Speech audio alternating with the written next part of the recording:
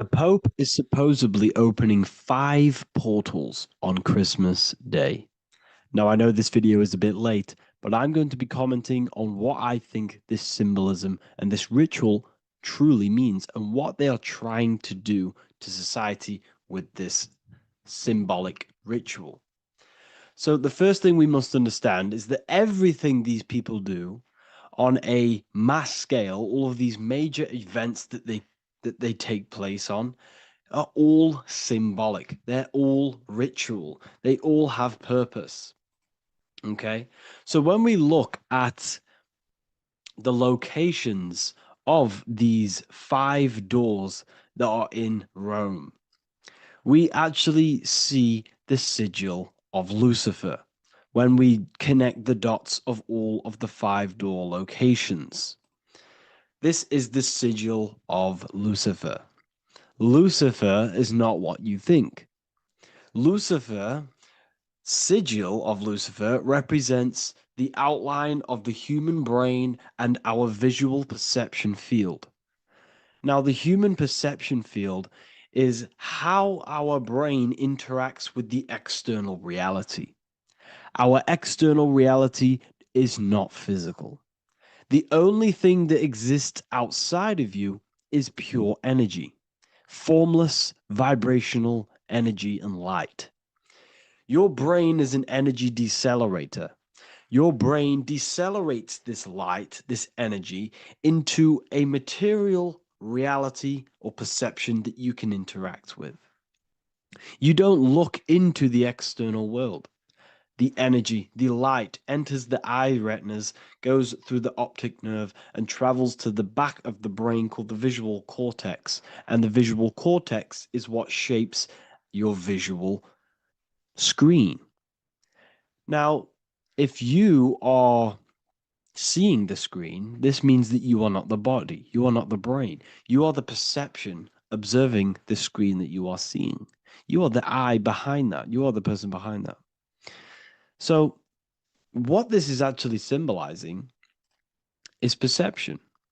This is a symbol of perception, of perceiving the material plane, of how spirit interacts with matter. Now, what's Lucifer? Now, the word Lucifer means the light bearer. He's known as the light bearer. The, the word Lucifer originates in Latin. Luci means light, and fer means to bring. It's the light bringer. The eyes, the visual perception of the light bringer to your reality. You see, everything outside of you is light. You are made of light. The word hue man means light. Hue means color, which is a form of light. And man means manifest. We're light manifested into material form. Every single one of us is Lucifer when we fall for the material world. The material world, the external world, is an illusion. It is the false world. It can elude you. It can make you fall in love with the material things, material pleasures, lust, money, fame. These things make you fall. This is the fall of Lucifer. This is the mythological story. This is the symbolism behind Lucifer. It's you. Are you falling for material pleasure because you are a divine spiritual being from the higher planes, not from this plane? Now, if you let your divine being fall for this material plane and fall for the evil that can take place in this plane, then you are Lucifer. It represents the false light, the false reality. This symbol, the sigil of Lucifer, it symbolizes the interplay between light, consciousness, and the perceptual experience of the physical reality. The external world is truly internal. What we visually perceive is essentially light waves carrying information, which then gets processed by our brain, the central computer of our nervous system. Okay? So, how many doors are open? 5 doors. So, 5 is the number of perception as well.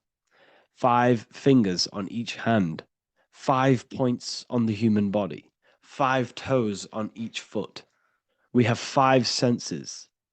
1, 2, 3, and 4, they're spiritual numbers. 6, 7, 8, and 9, they're material numbers. Five's the gateway. 5 is the middle bridge of how our spiritual self interacts with the physical self, how spirit interacts with matter. So this ritual is symbolic of perception. This is maybe bringing in a new perception. A new event will happen after this, a new perception of the world. Or personally, I think this ritual was to obviously shape the collective consciousness, because your reality is an externalization of your inner consciousness. It's simply just a mirror. Your material life, your material world outside of you is simply a mirror reflecting with mathematical and geometric precision of your internal consciousness. Your consciousness is creating and causing the effect called reality, physical reality. Your life is a result of every thought you thought in the past. Therefore, with that being said, everyone who perceives this ritual of, oh, the Pope's opening 5 spiritual portals, who's letting in demonic energy into the world, they're going to let demonic energies and demonic spirits all in the world. Well, what if I told you the only portal they're opening is a portal in your own mind for negativity? By you believing in negative forces coming into the world and going to possess everyone, that's opening up your own mind. The collective spiritual community has been brainwashed in thinking there's going to be demonic energy. Therefore, what will happen? There will be demonic energy. Not because the Pope opened up a portal to the demonic energy, it's because everyone opened up their own minds to the demonic energy. Therefore, we as a collective consciousness shape the external world on a macrocosm scale.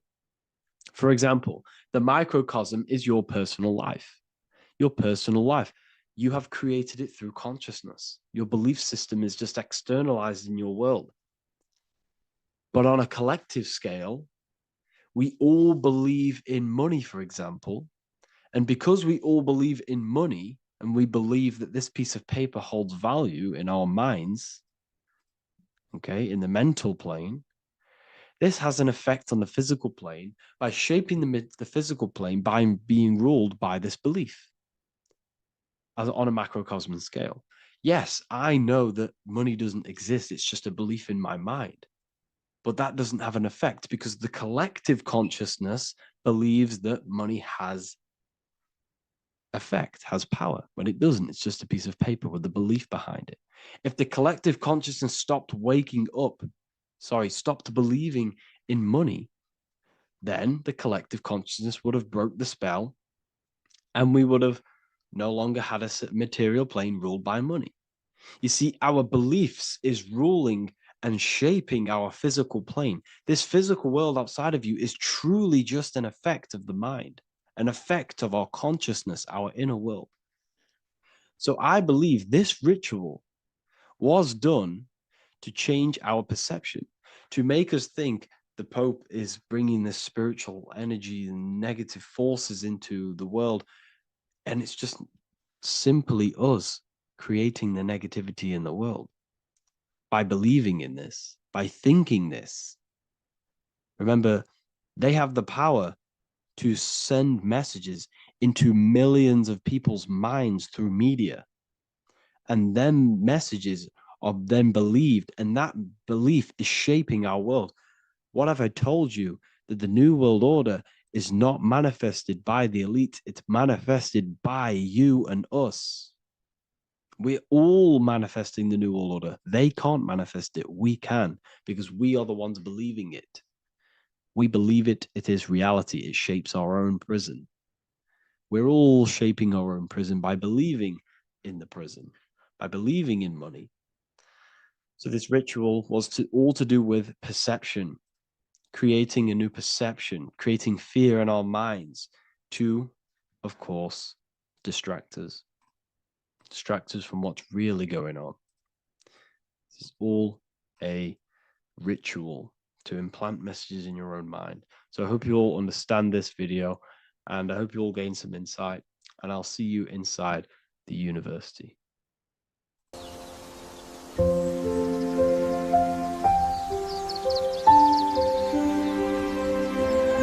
bookofwisdom.com.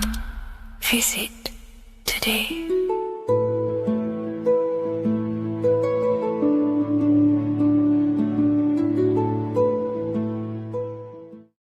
Do the elites actually worship Saturn? In this video, we're going to be discussing the occult and esoteric meaning of the 7 planets and the abuse of the Saturnic energy within today's world. This will help you gain a deeper understanding of reality, yourself, how you create reality, and what these 7 planetary energies actually truly are. In order to understand anything within the universe, we have to understand the law of correspondence, the law of as above, so below. There is one consciousness expressed in infinite forms. Me, you, the squirrel, everyone who possesses consciousness within this universe is an expression of the one divine consciousness, what we like to call Source, God, or the grand architect of the universe. We have to understand there is a large scale, but the large scale is mirrored in the small scale. If we look at lightning, this is a large scale. This is the macrocosm. Then we go a bit smaller to the trees. We see the same pattern. Then we look a little bit smaller into the human body. We see the same pattern of the nervous system. Then if we zoomed into the microcosm, brain cells, we still see the same pattern. This reveals the universe is a fractal universe. The large is reflected in the small. And this is the symbol of the Fibonacci sequence, which represents this as above, so below principle. The big spiral represents the macrocosm, but then this spirals into the tiny spiral. This symbol goes for eternity, never touching, never finishing. The large is mirrored in the small. With understanding this, we can realize that we are a microcosm of God. We are our own universe. We are our own world. Your body is the earth. Your mind is the mind of God, just in a smaller version. You are a drop in the ocean of the vast collective consciousness. With that being said, everything you see outside of you is inside of you. As above, so below. The 7 planetary energies on a macrocosmic scale are the 7 energies that form the physical world. The physical dimension is crystallized thought. Everything you see around you was thought made manifest. Thought imagined, then created in the physical reality. Therefore, these 7 planetary energies are 7 astral forces that create and weave the material existence. For example, if we look at a tree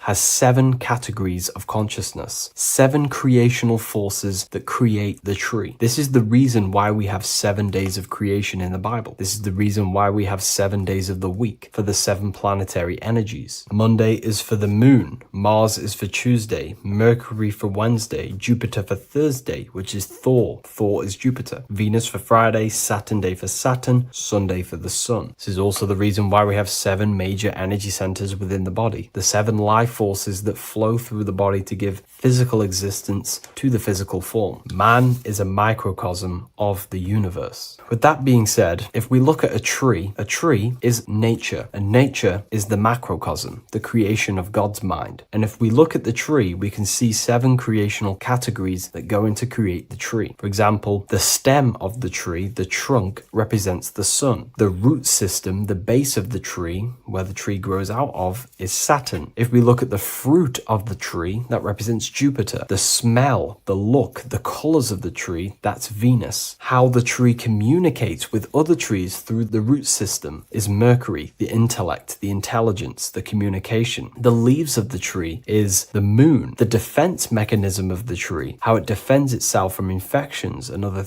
territories, is Mars. So we can see all physical matter, all physical creation demands these 7 categories of consciousness, these 7 planetary forces. But again, that is the macrocosmic scale. The macrocosm is reflected in the microcosm, which means you have access to these forces, these 7 planetary energies, and you use them to create anything in reality. You've been using them maybe unconsciously your whole life. For example, this book that I've created, the Book of Wisdom Volume 2, you can find it in the bio if you're interested in reading it. It has the 7 planetary forces that go into this tree, into this book. I used the sun, which is my passion and my drive to take actions. I used Mercury, which is my intellect, my thinking, my communication. I used Venus, the layout, the look of the book. I use Mars, my defense of my work, my trademark, my copyright. I use Saturn. Saturn is my time, my discipline, my attention. I use Jupiter, which is the why, the reason why I created it. I used the moon, which is my care. My care is the generative force. Whatever you create in your reality is because you care. You care about keeping a house above your head. Therefore, you go to work and earn money. Care is the driving force to create anything in reality. What you see right now watching this video is because you care about watching this video. If you lose care about watching the video, you will turn it off and continue to do something else. All creation demands these 7 forces, hence why we have here a midsection. Sometimes we see the symbol of the earth, which is a circle and a cross in the middle, because these 7 forces create earth. But again, this video is specifically aimed to Saturn. We're going to be discussing Saturn's Saturnic energy because there is a lot of misunderstanding in today's world. And I'm going to give my perspective and my research on the energy of Saturn and how we use it and how it's being abused in today's world. Saturn externally, because remember, we have an external world, an internal world, a macro and a micro. Saturn externally in the material plane governs the foundational and enduring aspects of existence, such as the roots of plants, the bones of our body, even the insects that dwell beneath the ground. It represents the dull, hard, unyielding forces of life, symbolizing structure, limitation, and conditioning. Under Saturn's influence, things become rigid, bound by the god of time, bound by restriction and boundaries. In Roman mythology, Saturn is revered as the god of time, ruling over the cycles, beginnings, and endings. This connection with this emphasizes Saturn's role in marking the passages of life, aging,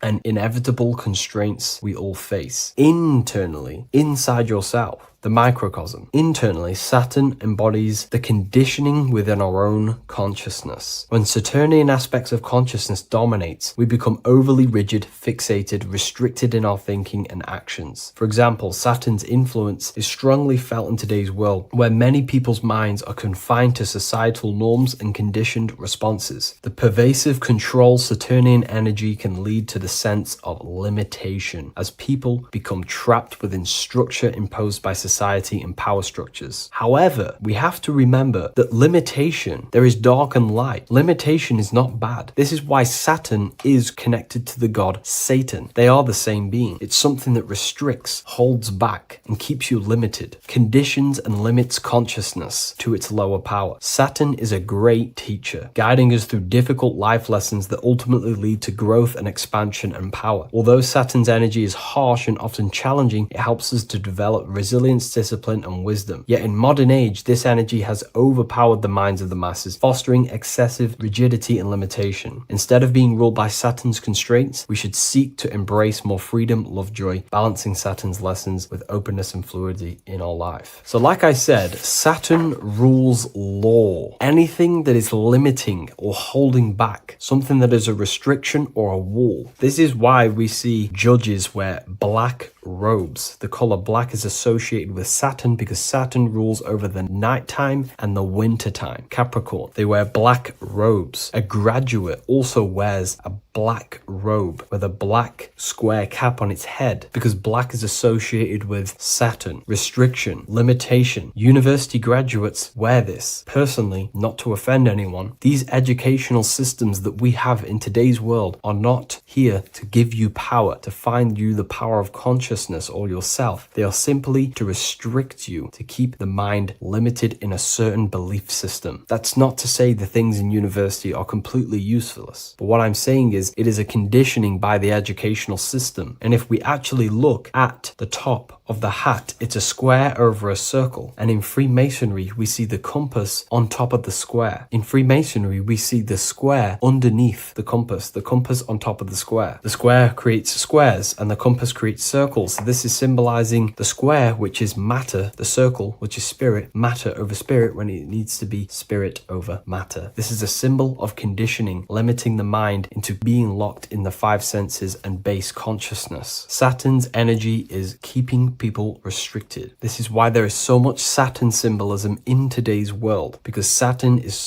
anything to do with limitation, restriction, and time. All of the systems in place are to limit our minds, to keep us on base consciousness, only thinking in a limited box, only thinking and aware of the five senses. In base consciousness, in animal nature, one only thinks according to their senses. When they have a sense, their mind thinks. This is an affect state of consciousness. They're living in the affect. We need to understand that in base consciousness, we have no true power to create. We're simply living in cycles of affect. Now, what do I mean? The physical world is the effect. It's already manifested and cannot be changed. Our consciousness needs to rise to become a cause instead of playing around and being lost in the effect, to become a co-creator. And this is what the system does not want you to do. It does not want you to become a conscious creator. So they keep you in base consciousness, not giving you the awareness that you are literally a god creating a world right now. You are a world and you are shaping the world. Our consciousness needs to be mastered, controlled, and then we can become a conscious creator instead of running around in the world of illusion and effect. As above, so below. What happens in the mind happens in reality. We do not want to be matter over spirit, which means the external world over the internal world. We need the internal world to rule over the external. Saturn symbolism can be symbolized as a black cube. The cube symbolizes this physical world because everything has 6 sides. We can move forward, backward, left, right, up, and down. We are in this cube. This is why we say think outside the box. Thinking outside the box means to become a cause and not an effect. The mind needs to be a cause, an instruction center, and not just thoughts that are reinforcing the effect and lost in the effects of the material world. Instead of reacting, we need to become a commander. This is a symbol of conditioning and the physical plane. Black is dull, lifeless. The physical world is lifeless. It has no power to create. It has no power to do anything. It is simply a projection and an effect. You, the mind, consciousness, are the cause. You can create the effect. In today's system, Saturn's energy is heavily relied on, which is just simply man-made laws, restrictions, time wasting, and keeping people in base consciousness, only aware of the physical 5 senses. Let's get something straight about the elites. They do not worship Saturn. There is nothing to worship. They simply use the energy of Saturn to keep people limited. They're not using the planet Saturn, but they're limiting people in their belief systems and physically where they can go, restricting boundaries, countries, restricting people's minds through mass media, which is all symbolism of limitation and restriction of Saturn. They're not worshipping it, they're using it and abusing it. Saturn could be anything in your mind that keeps you limited. If you have a limited thought that does not allow you to take action on something, that is a Saturnic energy within your own mind. Anything that is indoctrination, anything that is boundaries on you, that is a Saturnic energy. Some people say that the Saturn and the moon are working together to trap our soul. This is highly symbolic. Saturn and the moon are not forming a matrix to trap your soul and keep you reincarnated. Again, this is symbolic, and in the esoteric version and understanding of this, we can see that they do have a relationship. The moon is our subconscious mind, and Saturn is restriction. If we have restrictions and belief systems in our subconscious mind that keep the soul locked and trapped only in these 5 bases, these 5 senses, then we will think and condition ourselves that we are only the physical body and never actually free ourselves from the material world and ascend. Saturn and the moon are not working together, but these are highly linked. By limiting the subconscious, we keep people stuck in base awareness, keeping them locked in the world of effect, never becoming a conscious creator. We have 2 spiritual currencies, time and attention. These are the 2 currencies that we spend. We spend time or pay attention. These are the 2 spiritual currencies that pretty much create our reality. And the system aims to hijack these 2 currencies from you. to limit you, to dominate you, so you do not become a conscious creator. So again, no one worships Saturn. It's simply just a symbol of limitation and restriction. Limitation has good and bad. Limitation can make us learn, overcome, become strong, disciplined, but when it's abused, it can keep people locked in base consciousness and stuck in their lower nature, never figuring out how powerful they are. You hold the power to shape a world. That's how powerful you are, to turn thoughts into physical existence. I'll see you in the next video. Please leave a like, comment, and a subscribe. Welcome to Revival of Wisdom. Welcome people, we're back with another video. In this video we're talking about how Jesus Christ and Christianity is all sun worship. The Holy Bible of Christianity is not meant to be taken literal for history. It is a story and has lots of metaphors. Starting with the symbol of the cross of Jesus. This cross originates from this ancient cross of the sun. This symbol has been used for thousands of years, way before Jesus was a thing, in Europe, America, Asia, and all around the world. In fact, this symbol is still being used by Christians today, not knowing it represents the sun. This is a 4,500-year-old artifact, a golden plate with an equal-armed cross found in England. The gold to symbolize the sun, and the equal-armed cross for the 4 equal seasons of the year. So this is why in the Bible you have Matthew, Mark, Luke, and John, symbolizing the yearly cycle of the sun and the 4 equal seasons. Also in the Bible, Jesus is referred to as the light of the world. So yes, Jesus represents the sun. He is a metaphor for the sun. Hence why in all of these pictures and images and paintings of Jesus, there's always a sun behind his head, and some even with the sun cross behind his head. Jesus also has 12 disciples, which represent the 12 zodiac signs and the 12 months of the year. This is the Last Supper by Leonardo da Vinci. As you can see, the sun, being Jesus, is in the center, because the sun is in the center of the zodiac signs. There are 4 groups which symbolize the 4 equal seasons. Each group contains 3 people symbolizing the 3 months and the 3 zodiac signs in that season. There is only 1 female in the painting, which is Virgin Mary, who symbolizes Virgo, the astrological sign. So yes, Jesus symbolizes the sun with his 12 zodiac signs and 4 gospels for the 4 seasons of the year. However, there is another phenomenon. The 25th of December is known as the birth of Jesus Christ, which is known as Christmas today. Jesus symbolizing the sun and is born on December 25th.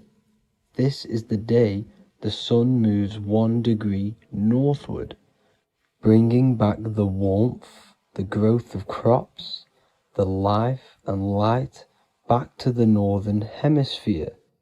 Everything is springing back to life, as we call it, spring. So it is said that the sun is born again on the 25th of December, and Jesus is known as the risen Savior, because the sun is our risen Savior, because it gives life to the whole of this realm, the warmth, the crops, and without the sun rising in the morning, we'd all die in about 2 weeks. And we all know how Jesus died on a cross. The sun also dies on a cross in the southern hemisphere. It dies on the Southern Crux constellation. And on December the 22nd, 23rd, and 24th, the sun remains in the same position. So the sun dies for 3 days, and it is born again on December 25th, when it moves 1 degree northward. And this is when the sun is born again, or resurrected, just like Jesus. Constellation Virgo is prominent in the spring sky in the northern hemisphere. So therefore, the sun is born a virgin, Virgo. And as you see in this image, you see Virgin Mary holding the sun. Us as humans do not own the sun, so therefore God owns the sun. So yes, the sun is the Son of God, and this is what Jesus is symbolizing. And just how Jesus sacrifices himself for humanity, that's what the sun does. The sun gives out all of its energy so we can live. There are many other Bible verses which represent Jesus as the sun. Now in Matthew 8:23-27, his disciples are in a boat and there is a massive storm. Jesus is asleep, meaning the sun has not arose. And the disciples say, "Save us, Lord, we are perishing." Quote, "Then he rose and rebuked the winds and the sea, and there was a great calm." End quote. Now this is a metaphor for the sun rising and calming the storm, because in the ocean, when the sun is down, that's when there are great storms. The worship of celestial bodies go back thousands of years, and it's called astrotheology, and it can pretty much be traced back to all ancient civilizations. Now going back to the ancient Egyptians, the god Horus, the god of war, and he symbolized the sun in the morning. Ancients used to say that he walked over the sky in 12 steps. Yes, this could symbolize the 12 zodiac signs. It also symbolizes the 12 hours of daylight.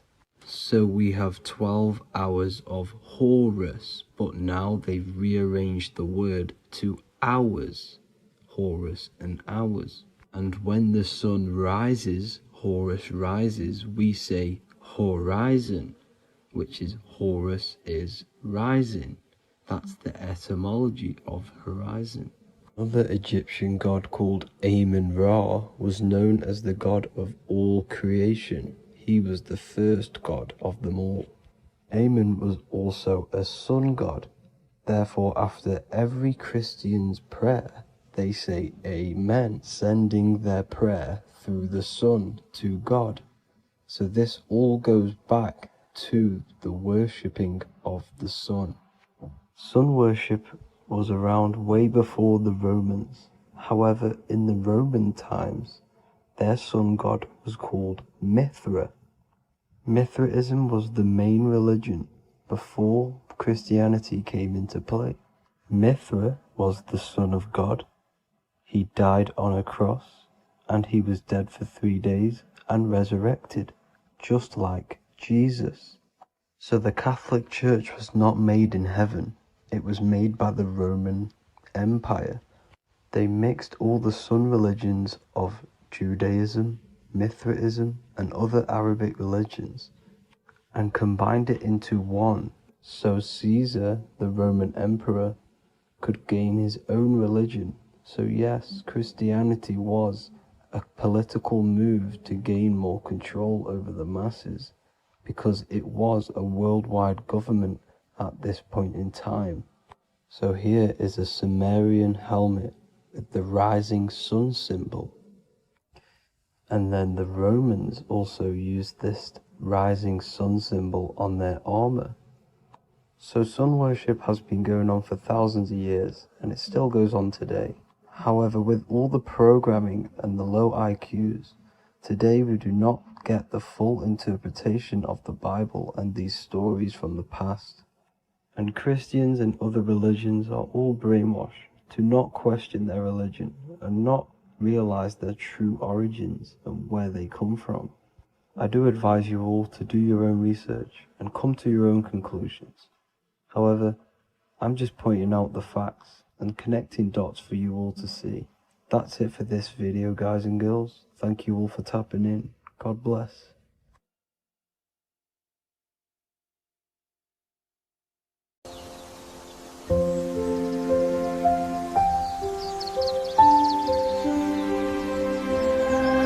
bookofwisdom.com. Visit today.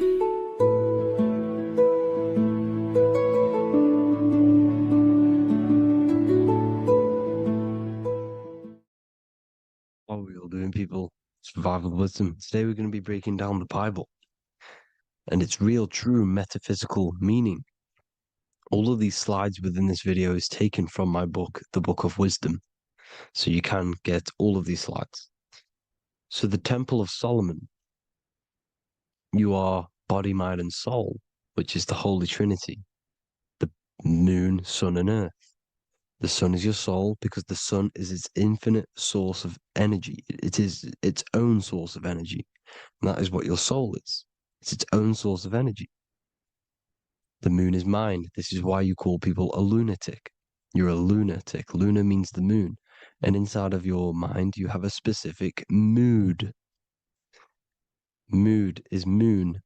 And mind in German is Mond. And the word Mon means moon.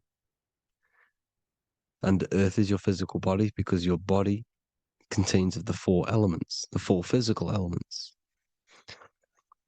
Well, the Temple of Solomon is the temple of the soul and the Mon, the soul and the Mon, the soul and the mind. And it's the temple of the Holy Spirit in the Bible. Everything leads back to one singular point in the center of the brain. The brain is not the mind. It's mind over matter. Okay? The brain is the physical manifestation of the mind.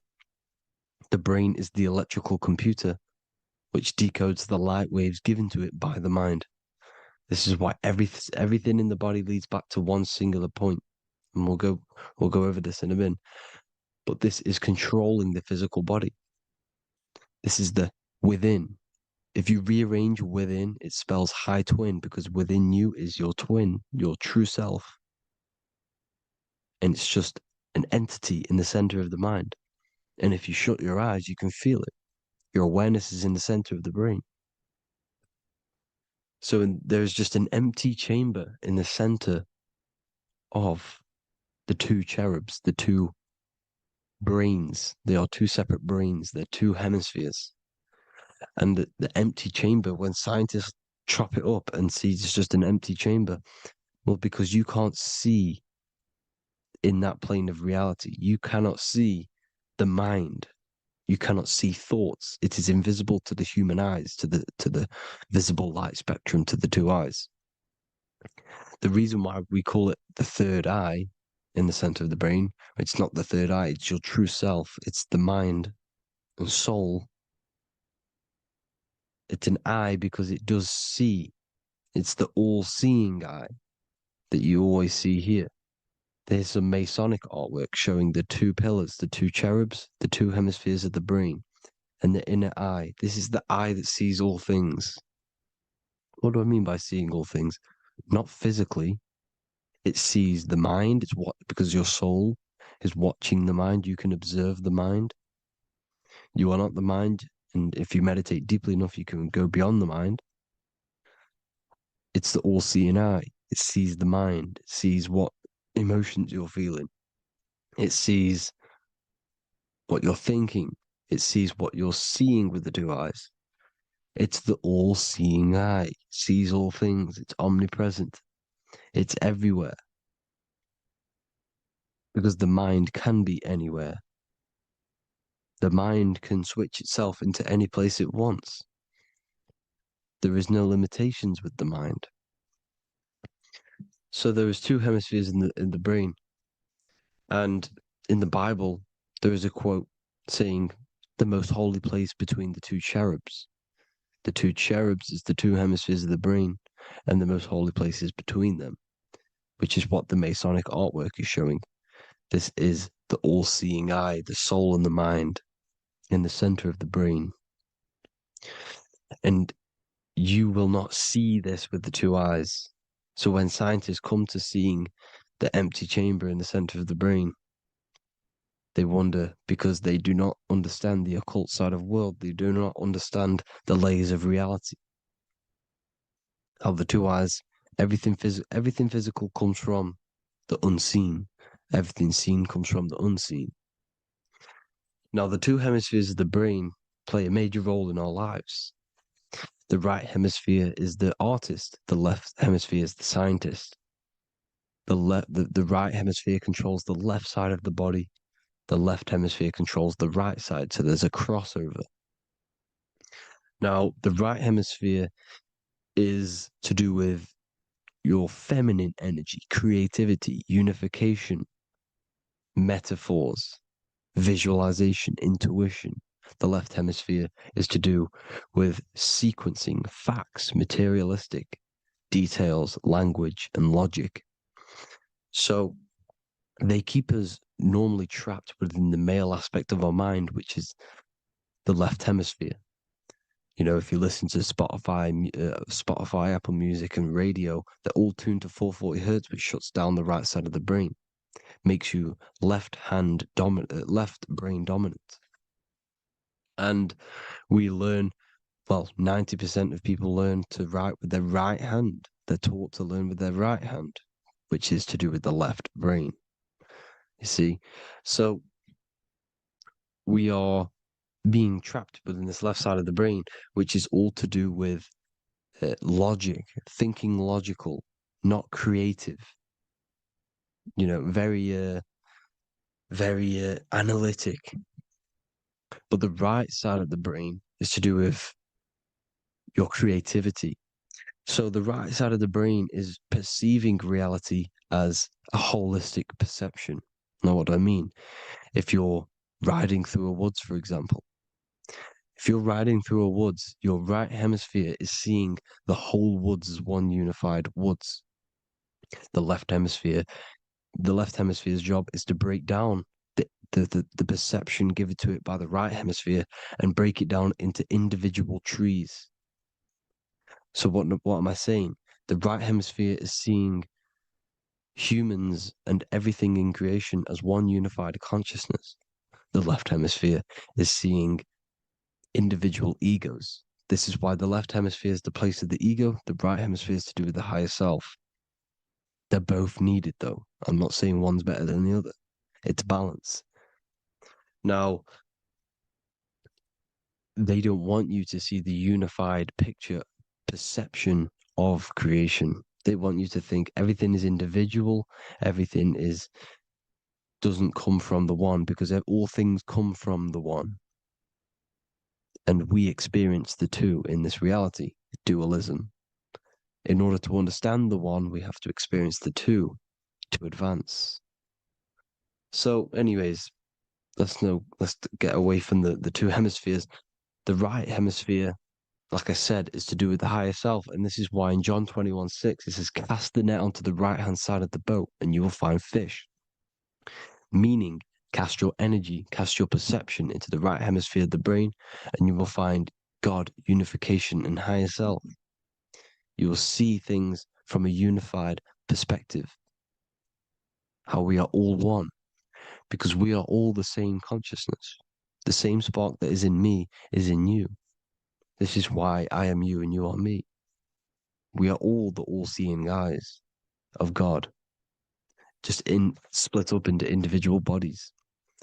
We are all made up of the same essence, consciousness. And that consciousness, that mind and soul, is in the center of the brain. You are just in different avatars. And until we see this, we'll forever be divided and conquered. Until we figure this out as a collective consciousness, we will forever be divided and conquered and ruled over. This is why the Bible says, ye are gods. You are the sons of the Most High, because we are. We are the Word made flesh. We are God made flesh. Mark 16:19. So then after the Lord had spoken unto them, he was received up into heaven, head is heaven, H-E-A, and sat on the right hand of God. God is the consciousness in the center of the brain. Heaven is the head, and the right hand of God is the right hemisphere of the brain, meaning he sees things in unification, creativity, intuition, the higher mind, the higher brain. When Moses crosses the Red Sea is the corpus callosum, moving from the left to the right hemisphere of the brain to see unified perception of reality. Head, H-E-A, heaven, same root word. This is why the ancients always depict God in the center of the brain. Here you see ancient Christian artwork showing God in the center of the brain, the light. Here you see it here. Here you see Ganesh, an Indian god, which is the brain. Here you see the Father, the Son, and the Holy Spirit in the dome, the brain. This is the brain, because you are God made flesh. That's what consciousness is. The upper room where Jesus meets the 12 disciples. It's the upper brain on the upper room. The upper room is the chamber, the empty chamber in the center of the brain. That's the room. And the 12 disciples are the 12 cranial nerves in the brain, which pretty much rule the body, all the cranial nerves. The tree of life, the cardiovascular system. This is why in Genesis it says the tree of life was in the midst of the garden. Midst meaning middle, because the middle of the body is the cardiovascular system, which is controlling all of the systems in the body. The tree of knowledge of good and evil is the nervous system. It's the spine and brain. This is what's detecting good and evil. The brain is the electrical computer with the left and the right hemisphere, decoding the dualistic world, decoding the light waves given to it by the external world. It is an electromagnetic computer. It is artificial intelligence. It is very intelligent, the brain and the nervous system, the human body as a whole. But the tree of knowledge of good and evil is the nervous system, because it is the tree that detects good and evil, makes you learn good and evil in this dualistic reality. Here you see Adam and Eve around the tree of knowledge of good and evil. Adam and Eve, male and female energies, with the serpent in the tree, and the tree of knowledge of good and evil. Well, this is the spine, the brain, and the serpent is the kundalini up the spine. The serpent is the S. That's why S, serpent, the letter S is the serpent. Sex and serpents make an S noise. You know, the Bible cursed the serpent. So we don't figure out the true religion. The true religion is raising the kundalini and becoming God-man and reaching our higher states, our true God self. Because once the kundalini is saved and hits the pineal gland, it activates 100% of the brain, when we're only using around 20 to 10% as of right now without the kundalini awakening. So when you use it, you're activating 100% of the brain. You're activating all the dormant brain cells. You're regenerating the body. And this is the serpent in the tree of knowledge of good and evil. This is the spine, brain. This is Adam, Eve, the male and female energies. The light of the body is the eye. Therefore, if thine eye be single, thy whole body should be full of light. Matthew 6:22. This is the single eye in the center of the brain. It is not the pineal gland. It is what's inside the pineal gland. You have to go beyond the physical world, and there are no words to describe things that are not physical, metaphysics. And the whole body should be full of light.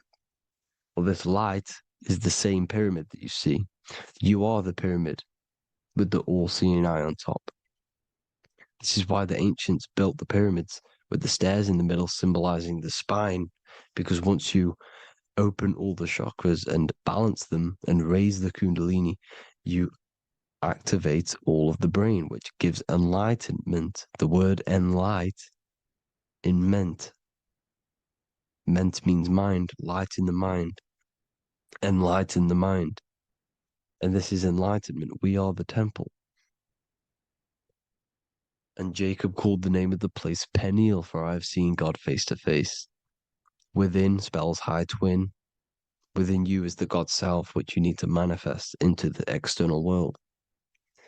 And he's seeing God in pineal, the consciousness. He's seen his true self consciousness in the pineal gland. Genesis 28:10, Jacob's ladder. Jacob, he took a rock there and laid his head on it to sleep.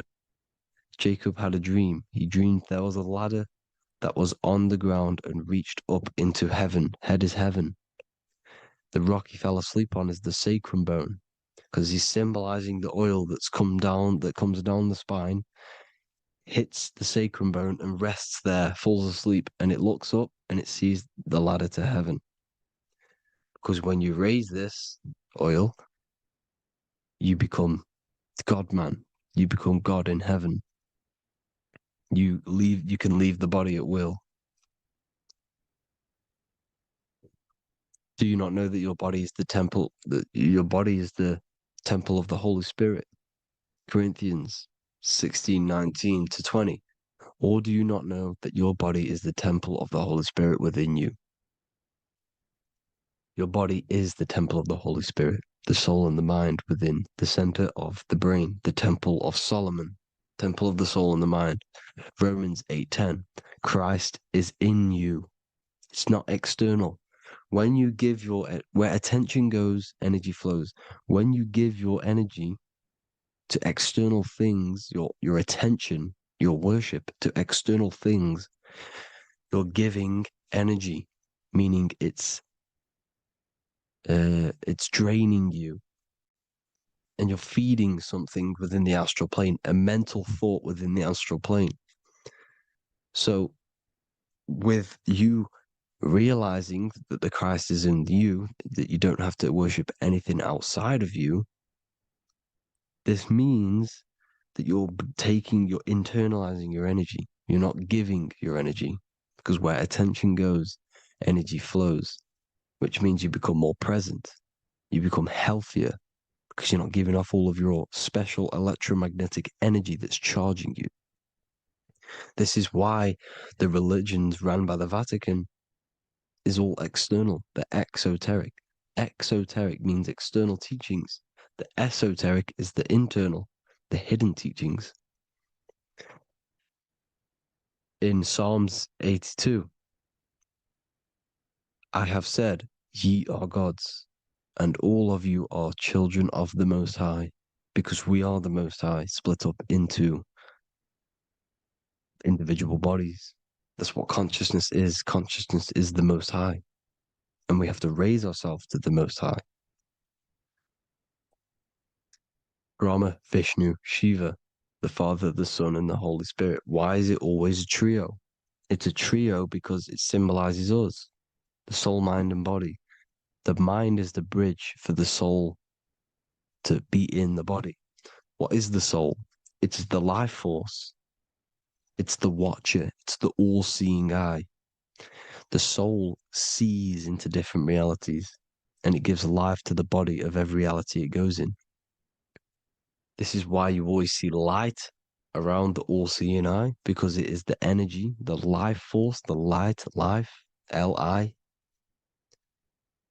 Life is light, and it's the eye because it sees into the different realities. It sees into the dream world.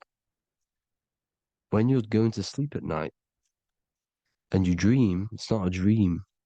It's another reality. You're a multi-dimensional creature. We live in a multiverse. There's infinite amount of yous.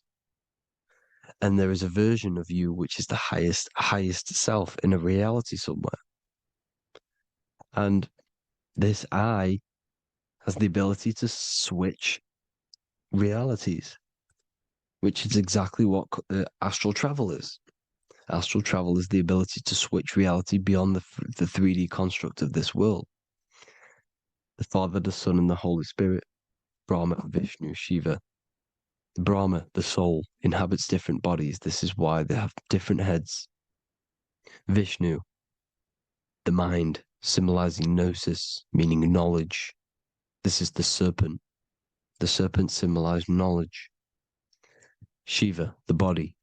The Father, the Son, and the Holy Spirit. The bird, the soul. because the bird symbolizes the soul. This is why you have here the Egyptians showing you the soul leaving the body. Here you see here with the twin head, the same head, and it's a bird. This is the soul self. This is the ego self. The Egyptians knew this. They knew all of this. Of course they did. Now, the whole story of Jesus is all metaphorical for the process which goes on within your body. Your neck and head is the Holy Grail, which the sun and the moon creates. Sorry, the sun and the moon creates the fluid within the Holy Grail, the brain, the skull.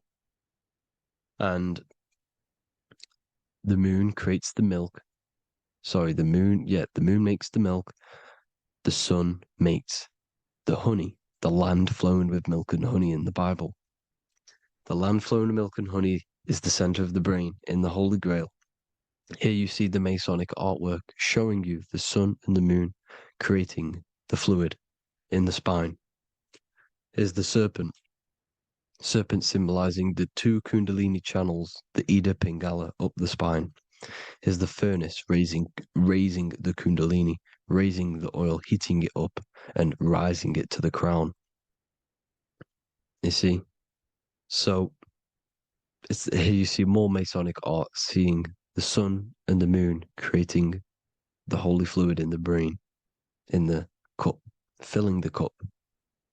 This is why it's a cup, because it's the Holy Grail. This is the holy oil in the center of the brain that gets released down the spine, which is Jesus coming down from heaven. It comes down the spine, down the River Jordan in the Bible. This is when Jesus goes from Nazareth to Jerusalem. He comes down the River Jordan, and Joseph and Mary are in Nazareth waiting for Jesus' return.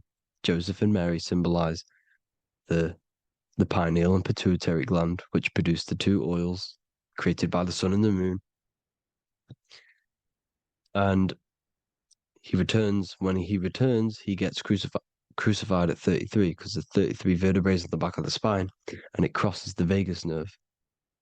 The crucifixion of the oil past 33 vertebrae creates God-man, and it creates your higher self, and it activates 100% of the brain. And you turn into spirit, you turn to your spirit self. This is why Jesus dies. He didn't physically die, it metaphorically dies, and becomes his higher self. The ego self is left behind. It's the same with the whole story of Jesus. Jesus comes down from heaven, which is the oil. He dies in a cave for 3 days, which is the oil hitting the cave. Here's the cave, and resurrects after 3 days. If you resurrect the oil, comes up and gets crucified at 33 in Golgotha. Golgotha translates to a place in the skull. The three wise men from the east. Well, if you look at the Masonic artwork, they'll always show you a ladder up to the east. Okay? Here you see north, south, west. This would be east. Here you see east here. East here. The ladder up to the east. The east is the top, up. Three wise men from the east, the thalamus, pituitary, and pineal gland in the center of the brain. The most important glands in the body. Here you see the Egyptians with the spine, the sun, and the two hemispheres of the brain. What did I say at the beginning? The sun is the soul. The sun is its own source of energy. It's the life force, which gives life to anything it inhabits. The soul is the same thing. That's why sun and soul mean the same thing. So, what I'm saying is consciousness is God. And this is why when it refers to as God in the Bible, means your higher self, pretty much. And returning back to this higher self, because God is something that you need to manifest. Consciousness is God, and your body is a reflection of the creation by God. This is why everything in the body corresponds with the stars. The stars rule the body. We are an image of the stars. This body is an image of the whole of creation. Aries rules the head. This is the cerebrum, the ram in the brain. Here's the ram, Aries. And we have something called the cerebrum, Aries, the ram. This is the Lamb of God, moving to the higher mind. Taurus, which is the lower brain and neck, the cerebellum, the bull Taurus, the lower mind, and the cerebrum and the cerebellum, the ram and the bull, is what makes you ramble on. Ramble meaning walking. The higher mind and the lower mind working together makes the body ramble. Ramble is what makes you walk along. Thank you to Santos Bonacci. Gemini, the two twins, rules the two arms, the hands, and the lungs. These are the two twins of the body. Sagittarius, the horse, which rules the hips. Hips means hippo. Hippo means horse. Hippopotamus means water horse. Hippo means horse, and this is why we call them hips, because horses have massive hips. Capricorn, the kneecaps. Pisces, the two fish, the 2 feet. Then they make us swim. We are an image of the stars, people. Well, the body is anyway. Consciousness is God, and the body is the image of the whole of creation. It's a reflection of the whole creation, as above, so below. 12 systems in the body, 12 cranial nerves for the 12 constellations, 12 cell salts. The body's made out of 12 cell salts. So, this is where it gets kind of deep.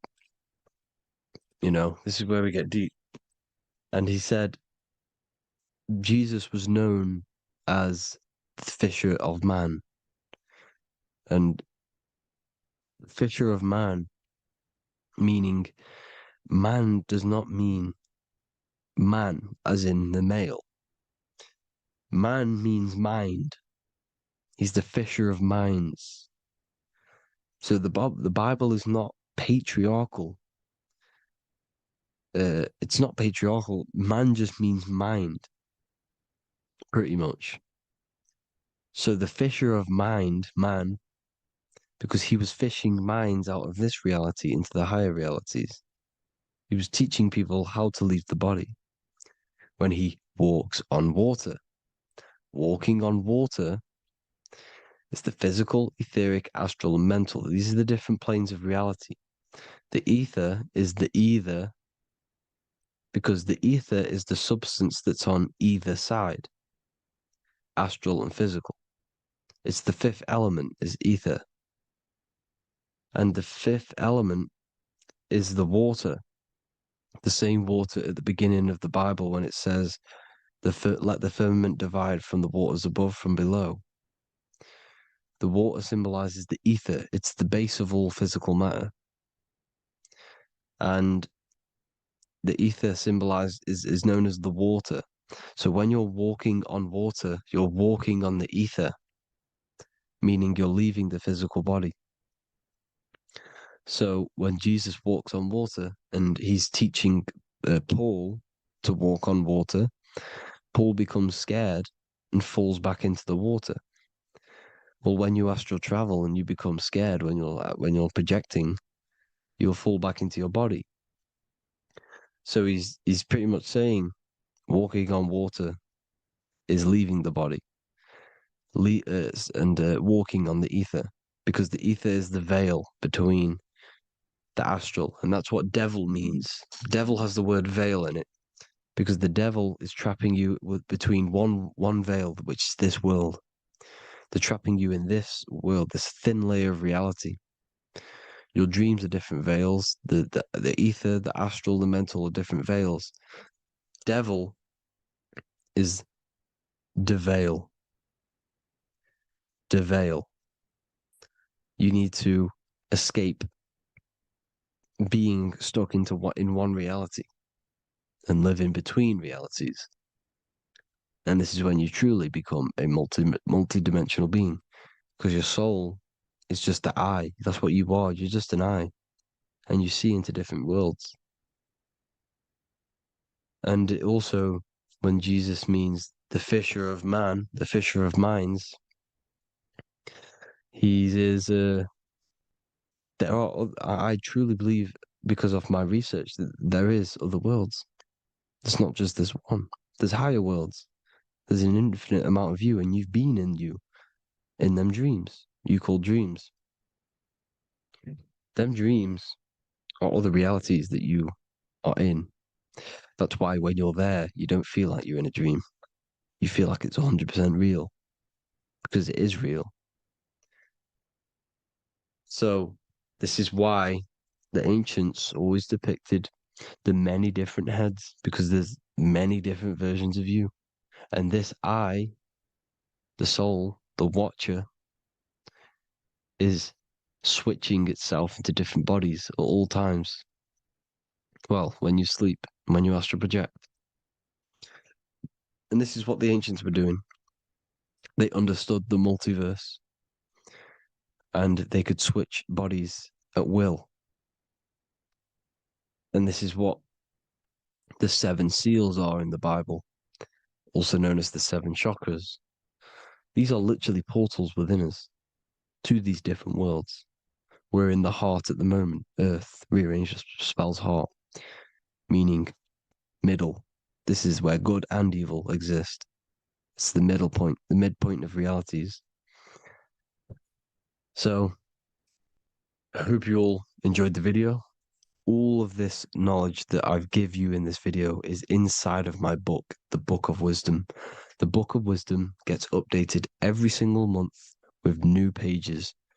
It's a one-time payment for a lifetime worth of research and knowledge by me. So if you do want to get it, the link will be in the description. But I hope you will gain some amazing insight. Please like, comment, and share to help the algorithm, and drop a subscription. And for more lectures, every 2 days, I drop lectures and knowledge within the Patreon. If you want to support the channel, join the Patreon. Everything's in the description, because we are not monetized on YouTube. Thank you all. Have an amazing day.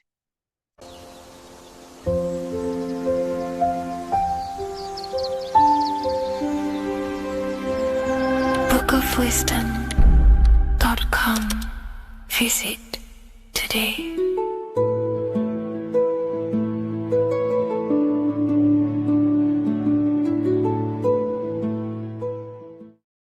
Welcome to Revival of Wisdom. Today, we're going to be talking about portals, portal symbolism, what portals are, okay, and how they show them to us, because they have to tell you the truth, guys. This is the thing with the universal law. They have to tell you the truth. And they tell you through symbols, they tell you through movies, and different things like that. But let's jump straight into this. So first, I want to talk about the Freemasonry symbols. Okay, so first we got, obviously this is some Freemasonry art, but notice how you've got the ladder with a key. Okay, so this is ladder symbolism with a key. So maybe this is talking about ascending. Okay, because look, because this is ascending into the heavens, because it's a ladder with humans going up it with a key. In order to ascend, you must have the key. Okay, so what else do we have with a key? Well, the Netflix show Lock and Key, which is all about portals and keys. Because what do keys do? They open doors, gateways. Okay, so what's interesting about this is that they've got this key here, which represents the Kundalini energy rising up the spine. Okay, but we'll come back to this. But it's that same portal key symbolism. We've also got the Vatican. The Vatican is in the shape of a key. Okay, so you can see the start of it here and the end. So this is key symbolisms. Keys open doors. And notice how it's got the 8-pointed star. Okay, what is the 8-pointed star? Okay, we'll come back to this. This all ties in, guys. I'll break it all down for you. But then you've also got the god Janus. Janus, okay, is known as the god of the doorways. He's an ancient god of Rome, and they worshipped him. However, he's not a god, he's more like a high-level ranked demon. Because he is the god of the doorways. And notice how he's got two faces. Because doorways always have two sides. You're going into somewhere, there's always two sides of a door. And he's always depicted with two sides of a face and a key, because he holds the key to the doorways, to the portals to other worlds and realms. Okay, as you can see, he's always got two faces and a key. Okay, so now we have the Sumerians, the Anunnaki, and they are always depicted with the two faces. Why do they have the two faces? Because they're symbolizing doorways, and the Anunnaki come to Earth through doorways and portals. So these are what these gods are symbolizing in their artwork. But they always have the 8-pointed star. Okay, what is the 8-pointed star? You see how they always have. Look, let me try to find another one. It's the 8-pointed star. This 8-pointed star is Polaris. Okay, Polaris, just like the Vatican has the 8-pointed star with a key. Polaris is the center star. Polaris is a fixed star, it doesn't move. Okay, so the Anunnaki's symbol is also the 8-pointed star. So this is symbolizing the portals and doorways that they come through in order to get to the Earth. But Polaris is that center star which does not move. It's always symbolized with the 8-pointed star, just like a compass.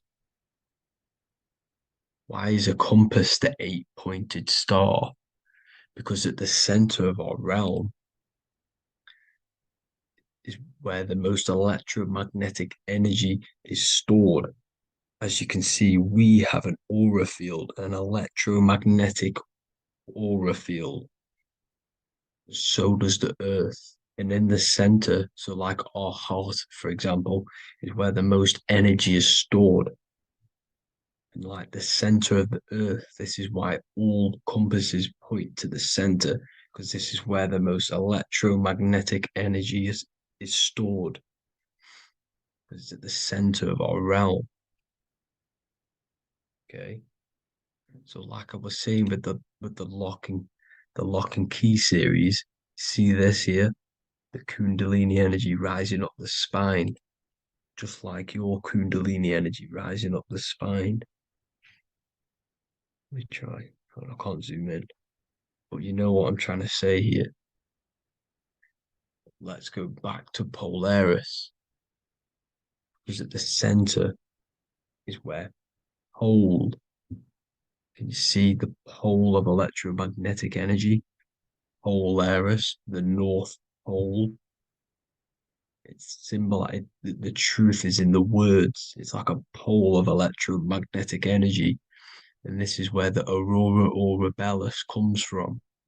Notice how it's got the word aura in it, because it's the Earth's aura, electromagnetic field. Just like you have an aura, also known as the northern lights, because it's coming out of this center hole in the center of our realm, where the black sun is. And this is where the electromagnetic energy is coming up from. And this is what the aurora borealis is, or the northern lights. It's just electromagnetic energy. And it's symbolized through our symbols, the original O.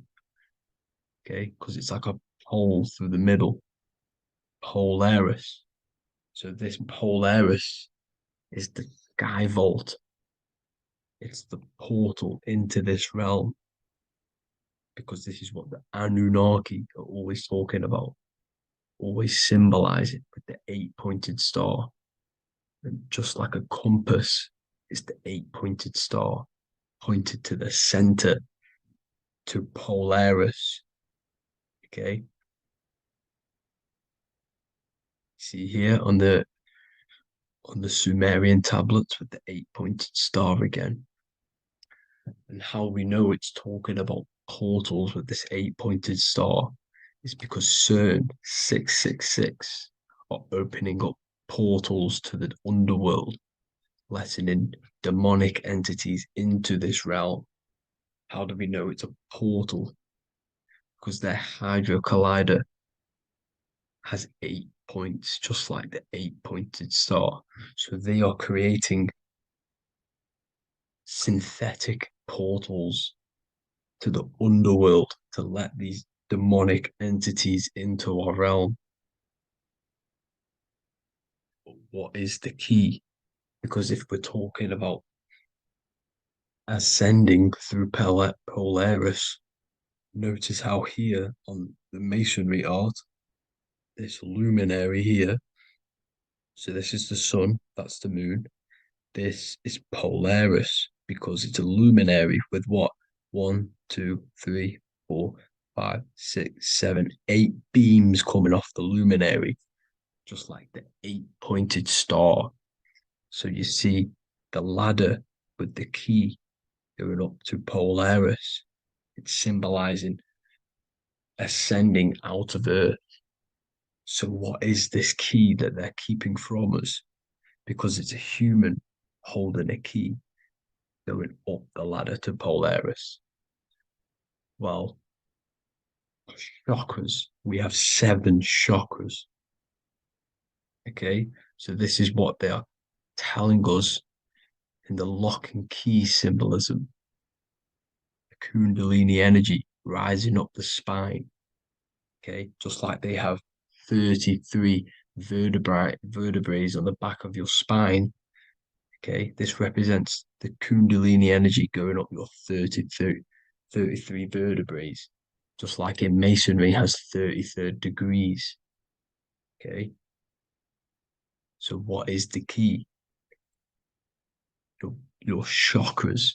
Your chakras have to be unlocked. Okay, you have to unlock your chakras, and you can't unlock this one without going through this one. You have to go through them all. It's like a ladder, just like Jacob's ladder. You can't go from the bottom to the top. You have to unlock each one. Okay, just like you have 7 chakras, you have 7 layers of your aura. Okay, you have to unlock your chakras to the highest point in order to reach Christ consciousness. And this is the key that they're talking about. They're symbolizing the organic portal within each and every one of us to ascend out of this realm. Okay, so this is the key that they're talking about, and they're holding back this knowledge to keep us trapped in this 3D realm. Okay, so like I was saying with the 33 vertebrae and the Kundalini energy coming up the spine, 33 vertebrae, you can see this sort of symbolism going up to the light, because it's the light. You see here, your crown chakra turns on and becomes enlightened, just like the Illuminati symbol. Can you see it? But also, Jesus also died at 33. So this is symbolizing, okay, they're symbolizing the death of the ego, the body. So once you open up your chakras and reach Christ consciousness, which is your 33rd vertebrae, once your Kundalini energy goes up your 33rd vertebrae, your body technically not physically, but spiritually dies, because you then become formless. You reach Christ consciousness. So then you can travel other worlds. Okay. This is what they're talking about with Vatican, 8-pointed star, and the key. Janus with the key. The Sumerians with the 8-pointed star. Anunnaki, the 8-pointed star. Polaris, 8-pointed star. So Polaris is the way out of this realm, which is at the center. Pole, North Pole. Okay. So the key is that they're hiding from us is the knowledge to unlock our chakras. Okay. And without this knowledge that they keep from us, is trapping our souls in this reality to keep reincarnating. Okay. Well, thank you all for tuning in. I'm going to leave you all there. Make sure to leave a like and a comment in the comment section. Let me know some topics to talk about so I can break it down for you. God bless you all.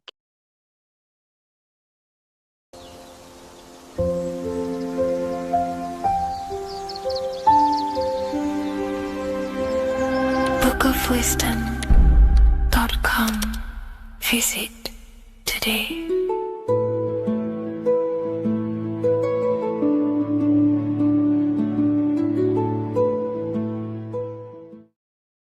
How are we doing, people? It's Revival of Wisdom. We're back today talking about sun worship. Okay? And please enjoy, sit back and enjoy the video. First thing we need to understand is that the sun is the risen savior. It's the light of the world. Without the sun, we have nothing. Now, the sun is the Son of God. We didn't make the sun. No one owns the sun. But who created the sun? Obviously, the Creator created the sun. Therefore, it is the Son of God. And that is what Jesus is symbolizing in the Bible. The Bible is a metaphorical story. That's why it's called the greatest story ever told, because it is a story about the sun, the zodiac. It's about you, the systems in the body. It's about everything that is sacred in this creation. Now you can see the suns behind Jesus' head in all of the ancient portraits, even the ones that are more modern. You still see a sun on the back of his head because he is the sun. He's the light of the world, our risen savior. And this is what Christians are lost because they don't realize it's a symbolic story and they think Jesus was a historical person. He's not a historical person. Okay, this is what we need to get out of our mind. This wasn't a historical person. It's the Son, our risen Savior. The Son is the soul. It's the soul of this creation. Because what is a soul? A soul is pure life force, pure energy. Whatever a soul inhabits, it gives life to. Like our soul feeds our body. The sun feeds the earth because the sun is a soul, and that's why the ancients called it Sol. Because it's the soul and it's in you and it's the light of the world. It's the light of everything. It gives life to all things. Here's Jesus and his 12 disciples. The 12 disciples symbolize the 12 zodiac signs. Aries, it rules the head region because the 12 zodiac constellations rule specific regions of your body. Aries, the ram, you have a cerebram in your head. This is Aries on the head of the table. His Gemini rules the arms and the lungs. The two twins, Gemini. He's holding up 2 hands for the 2 hands and arms. The twins. Cancer has a knife in his hand. It's not so clear, but he has a knife in his hand. Cancer is the crab. Crabs have claws. And he's pointing at Virgo's Adam's apple, saying there's no Adam's apple there. It's a woman. Who's the 6th sign? The 6th sign is Virgo, the Virgin, the only woman in the painting. Now, notice how there are 3 people in 4 groups for the 4 seasons and for the 3 months and 3 zodiac signs in each season: spring, summer, fall, winter. Matthew, Mark, Luke, and John with the suns on the back of their heads, because it's the 4 states of the sun. The 4 states of the sun. Now, 6th sign, Virgo, the virgin, the only woman in the painting with no Adam's apple. Then we have the sun, Jesus, red and blue, red shift, blue shift, electromagnetism. The ancients knew this. He's got one hand open, one hand down, because the sun gives and retrieves. The sun rises and it falls. It gives, then pulls away. That's what the sun does, and that's what he's doing. His arms are out, symbolizing the rays of the sun, casting down onto the earth, giving and then receiving. Libra, his 2 hands are equal, he's holding his arms out equally, because Libra is the 2 balanced scales. Libra is when the sun is balanced between the summer and the winter. It's being judged. The sun isn't balanced. That's what Libra is, the 2 scales. Capricorn is the goat. Goats have 2 horns, and you can see the 2 horns on his head here. See? So this is astrology. This is what Leonardo da Vinci is depicting here. It's astrology. He knew the story of the Bible is all astrology. It's all based on astrology. The Son of God, the real sun. Now here are some Bible verses. I am the light of the world. Obviously, that's the sun.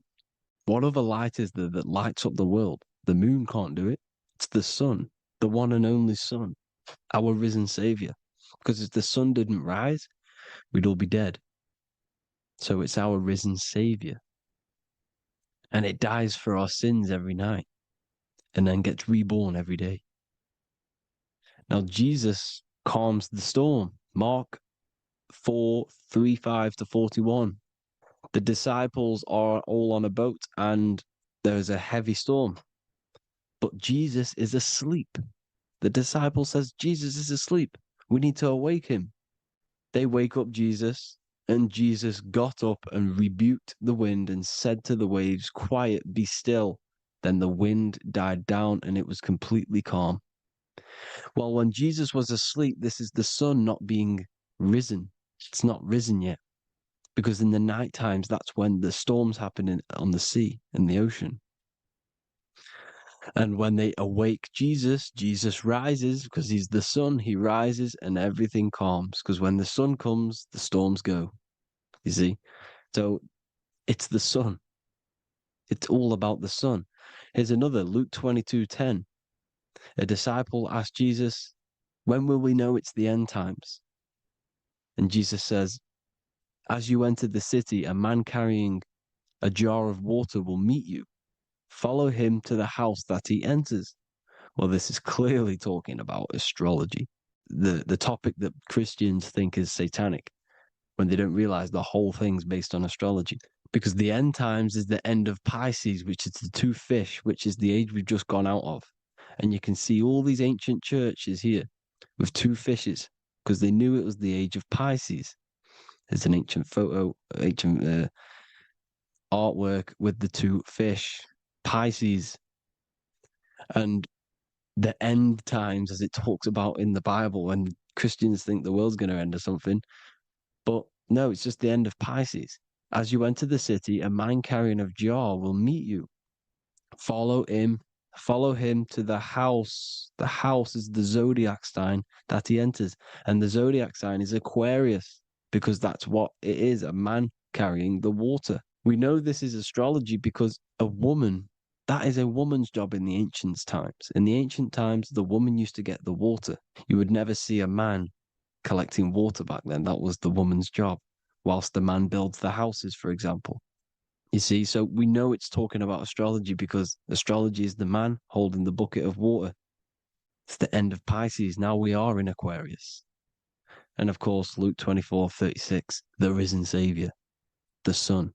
Now, the sun is also born on the 25th of December, a virgin, just like Horus, Mithra, Buddha, Krishna, Hermes, and thousands of other gods, all born on the 25th of December.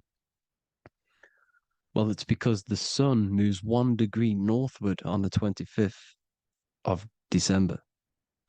And on the 22nd to the 24th, it stays in the same degree because it's moving south. But then on the 22nd, it stays in the same degree on the Southern Crux constellation. And the ancients called this the sun dies on a cross because the cross is the Crux constellation, the Southern Cross. And it stays on that same degree for 3 days on the cross. The sun dies on a cross, and then on the 25th, moves 1 degree northward, bringing back the summer, the light, the warmth, the growth of crops. And this is the sun being reborn again, a virgin, because it's pure. And here's Mithra, another sun god before Jesus was around, before Christianity. It was Mithraism, and Mithra, Ra is Ra, the sun god, Egypt. It's all about Ra, the sun. You can see the crown of thorns on Jesus' head, symbolizing the rays of the sun. And here are the rays of the sun on the back of Mithra's head. Krishna, the sun. Buddha, the sun. Horus, horizon. All born virgins, all did miracles, all resurrected. Dead for 3 days. Well, here he is, dead for 3 days on the cross. And resurrected. Because it's the most ancient religion ever been on the face of the earth. The worship of the sun. And we should worship the sun, because without the sun, we are nothing. The sun feeds us, feeds the earth, feeds everything. Without the sun, we are nothing. It's been reversed, and now we're worshipping man. When we're worshipping a man called Jesus, was never real. It's all about the sun, the most high, the most powerful, potent, celestial body in the sky, the orb that feeds us every day. It dies for our sins and rises every day. It's the sun. Now on the Holy Communion Day, it's the worship of the sun. They give out mini suns. Here's Jesus holding a sun. And they raise the sun on Sunday because they go to worship their sun god on Sunday. Not Saturn Day, not Moon Day, Monday, but on Sunday when the sun is exalting. And they hold suns up above their heads because the sun rises. They're symbolizing the sun rising above their heads as savior. It's the sun. It's the Holy Communion Day. And here's Jesus giving a piece of himself to the children. It's the sun, the light. Judas was known as a backbiter, a backstabber, because he stabbed Jesus in the back. He betrayed Jesus. Well, this is just another astrological story about the constellation Scorpio, because the Scorpio is the J, looks like a J. J for Judas, the scorpion, the backbiter. Scorpions backbite, they bite with their back. And what does Judas do? He betrays Jesus by kissing him to let the warriors know who they need to get. So he kisses Jesus, and Jesus gets stabbed in the back. Well, when you get stung or bit by a scorpion, they leave like a kiss. So Judas kisses him and gets betrayed. Well, this is because the sun, when it hits Libra, it's balanced. The sun is balanced because it comes through summer. Now the sun's starting to die. The sun's starting to die. It hits Libra. And then as soon as it hits the Scorpio, it gets betrayed because now the sun has to fall to winter. And Saturn is there waiting to take over the darkness of the winter. So he gets stabbed in the back by Scorpio, Judas, the scorpion, the backstabber. You see, it's an astrological story. Here's Mary. Mary means marry, which means pure. The sun is pure. No one gave birth to the sun but the God. And it's born every day. It's born every day on every year. It's born pure. There was no controversy. There was no, activity for the sun to be born. It's pure. Now, the 7 metals come from the 7 planets. The sun gives you gold, and this is why the sun is golden. It looks gold.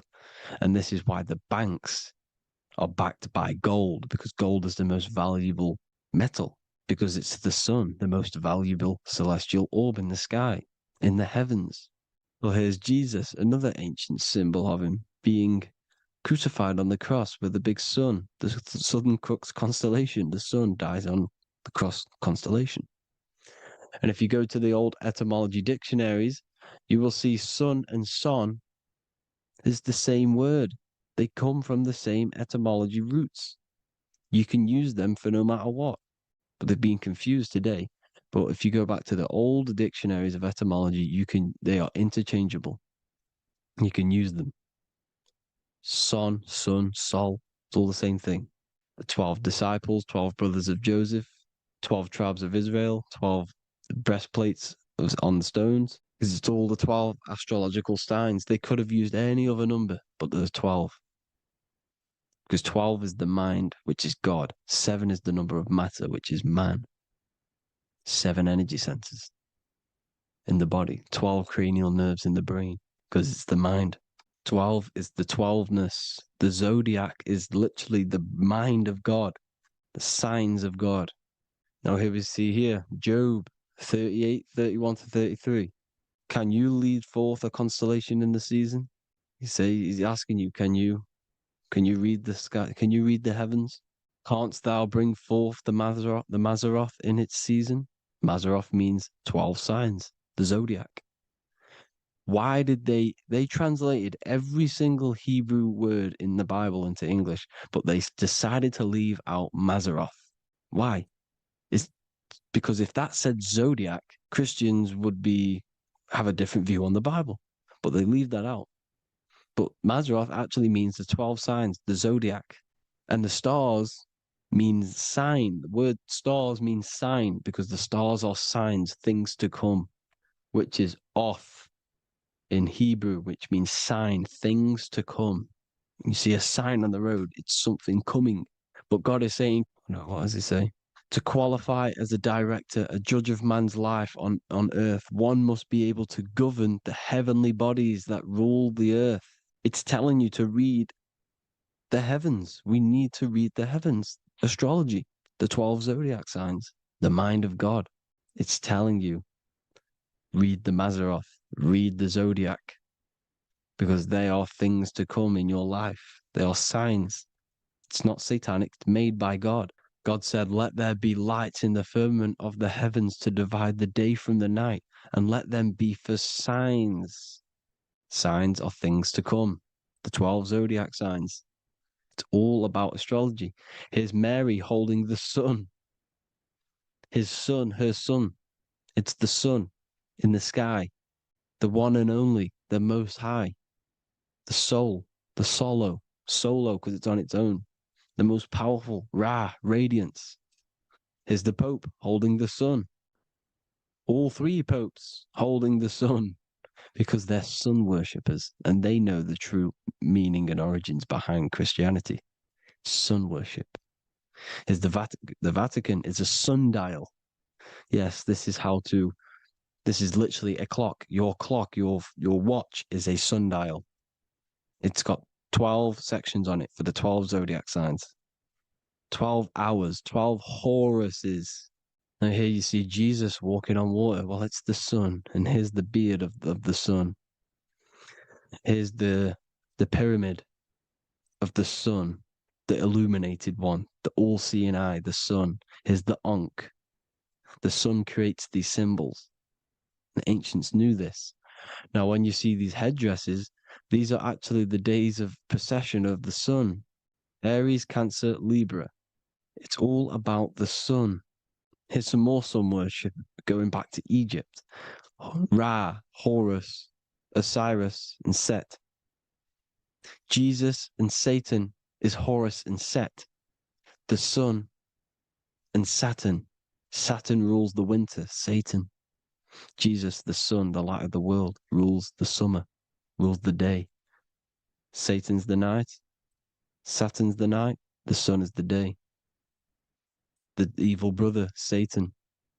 Well, Horus this is where we get the word hours from. There are 12 Horuses. The sun moves in 12 Horuses, 12 hours. Where's Horus? What hour is it? Where's Horus? His Ra, 12 noon, Ra, radiates, powerful, the most high sun. That's why he has a sun on the top of his head. These are the four states of the sun. Set, sunset. This is why we say sunset, because the sun is setting. His sunset, his Horus, horizon, the Horus is rising, Ra radiating, and the sunset. Then midnight is Osiris. Here's another ancient symbol for the sun, the scarab. Ra, the sun, scarab. It's got the word Ra in it because it's the sun. Here's the sun on top of the scarab with the wings. Because scarabs roll dung up hills and then they'll let it fall down the hill to gain more matter, to gain more bigger, like a snowball effect. And this is, the ancients saw this as a process of the sun, because the sun climbs up the hill and then it falls. So they used the scarab to symbolize the process of the sun. The sun climbs and falls. Here's an ancient Egyptian cat cutting off the head of the serpent. Well, the cat is cutting off the head of the serpent, symbolizes the sun cutting off the nighttime. When the sun rises, it cuts off the nighttime. It cuts off the serpent. The serpents represent darkness or evil. Oh, there's some more symbology of the sun and the heavens, the arch, the royal arch, the firmament, the sun inside the firmament. These are all ancient churches, and they all depict the firmament with the sun inside.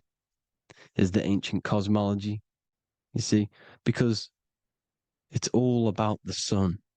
Everything's about the sun, because the sun is our orb made for us to sustain life in this, inside of this creation, inside of this firmament, the royal arch of heaven. Here's the Freemasons depicting it. Here's the Masonic royal arch, but you can even see the zodiac signs. Here's Cancer, the checkered board. It's the royal arch of the firmament. Obviously, they don't want to tell you that. You live in space, apparently. Some more sun worship. Here's the beard of the sun on the water. They all have this long beard. And why do they say amen? Amen at the end of every prayer. Amen is a sun god, a creator god. It's all about the sun. So thank you all, people. Hope you all enjoyed. Hope you all gained some knowledge and insight. Please give me a follow, drop a comment, drop a like. Have a good day. Love you all.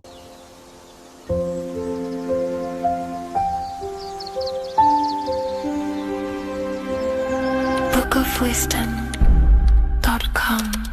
Visit today.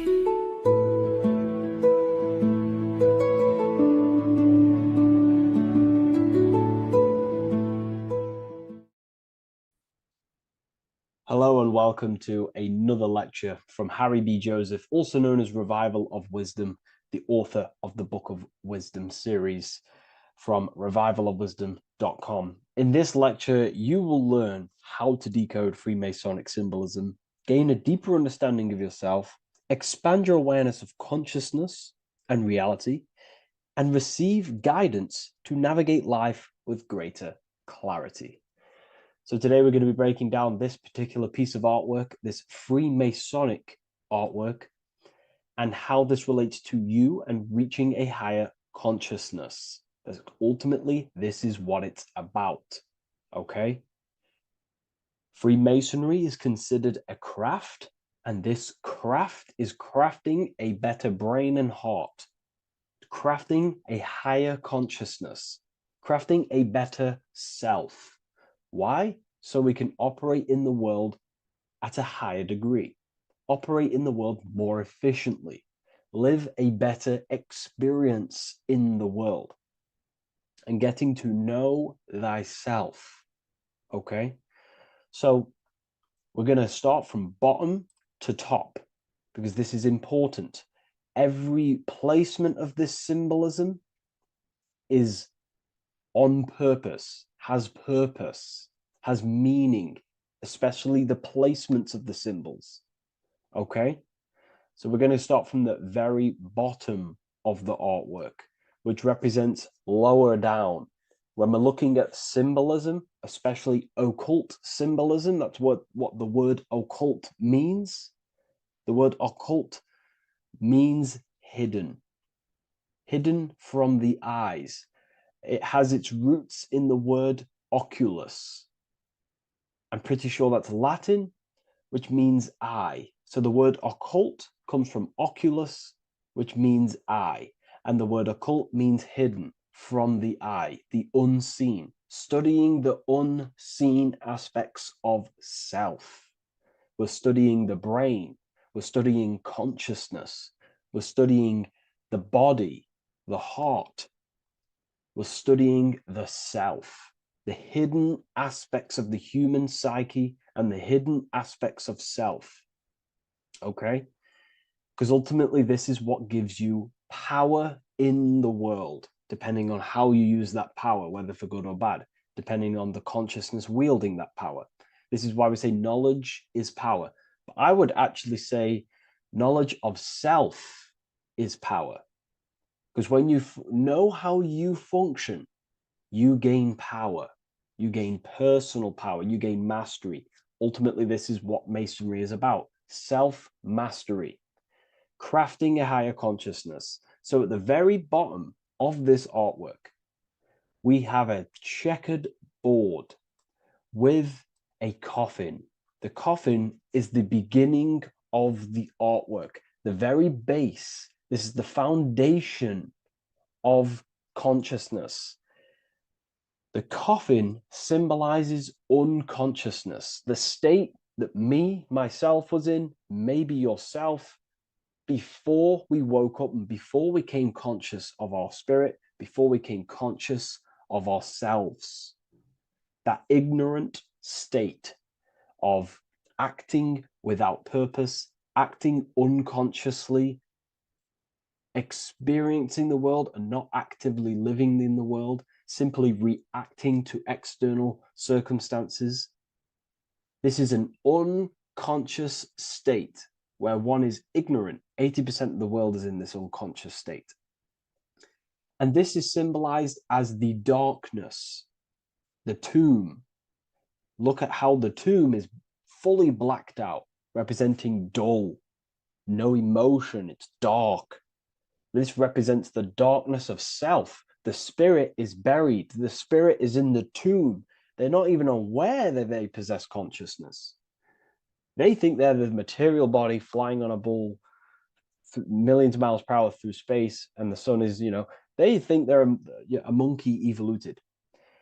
They've never questioned themselves. They stay in ignorance. They're in the spiritual darkness, okay? And they're furthest away from the light. Look at the top. This is the light sources.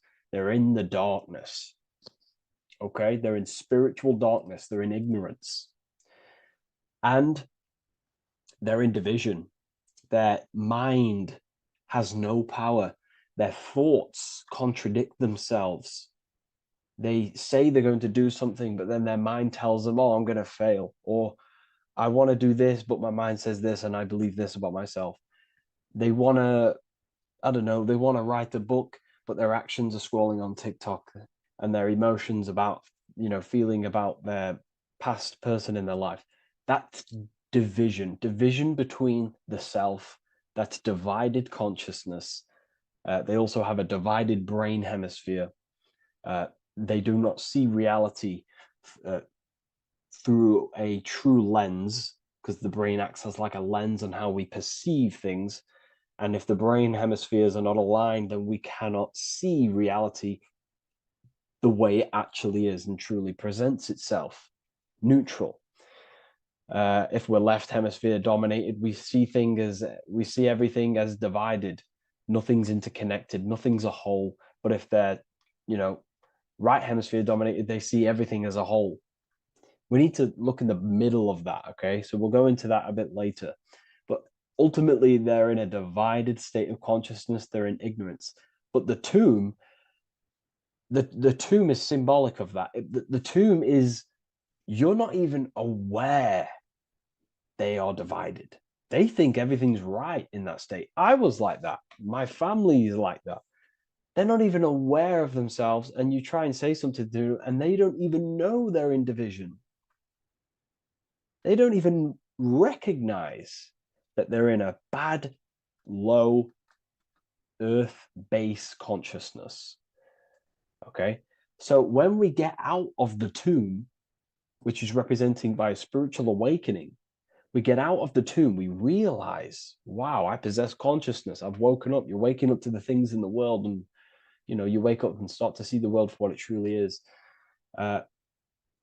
When you become aware and you rise out the tomb, you're born again. You start to actually start looking within. You start to become conscious of your thoughts. You start to become conscious of your actions. You start to become conscious of the evil in the world. You start to become conscious of the things. You rise out the tomb.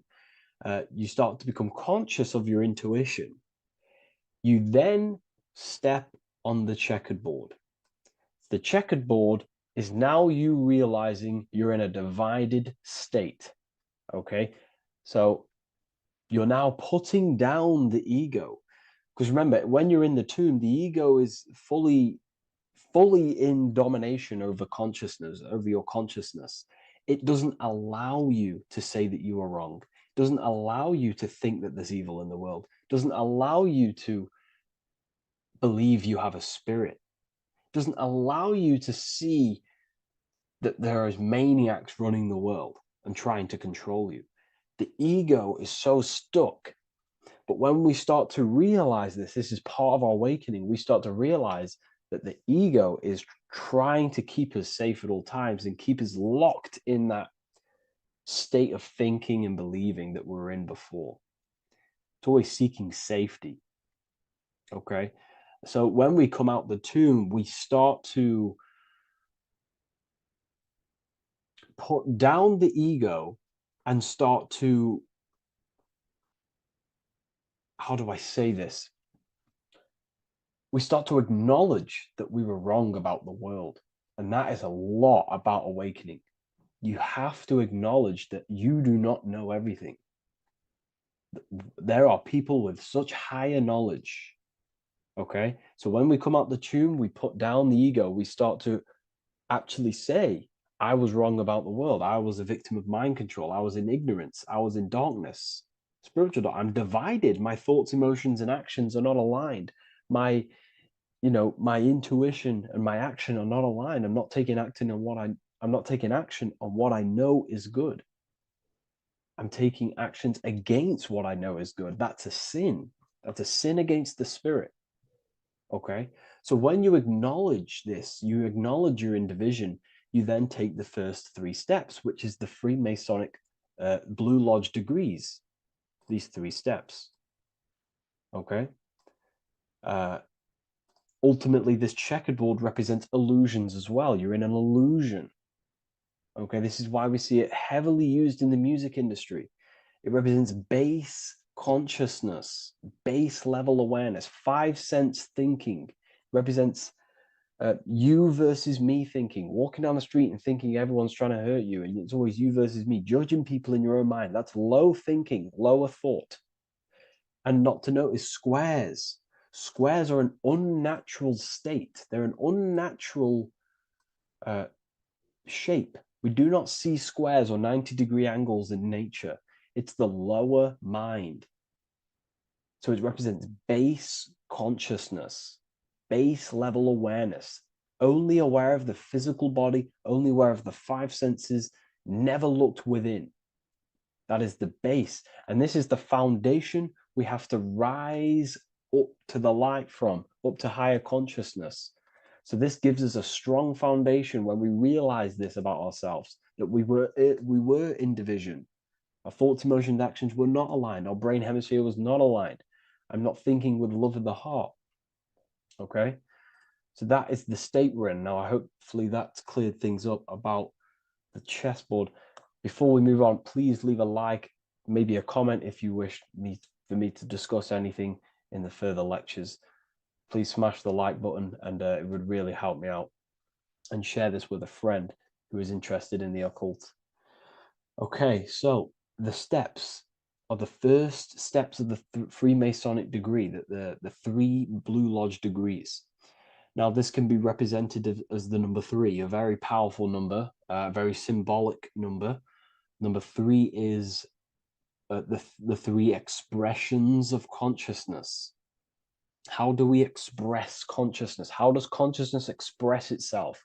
Well, there are 3 ways. We think, consciousness thinks, consciousness feels, and consciousness acts. They are the 3 expressions that we express our awareness and consciousness.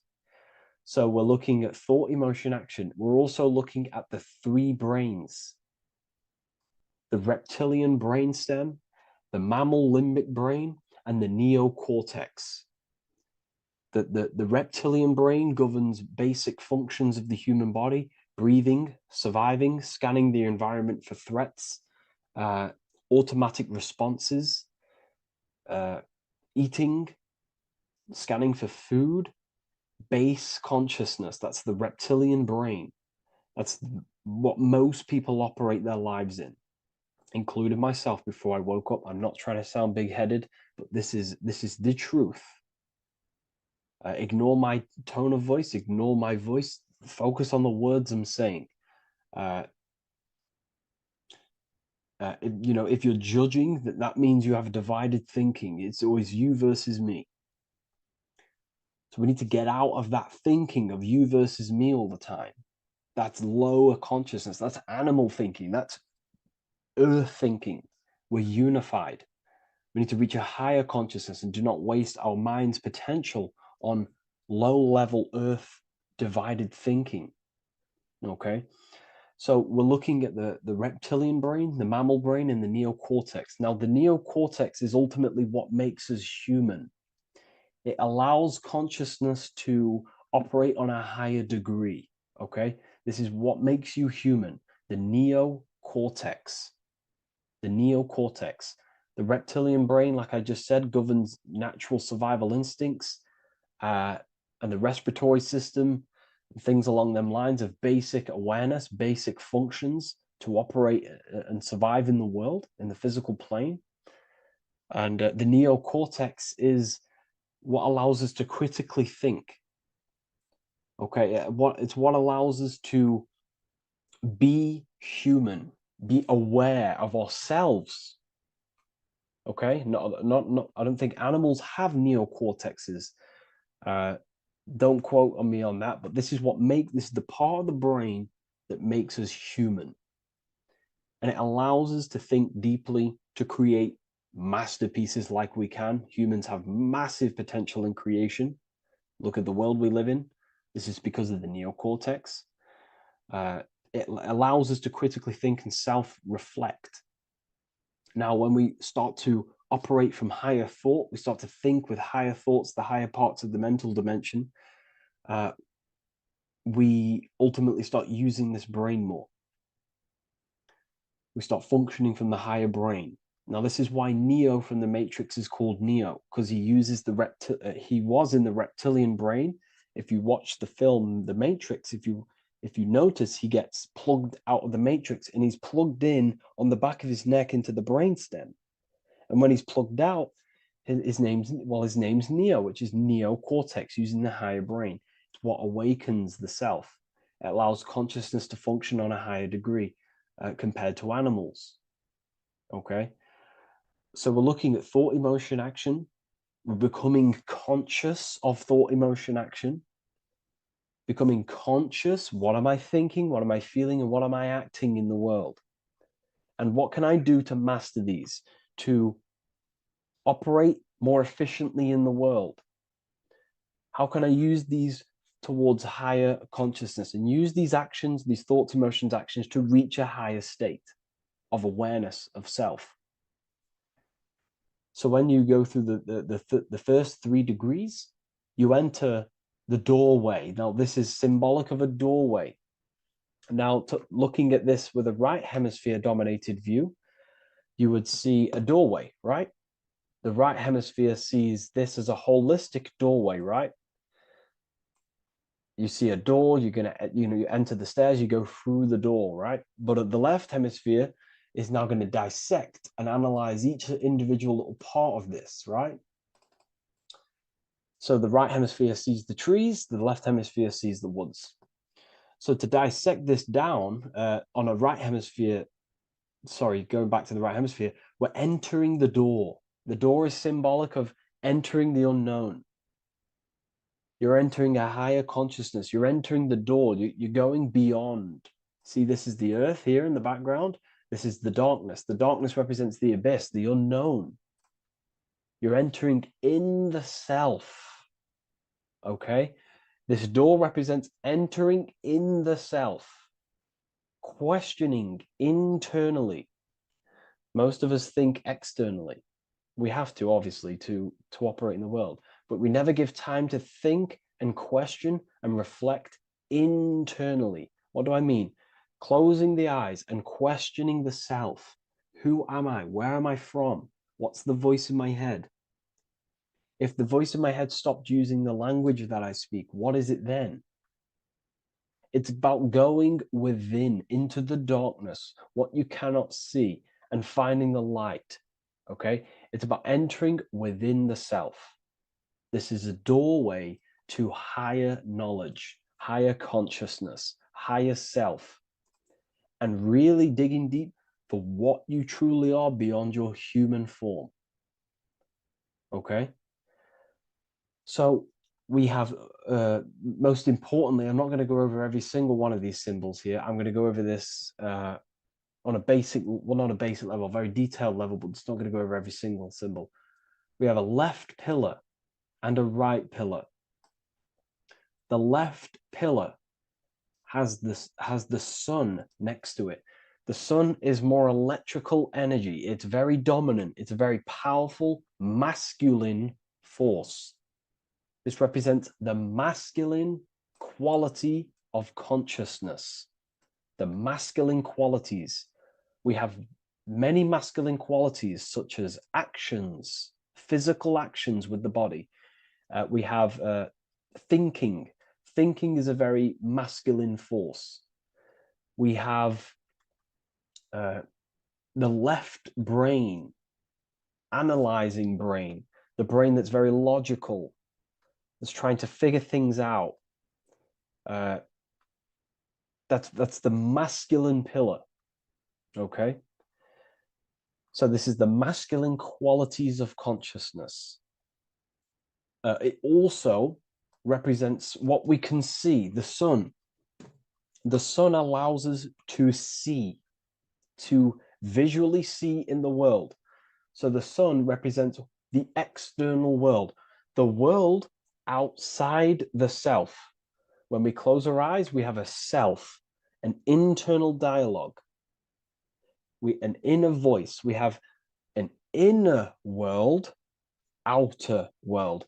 This represents the world we take physical action in, the material external world outside you, okay?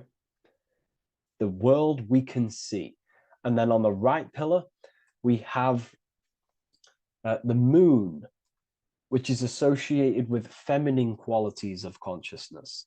Now, the moon is in the night, what we cannot see. The moon is the nighttime. The darkness symbolizes what we can't see. So it's representing the internal world, the world of the self, the immortal world, okay? The self in the mind is immortal. When you close your mind, you go in the mind, that self inside you is immortal. In the mind, you are immortal. Outside the mind, you are mortal. You will die. This body will die. Okay? So this is representing the internal world on a holistic understanding. It's also representing the right brain, the feminine brain. It's also representing intuition, emotion. They're linked. Intuition and emotion. They're a feminine force. Also, we're looking at the heart, the right pillar. So everything that is feminine falls under this right pillar. Now, don't get confused. I know a lot of people can get confused about what I've just said. So this represents the inner world, the outer world. It also represents everything masculine and feminine. So thought is, although it's an internal quality, it would fall under the left pillar, because thought is a masculine force. It's a penetrating force. So try not to get misunderstood with that. On a holistic scale, it's also represented inner world, outer world, and how they are reflections of each other. Now, these pillars, they're the same height, they're the same structure, but just different in sun and moon, which represents their reflections of each other. Their reflections, the inner world reflects in my outer world. My external world, what I see outside of me, is a reflection of my thoughts and my internal world. So the inner reflects the outer. The inner reflects the outer. As within, so without. So we're also looking at the right and left brain. I've already gone over that. So what we need to do is build the bridge between the two to reach higher awareness of self. Because ultimately, remember, we're still divided. We came from the checkerboard, we entered up here, we've just entered within the self, started questioning the self. We're still divided. We need to build the bridge. And this is what they're crafting in Freemasonry. The bridge, the arc, the agreement, the great work. This is the crafting of aligning the left and right brain.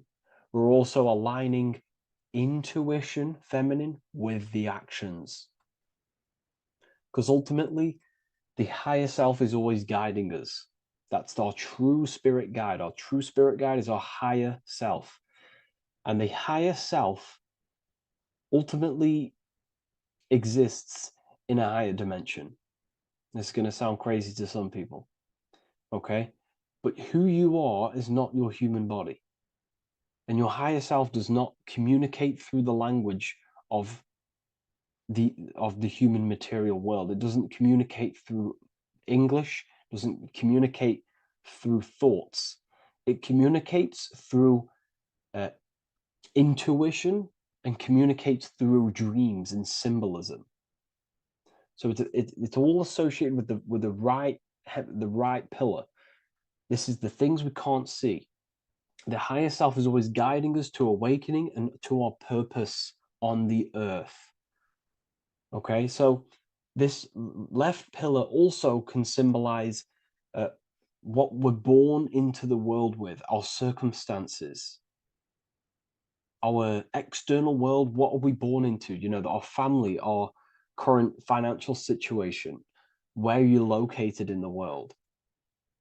So it's also symbolizing this. It's also symbolizing the qualities you bring here, the natural abilities you have when you're born, and what we need to do with our environment to ultimately reach a higher consciousness and reach our and transmute our environment we're born into to realize who we were and why we came here. Okay, so we need to build the bridge between intuition and action, and always take action on what we know and feeling is right at all times. That's unity consciousness. And when we do this, we gain the light. We gain more light, symbolic of more information of the self. Because the higher self is always guiding. It's always watching over.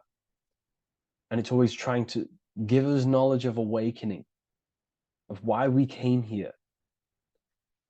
And when we take action on what we know and feel is right at all times, it's like a domino effect and a stepping stone that pushes you closer and closer towards your life purpose.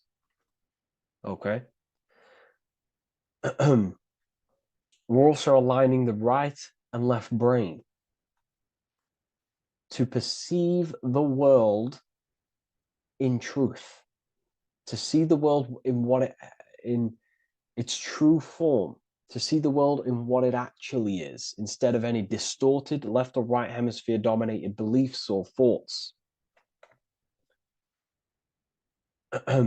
We ultimately do that by acknowledging that, yes, you have a self, you have, you know, the left brain is more ego, this like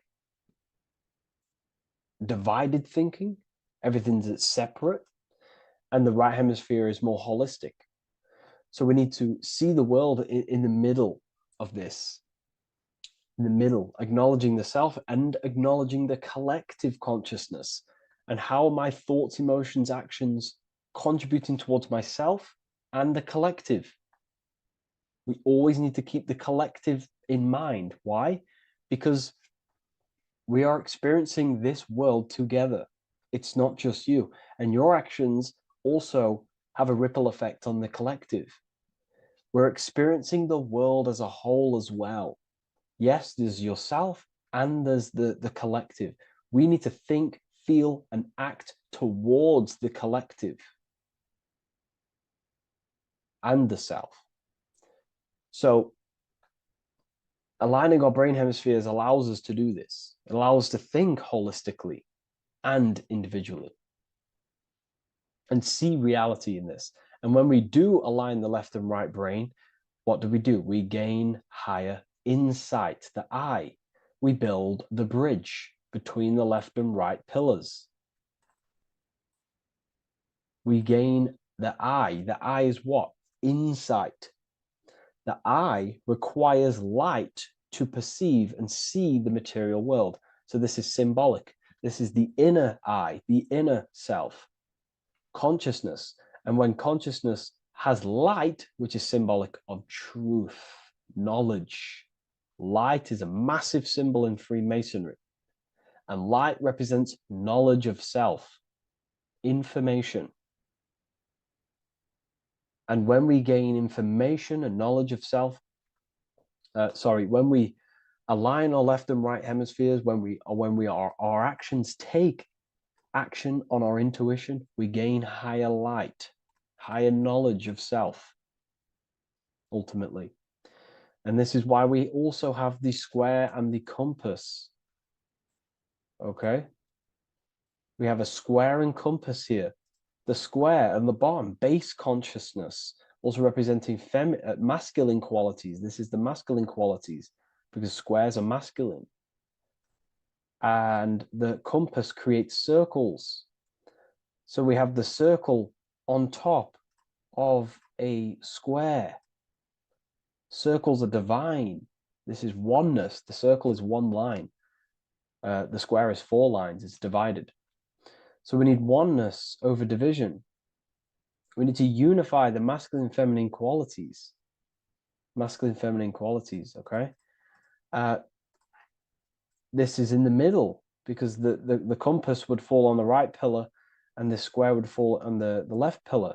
And it's unifying. It's representing unification of these 2 pillars of masculine and feminine qualities of self to ultimately rise towards this light, out of the darkness and into the light.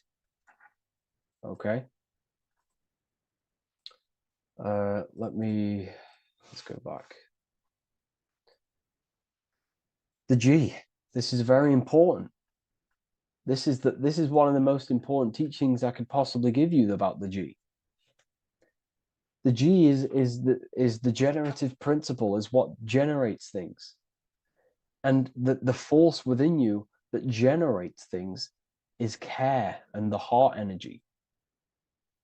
The heart ultimately expresses our actions. We think, if we care, we act. Everything in your external world is in front of you because your heart cares. You care about the video and gaining knowledge. You're now here watching this video. That's the care energy expressing actions. So in order for us to truly get out of this divided consciousness, we have to go through the G.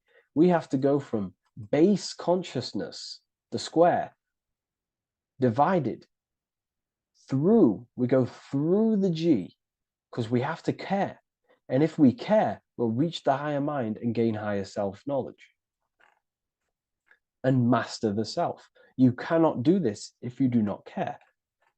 And if you do care, you will take action towards it. If you're watching this and you don't actually truly deeply care, you won't take the action, you'll just gain the knowledge, which is ultimately useless. You have to take action on this knowledge.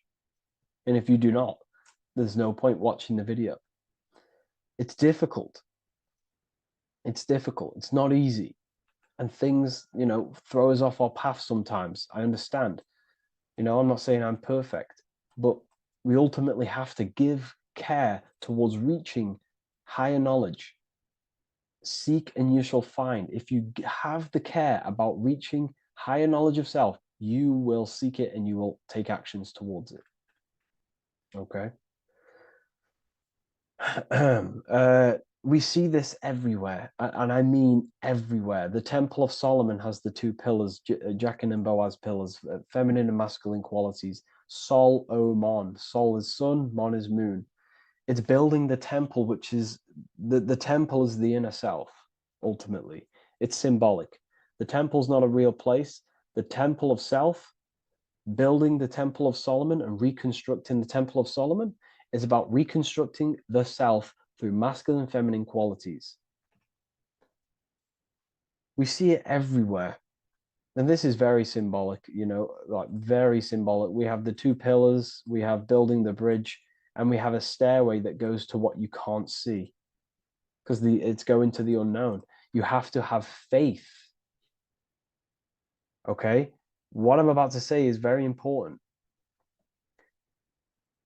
You don't know what higher consciousness is, okay, until you get a little bit higher. This is hard to explain, but I didn't know what everyone talks about, what higher consciousness is. I can't give you my higher consciousness. It doesn't work like that. You have to enter in and go within and have faith, going into the unknown, because you're ultimately going into something you do not understand. Higher consciousness, I cannot give it you. You have to enter the door and take action and think, feel, and act towards it, and you will go to the place, and then you will understand what higher consciousness is. Ultimately, what higher consciousness is higher knowledge and understanding of self, what you actually are. Okay, that is what's being symbolized here. It's again in the Masonic art. We have the darkness. We have to have faith to leap into the darkness, into the unknown. We see this everywhere. Like, you'll see, when I say this everywhere, and I mean everywhere, you'll see this. Every doorway has this symbolism in the ancient world, because ultimately this is what it's about, people. The door represents going within, into a new light, a new room, a new level of understanding of self. Okay. Here we have Astro World. Now, this is obviously a darker aspect of this, but again, we have the two pillars. See you on the other side. That's the doorway. The other side. And I'm not going to break down, this ritual, but you can guess what I'm on about here. That's for the university, of course. I can't break that down on YouTube. It's way too deep. But there's knowledge out there that is so deep you couldn't even comprehend it with the current mind, even for myself. And this is the power of symbolism. The more you learn about yourself, the more these symbols reveal to you. It is a journey of self. And I can't give you these understandings. You have to go within and question and meditate on these symbols yourself, and have thinking exercises of meditating on a symbol and seeing what your mind does with the symbol, what it lets you think about that symbol, and you'll unlock deeper meanings. I'm going to go over one more symbol before we end this. This is the hourglass, which represents or time. Time, a very overlooked thing in today's world. We do not have unlimited time in this body. You have limited time. You will die. You will die. You have limited time in the external world. This is why it's on the left pillar, located on the left side, the external world. You are limited. The scythe represents you will be harvested. Your body will die. It'll be harvested. You will die, and you need to fulfill your mission here. You came with a purpose. You have to find that purpose by going within the self and questioning and taking action on what you know and feel is right. Unity consciousness, aligning thought, emotion, action. So if you wish to learn deeper insights, gain exclusive lectures, astral projection, self-mastery, I've just started a new section on mind control methods and how people are using this in society and becoming conscious of it. I've now opened 5 spots at a limited special price for Ethereal University. Use the code MIND, all capital letters, MIND, all capital letters at the checkout. And there's only 5 of these codes. Whoever uses them gets them. It's ultimately going to give you 20% off the university for as long as you're subscribed to the university. We go so much deeper in the university. Remember, social media is just the tip of the iceberg. Tip of the iceberg information. There are certain things I can't talk about, but I'll see you inside, and I hope you enjoyed this video. Please leave a like, comment, and a subscribe.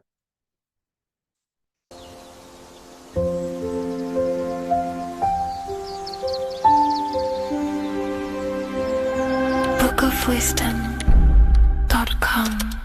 Visit today.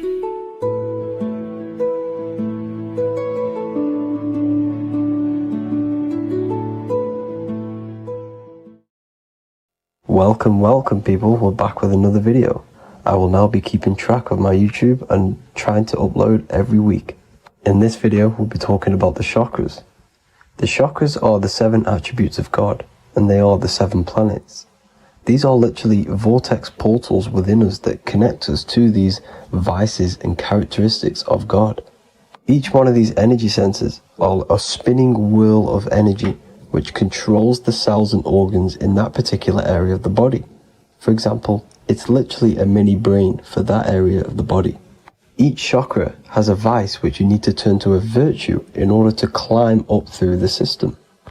They work like a stairway system. You have to go through each chakra in order to unlock the one above. This process is turning matter into spirit as you descended from spirit to matter. Saturn is Satan, that's why it's the lowest chakra, and that's why the devil is red, because red is the lowest vibrational color. When you are in these lower states of consciousness, you are in your animal nature. This is your physical side of your nature, and you are mainly being driven by your animal instincts or your ego. Moving back to your higher self or your spirit self is not an easy process. It takes a while. However, with discipline, consistency, and motivation, you can achieve this, and this is what the ancients called Christ consciousness. Once you have achieved this, it is basically a state of mastery of the mind. You no longer lust for the lower animal nature things. Now let's start with the root chakra. This is located at the base of your spine, and you can feel this chakra by tensing your anus. This energy center is in control of your survival needs, your vitality, stability, and security. Now, if this chakra is unbalanced, you will feel insecure, fear, anxiety, unstable, low self-esteem, anemia, over or underweight, and constipation. In order to balance this chakra, you need to feel grounded, embodied, stable, calm, centered, a sense of safety, and trust in yourself and the world around you. The next chakra is the sacral chakra, which is located around the belly button area. You can feel this chakra just by sucking in your belly. This chakra is to do with relationships, self-worth, creativity, empathy, and most importantly, sexuality. This is the most important one in order to start to raise your vibration overall, is giving up the over-sexualized nature. In order to balance this chakra, you need to come into harmony with all the toxic relationships that you have. Get rid of the fear, the anxiety, the isolation, and 100% get rid of the over-sexualized nature. Lust is one of the most lowest vibrations you could possibly feel. It is literally manifesting hell.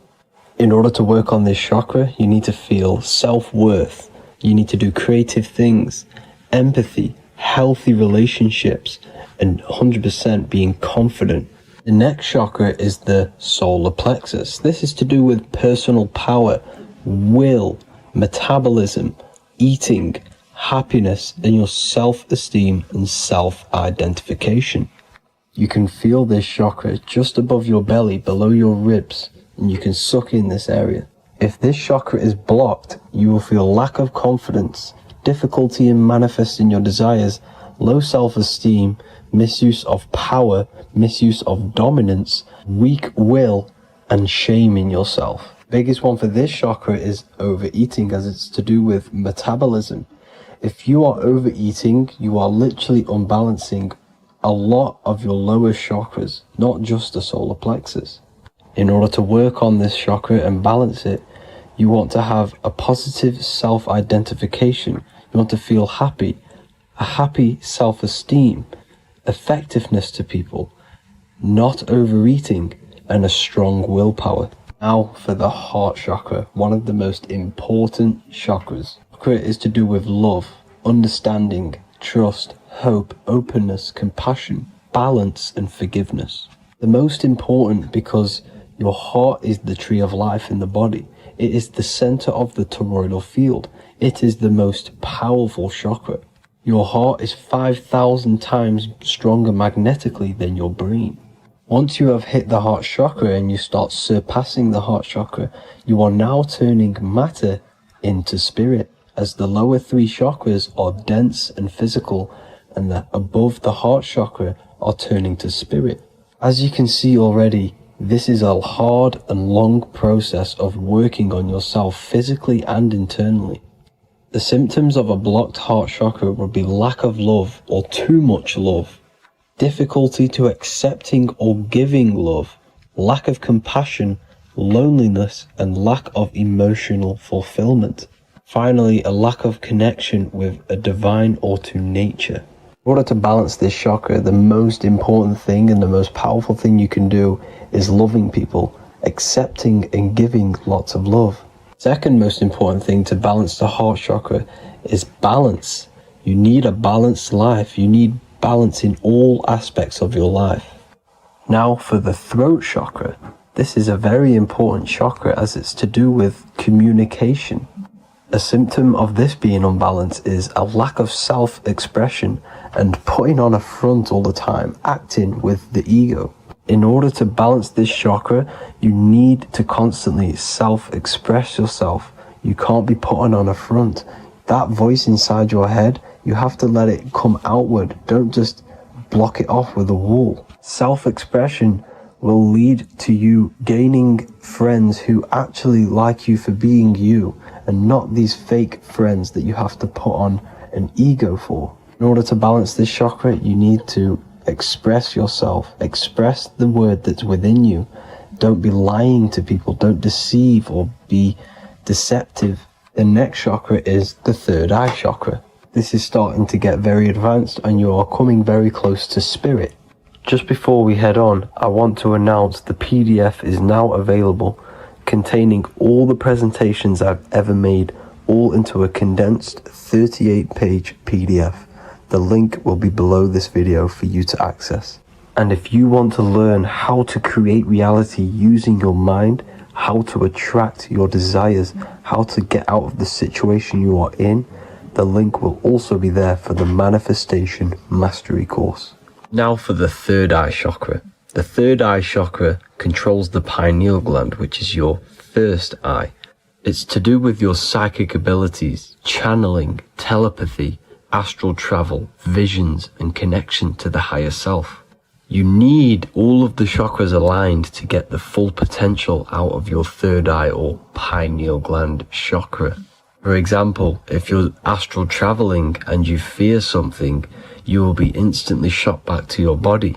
So you need to master all of the chakras before you go on and try and do these higher spiritual activities. Symptoms of the third eye chakra being blocked is lack of imagination, lack of vision, lack of concentration, blocked or clouded intuition, can't see the big picture, and especially overly reliant on logic and intellectual thinking. A good way to work on this chakra is imagining things, vision things, trust your intuition at all times, always follow that inner voice.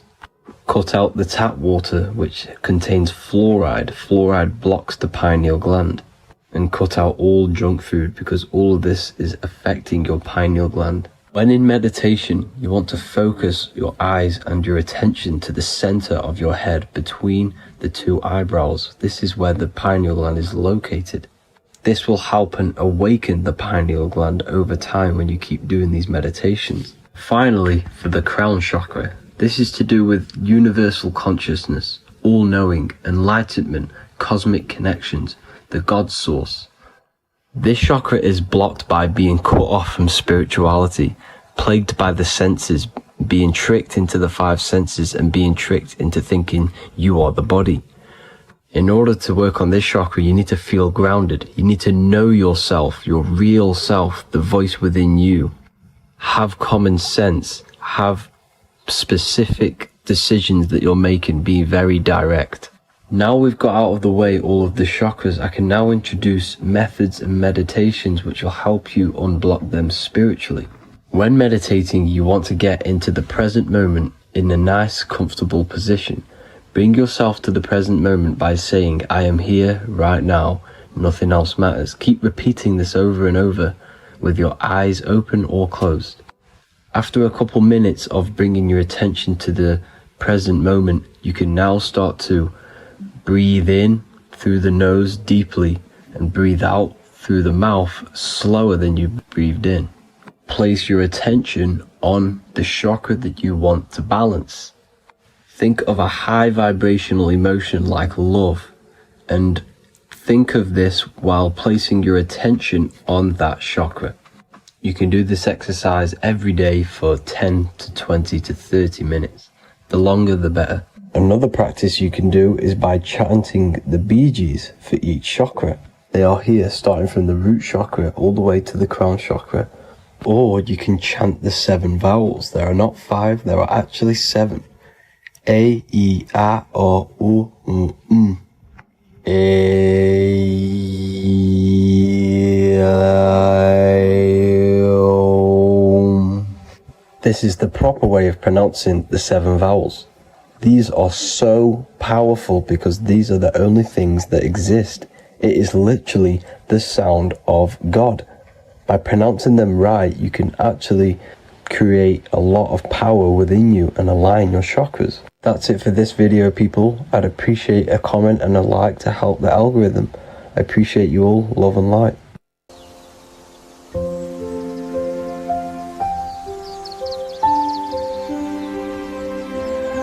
bookofwisdom.com.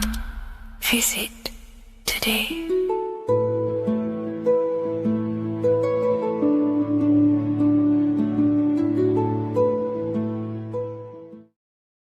In this video, we're going to be talking about the evolution of consciousness.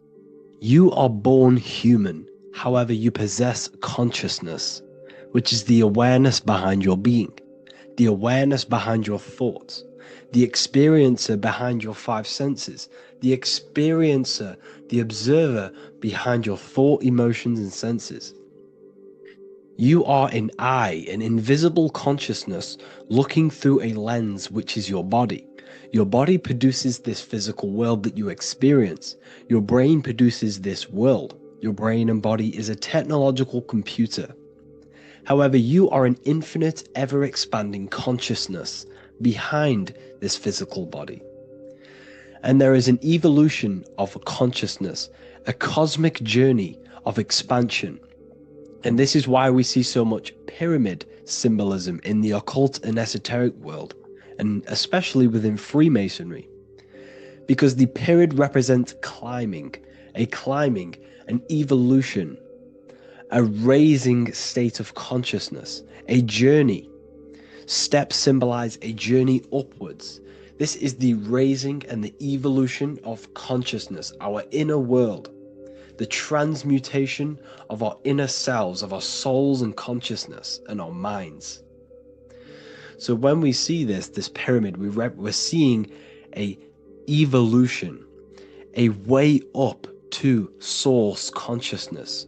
And the eye in the pyramid represents your source consciousness. It represents illumination. It represents divine guidance through this evolution of consciousness.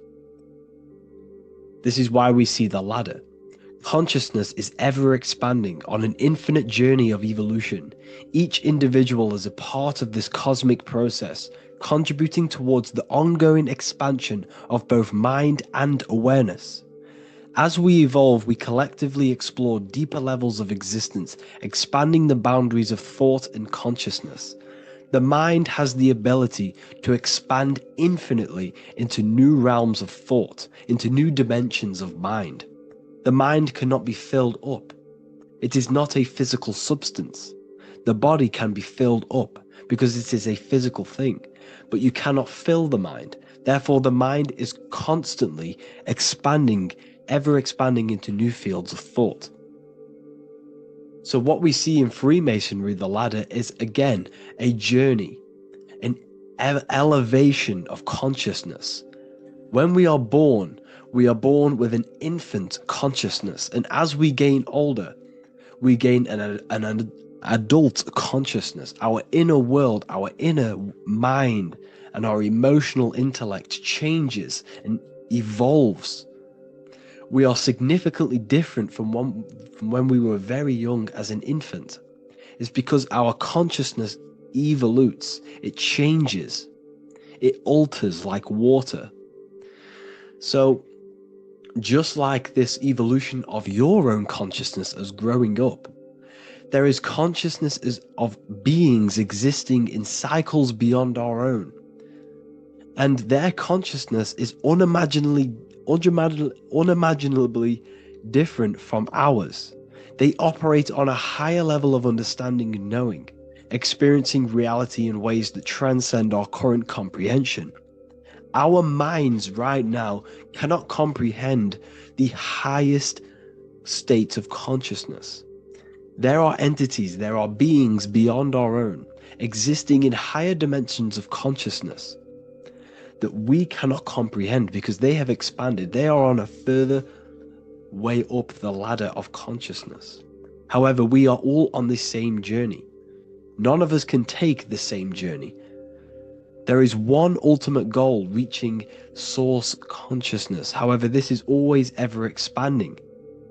However, we are all on a different journey. There is one truth, one source, one goal.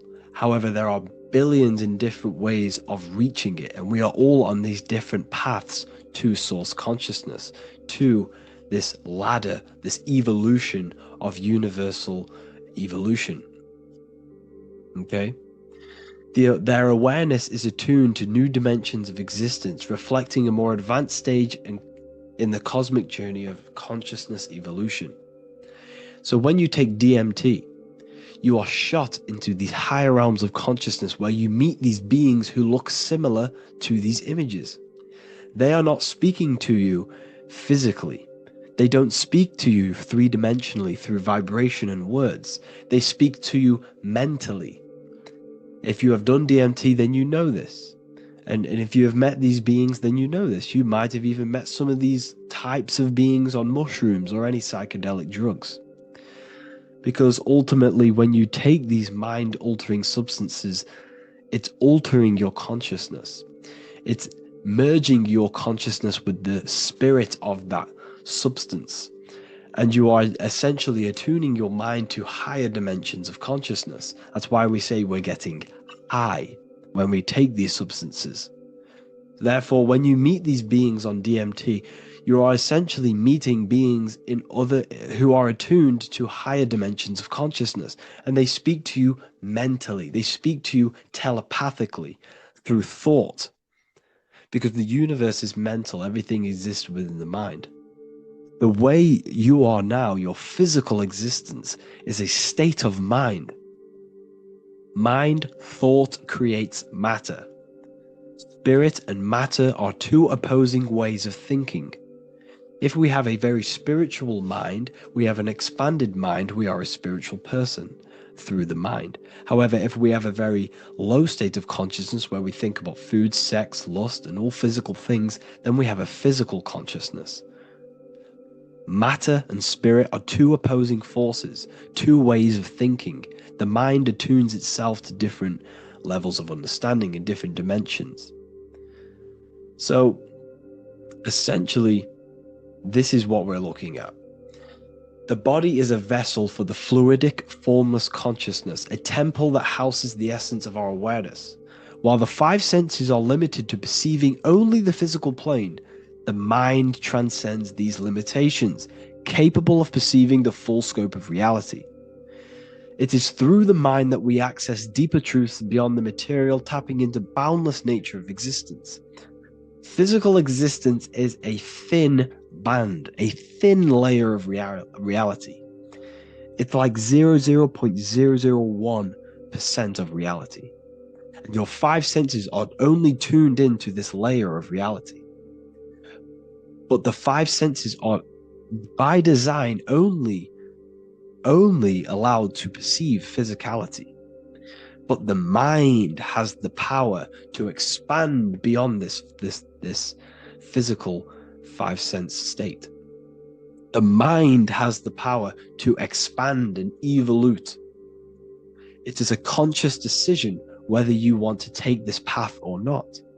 You can stay in a three-dimensional way of thinking, or you can expand your consciousness from within. It's not an external journey. There is no God going to save you. You must save yourself. Therefore, behind every single one of these eyes is the same source consciousness. However, we are all different cells in a different journey. The organs in your body, the cells in your body are all alive. They all possess same consciousness, universal consciousness. However, we are all on a different journey of evolution. As above, so below. As the baby is in the mother's womb, when the baby becomes conscious, there is a world outside of its mother. What does it do? It presses and seeks a way out to be born in the other world outside of its mother. It is the same with your consciousness, your mind. When your mind becomes aware that there is realities beyond the immediate surroundings, it seeks a way out. And this is exactly what I'm doing to you now.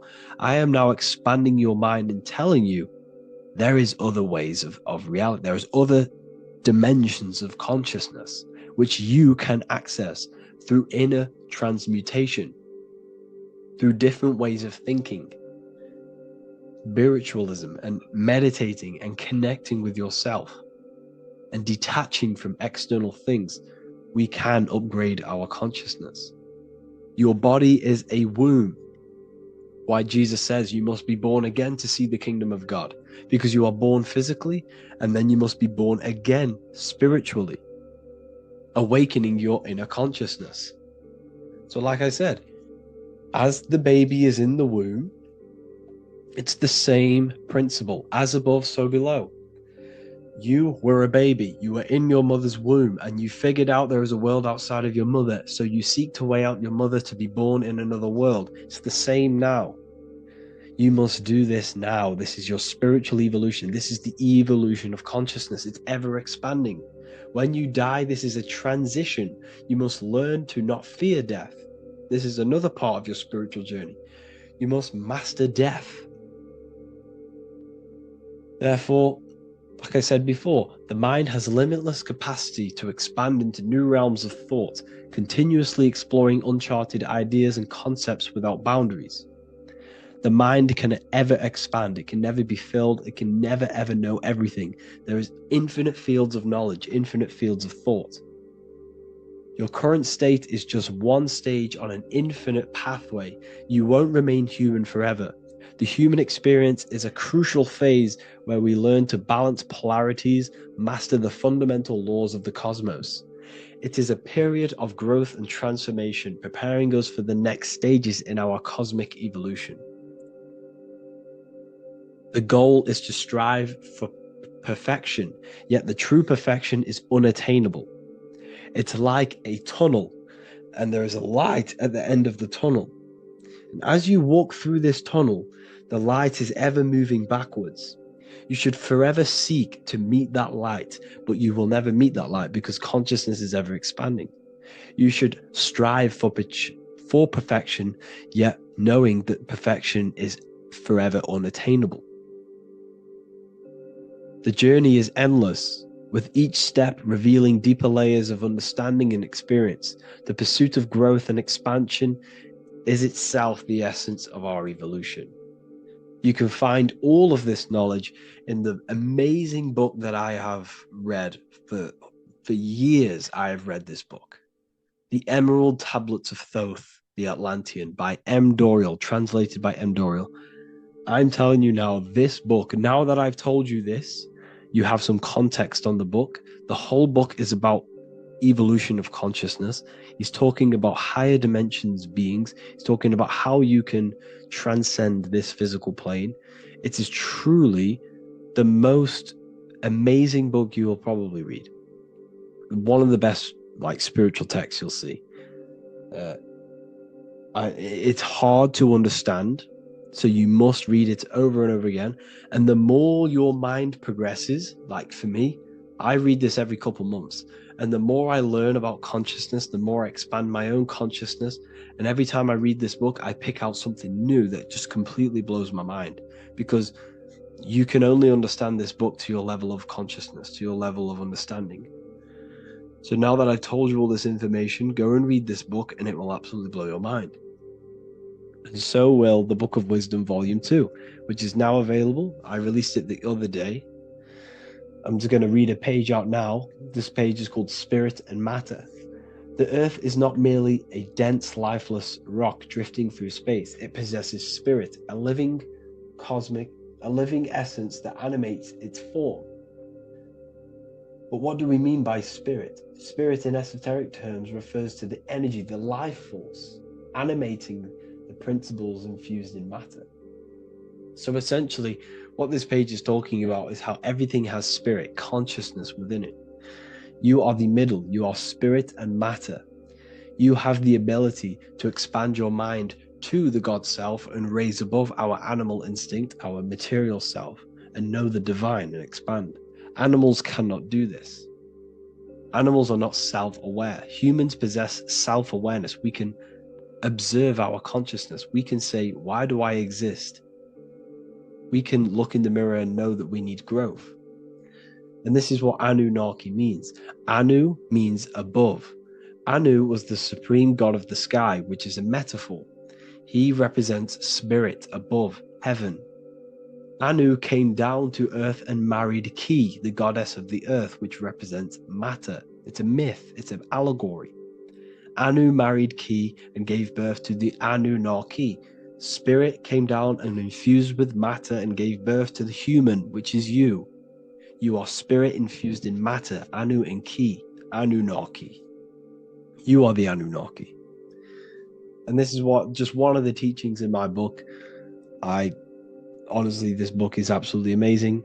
If you truly, truly want to expand your consciousness, give this book a read. And obviously, if you're inside the university, I give you this book for free, a paperback version. If you join the university, follow the steps inside of the general chat, you'll be able to download this book, not download it, order a paperback for free. All you have to do is pay for the shipping. You'll also gain amazing knowledge inside of my library, where your mind will just be overblown with the amount of esoteric books. There's over 45 rare occult books, plus you get a PDF of the Volume 1 and Human Health Guide. You get reoccurring updates where I expand on symbolism, occultism, where you will just feel absolutely amazing once you understand esotericism in yourself. You'll also learn how to create the dream reality that you want with the Manifestation Mastery course, where I teach you how your consciousness creates reality. You'll have a real lectures where I post lectures on symbolism, occultism, esotericism. There's a conscious community and live calls and Q&A where you can ask me questions and I'll answer your questions. I just want to say thank you to everyone who has joined the university. Thank you for even liking and watching this video. Any support I just appreciate every single one of you. Please, if you can, leave a comment and a like on this video and let me know any videos you want me to make in the future. And I will start uploading a lot more to the YouTube. So yeah, thank you all for tuning in today. Have an amazing day.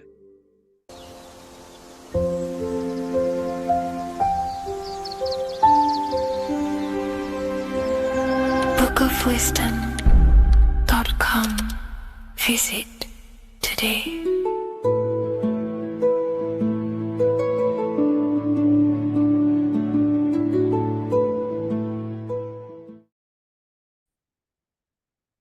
Hello, Seeker. Welcome to Revival of Symbolism, a channel devoted to the language of esoteric symbolism, guiding you to discover yourself and expand your consciousness into deeper realms of thought. I'm Harry B. Joseph, also known as Revival of Wisdom, and today we're going to be discussing this particular piece of artwork of the eye and the checkerboard together, and the esoteric teachings behind the veils of these symbols. So the first thing we must look at is, of course, the eye. The eye being a symbol of consciousness. The eye is the inner witness inside of ourself. This eye is referring to the internal eye of perception inside of our mind. The mind that gives us the ability to perceive and to understand things internally. This is also the eye we use to vision things through our internal vision, what we like to call imagination.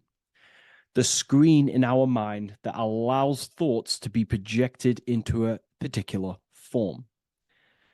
So this eye is talking about the internal eye of perception inside every single individual and form of life. Dogs, cats, squirrels, humans. Every single form of life has this internal dialogue, the inner being that no one else can listen to but themselves. This is a symbol of consciousness. And together, these two symbols reveal a grand teaching and understanding of the world and the universe, of how the universe is one consciousness, one observer. This is symbolizing the observer, witness consciousness. Consciousness holds many vehicles and many dimensions that it exists in. As I've talked about previously in my previous lectures, we have a physical vehicle of consciousness, which expresses physical actions through the physical body. We have an emotional vehicle of consciousness, which is our emotional body or the astral plane. We have a mental vehicle of consciousness to express thoughts inside of, the thought body of consciousness. We also have a witness side of our consciousness. This internal witness, like who is the one seeing the screen of your reality right now? Who is the one seeing it? Not looking, who's perceiving the screen of reality through your eyes? Well, that would be the inner witness. And that inner witness is also perceiving your thoughts. A lot of people become identified with their thoughts, and they let the changes, the ever-coming, unfolding changes in their mind, world, become a part of who they are.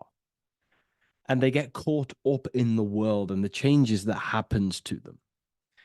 And a great teaching that I've come across this last year is to never identify with the ever-changing circumstances that happen in life. When things are tough, when things are bad, always remind yourself that you are the witness of your thoughts and you are the witness of this reality. You are the one witnessing your thoughts, emotions, and actions. You are the one behind them. So when things get tough, try not to get too indulged in these negative things. The eye is the witness. Connect with the witness. And this is the same eye that sees the screen of your reality, and it also sees the screen of your dreams. So this witness consciousness is transcending your physical day life and reality, and it's also witnessing your dreams. It's the same observer who's observing your reality now, but also observing your dreams. So this witness consciousness transcends all forms of bodies of consciousness. It is essentially the highest aspect of ourselves. And it is literally the thought voice, the inner thinker, because you are not the external body. You are not the being outside your mind. You are the being inside your mind who is actively thinking. I like to call what you are, what we are as consciousness is consciousness in action. We are the thinking inner thinker, the inner being. And it's about becoming into contact with that inner being again to unveil who we truly are. If we sit back and truly have a thinking session of, closing your eyes and going inside yourself, and you ask yourself, who am I truly? Who am I beyond all of my beliefs, memories, my body? Who am I beyond that? And it will lead you to the inner voice, the inner dialogue. But again, you are not the voice. You are the one hearing the voice. You are the silent, invisible one, the one behind the veil. So this is ultimately what the eye is representing. It is representing the inner self shining, looking down upon the earth, upon duality, right? But this also reveals a great teaching as well, is that consciousness is universal. It is not something solely given to you. It is universal. It is a part of a greater whole. Consciousness is personal and also impersonal. We have our personal sense of self. We have this inner voice. We have this sense of who we are in this world. And that is our personal sense of self. But you can also transcend the personal sense of self by turning off the mind and fading into the collective impersonal consciousness, which is ultimately what you call transcended states of consciousness, altered states of consciousness, or astral projection. When you astral project, you are simply accessing this impersonal aspect of consciousness. And this is ultimately what the symbol is representing with the checkered board floor, because the checkered board floor is duality, division. There is many, many different forms, but the I is singular. This is representing how the universe is one witness being, one consciousness expressing itself in infinite life forms and into division. But ultimately, division is an illusion. Consciousness fades into an impersonal consciousness. So the checkerboard floor and the eye above symbolizes how consciousness fractals itself and crystallizes into many different forms of personalized consciousness. The self, the sense of self, right? And this is why we always say, I am. I.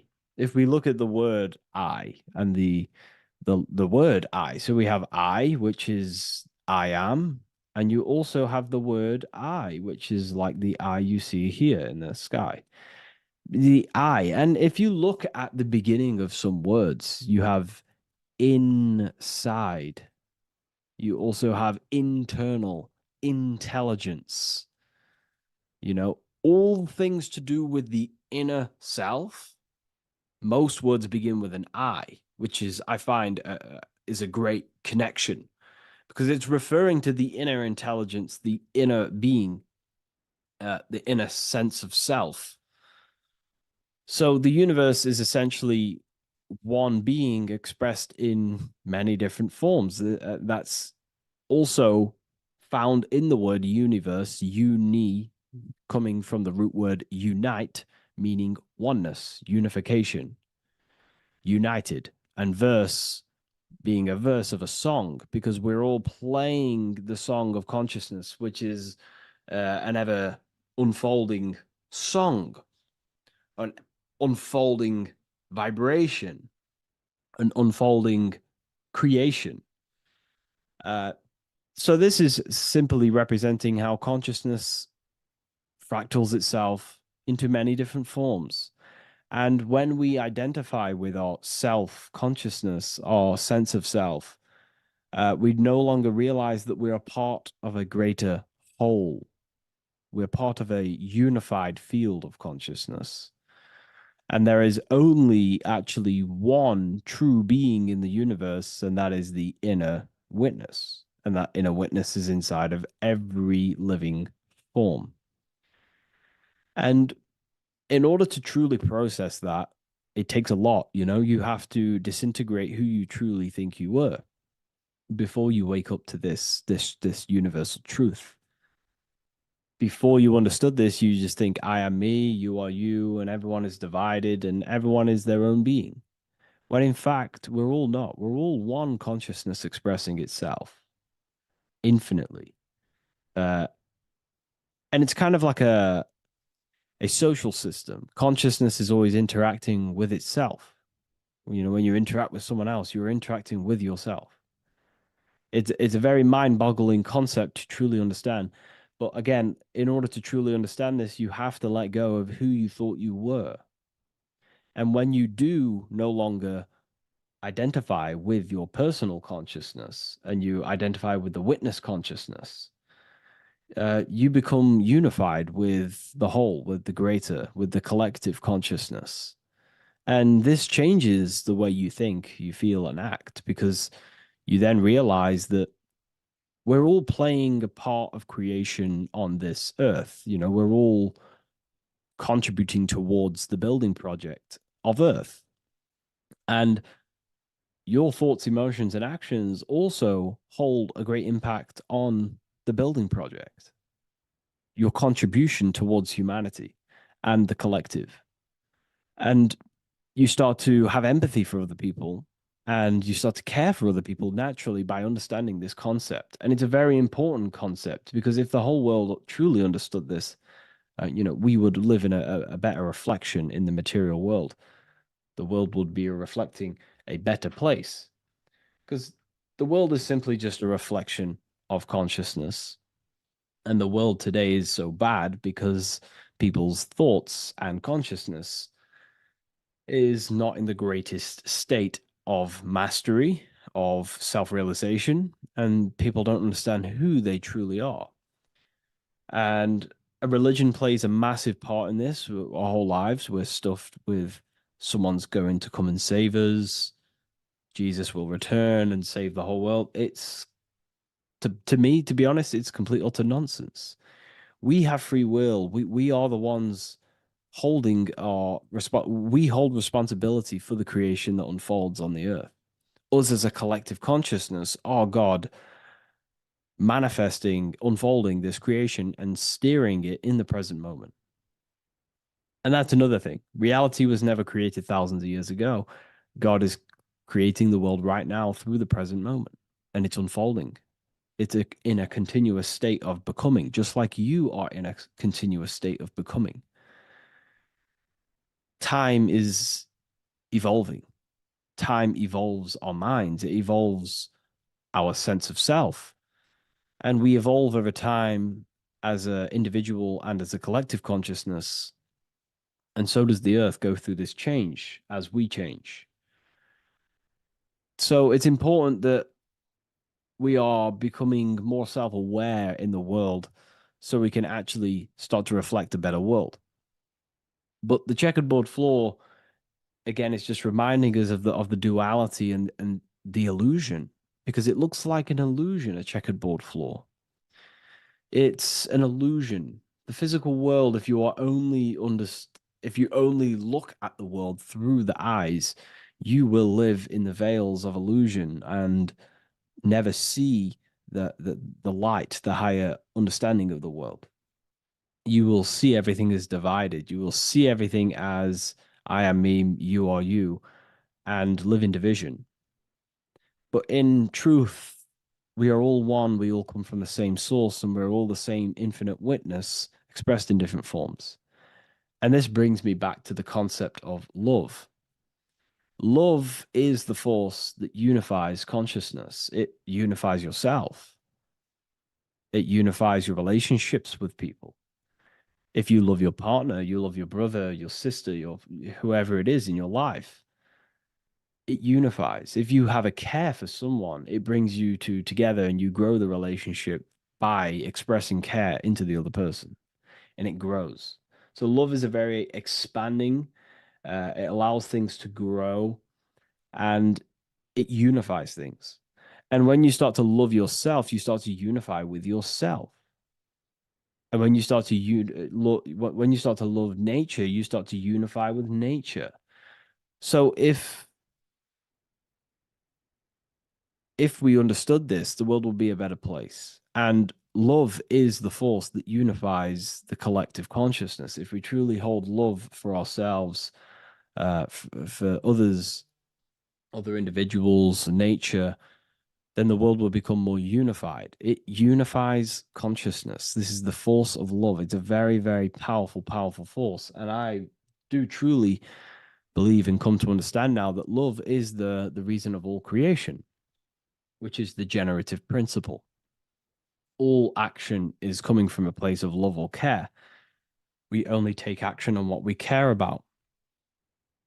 So even the sun is a symbol of love. It just expresses life, gives away all of its light, life, and energy to the earth and asks for nothing back. It is love. It is the expression of care. And that is what unifies consciousness. So again, this is just talking about the inner witness and how consciousness expresses itself in many forms. And the checkerboard floor also transcends that idea that I've just described of how it's consciousness divided in many forms. It also represents a state of an individual's mind. The checkerboard floor is symbolic of being divided, you versus me thinking, walking down the street and thinking everyone's a threat. It also represents their thoughts, emotions, and actions not being aligned, not being unified. Their thought, emotion, action are scattered, and they're not creating things consciously. It also represents many, many different personalities in our minds, the divided personas and personalities in our mind that we have.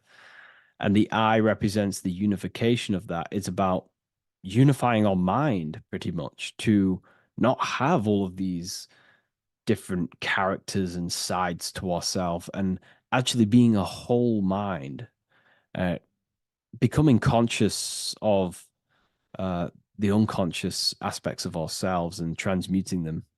And when we become conscious of something, we then hold the power to change it. If we have an unconscious part of ourselves, and we never truly realize it, we don't change it, and that unconscious thing can actually seek to control our thoughts, emotions, and actions from that place of the unconscious mind. So ultimately, that's what darkness to light represents. Darkness symbolizing things we are unaware of, because when something is in dark, you cannot see it. Most people are in darkness of their imagination. They don't realize the power of their imagination. They're unconscious of it. They don't use it. And to become conscious of that is to put it into light. Shedding light on something reveals something. If I shine a torch on an object, it's going to reveal it. It's the truth. So it's about becoming conscious of the aspects of ourselves that we may be unconscious of, and actually using them and transforming them as tools. And again, we have the eye with light, with white and black. This is duality. You are also the witness consciousness, as previously mentioned, and the witness consciousness thinks in duality. We think we are the hater and the lover. We are the deceiver and the truther. The truth is that consciousness thinks within duality, and within the mind, beyond the witness, there is duality in thought. But in truth, you are not either. You are neither the positive or negative thought. You are the witness of it. There's a great saying in the Gospel of John, and I can't remember exactly the words, but it goes something along the lines of, lift the wood, I am there. Lift the stone, I am there. It's basically saying that everything is the I am, everything is the same consciousness. No matter where you go in the universe, you're talking to self. You're talking to the same thing. You're seeing the same thing. It is the same consciousness that is everywhere. So consciousness thinks within duality, and it is the light and the dark, and we have the ability to transform between them. And some people think that, darkness is all evil. Darkness is not inherently evil. Darkness is not inherently evil. There are dark aspects of the world that help you actually progress into the light. Without the darkness, consciousness can't move into the light, into knowingness. Without bad, there is no evil. They are needed. Both of them are needed. So in order to understand the light, you have to understand darkness. And there are some forces of some forces of darkness in the universe that are purposely there to cause certain things to then push you and activate the good or the light. Some Gnostic texts talk about how there are beings that, very powerful beings, that purposely descend themselves into darkness on purpose to make things happen in certain people's lives, so it actually pushes them towards the light, towards the good. So, this is ultimately the whole allegory of Satan is. Satan was created by God, and Satan is necessary, which is symbolic of darkness. It's symbolic of evil, the evil forces of the universe, because the universe is simply just one force of consciousness, and that one force can express itself in good and evil. The power of the mind can be used to kill, or the power of the mind can be used to create amazing things. So there is only one force in the universe, symbolized by the one eye, the one force of consciousness, and that one force can be used for light and dark, which is the checkered board. It's also symbolic of the checkered board being on the ground, symbolizing the earth, which is base awareness, duality thinking, base consciousness, stuck in division consciousness. And the one eye symbolizes unification of the mind, a balanced internal perception. We're rising from the ground to the sky, symbolizing from heavy to the light, from darkness to light. The eye is also symbolizing perception, what we perceive. And this is ultimately the end goal of all occult and esoteric research, is to gain more light, to gain a higher perception of the self, to gain a higher eye, a higher perception. That's why the eye is always raised above, symbolizing you're chasing the eye, you're chasing a higher perception of yourself and reality and the universe.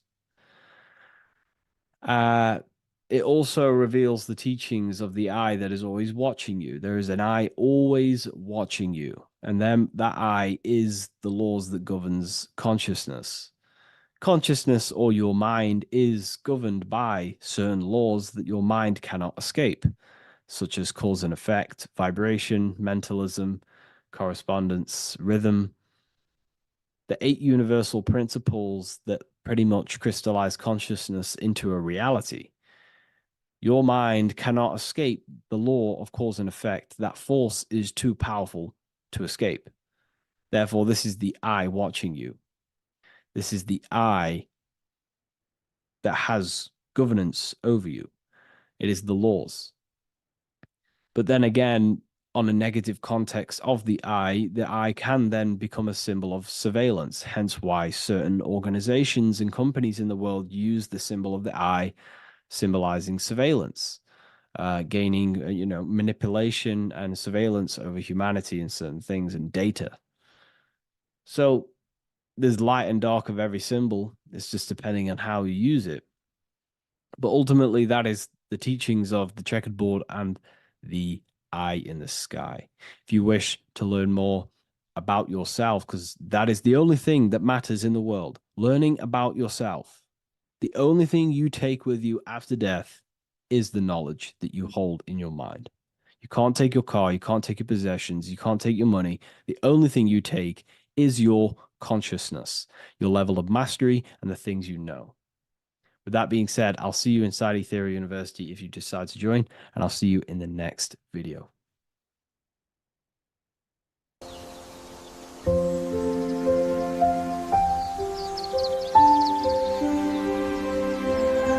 bookofwisdom.com.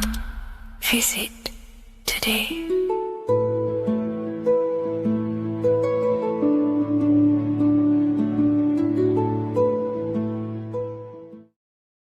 So in this video, we're going to be breaking down the symbolism of the skull and bones.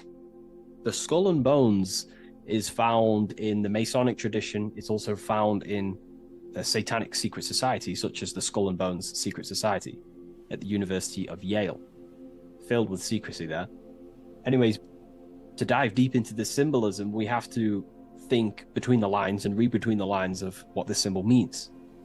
So this symbol is obviously a symbol that represents something in yourself.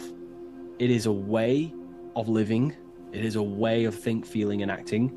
It is a state of consciousness. Each symbol represents a state of consciousness.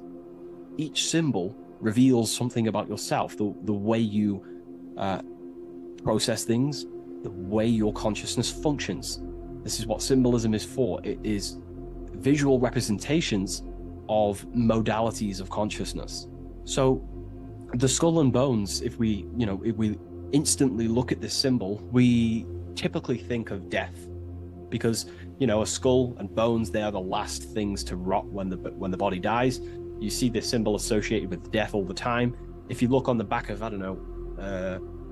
of a product such as cigarettes or what else, vapes or vape liquid, you will see this symbol. Why? Because it represents poison or something that can kill you, or death, something that is toxic. So you always see this symbol on products that are toxic, things that can cause harm or internal damage to the physiology of the body. So that's a very basic exoteric term, which is external. It's a very external teaching. But inside the occult and esoteric traditions and occult schools of thought, this symbol represents the death of someone's consciousness or spirit. It is the death of their soul. Now, what do I mean, the death of their soul? This is used in satanic societies, or it's used in Masonic traditions. Two different meanings, okay? So inside the Masonic tradition, this symbol of the skull and bones is always found on a coffin, on a Masonic coffin. The coffin will have a symbol of the skull and bones. And if we observe the symbol, we have two interesting sections. We have a skull and we have bone, okay? These are two symbolic aspects of consciousness and forces of consciousness. The skull encloses the brain, and the brain is all to do with intellect and thinking, intelligence. However, these bones are for the limbs, such as arms and legs, and the arms and legs are specifically for action. The body uses these bones for taking action in the external material world, in the manifested world. So it's a symbol of thought and action, intelligence and action. But what is that the death of? If this symbol represents death, it is a symbol of, the death of something, which is the soul. Okay? You can have very high intelligence, and you can also act upon that intelligence. However, you could also have no connection with your divine nature. So the thought and the skull and bones is a state of consciousness representing someone who is in the coffin. The Masons use this on a coffin. It is a symbol of thought and action. Mainly, it represents base consciousness. In the Masonic tradition, it represents base consciousness. I'm going to explain the satanic tradition of the symbol after. But in the Masonic tradition, they use this symbol to represent someone who's on base consciousness, which means they only think and act. They have no connection with the divine self, no connection with their higher self or the spirit or the divine nature of themselves. They only use their intelligence and they only use their body. They have no connection with emotion. There is no emotional symbolism in this image here. Hence why the image is either gray or black. It's normally gray because gray symbolizes dullness.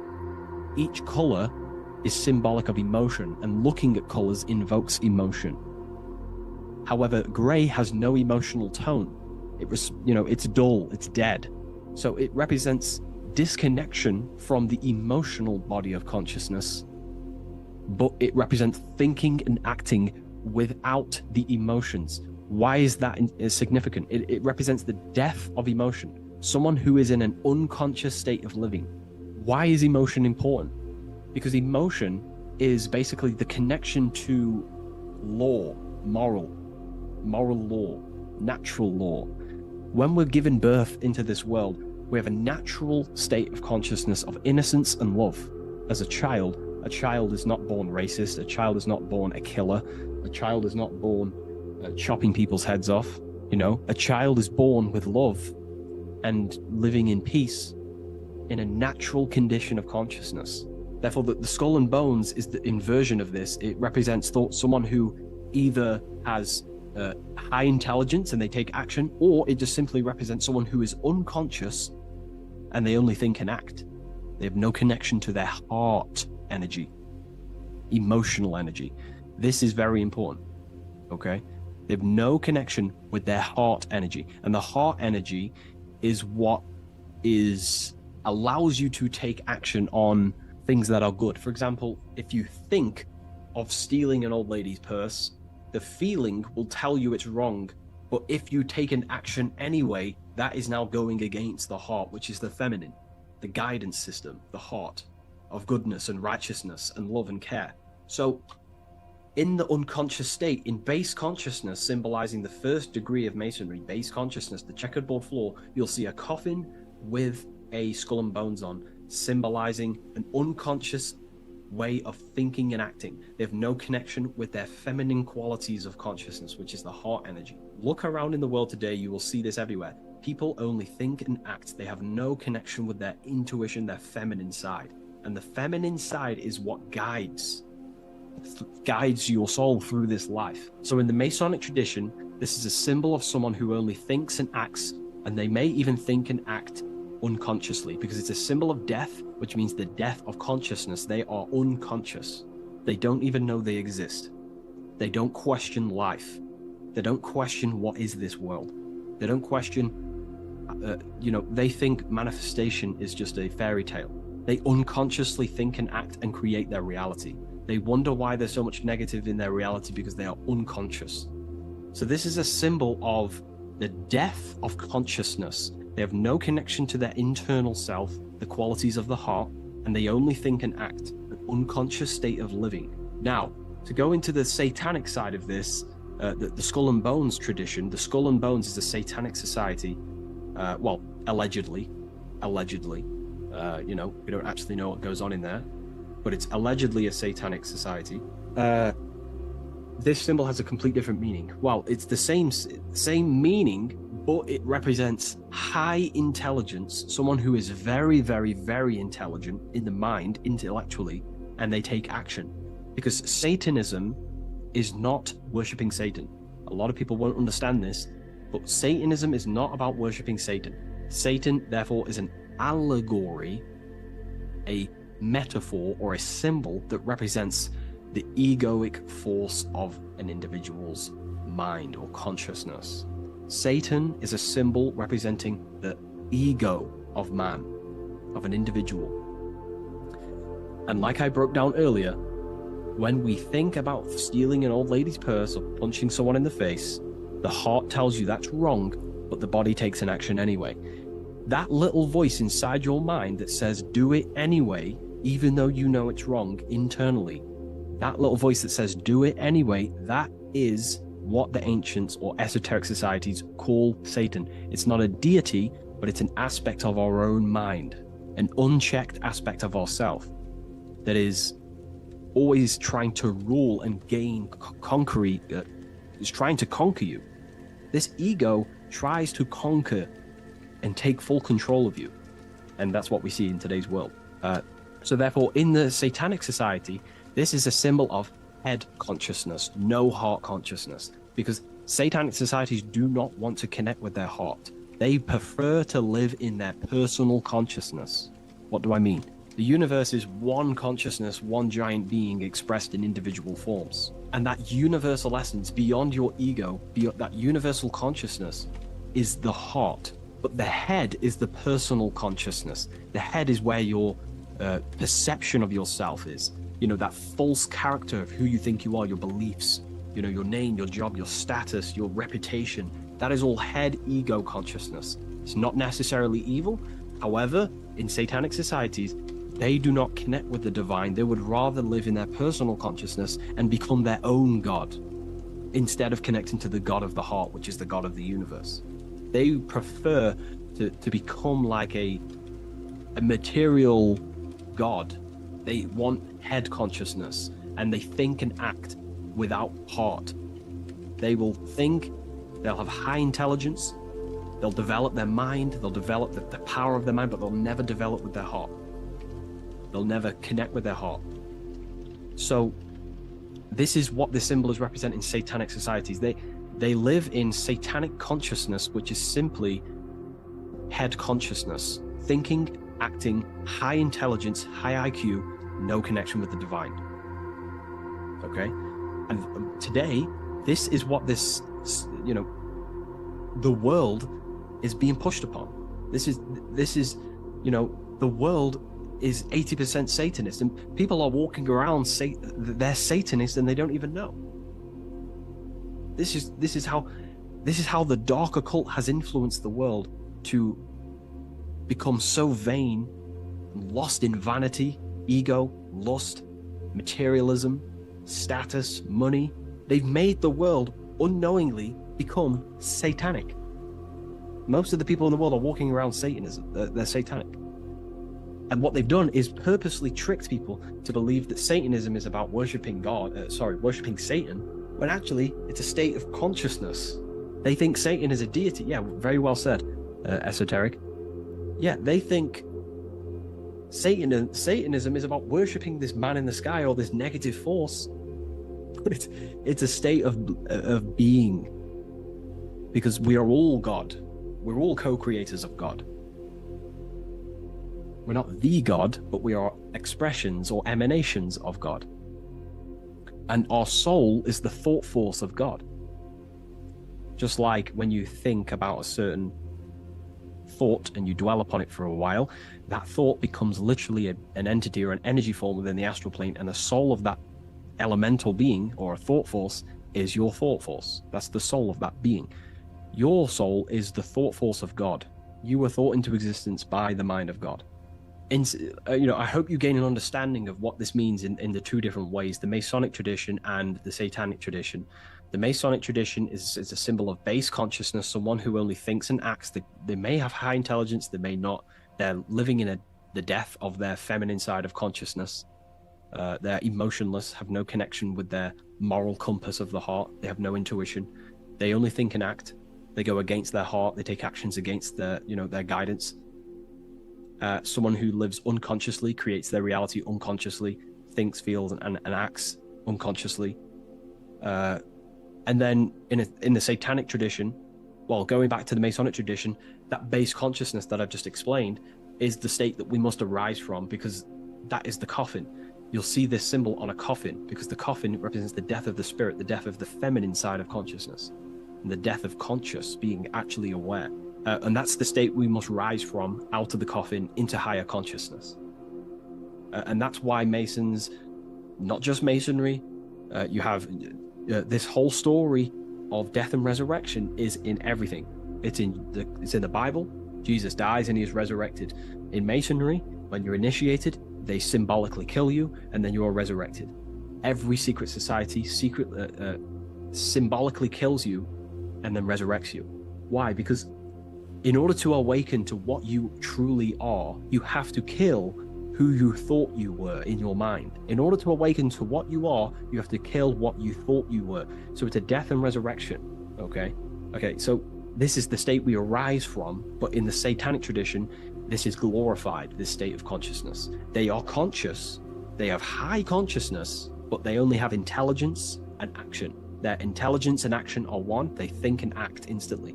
But they think and act at the expense of others because they have no connection with their heart. There's no heart symbolism here. It's a symbol of intelligence and action, the mind and the body. So the Satanic tradition, they think and act at the expense of others. They seek to control other people because they have no connection with their heart. They have no connection with empathy, love, or care. They only care about themselves and the brotherhood of their secret society. This is what true Satanism is. It's not about worshipping Satan. It's about serving Satan, which is your ego, the egoic force that tells you not to go with your heart. So yeah, I hope that clears some things up about this symbol.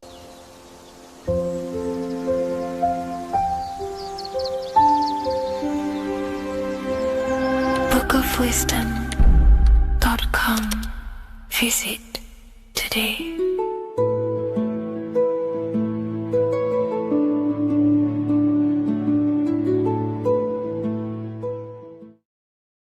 What is good, people? We're back with another video, and today we're talking about the chakras. Let's jump straight into this because I know there's been a lot of requests for this video. So let's jump straight into this. So you have 7 chakras, right? 7 chakras, and these chakras are feeding off your electromagnetic field, known as your aura. This is both positive and a negative pole, male and female, right? This electromagnetic field is made out of electric and magnetism, and together they come as electromagnetic. Now, your chakras, the word chakra just means wheel, spinning wheel, because that's what they are. They're spinning wheels of energy. They do not exist on this physical plane. They exist on the etheric plane. Okay. Now, these energy centers are known to regulate your emotions, and each energy center controls the organs and cells in that particular area of the body. So, for example, your sacral chakra will control the cells and organs of your sexual reproduction area. Okay, the navel chakra or solar plexus will control the digestion in your body. Same with the heart, same with the throat, right? So they are like mini brains for each center of your body. They run along up the spine, but notice the crown chakra exists outside the body. It's just above the head. Now, this process of the chakras is obviously the 7 colors of the rainbow, starting from red, which is the lowest vibrational color, all the way to violet, which is the highest vibrational color. This, like I said, these energy centers are feeding off your electromagnetic field. So if these chakras are unbalanced, they are taking too much energy from your electromagnetic field, making it weaker. Now, this is the North Pole. As you all know, the Earth is flat and we live inside of a giant torus field, and the North Pole is the Earth's heart chakra. And this is why the aurora borealis, or the northern lights, whatever you want to call them, that's why they are green, and they are being emitted from this center point of the Earth, because it's symbolizing the heart chakra, which is green, right? Now, you do work your way up to these. However, this is a torus field. You are a torus field. You have different layers of this torus field, right? And you need to balance all of these chakras, but you can't move up these chakras until you open the one below it. So it's like a stairway. You can't go to your solar plexus without going through your sacral.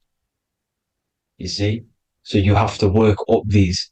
However, you have to work up these and then live from the heart, because the heart is the center of the torus field. It's the balance between male and female poles, positive and negative poles. So you have to balance all of these chakras and then bring them all into one, which is the heart chakra. Now, they exist on the etheric plane. They exist on the etheric plane, and the etheric plane is a layer of the material plane. It's the one higher than the material plane.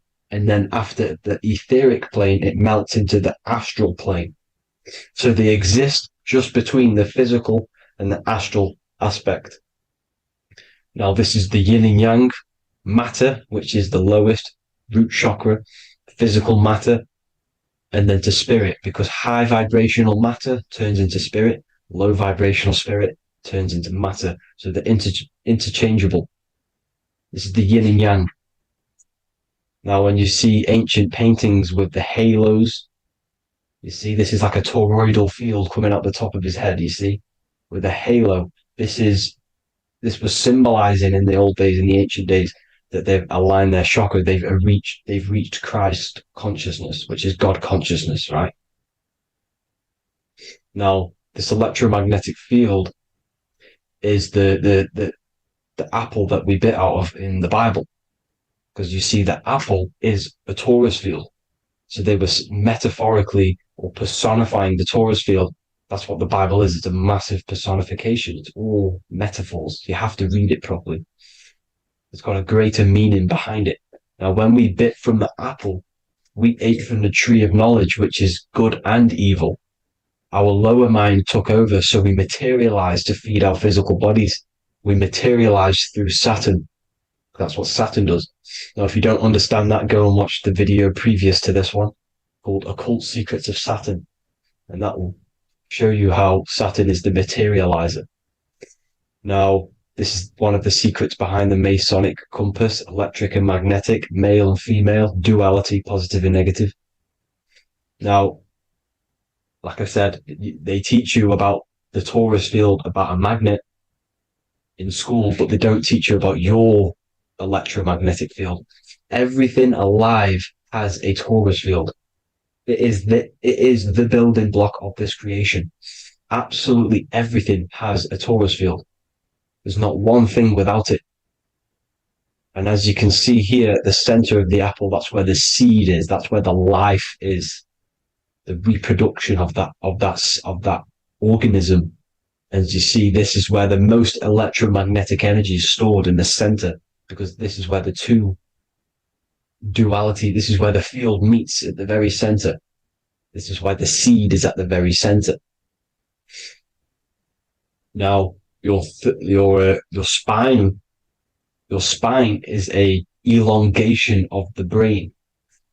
The brain is heaven, and the bottom of the spine is hell. So this is Saturn, which is the root chakra.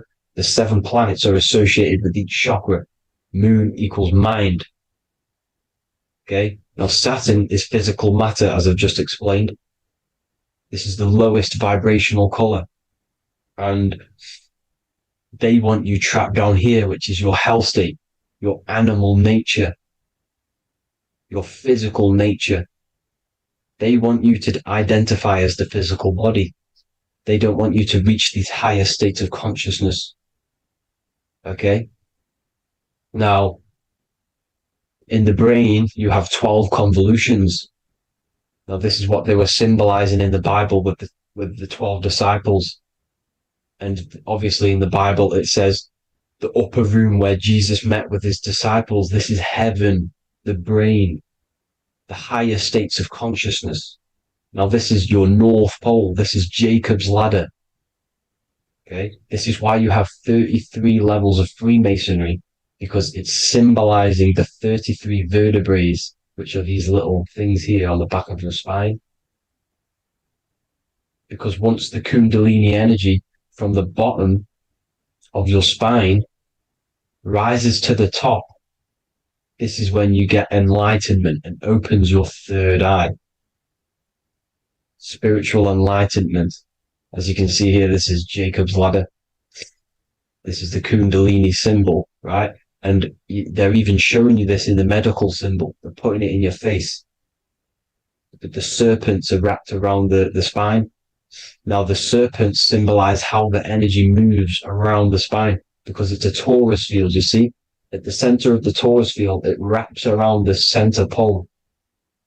It wraps around it, and this is how the energy moves up. So they're symbolizing it with the serpents. Okay? Now, every religion has a sacred river. For the Egyptians, it's the River Nile. For Christianity, it's the Jordan River, right? This river is the canal, the energy canal at the center of your spine, all the way leading to heaven, to the Holy Land.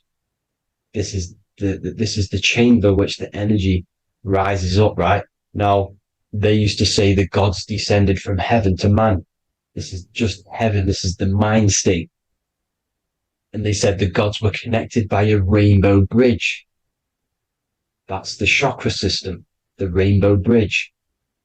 Okay. Now, the ancients called this place Midgard, Earth, where both evil and good live, right? Midgard. But you can go to heaven, which is a pure mind state, because once you're in heaven, nothing negative can ever bother you. That's completeness, pure Christ consciousness. Now, this is why Jesus dies at 33. He didn't actually die, but it's symbolizing the death of the physical body. Not the death of the physical body, but his consciousness rising above the physical body to, as I said here, matter to spirit. Matter died off and he came spirit consciousness. This is symbolized by the 33 vertebrae, which is obviously the 33 levels of Freemasonry. And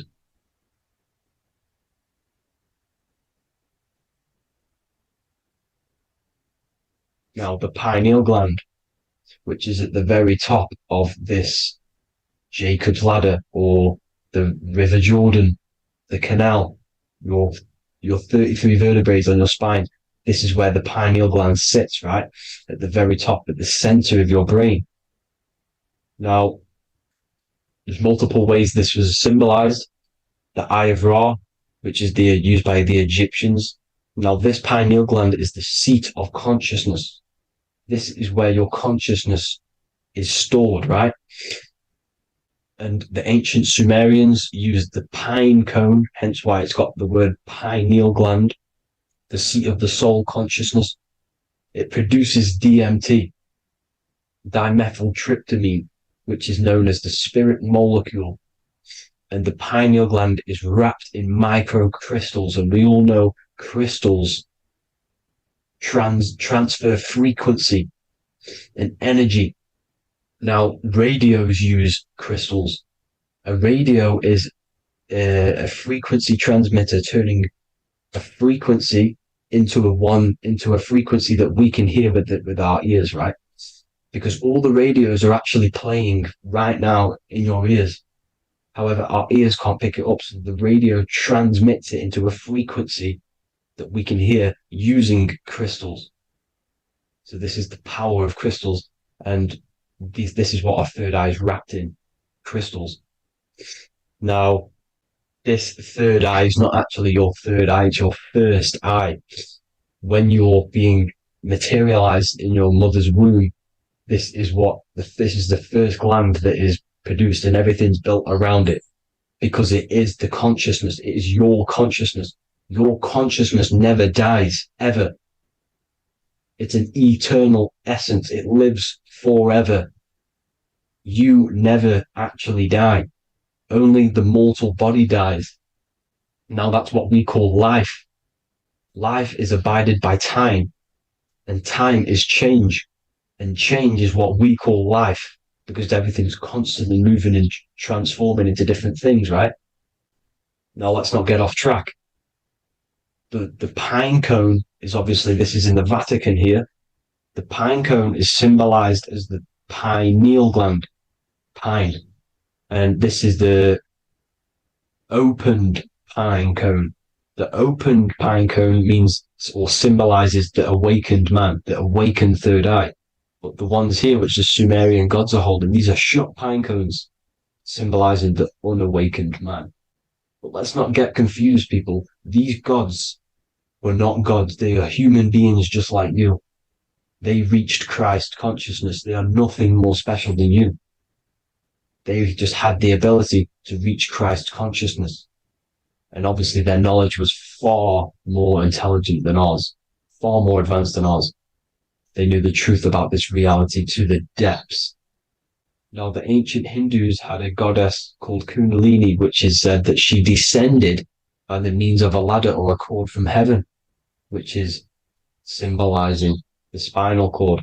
Now, this is what hickory, hickory dock, the mouse went up the clock and came back down. This is all these stories, like Santa as well. Santa comes up and then down the chimney. This is symbolizing the Christ oil. There's an oil which is produced in your pineal gland, right? And this oil travels down the spine. And once it's down on the spine, you must have to raise your consciousness, just like I said, with the chakras. You have to raise your consciousness, raise your vibration to heat up this oil and turn it into a gas. And it travels back up the spine through like the serpents up the spine, and this awakens the third eye once it's coming back up the spine and hits the pineal gland.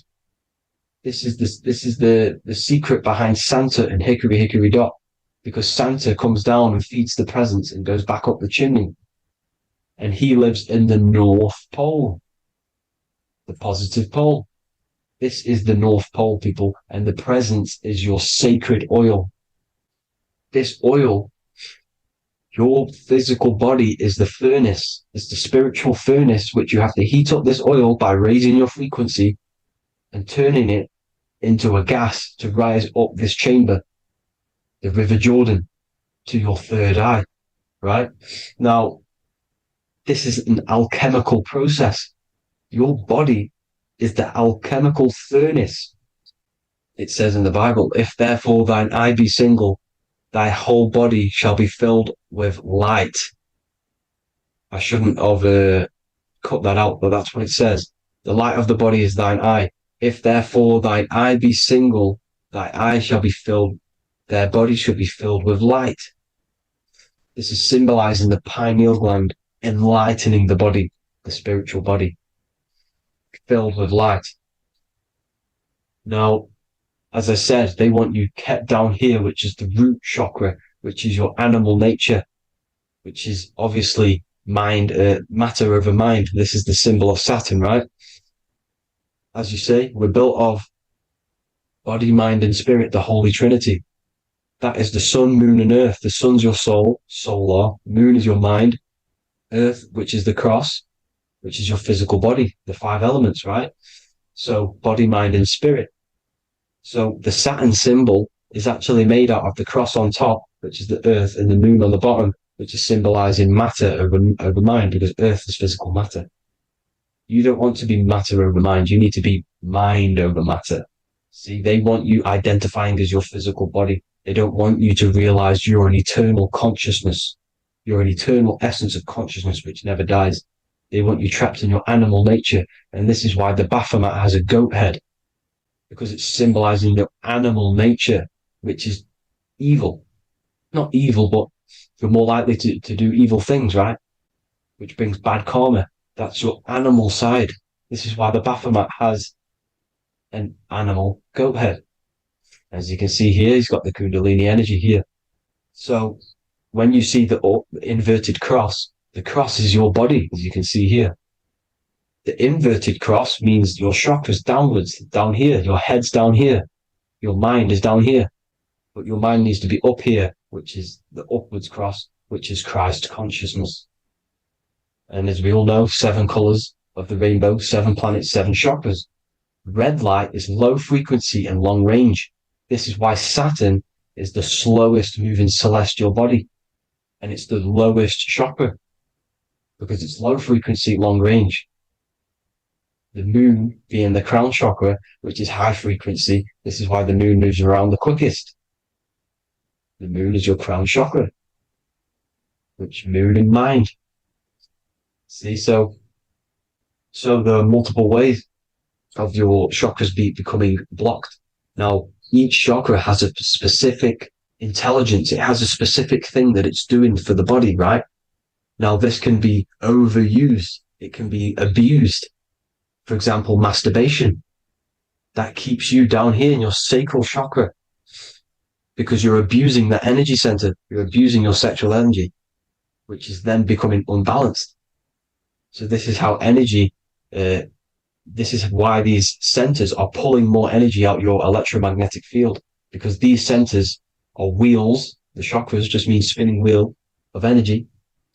So when you're abusing these certain centers, you're pulling energy out of your electromagnetic field, which is making your field weaker, which is making your frequency lower, which makes you prone to diseases, prone to lower negative energy, right? So you need to align these chakras. You need to unbalance them. And as you can see here, you can screenshot these to see how they're blocked. I'm not going to go over each one because it'll take me forever, but have a little read yourself. This is why they're blocked. Now, the ancients used to say Aum when they meditated. Now, these are the 7 vowels. There's not 5 vowels, there's actually 7. Now, when they say Aum, they're aligning all their chakras by saying this when meditated. This is where the Aum originated from.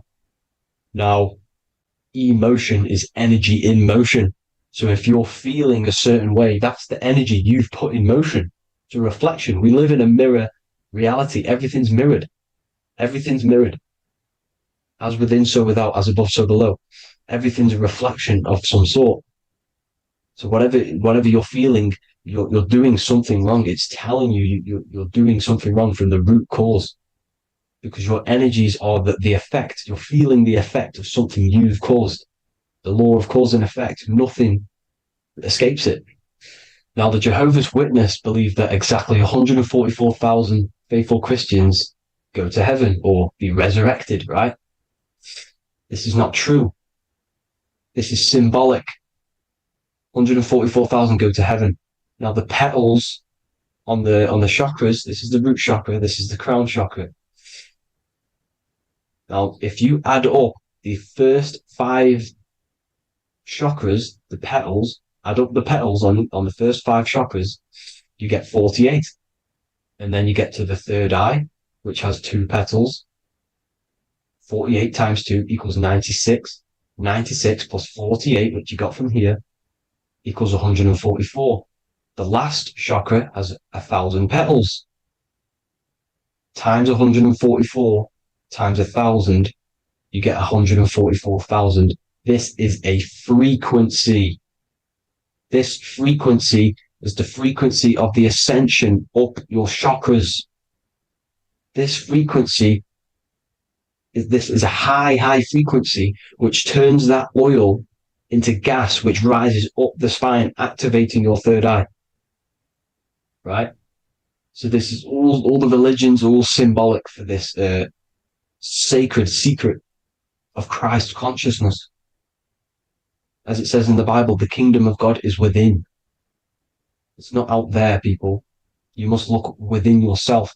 You are God. You are a spark of his consciousness, infinite consciousness, right? So 144,000 is a frequency, and you must achieve this. Like I said, these people in the past, they're not gods, people. These were just humans. Nothing special. They just reach Christ consciousness. Now, they keep you in these lower vibrational states with the food, right?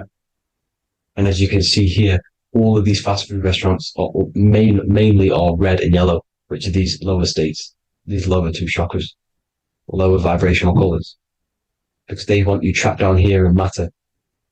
And these foods are so low vibrational, they will keep you down here, because your gut produces, I think it's like 80% of melatonin.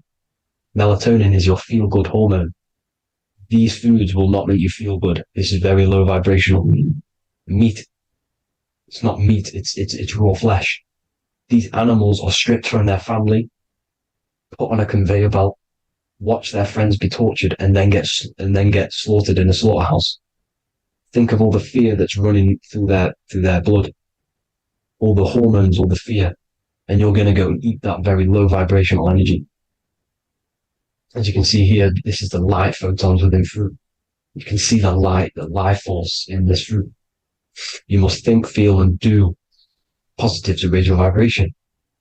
As you can see, earth equals heart. If you rearrange it, everything in nature is green, right? The aurora borealis is green. You must align all these chakras and then live from the heart, because the heart's the center of the Taurus field. You must become the consciousness in the center. So that's it for this video, people.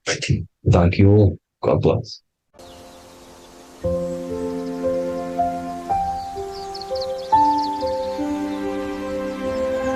bookofwisdom.com. Visit today.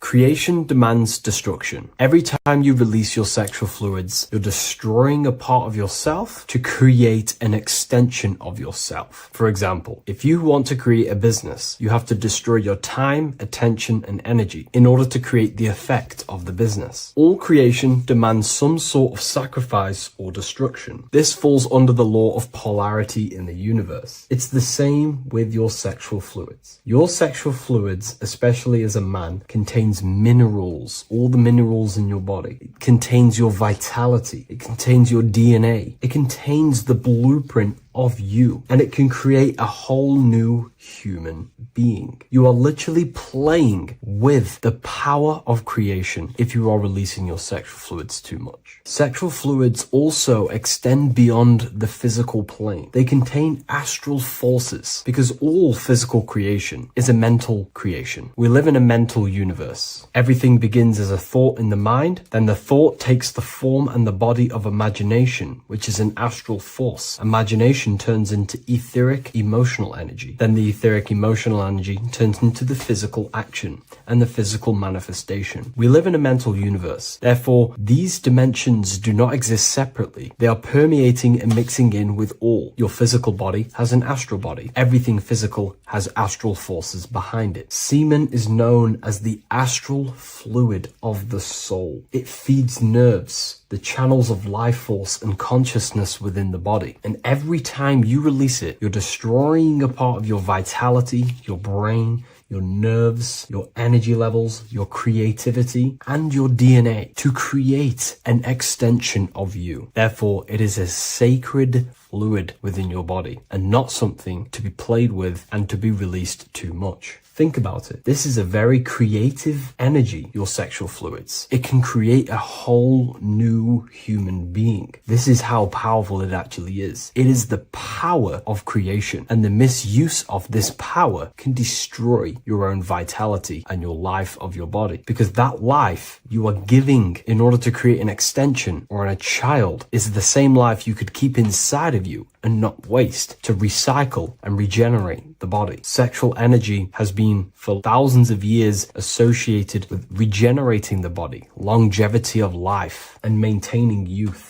Not only that, every time you release your sexual energy, it floods the brain with dopamine. Dopamine is the brain's reward system, created within the middle of the brain. It releases every time you've achieved something. However, sex or an orgasm is the most powerful feeling you can feel. It's the most amazing, intense feeling and release of dopamine you can possibly feel as a human. Therefore, if you flood your brain with this high amount of dopamine every single day, you are getting the epitome of human feelings every single day. Therefore, you will become numb to everything else in reality. You won't be able to enjoy the small things in life. And I know this firsthand because I experienced this myself. As soon as I stopped, this is when I started to enjoy the little things in life, seeing family, and I actually gained more energy, more ideas. We'll get into this a bit later. It is a creative energy. It creates a whole new human being. Therefore, if we maintain this energy, we can maintain our creative power within us, because that's what we are. We are all creative beings, moving energy from higher dimensions of consciousness, the mind, into lower dimensions of consciousness, the physical world. You hold the power to create. You are not in a world. The world is working through you. You do not possess a life. Life is working through you. You are not in a universe. You are the universe. It's moving through you. There is no past, present, and future. The present moment is you. When we release every single day or frequently throughout the week, like I said, we're triggering the brain's reward system, dopamine, which makes you feel as if you have already achieved something. And if your brain is telling you you have already achieved something by overusing your sexual fluids, then you will not have the motivation to achieve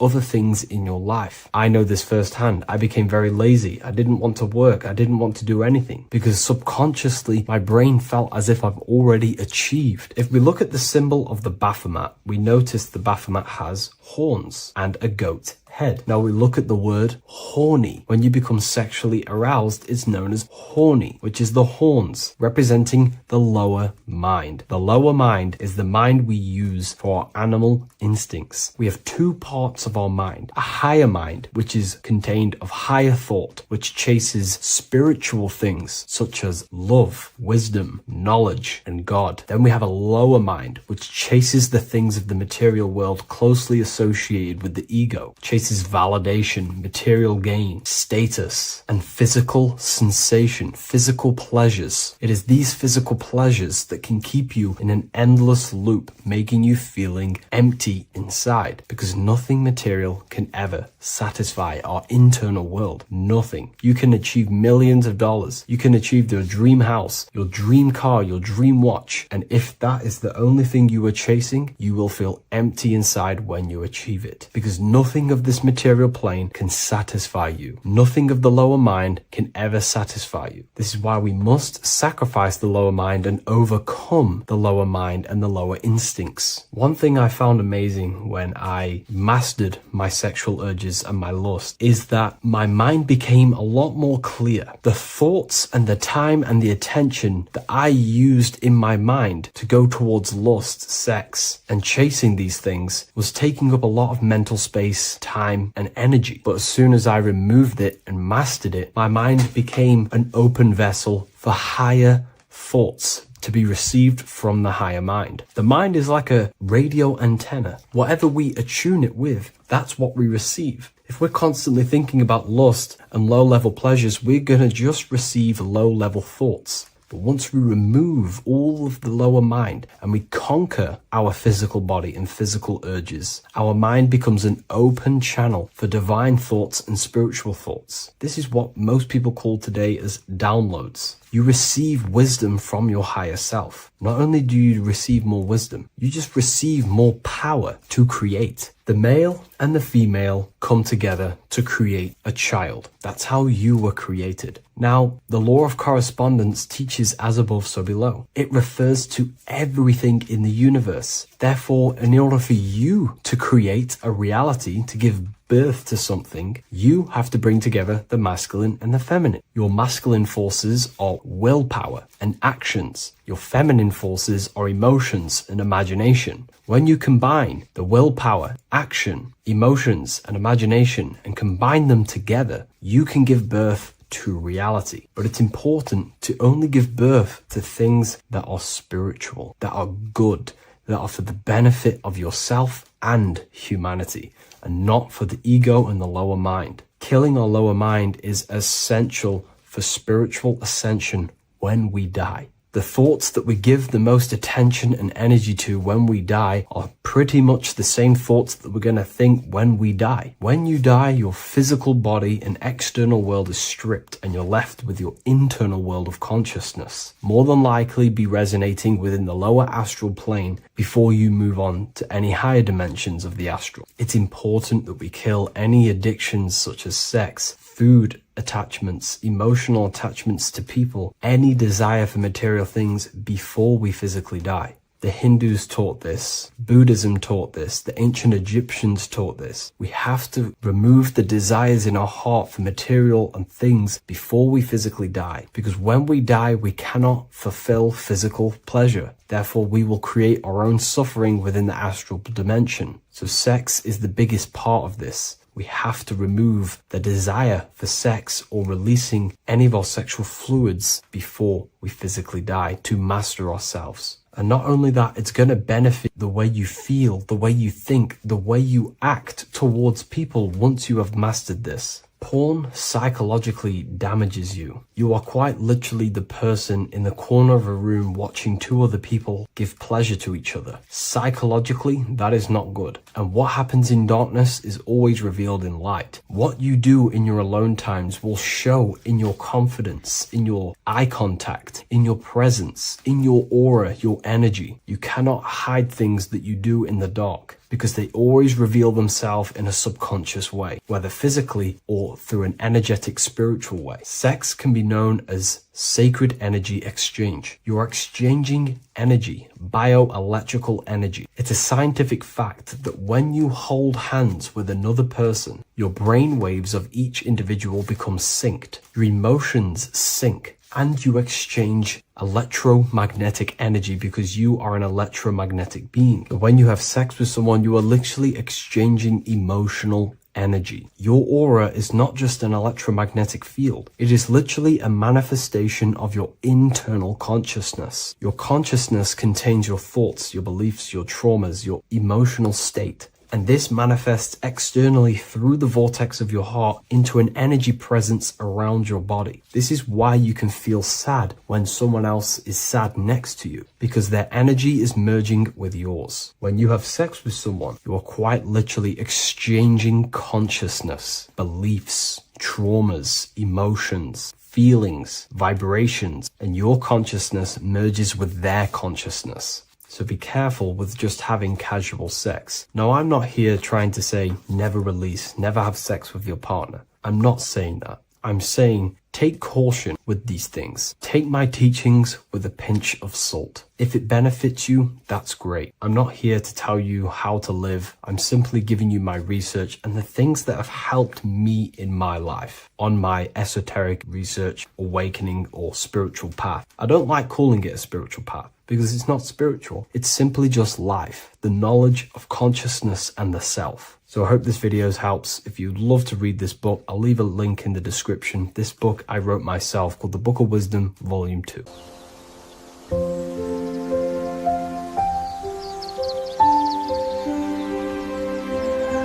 bookofwisdom.com.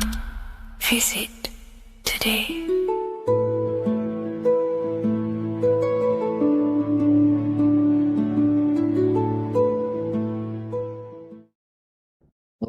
welcome to another video, people. Before we start, please like, comment, and subscribe if you wish to see more content. Today, we're going to be talking about the mental universe and how everything is mental. This is the number one law on the Kabbalion. If you've never read that book, it's called The Kabbalion. A very good book. It's the first law because this is the most important thing you need to understand, is how everything exists within the mind. Behind every single one of these eyes is the same consciousness expressed in different bodies. The mind is what gives perception to what you're experiencing. Behind every single one of these eyes is the exact same consciousness, but the brain that they inhabit is giving them a different perception, a different being, a different body. Now, this is the difference between humans and animals. Humans possess a advanced consciousness, an advanced mind that gives us the ability to be aware of ourselves mentally, physically, and spiritually. We can reflect on ourselves. When a dog looks in the mirror or an animal looks in the mirror, it doesn't know what it's looking at. It doesn't realize it has a consciousness. It can't reflect on itself. It can't say, I want to improve in this area. It doesn't have that consciousness. We have a divine consciousness. Take away the N for divine, and you get with a D, put it with a D, you get divide, because we have a divided two-way consciousness. An animal only has one. However, it's still the same mind. We're all mind. We're all mental. We all exist within the mental plane. Look at this person walking. The body, the brain, is sending electrical signals through the 12 cranial nerves, which the 12 disciples that spread the gospel of Jesus, right? You have 12 cranial nerves in your brain. There are 12 disciples which spread the gospel of Jesus. Jesus represents the mind, the intelligence, the invisible intelligence that we all are, the same intelligence, the same exact consciousness, which then sends a command into the brain. Then the brain sends these 12 electrical signals through the 12 cranial nerves to control the rest of the body through the nervous system. This person walking is not, the body is not walking. The mind is telling it to walk. And the brain is it's a supercomputer which is decoding these demands given to it by the mind. Because the pineal gland will have something to do with the ether, because the ether is physical and non-physical. The mind is sending the commands through the ether to the pineal gland, which is then getting broken down into electrical codes within the brain and sent throughout the nervous system to control the body. And this is why in the Sims simulation, because the body's the simulation, it's a false reality. It's the fake reality. It's not the real you. You are formless. There is no form. But the third dimension is a dimension within your mind. Matter, mind, light is all a product of your mind. It's all in the mind. Now, this is why The Sims has this green little diamond on top of the head. Because this is you. This is your invisible intelligence controlling the character. Okay? It's controlling the character. And this character is in the world. Your consciousness isn't in the world. The world exists within you, but the body is a vehicle for that realm that you land in. When you have a dream, your mind transcends this body into another body, duplicates your body, into another universe, unite. Unite is one. We're all one. It's all one universe, expressed in many different ways, infinitely. And the vehicle that you land in is the body to operate in that realm.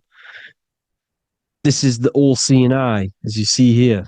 The eye, this is all the intelligence. This is the ball of consciousness, God, expressed in different bodies. We're all this same one in different bodies, as you can see here. And this intelligence is expressing infinitely throughout the universe. An infinite universe. There's no beginning, no end. There was no beginning of the universe. There is no end. It's infinite, always has and always will. But the mind is what gives you the ability to explore the universe, to make perception of it. We are God in disguise. We are God in disguise. We are God in flesh. But the body can become attached to the mind, can become attached to the body if the mind is not aware of itself. When the mind is that blinded by matter, and we lack knowledge and understanding of what we truly are, a formless, infinite being, a traveler. This is why Freemasons are called Freemasons. Mason means traveler, free. You're a free traveler because your consciousness is a traveler of the universe. When we lack understanding, our mind bounds to the body because we don't separate the body with our different layers of consciousness. When we separate them and identify that we are mind, body, emotion, you then can apply this knowledge to when you want to astral travel and explore the different realms of your mind, because the mind is the universe. People, this is what we need to understand. The mind is the universe. I am you and you are me. This is the Egyptians showing you this. The Ankh is the symbol of life.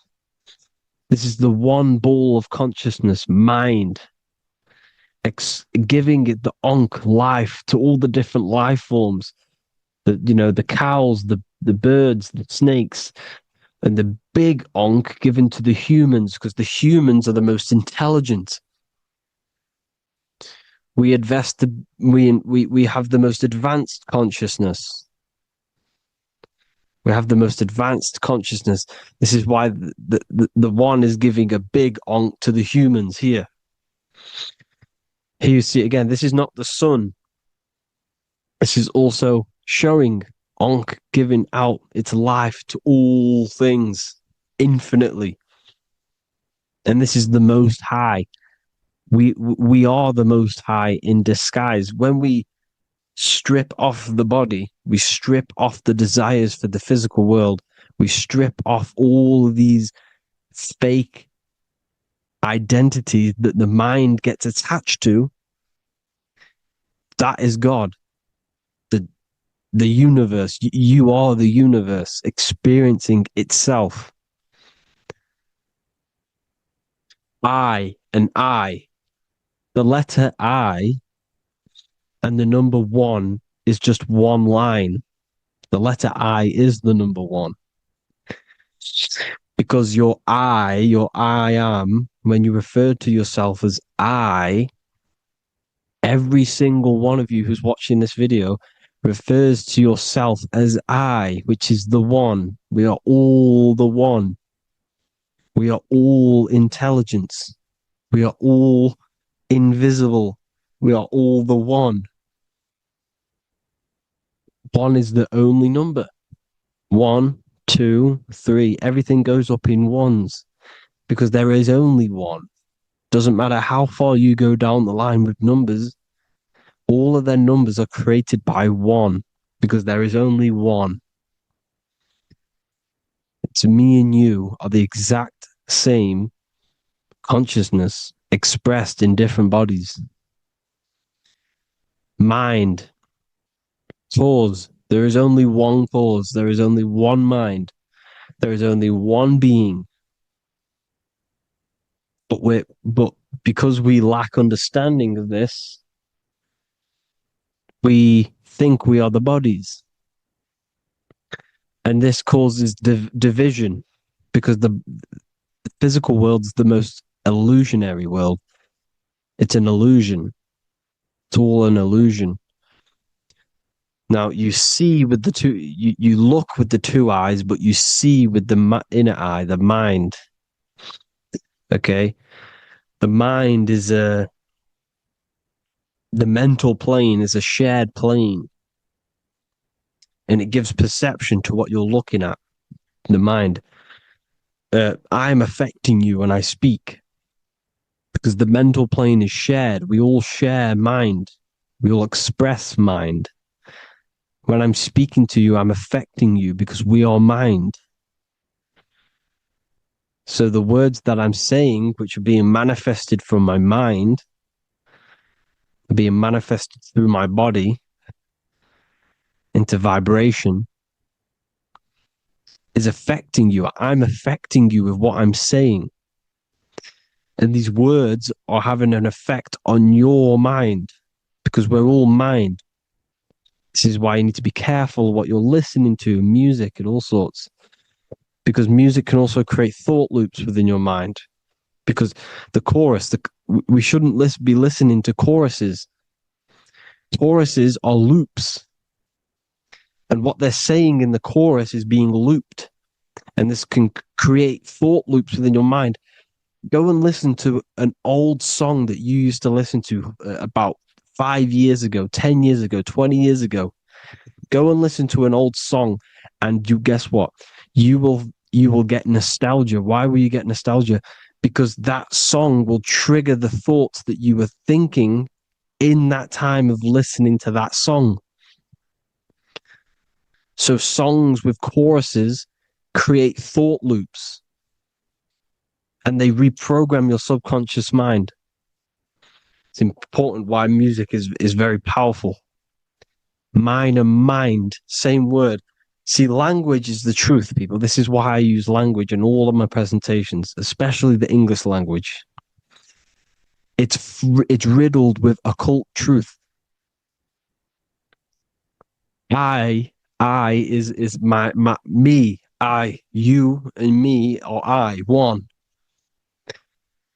We are not the name, we are I. Every single one of you is I, because we are all the one, all mind. Now, the only thing that is truly mine is my mind. When you say something is mine, it's an illusion. It's not yours. The only thing that is mine is mind, my mind. Okay? It's my mind. It's the only thing. It's the same word, mind and mind. Like I said before, everything's one. Hot and cold is different degrees of the same thing, of the one substance, of degrees. The 7 colors are different frequencies of the one white light. Everything is one. There is only one. We are all one. Everything is one. Hot, cold, day, night. It's the same degree of one, which is mind. The mind's perception is what's giving it, labeling it hot or cold. The mind's perception of colors is what is giving it red or purple, hot or cold. There is only mind. The mind gives things perception. There is only one, that is mind. The conscious and the subconscious mind. The male and the female, these are married. The subconscious mind is your hidden part of the mind. Okay, it's hidden. You can't really, you can access it through different meditations and Reiki teachings, and dreams are manifestations of your subconscious. This is how you know mind and matter are one, because your mind creates matter in dreams. Your subconscious manifests everything in a dream, in the astral realms. The conscious is what you're conscious of, what you're consciously thinking of. So me, I am conscious that I am speaking into this mic and creating this video. My subconscious mind is the hidden part of the mind, which is speaking to my heart, telling it to beat. It's telling my food to digest. It's regulating all my blood. It's doing everything in my body without me being conscious of it. Without me being conscious. The subconscious is the feminine. The conscious is the male. The Bible, of course. Proverbs 12:4. Helpful, not helpful, an excellent wife is the crown of her husband, but she who brings shame is like rottenness in his bones. In the same way, husbands should love their wives as their own bodies. He who loves his wife loves himself. You can take that physically, you can take that literally, or you can take it metaphysically. See, the Bible's written in such a way where you can take it as your level of realization.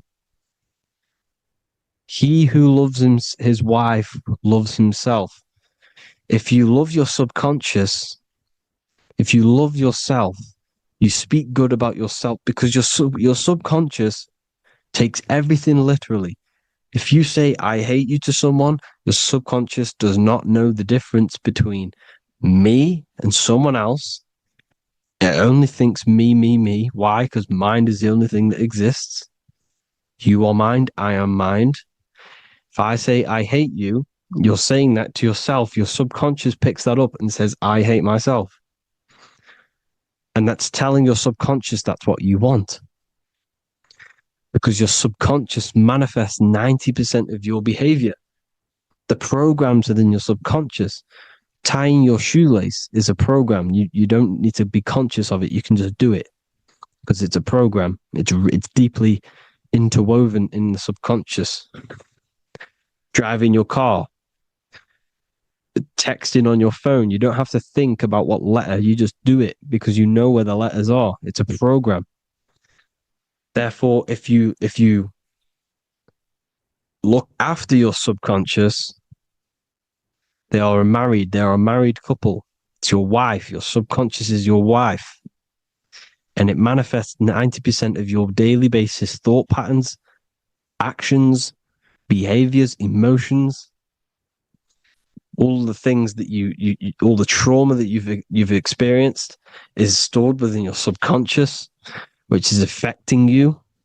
So let's say you were in a car crash 10 years ago and you had a really traumatic event, you really hurt yourself, and you had a very, very, very strong emotion that you felt of pain. That will still affect you today. And why? Because it will manifest into your behavior. How? Well, you'll be cautious of what cars to go in and who. You'll be cautious because of that event that stored within your subconscious, because of that feeling you felt was so painful and so strong. It's still manifesting into your behavior today. For example, you won't go in certain cars, you won't go with certain drivers. The subconscious stores everything, all your memories, the programs, and everything. So if you trick the subconscious, that's how you manifest your life. If you trick the subconscious, you already have something. And therefore it will manifest into your life, into your behavior, thoughts, and actions. This is why the golden rule is to treat others like you want to be treated. Because I am you and you are me. We are all subconscious. We all have subconscious. Whatever I do to you, I do to me. Because my subconscious picks that up and thinks I'm speaking to me. Mind is very powerful. Whatever I do to you, I do to me. Treat others like you want to be treated. The golden rule. That is the only rule we need in this realm, in the universe. If everyone understood this rule and how the subconscious works and how karma works, we'd live in heaven on earth, the Garden of Eden, the golden age. As a man thinketh in his heart, so is he. Proverbs 23:7. Where your heart is, there will be your treasure. Your heart's the emotions. The storehouse of emotions is where you feel emotions. You have to let your emotions move through you, not become you. You can't let your emotions become you. But except be like the sky and let them pass through you. Be like the clouds and the stars passing over. Let them pass through you. Do not let them become you. And this is how emotions can take over your mind. We are driven by, when a man is driven by emotions, he has no self to control. You must control the mind, because the mind can be corrupted. Because your thoughts are electrical in the brain. Your thoughts come from the mental plane. So how the mind works is that you place your attentions on something in the mind, and infinite information just flows in. Think about it. When you think of a certain topic, as soon as you think of that topic, information comes flying into your mind. Different ideas, ping, ping, ping. It's all connected. It's why we call it a mindset, because your mind sets itself to frequencies. And when we think of something, we tap into that frequency, and just the universe, the mind, the mental plane just flows in information based on that frequency and that thought. The universe is just information. All of the information out there, nothing is new. It's all there. You just have to tap into it. You can tap into these different thoughts, and it's all there. Everything already exists within the mental plane. You don't think anything. You receive thoughts. We all share the mental plane. We affect each other. I'm affecting you. Listening to me is affecting your mental plane, your mind. The physical plane is the lowest plane. It's the world of effect. Everything you see in the physical plane is the effect of mind. Like I said, the person walking is the effect of their mind telling the body to walk. The physical plane is the lowest dimension of your mind. Mother Earth, we are in a mother. We're in the womb still. The Earth is feminine. It looks after you. It provides you with food for free. It grows on trees with water. It's Mother Earth. It's the womb. The dome above your head is your mother's belly. Okay? Is your mother's belly. You're in the womb still. You're forever in the womb because your mind's constantly expanding. Because when the baby's mind figures out that there is a reality outside of its mother, it starts to hear the people on outside of its mother, what does it do? It figures a way out of the mother, and it becomes born again in the water, in a hospital, into the other world. It's the same with our minds. When our minds figure out there is other worlds beyond this physical, we explore them. The astral plane, for example. You figure a way out of the body. Because when you're the firmament, look at the word firmament, meant at the end. Firm is firm, something strong, something like a rock is firm. If your mind is firm like a rock, you will be stuck under the firmament. So, for example, people who are very programmed and can't think outside the box, they have a firm mind and they'll be stuck under the firmament because your mind is the only thing that's keeping you under the firmament. It's the only thing. When you're doomed, doom is dome. This is the dome, which is your head. Your head is the dome. Above your head, above the earth is the dome, the ethereal barrier. But that's just an external manifestation of your head. You don't leave the earth, you leave your body to leave the earth, because your body is the earth. It's a dimension within your mind. So when you're doomed, you're domed. Your reality is your level of realization. You realize something, or when you have an idea, the mind, in the EYE or I, same thing, mind, it's all mind. Reality is your level of realization. You realize there's other worlds. That's your reality. Your perception's your reality. Mind in Latin is mens. Jesus was known as the fisher of men, which is the fisher of minds.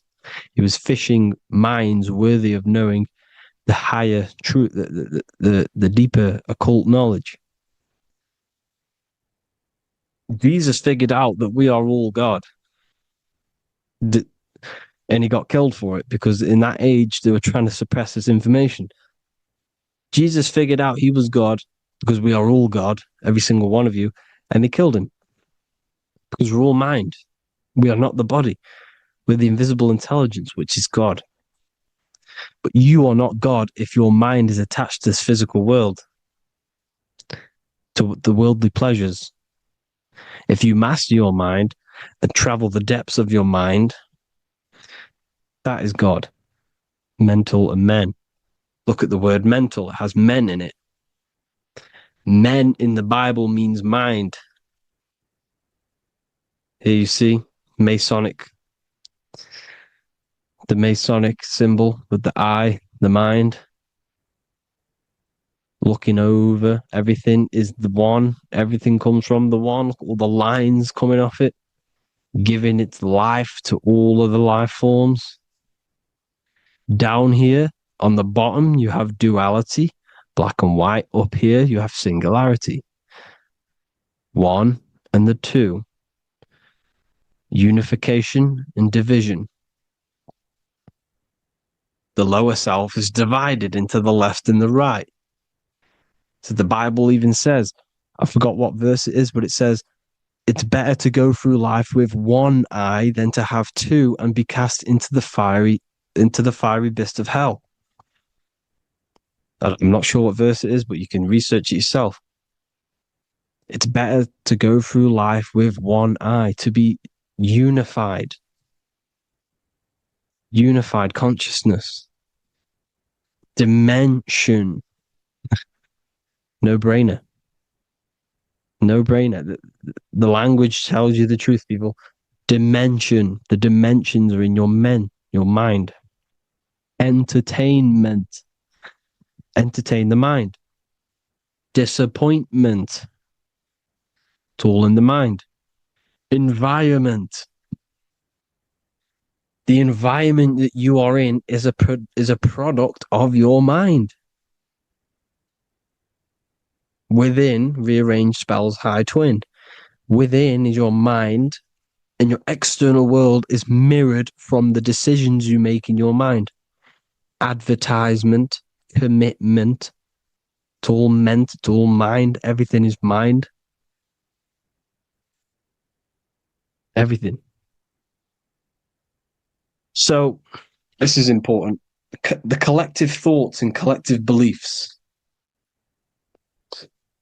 The collective, because we all share the mental plane. And because of this is why we are in a weakened state of consciousness at the moment. because the collective thoughts and the collective minds overall are asleep and they don't believe in anything. You see, everything is true within the mind. You think of something, it is there instantly. You think of a chair, it's there in your mind. You think of anything, it's there instantly. So everything's true within the mind. Anything can happen in the mind. Anything can happen on the physical plane if the collective consciousness, the collective minds believe it to be true. This is why back in the days, in the ancient days, you look at all the old world stuff, you see all this crazy technology, and it's because as a collective, as humanity back then, they believed that they had much more open minds. Therefore, the things manifested in the physical world were a lot more out of the box, so to say, compared to today. For example, magic is not as powerful today because the masses don't believe in it. It's still powerful, don't get me wrong. But if the masses believed, or if everyone knew magic could be real, because it is, anything's real in the mind, it would be a lot more powerful. You see? So and what they're trying to do is create a hive mind worldwide. They're trying to make one religion, an external God. What happens when you worship something external? You give energy to it, because where attention goes, energy flows. Where your mind gives attention to, energy goes there. And when we all believe in external gods and give our worship and our power to these external things, we all give energy to it, which will manifest as a demon in the astral planes. It's a hive mind. They're trying to make a hive mind to summon our energy. Trying to summon our energy. And it through mind, through collective thoughts. The hive mind. They want one religion, one government, one currency, one belief system. And that will create a hive mind, which will limit our consciousness, which will limit what we can do in the physical world. Because if everyone doesn't believe in certain things, it cannot happen, because it's all in mind. Mind is so powerful. I am you and you are me. I hope you all enjoyed this video, people. If you haven't already, join the Wisdom Academy. The Wisdom Academy, we have many occult lectures just like this one. Also, we have just launched Mindwave Hub. If you want genuine frequencies, genuine binaural beats, because the ones on YouTube, the ones on Spotify, Apple Music, they're all tuned to A440 hertz, which shuts down the right hemisphere of the brain. If you want to gain access to your true consciousness, your mind, you need to balance the two hemispheres and balance the chakras. You can do that externally by listening to binaural beats. If you want true frequencies, true binaural beats to hemisync the chakras, hemisync the brain, to gain access to the different dimensions of your mind, well, you can gain access anyway, but it's going to help you if you're trying to learn this. Join Mindwave Hub. The link will be in the description. Listen to the binaural beats, meditate to them, listen to when you go to sleep. They'll massively benefit you. Thank you all, people. Hope you had an amazing, lesson. Hope you learned a lot. And please subscribe. God bless you all.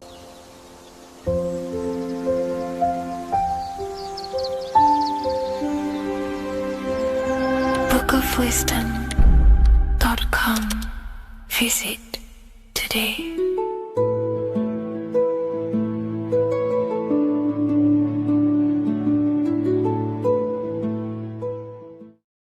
Religions were made to hide the truth about yourself, God, and the universe. You see, religion teaches there is a God separate from you. He created the universe separate from himself. They did this to truly disconnect you from consciousness, from God, and from yourself. Now let me explain. It's going to be very difficult to understand this from a left hemisphere dominated perception. The left hemisphere sees everything individual. The right hemisphere sees the whole. For example, if you're walking through a woods, the left hemisphere sees individual trees, leaves, twigs, and branches. The right hemisphere sees the interconnectedness of the whole woods.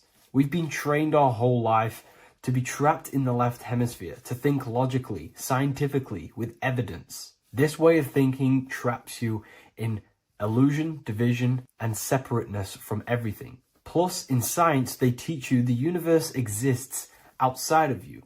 You exist in a universe, and the universe exists whether you exist or not. This is completely false. You are the universe experiencing itself. There is only one person in the universe. There is only one awareness in the universe, and that is God. That is your consciousness. Not your name, your job, your reputation, your thoughts, your beliefs. That is not God. God is the infinite awareness that you are, the alertness, the essence of life. You are an individual. You have a dual nature, an inner world, consciousness, and an outer world, this physical body.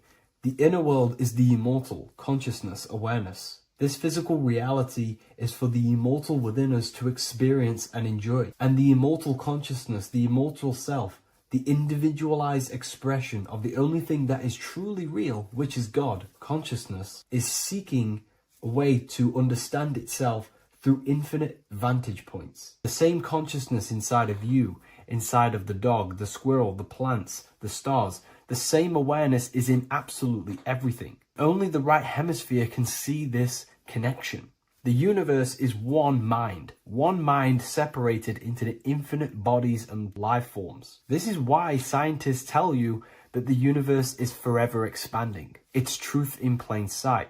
Because the universe is the mind, and the mind is always seeking more vantage points to understand itself. And the mind is always expanding into new realms of thought. The mind cannot be filled up. It does not exist in space. However, human awareness, human consciousness is very sacred. And the reason why I say that is because humans possess a two-way consciousness, unlike a dog, an animal, or a squirrel, for example. The dog looks in the mirror. It is not aware of itself. It doesn't look in the mirror and see that it needs to improve something. However, humans, we can look in the mirror and say, who am I? Where do I come from? And I need to change this aspect of me. I'm lacking in this area. Dogs do not have this awareness. They function only on their immediate surroundings, on survival and instinct. Human awareness is special because we have the ability to reflect on the self. We can question our consciousness. We can question, who am I? Where do I come from? And where am I going after this? The human mind has no limitation. We can surpass our animal nature and rise to a godly nature. This is the whole purpose of reaching Christ consciousness, which is just an ideal consciousness where we have control over self and we know who we truly are. Humans have been given the tools to awaken. Our five senses are locked only to perceive the physical world, but the mind holds the gateway to understand the unseen aspects of reality. The mind holds the secrets to the universe and consciousness. We just have to study ourselves to understand God. We are all individualized aspects of consciousness. There is only one pure consciousness in the universe, but we're fractaled into infinite life forms, experiencing this consciousness in a different form, molding this consciousness into individual egos and individualized consciousness. Me and you are made of the same fabric. However, I have thought different things, believed different things, experienced different things, which has conditioned my consciousness to be my own individualized aspect of God. And that's what makes me, me, and you, you. God is the creative power within us to turn thoughts into physical reality, to create things. We are a creator. Each one of us is a miniature earth, creating and building in this physical 3D reality.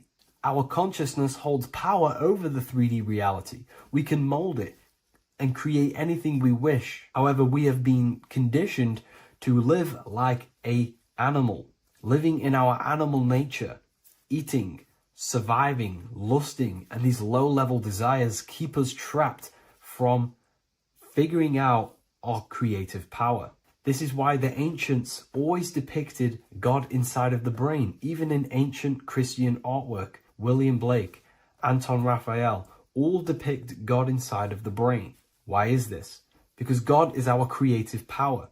The spinal column acts as a type of ladder of consciousness. If you just think about sex and act on sex, eating, consuming, and living in a survival animalistic state, then your consciousness is functioning on the lower end of the spinal column, where your reproductive organs are and your gut organs are to consume food. In order to activate the God within us and to us to truly know God, we have to be aligned with the God consciousness. We have to unlock the God within us so we can truly actually experience God and understand it. However, God exists beyond our personal consciousness, beyond our human identity. In secret societies, satanic rituals and satanic societies, they are seeking a way to escape the human identity through ritual work, meditation, and trance-like states. A trance-like state is like the state that you enter just before you fall asleep, where there is no thought present in your mind, because you are not the mind, you are the observer, you experience the thoughts.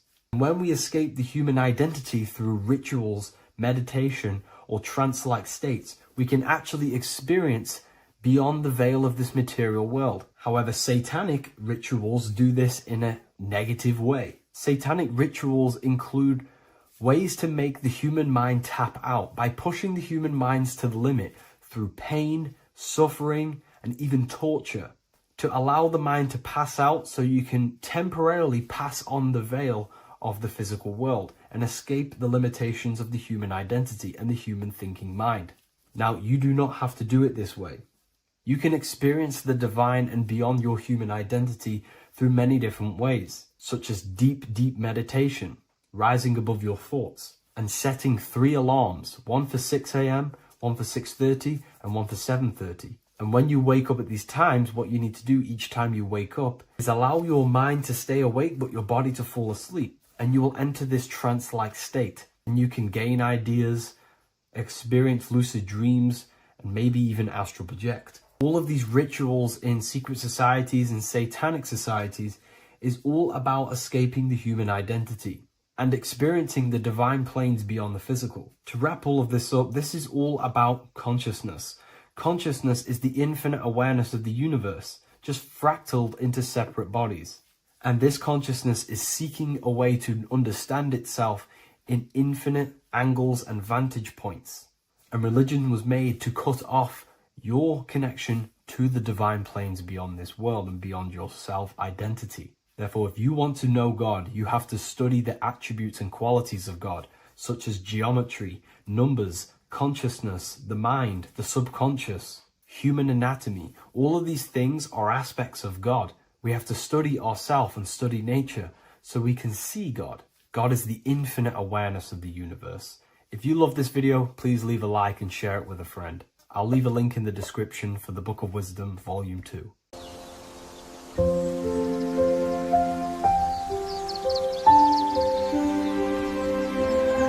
bookofwisdom.com. Visit today.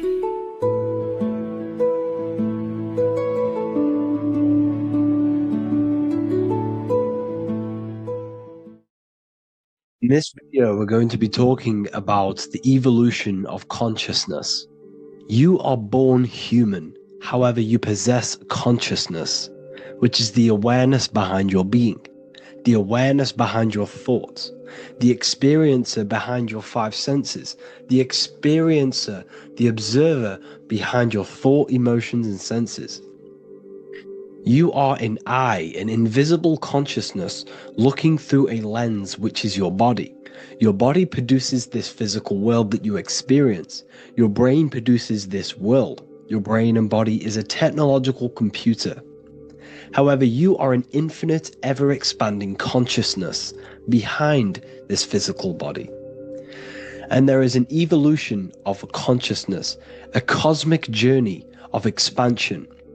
And this is why we see so much pyramid symbolism in the occult and esoteric world, and especially within Freemasonry. Because the pyramid represents climbing, an evolution, a raising state of consciousness, a journey. Steps symbolize a journey upwards. This is the raising and the evolution of consciousness, our inner world, the transmutation of our inner selves, of our souls and consciousness and our minds. So when we see this pyramid, we're seeing a evolution, a way up to source consciousness. And the eye in the pyramid represents your source consciousness. It represents illumination. It represents divine guidance through this evolution of consciousness. This is why we see the ladder. Consciousness is ever expanding on an infinite journey of evolution. Each individual is a part of this cosmic process, contributing towards the ongoing expansion of both mind and awareness. As we evolve, we collectively explore deeper levels of existence, expanding the boundaries of thought and consciousness. The mind has the ability to expand infinitely into new realms of thought, into new dimensions of mind. The mind cannot be filled up. It is not a physical substance. The body can be filled up because it is a physical thing, but you cannot fill the mind. Therefore, the mind is constantly expanding, ever expanding into new fields of thought. So what we see in Freemasonry, the ladder, is again a journey, an elevation of consciousness. When we are born with an infant consciousness, and as we gain older, we gain an adult consciousness. Our inner world, our inner mind, and our emotional intellect changes and evolves. We are significantly different from when we were very young as an infant. It's because our consciousness evolutes, it changes, it alters like water. So, just like this evolution of your own consciousness as growing up, there is consciousness of beings existing in cycles beyond our own. And their consciousness is unimaginably different from ours. They operate on a higher level of understanding and knowing, experiencing reality in ways that transcend our current comprehension. Our minds right now cannot comprehend the highest states of consciousness. There are entities, there are beings beyond our own, existing in higher dimensions of consciousness that we cannot comprehend because they have expanded. They are on a further way up the ladder of consciousness. However, we are all on the same journey. None of us can take the same journey. There is one ultimate goal, reaching source consciousness. However, this is always ever expanding.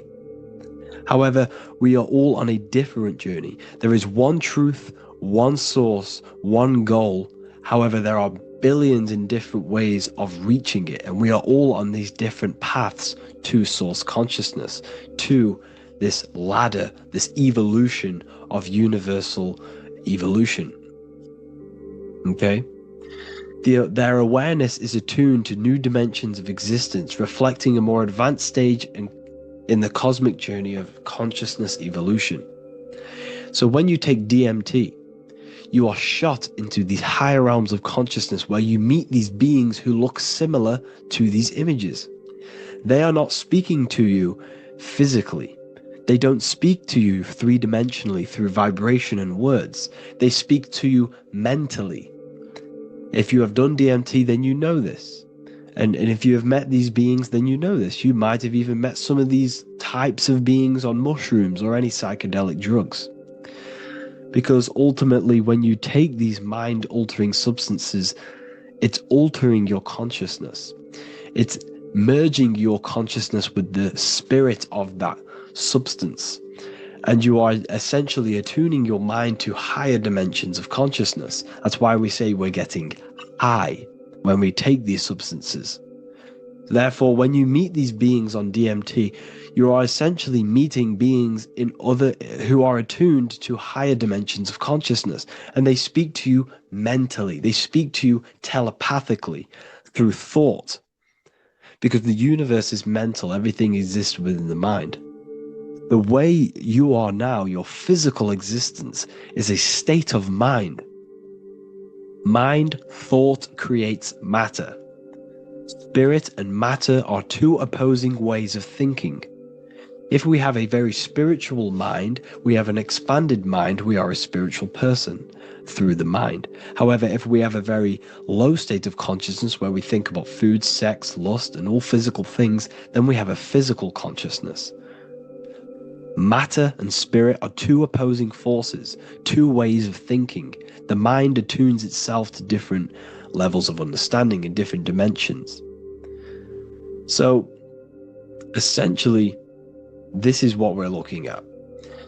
The body is a vessel for the fluidic, formless consciousness, a temple that houses the essence of our awareness. While the five senses are limited to perceiving only the physical plane, the mind transcends these limitations, capable of perceiving the full scope of reality. It is through the mind that we access deeper truths beyond the material, tapping into boundless nature of existence. Physical existence is a thin band, a thin layer of reality. It's like 0.001% of reality. And your five senses are only tuned into this layer of reality. But the five senses are, by design, only allowed to perceive physicality. But the mind has the power to expand beyond this physical five sense state. The mind has the power to expand and evolute. It is a conscious decision whether you want to take this path or not. You can stay in a three-dimensional way of thinking, or you can expand your consciousness from within. It's not an external journey. There is no God going to save you. You must save yourself. Therefore, behind every single one of these eyes is the same source consciousness. However, we are all different cells in a different journey. The organs in your body, the cells in your body are all alive. They all possess same consciousness, universal consciousness. However, we are all on a different journey of evolution. As above, so below. As the baby is in the mother's womb, when the baby becomes conscious, there is a world outside of its mother. What does it do? It presses and seeks a way out to be born in the other world outside of its mother. It is the same with your consciousness, your mind. When your mind becomes aware that there is realities beyond the immediate surroundings, it seeks a way out. And this is exactly what I'm doing to you now. I am now expanding your mind and telling you there is other ways of reality. There's other dimensions of consciousness which you can access through inner transmutation, through different ways of thinking, spiritualism, and meditating and connecting with yourself and detaching from external things. We can upgrade our consciousness. Your body is a womb. Why Jesus says you must be born again to see the kingdom of God, because you are born physically and then you must be born again spiritually, awakening your inner consciousness. So like I said, as the baby is in the womb, it's the same principle. As above, so below. You were a baby, you were in your mother's womb, and you figured out there is a world outside of your mother, so you seek to way out your mother to be born in another world. It's the same now. You must do this now. This is your spiritual evolution. This is the evolution of consciousness. It's ever expanding. When you die, this is a transition. You must learn to not fear death. This is another part of your spiritual journey. You must master death.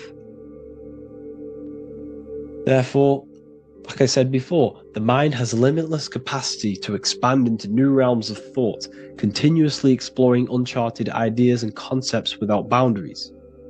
The mind can ever expand. It can never be filled. It can never ever know everything. There is infinite fields of knowledge, infinite fields of thought. Your current state is just one stage on an infinite pathway. You won't remain human forever. The human experience is a crucial phase where we learn to balance polarities, master the fundamental laws of the cosmos. It is a period of growth and transformation, preparing us for the next stages in our cosmic evolution. The goal is to strive for perfection, yet the true perfection is unattainable. It's like a tunnel, and there is a light at the end of the tunnel. And as you walk through this tunnel, the light is ever moving backwards. You should forever seek to meet that light, but you will never meet that light because consciousness is ever expanding. You should strive for perfection, yet knowing that perfection is forever unattainable. The journey is endless, with each step revealing deeper layers of understanding and experience. The pursuit of growth and expansion is itself the essence of our evolution. You can find all of this knowledge in the amazing book that I have read for years. I have read this book, The Emerald Tablets of Thoth, the Atlantean, by M. Dorial, translated by M. Dorial. I'm telling you now, this book, now that I've told you this, you have some context on the book. The whole book is about evolution of consciousness. He's talking about higher dimensions beings. He's talking about how you can transcend this physical plane. It is truly the most amazing book you will probably read. One of the best spiritual texts you'll see. It's hard to understand, so you must read it over and over again. And the more your mind progresses, like for me, I read this every couple months. And the more I learn about consciousness, the more I expand my own consciousness. And every time I read this book, I pick out something new that just completely blows my mind. Because you can only understand this book to your level of consciousness, to your level of understanding. So now that I've told you all this information, go and read this book and it will absolutely blow your mind. And so will the Book of Wisdom Volume 2, which is now available. I released it the other day. I'm just going to read a page out now. This page is called Spirit and Matter. The Earth is not merely a dense, lifeless rock drifting through space. It possesses spirit, a living essence that animates its form. But what do we mean by spirit? Spirit in esoteric terms refers to the energy, the life force, animating the principles infused in matter. So essentially, what this page is talking about is how everything has spirit, consciousness within it. You are the middle, you are spirit and matter. You have the ability to expand your mind to the God self and raise above our animal instinct, our material self, and know the divine and expand. Animals cannot do this. Animals are not self-aware. Humans possess self-awareness. We can observe our consciousness. We can say, why do I exist? We can look in the mirror and know that we need growth. And this is what Anunnaki means.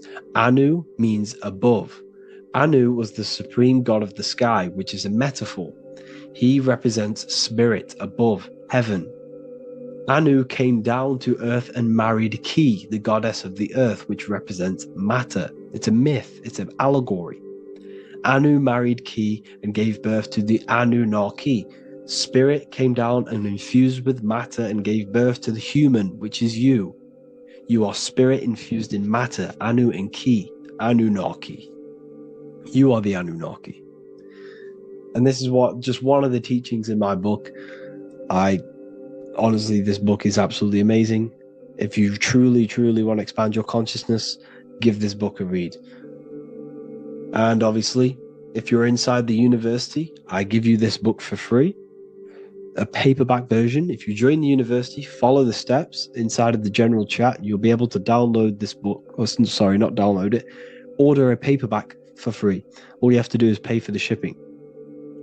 You'll also gain amazing knowledge inside of my library, where your mind will just be overblown with the amount of esoteric books. There's over 45 rare occult books, plus you get a PDF of the Volume 1 and Human Health Guide. You get reoccurring updates where I expand on symbolism, occultism, where you will just feel absolutely amazing once you understand esotericism in yourself. You'll also learn how to create the dream reality that you want with the Manifestation Mastery course, where I teach you how your consciousness creates reality. You'll have a real lectures where I post lectures on symbolism, occultism, esotericism. There's a conscious community and live calls and Q&A where you can ask me questions and I'll answer your questions. I just want to say thank you to everyone who has joined the university. Thank you for even liking and watching this video. Any support I just appreciate every single one of you. Please, if you can, leave a comment and a like on this video and let me know any videos you want me to make in the future. And I will start uploading a lot more to the YouTube.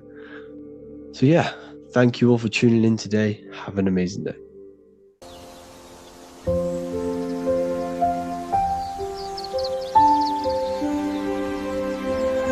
bookofwisdom.com. Visit today.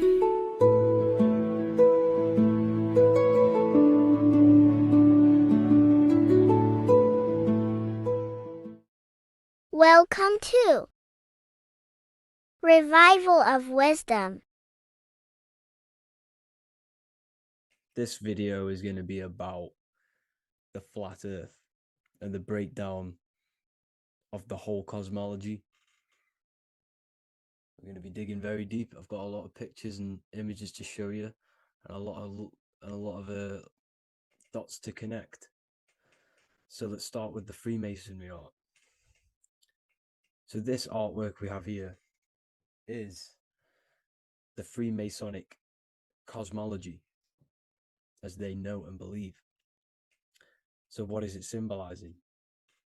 We obviously have to start off with the 4 pillars representing the 4 corners of the earth. The 4 corners with duality. You see, there's everything on earth. There's good and evil. Good, evil, positive, negative. Good, bad. This is the checkerboard. This is what it symbolizes. Okay. Obviously, we have the sun, the moon. The sun gives you energy. It's the anode. The moon is the cathode. It's the opposite. It takes your energy. So therefore, you become sleepy when the moon comes out. You see, everything on Earth, everything in the universe is balanced. There's complete balance symbolized by duality. There's always 2 opposites. We have the all-seeing eye. And obviously 7 stars representing the 7 planets. But not planets as in we know planets. They're not physical spinning balls of gas. They are energies. They are lights emitting from the realm above this realm. They are lights through the firmament, through the electromagnetic field. So let's go through that again. The 4 corners, duality, positive and negative, cold, dry. Everyone on Earth has an opposite. Everyone, there's 2. Okay, and then we have the sun, the moon, the 7 planets with a 5-pointed star. What's the 5-pointed star? Of course, it's the 5 elements: spirit, water, earth, fire, and air. Okay, that's what the 5-pointed star is symbolizing, the 5 elements of Earth. And then, most importantly, we have the compass. The compass is very, very important, hence why it's in the center. The compass is symbolizing many, many things. And one of the most important things, but we'll get into that after. We have a boat with water outside of the earth. So we have a boat on water, symbolizing the waters separated by the firmament, the waters above, separated by the firmament from the waters within the firmament, the earth. So this is what it's symbolizing. So the compass, what's the compass? This is where the compass comes from. The Polaris, the most important star there is, because it's in the center of Earth, the sun, the moon, and the black hole, black sun. Because all creation comes from center, the seed center. Okay, but we'll get into this after. But also, this is a very important Masonic symbol because they use this symbol a lot. This is one of their main symbols, hence why Neil Armstrong has the Masonic ring with the compass on it. the people who supposedly went to the moon, which obviously they faked to push this globe model, because the globe model is based upon fear. Because the globe model, if they can sell you the globe model, they can sell you anything. Then you don't know where you actually are.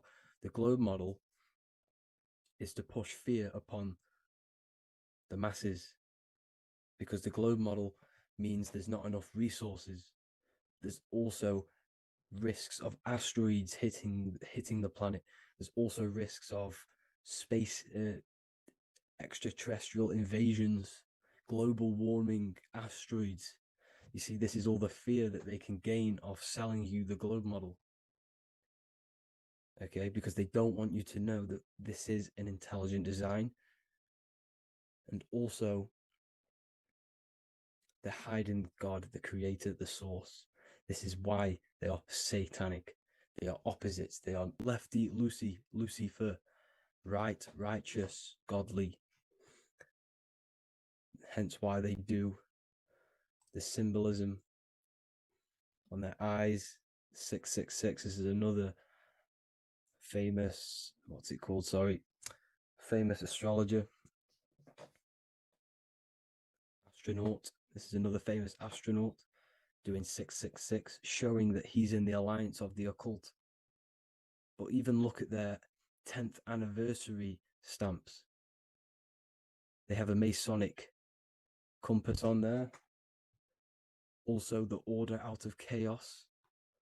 Order Out of Chaos, double-headed eagle. Okay, the Order Out of Chaos ring, which they wear. So all of these astronauts are in the occult. They are lying to you. They are in with this order, this Masonic New World Order, whatever you want to call it. So let's break this compass down a lot more.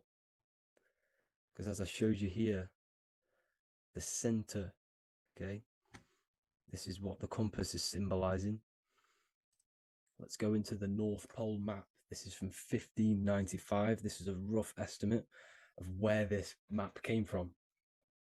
It's from around the 1500s to the 1600s, maybe 1400s. There's not an actual set date on this map because obviously our history has been tampered with. But let's break down this map and the symbolism that they use towards this map, because this map is the map of the North Pole. Okay, so in the center, we have the black rock symbolizing the tower, the pole, North Pole. And what's on top of the North Pole? Obviously, it's Polaris. North Pole and Polaris. Okay, with the 4 islands around the center. Okay, 4 islands around the center. And this is what blew my mind, right? They say that Santa sounds similar. And if you look at this pole that's pointing to the North Pole, you see this line here. So this is obviously from the 1600s. What color is Santa? He's red and white. Just like this map pointing to the center is red and white, and Santa comes from the North Pole. So it's not a coincidence that they use red and white. They're mocking this map because obviously they took over after the 1500s, 1600s. They took over around the 1800s. So they're mocking this map with Santa coming from the North Pole with this red and white line to the North Pole. Notice the 4 islands. Okay. Like windows, their symbol, they obviously in the occult, they're part of the New World Order, is symbolizing these 4 islands with the blue behind it for the water. Okay, so this is another occult logo. They're symbolizing this center because the center is so important. Okay, we'll get into that. Also, we have the Mayan cosmology. This is the Mayan cosmology. This is what they created. This is their artwork, with also 4 major lands around the center. You see this 4 with green in between them all. 4 major lands with the underworld. You see this underworld is also symbolized by the Masons with the coffin of the skull and bones, the deceased, the dead. Okay, so this is also mentioned in the book of Enoch. Okay, and it's called Sheol. Sheol, the underworld. Okay, and in the book of Enoch, it says all spirits of the dead go to these hollow places, that they are wait until their appointed time of judgment. And it also says in the book of Enoch, there are 4 hollow places underneath. 4 as above, so below, representing the 4 islands. As above, so below. That's where that could link in. Okay. The book of Enoch is very important because it was found in a cave thousands of years ago, and has a lot of truths about this realm and about this world we live in. So let's go back to the Mayan cosmology. So the ancient cosmology, they all must have had some sort of communication. They must all be in peace, at peace with each other, because all of their cosmologies link together. See, the Greek, Babylonian, Indian, the Celtic. Okay, they're all linked in together. They all knew that they were in an enclosed system with an underworld and obviously a firmament. Okay, so this is what they all knew. They all must have had some sort of communication. They were a lot more advanced than us. They knew the center of the realm. Okay, and obviously the United Nations flag also symbolizes their center. You see how it has like a grid with a circle around the center. It's symbolizing that center of the realm, because that center of Earth is so important. The United Nations flag, all have it. See, some different ones will have that circle around the center, because the center is the seed. All things come from a center. So the torus field is so important because it is the spark of life. It's the building blocks of the universe, this creation, because all things have a torus field. Just like an apple with what's in the center of an apple, a seed, because the center is where the energies hold, is where the energies meet, and it creates that spark of life. Just like your heart is the center of your body, and it has an electromagnetic field, because the center, all things come from the center. So this is why the North Pole is so important, because this is why it's so important, because this is where the creation sparked from, the center. This is where the most electromagnetic energy is stored. So this is why the northern lights come from the center. It's electromagnetic energy. This is what the northern lights are. It's being emitted from this black hole in the center. Okay, and obviously what else is on the center? Polaris. Polaris is the center star. Okay, so the center star is what sits on top of this North Pole, Polaris, because it's a pole of electromagnetic energy, symbolized as a black rock, a black hole, pole. You see, because all creation comes from void. Light is born from darkness. Without light, darkness can't be born from light. You see? But light can be born from darkness. This is why darkness is so important. And this is why there's a black hole in the center of our realm, like the black sun. The black sun, the Polaris star, the North Star. You see, so this is this North Pole, Polaris. This is what they're talking about. And this is why compasses are an 8-pointed star, because Polaris is symbolized as an 8-pointed star. This is where a compass will point you to. It will point you to that center. So notice how a compass has this black hole in the middle, you see, and it will point you to this meeting point, the north, because in the center is the center of the torus field of the earth. This is where the most electromagnetic energy is. You see, everything gets sucked into the black hole.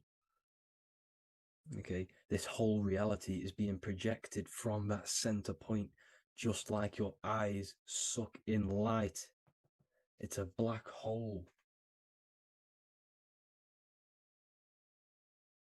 Your eyes suck in the light of this light being emitted from this center place, this electromagnetic energy at the center, which is the seed of everything, of everyone.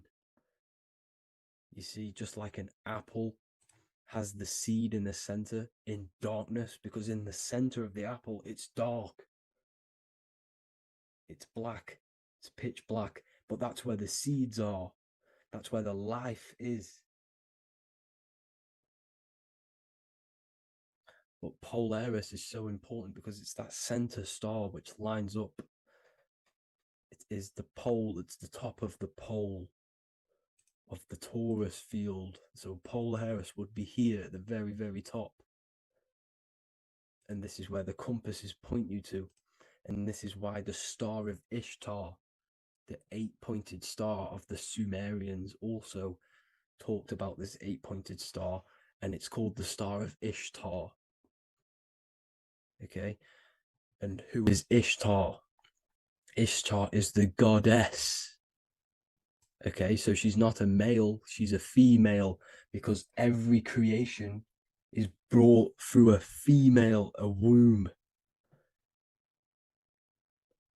Every single human on earth is brought through the womb, the sacred feminine energy. And the womb is pure darkness.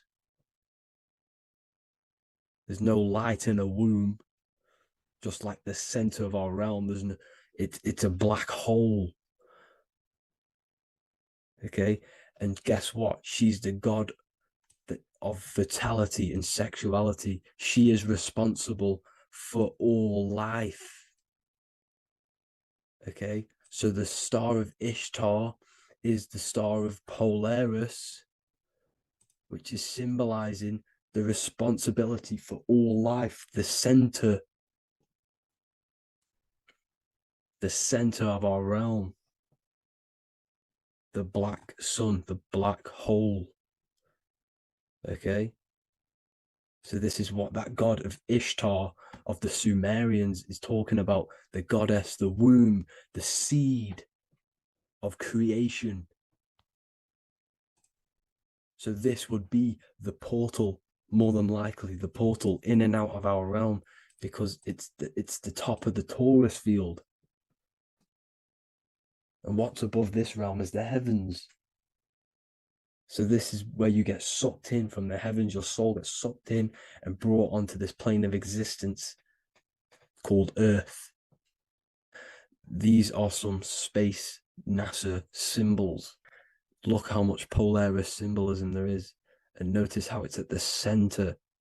You see this circle? This is like a half circle. And at the center is an 8-pointed star of Ishtar. It's the same thing. It's Polaris. It's at the center. And notice on some of these, look, this one is a bear holding the key and an arrow pointing to the Polaris star, so that they hold the key to Polaris. Another one with like a demon holding a key to the what? Polaris on top of him. Also an eagle, which is a Masonic symbol. The eagle holding a key on top of the center. You see, and notice how there's an arrow going up to the Polaris and an arrow down, as above, so below, to Earth. So you can go out of Earth and into Earth through Polaris, and the eagle holds the key. You see? The eagle holds the key, just like this. This demon dragon holds the key to Polaris. And look at this one, Earth, with an arrow up to Polaris, an 8-pointed star.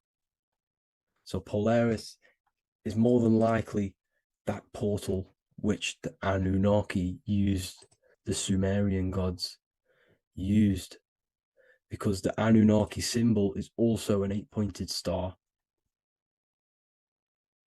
Okay, and like I said, that center is the seed of creation. The center is the black hole. Okay, just like your pineal gland is at the center of your brain. The pineal gland is at the center of your brain, and that's what connects you to that spirit realm, to the source. That's it for this video, guys. Thank you all for tuning in. I hope you all learned something today. Please leave a like, a comment, and please subscribe to the channel for more content. God bless you all.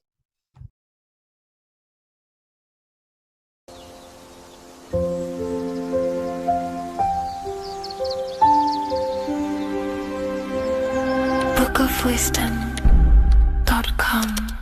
Visit today.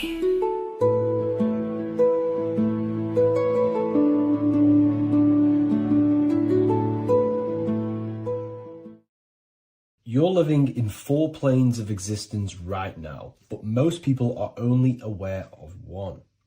And that's why they feel lost, disconnected, and stuck in cycles they can't explain. If you don't understand the blueprint of reality, you'll keep trying to fix the physical, while the real causes lie in the unseen dimensions that you have direct access to. You must understand is that the universe only exists in the mind. Everything is a projection of consciousness. Therefore, consciousness produces everything.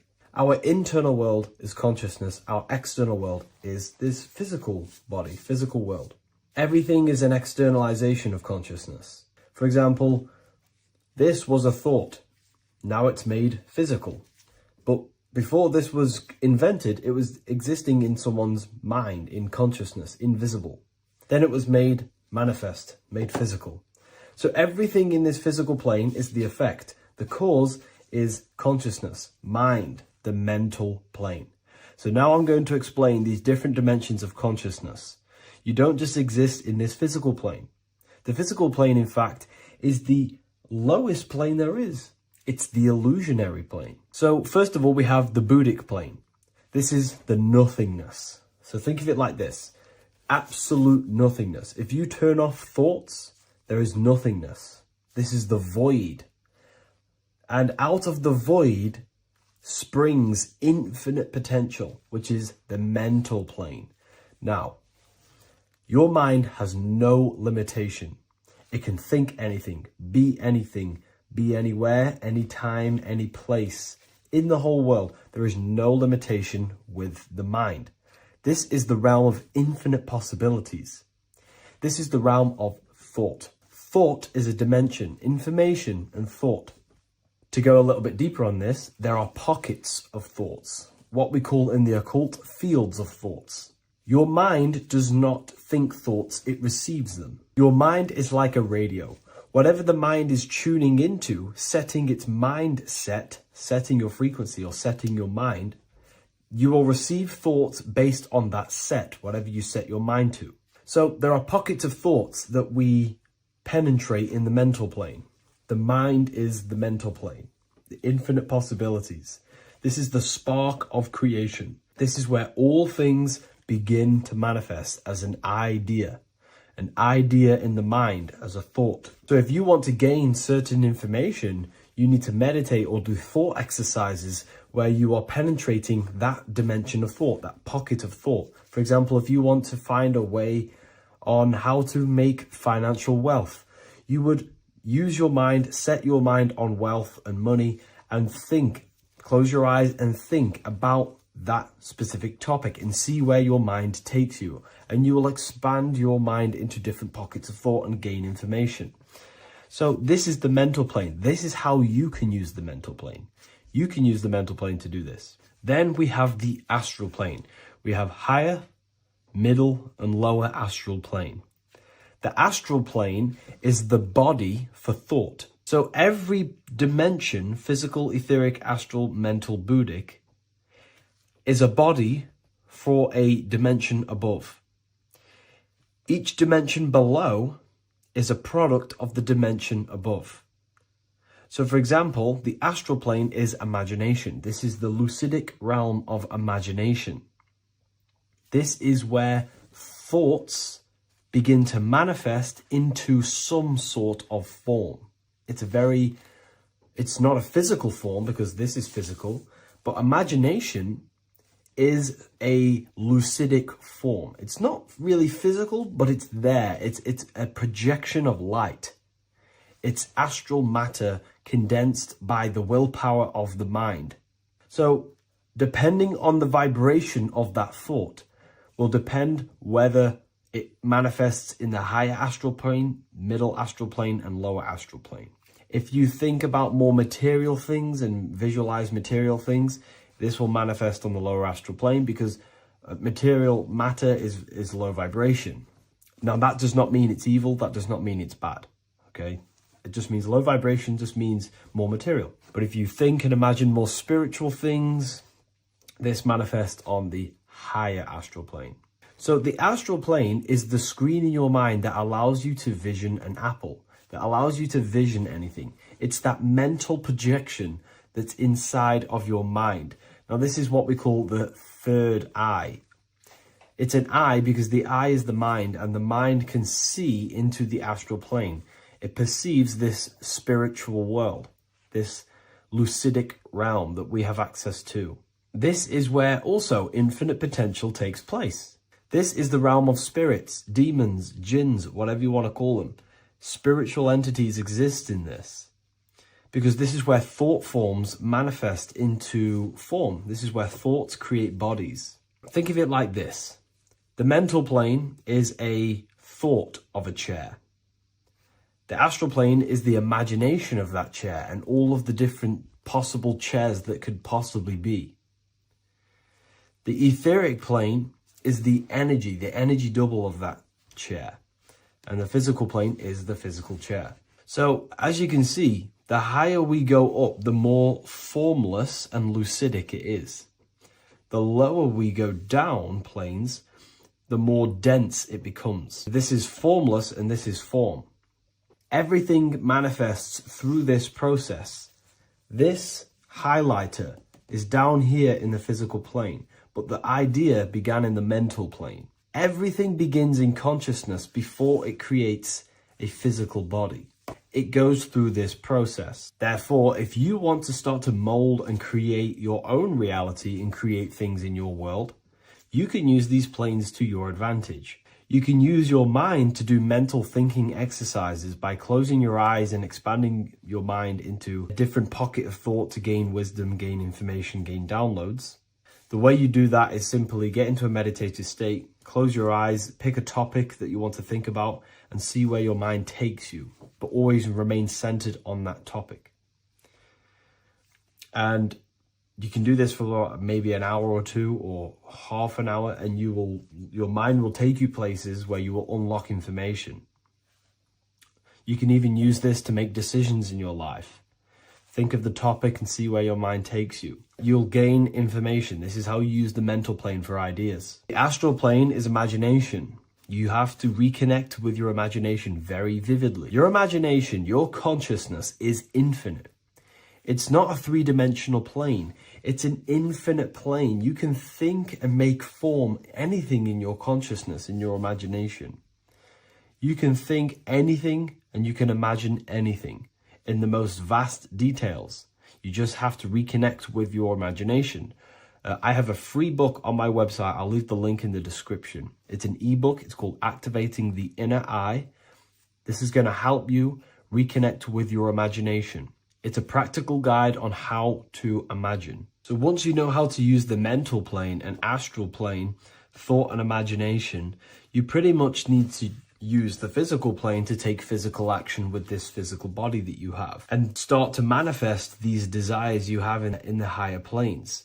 Now, it's very important that we master the mind, because the mind is the very fabric of reality. We become what we think about. Your life is a product of every thought you thought in the past. It is the mind that directs the flow of consciousness. And wherever this consciousness is flowing is what you will create in your life. Consciousness is the most potent force in the universe, and the mind is pretty much the universe in a microcosm form. It is infinite potential, and your mind will continue to expand into new realms of thought forever and ever and ever. You are eternal. You are not this physical body down here. You are consciousness, literally dreaming that you are in this physical body. So everything begins with the mind. We need to be conscious of the thoughts that enter our mental field of consciousness. There is a level of self-awareness that you can reach where you can become conscious of pretty much every single thought that enters your mental field. Now, we have over 7,000 thoughts a day. You can gain such mastery over your mind where you can become conscious of every thought you think. And that is when you gain superior power. Because when the mind is fully under control of self, you can direct the mind's potent force into a specific goal. Most people's minds are dualistic. They want something, but their mind is thinking something else. They have limiting belief systems. They have the little voice that comes in and says, you can't do this, you're a failure. That is a fractaled mind. The mind needs to be singular. It needs to be on your team and not an enemy. Do not let your own mind take away your power. Your mind should be on your team, giving you power, giving you the best possible thoughts and the best possible beliefs. When the mind is in this condition and on your team and not taking away your power through the destructive thoughts, it becomes a potent, powerful force used for manifestation to create anything. And the way we get the mind on your team is through constant meditation to learn how to control the mind and turn it on and off. Subconscious reprogramming through visualization, affirmations, cultivating emotions associated with your goal. All these three ways we can reprogram the mind slowly over time so that it becomes powerful and becomes on your team and doesn't give you negative contradicting thoughts. When the mind is fully aligned on one thing, it can create massive empires and things in your physical reality. So I hope this video helps, and I'll see you in the next one. What if I told you that you are under a spell, and this spell is controlling you in every aspect of your life, and you don't even realize it? Spells are not what you've been taught. They're not fantasy magic wands that are casted over you. No, no, no. Spells are much, much deeper. A spell is a belief system that is installed into your subconscious mind, which holds power over you. Okay? If I install a belief into your mind and that belief holds power over you and controls you, that is you under my spell. A spell is a belief that someone has installed into you. Okay? You have a subconscious mind. The subconscious holds power over 90% of your daily basis behavior, thought patterns, and overall emotional state. Because the subconscious is the back end of our mind, the mind that we don't really have access to. It's the shadow self, where all of our programs, all of our memories, all of our traumas, all of our everything that we've ever experienced is recorded and kept in this vast database called the subconscious. Now, the subconscious is the 90% of our mind. We are only aware of 10% of our mind, which is the conscious mind, which is what you're using now, what you're consciously aware of. But there is a subconscious mind that holds power over your conscious decisions, and you don't even realize it. For example, as a child, you had a very, very traumatic event happen. Let's say as a child, you were not loved enough by your parents. And this feeling of you not being enough for your parents and feeling alone as a child implanted this seed. And this seed was planted by your emotions, a strong emotion. And over time, as you grew older into an adult, this seed grew and grew and grew. And what this seed grew into is you being very needy, you always seeking validation from others. Okay. But you taking this conscious decision 10 years down the line actually stems from this hidden cause within your subconscious mind, within this little feeling, this seed inside your subconscious where you don't feel like you are worthy. So this results in a conscious decision of you seeking validation from others, being very needy from others. Okay. This is what the subconscious is. The subconscious holds power over us.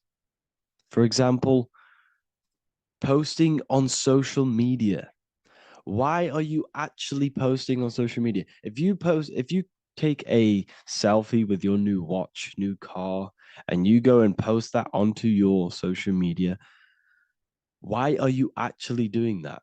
On the deepest root cause, it's not because you just want to post a picture. No, it's much deeper. It comes from a subconscious belief or a subconscious emotion of you seeking external validation, whether you believe that or not.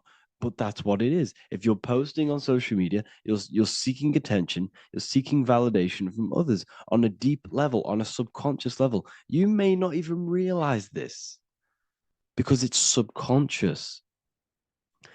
Now, this is what a spell is. Money is a type of spell. Remember, money doesn't actually exist. Money does not exist. Money is a physical object inside of the material plane. But the physical object has a belief in the mental plane. See, the mind is the highest plane. This is the root cause of reality, the mental plane. Okay? So our belief in our mind has given this piece of paper value and a meaning. But in reality, it's just a piece of paper with a belief behind it. But this subconscious belief behind this piece of paper is controlling your daily basis behavior, is controlling your emotional state and controlling your life without you even realizing it. Without you even realizing that it's all an illusion. Money does not exist. It's the belief that gives the piece of paper a power. And the way we break the spell is by realizing that the money doesn't actually exist. The whole world is under the spell of money, and it's controlling all of us. But the spell is the belief. Once we all wake up and realize money has no value, it doesn't actually exist, it's only a belief. There is no actual money. That's how we break the spell. The spell is broken when we figure out that we are under the spell, under the belief, under the illusion of this piece of paper having value, and it's controlling our lives. That's why the word money has mon within it. Mon is moon, and the moon represents our hidden aspect of our mind, our subconscious, and the sun represents our conscious mind. So you have two versions of yourself. You have the self that you show to everyone, the conscious mind, and you have a shadow self called the subconscious, which is the hidden aspect of you. For example, do you really love your partner who you're with, or are you just with them for, is there a subconscious fear of being alone? Do you really want to be with this person, or is it stemming from, are you staying with them because it's stemming from this fear of being alone, of being lonely. Or are you just with them because you have a subconscious sexual addiction? And all of your conscious decisions are actually coming from this little seed of wanting sex or not being alone. You have two versions of yourself, the conscious mind and the subconscious, the shadow self and the self that you show to everyone else. Okay? And the subconscious is what's holding power over you. When you drive your car, you don't consciously have to think about changing gear. You've done it that many times. It's on autopilot. That's the subconscious doing it. You can be walking down the street. Your conscious mind can be thinking about what you're going to cook for tea later, but your subconscious mind is controlling your body and walking your body. You don't have to think about moving the body. You just do it because you've done it that many times. It's a program. It's a belief in the subconscious that's giving this movement power. You see, the subconscious holds a lot of power over you. Our beliefs hold power over our daily basis behaviors and actions. Okay, like I said, posting on social media, this is seeking external validation. There's a subconscious stem, there's a subconscious urge bringing this desire into conscious reality. So we must break the spell of our emotions controlling us, our traumas from a child controlling us. For example, another example of this, let's say you were in a car crash years ago, and this car crash led you to having a very traumatic event, very traumatic emotion you felt in that car crash. You felt a lot of pain. That was impressed into your subconscious. And even to this day, you're probably scared of going into trains, going onto cars, going inside of vehicles. And you might not even be aware that it's actually stemming from this event that happened 10 years ago. That's the spell. That's the spell that's holding power over you. And you don't even realize it. You realize the spell when you realize you're being controlled by this old belief, this old trauma. That's what a spell is. A spell is not something I cast over you with a wand like Harry Potter. Spell's much deeper. It's the hidden aspects of our mind that hold power over us, that control us. Okay? So how do we get rid of the spell? How do we break the spell? By installing new belief systems, by installing new programs into our subconscious. The subconscious is impressed by repetition and emotion. Everything you do on repeat, for example, tying your shoelaces, you can be looking up into the sky, closing your eyes, thinking about what you're going to create for tea while doing your shoelaces. You've done it that many times, you don't have to think about it. That's the subconscious taking over. Okay? That's the repetition aspect of the subconscious. For example, you could probably run down your stairs. You know exactly how to run down the stairs. If I tried to run down your stairs, every staircase is different. I'd probably fall over. But you've done it that many times, you know exactly how to do it. It's what we call ritual. When you have an evening ritual, when you tidy the house, you do your skincare routine, you wash your teeth, that's a ritual. This is what the ancients called ritual. When we do rituals, we're trying to implant something into our subconscious to either remove an old program, an old seed that is controlling us, for a new one that's going to grow into new light, into a new reality. So you can implant messages, implant new programs into our subconscious, which will then grow into a new reality. Okay? Because if I tell you something over and over and over again every single day, for example, if I say, you do what I say every single day I repeat this statement into your ears, About a month or 2 months in, you're going to start to believe in that statement, and you're going to start to be under my spell. You're going to start to do everything that I say. So this is what spells are. Spells are subconscious beliefs that hold power over you, and you don't even realize it. So we need to remove these old programs we have that are controlling us for new programs. And we do that through ritual, affirmation, and imagination. Repetition and emotion is key to impressing the subconscious. They are the two ways that spells are created, that programs are created. The subconscious only knows the now, and it only knows you. So every word you say is a spell. So when you call someone else a name, you're calling yourself a name, because your subconscious takes everything you say as truth, because it only knows you. It doesn't know anyone else.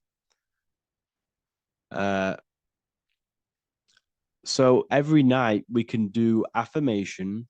We affirm the reality we want. This is what we call a ritual. We sit down or we stand up, whatever it is. You affirm the reality you are, I am statements. And then you imagine that reality. And you do this over and over again, every day, twice a day, 3 times a day, however many times. And this will cause repetition. This will install a new belief system into your subconscious, which will then start to show in your external reality. It will start to put you under a spell of the new program. For example, if I install into my subconscious that I believe that I am rich, every single night I affirmate that I am rich, I am wealthy, I am free. And then I do a ritual. I start to imagine this reality every single night. I do these two things on repetition, and I start to feel the reality and imagine the reality. Over time, I'm going to start to believe that I am rich, that I am free, and I am wealthy without having the physical reality. And what this will do is that it'll implant a message deep within your subconscious mind. It will plant the seed of this belief. And this belief over time will grow into 90% of my thoughts, 90% of my actions, 90% of my words. My words, my thinking will change due to this new belief. I may not even realize it, but I'm looking for more opportunities to make money. I'm speaking to more people because of this belief that I've installed. This belief has triggered new ways of thinking. My mind, my conscious mind, is now only operating to fulfill this belief. And my conscious mind might not even be aware of it. You won't even realize that you're manifesting this belief of being rich. And that's how it happens. You implant the belief within your subconscious. You implant the spell into your subconscious, which will then gain control over you. So we need to make sure we're removing the negative spells, the negative programs that are controlling us, for new regenerated ones, for new ones that are going to create new realities, a better life. Okay?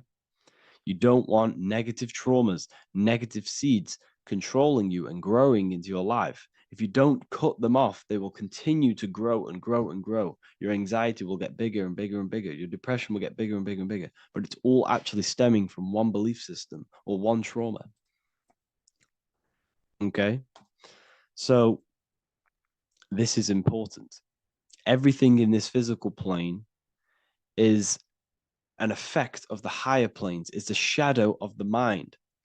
Everything we think, all physical objects, began as a thought, then an imagination, then energy, then a physical reality. So we must change the mental plane. We must plant seeds into our mind to change down into our physical material life. It's about manipulating this higher plane so we can create change and effect in the physical external material plane. That's what magic is. This is what spellcasting is. This is all what it is. It's not fantasy. This is the manipulation of the higher planes of consciousness, which your mind has access to. You have access to these higher planes. Okay? This is exactly what I teach in my university. I teach different rituals. I teach specific rituals to get rid of certain things, certain belief systems. I teach all different rituals, all different ways for you to create your own reality and live the best reality you want. We also have all of these different courses. We have activating the inner eye. This will teach you exactly how to lucid dream and activate your inner vision of imagination. We have the sexual alchemy course. This will give you the power of transmuting your sexual energy into creativity. We have electromagnetism studies. We have esoteric exchange and an exclusive live call that we do every single week. And I connect with all of the students. They can ask me questions, can speak with me one-on-one inside of these live calls. We have the real numerology section. We have the health section. We have a lecture section. Look at all of these lectures we have on occultism, symbolism. All of these lectures are designed to gain you power, to give your personal power back to you, to make you realize things about you. We have a meditation section. We have a library section where you can download all of our library, all of our books, different books on occultism, symbolism, Freemasonry, astral projection. And of course, we have the Manifestation Mastery course, which teaches you exactly how to create reality so you can live that desired reality that you want. This is the last chance to lock in the price of $55 a month. This is less than $2 a day. You can really level up your life because the price is going to increase as the value of the university increases, because there's a new symbolism course coming out. And if you join now, you'll get this course for free, because obviously when this course releases, the price will go up. The symbolism course will teach you the language of esoteric and occult symbolism.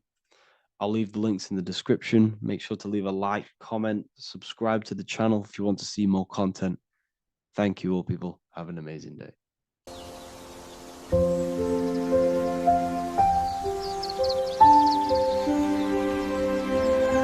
bookofwisdom.com. Visit today.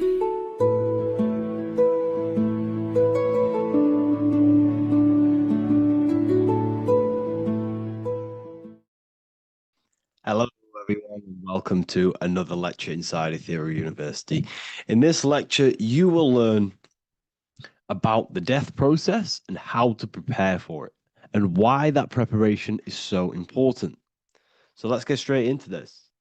You must understand, as a spiritual creature that you are, you have a visible nature and an invisible nature. You never truly die. You are an eternal soul experiencing a temporary physical world. The inner world of thought and emotion is eternal, while the outer world of matter is mortal. Everything that is seen is mortal. Everything that is unseen by the eyes is immortal. When you die, your external physical world will be stripped away, leaving only your pure consciousness in its raw form, drifting within the astral plane. So here you see your physical external body and your internal world. And your internal world is your state of consciousness. It's your state of consciousness. Your thought and emotion is one overall state. Okay? So you must understand these planes. You have the physical body, the etheric double, an astral body, a mental body, and the Buddhic body. When you die, you leave the physical plane. Then you will more than likely leave the etheric plane, because the ether acts as like a portal. Everything comes out of the ether and returns back to the ether. I can break that down in another video in electromagnetism. But electromagnetism is ether, energy coming in and out of the ether. You will, every single day you die, every single day. There's a cycle of life and death occurring all the time. Every single day, you go to sleep, you go back, your consciousness slips back through the ether. And then when you wake up, your consciousness comes back through the ether into the physical plane. Death is just a bigger macrocosm of the microcosm cycle of life and death. So you will return back to the astral, which is the realm of imagination, infinite possibilities. And this is where thought forms start to manifest.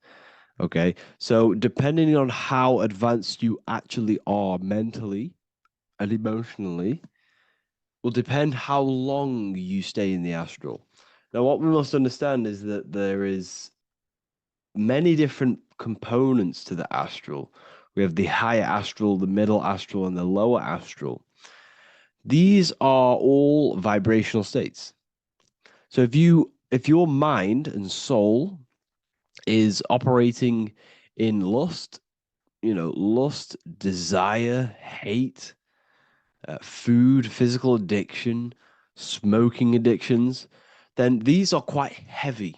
These are quite heavy attachments to your consciousness, and they're quite low level desire, which means they have a low vibration. You will manifest in the lower astral when you're stripped from your physical body. The lower astral is not inherently evil. However, there's just low vibrating things going on there. Low vibration does not mean evil. Okay. So just like bad doesn't mean evil. Okay. In the lower astral, you are going to see lower astral beings. You're going to see spirits, souls with low level desire. Okay. People who are attached to the physical plane, people that lust, people that do these things. Technically, this is hell, but you can escape it by escaping yourself. Now we're going to break all this down. I'll break all this down properly once you understand the full context. So depending on your level of desire, you will manifest in a corresponding layer of the astral plane. If your mind is still attached to the low physical desires, you will find yourself in the lower astral realms. But if you have few desires and have detached from the worldly attachments while you are encased in a body, then you will rise into a higher or middle astral plane, mainly the middle. Okay. The higher astral plane is very formless. So as I broke down here, this is, well, the physical plane is the lowest dimension. This is the most form, the most matter. It's quite heavy. The higher you go, the lighter it becomes, the more fluid, the more formless it becomes. So you see here, it says denser down and lucidic up. So this is more lucidic in these higher realms. This is more dense in the lower realms. So this is why the ancient Egyptians were always talking about, I'll show you this. This is showing you death. So first of all, we have Anubis, which represents death.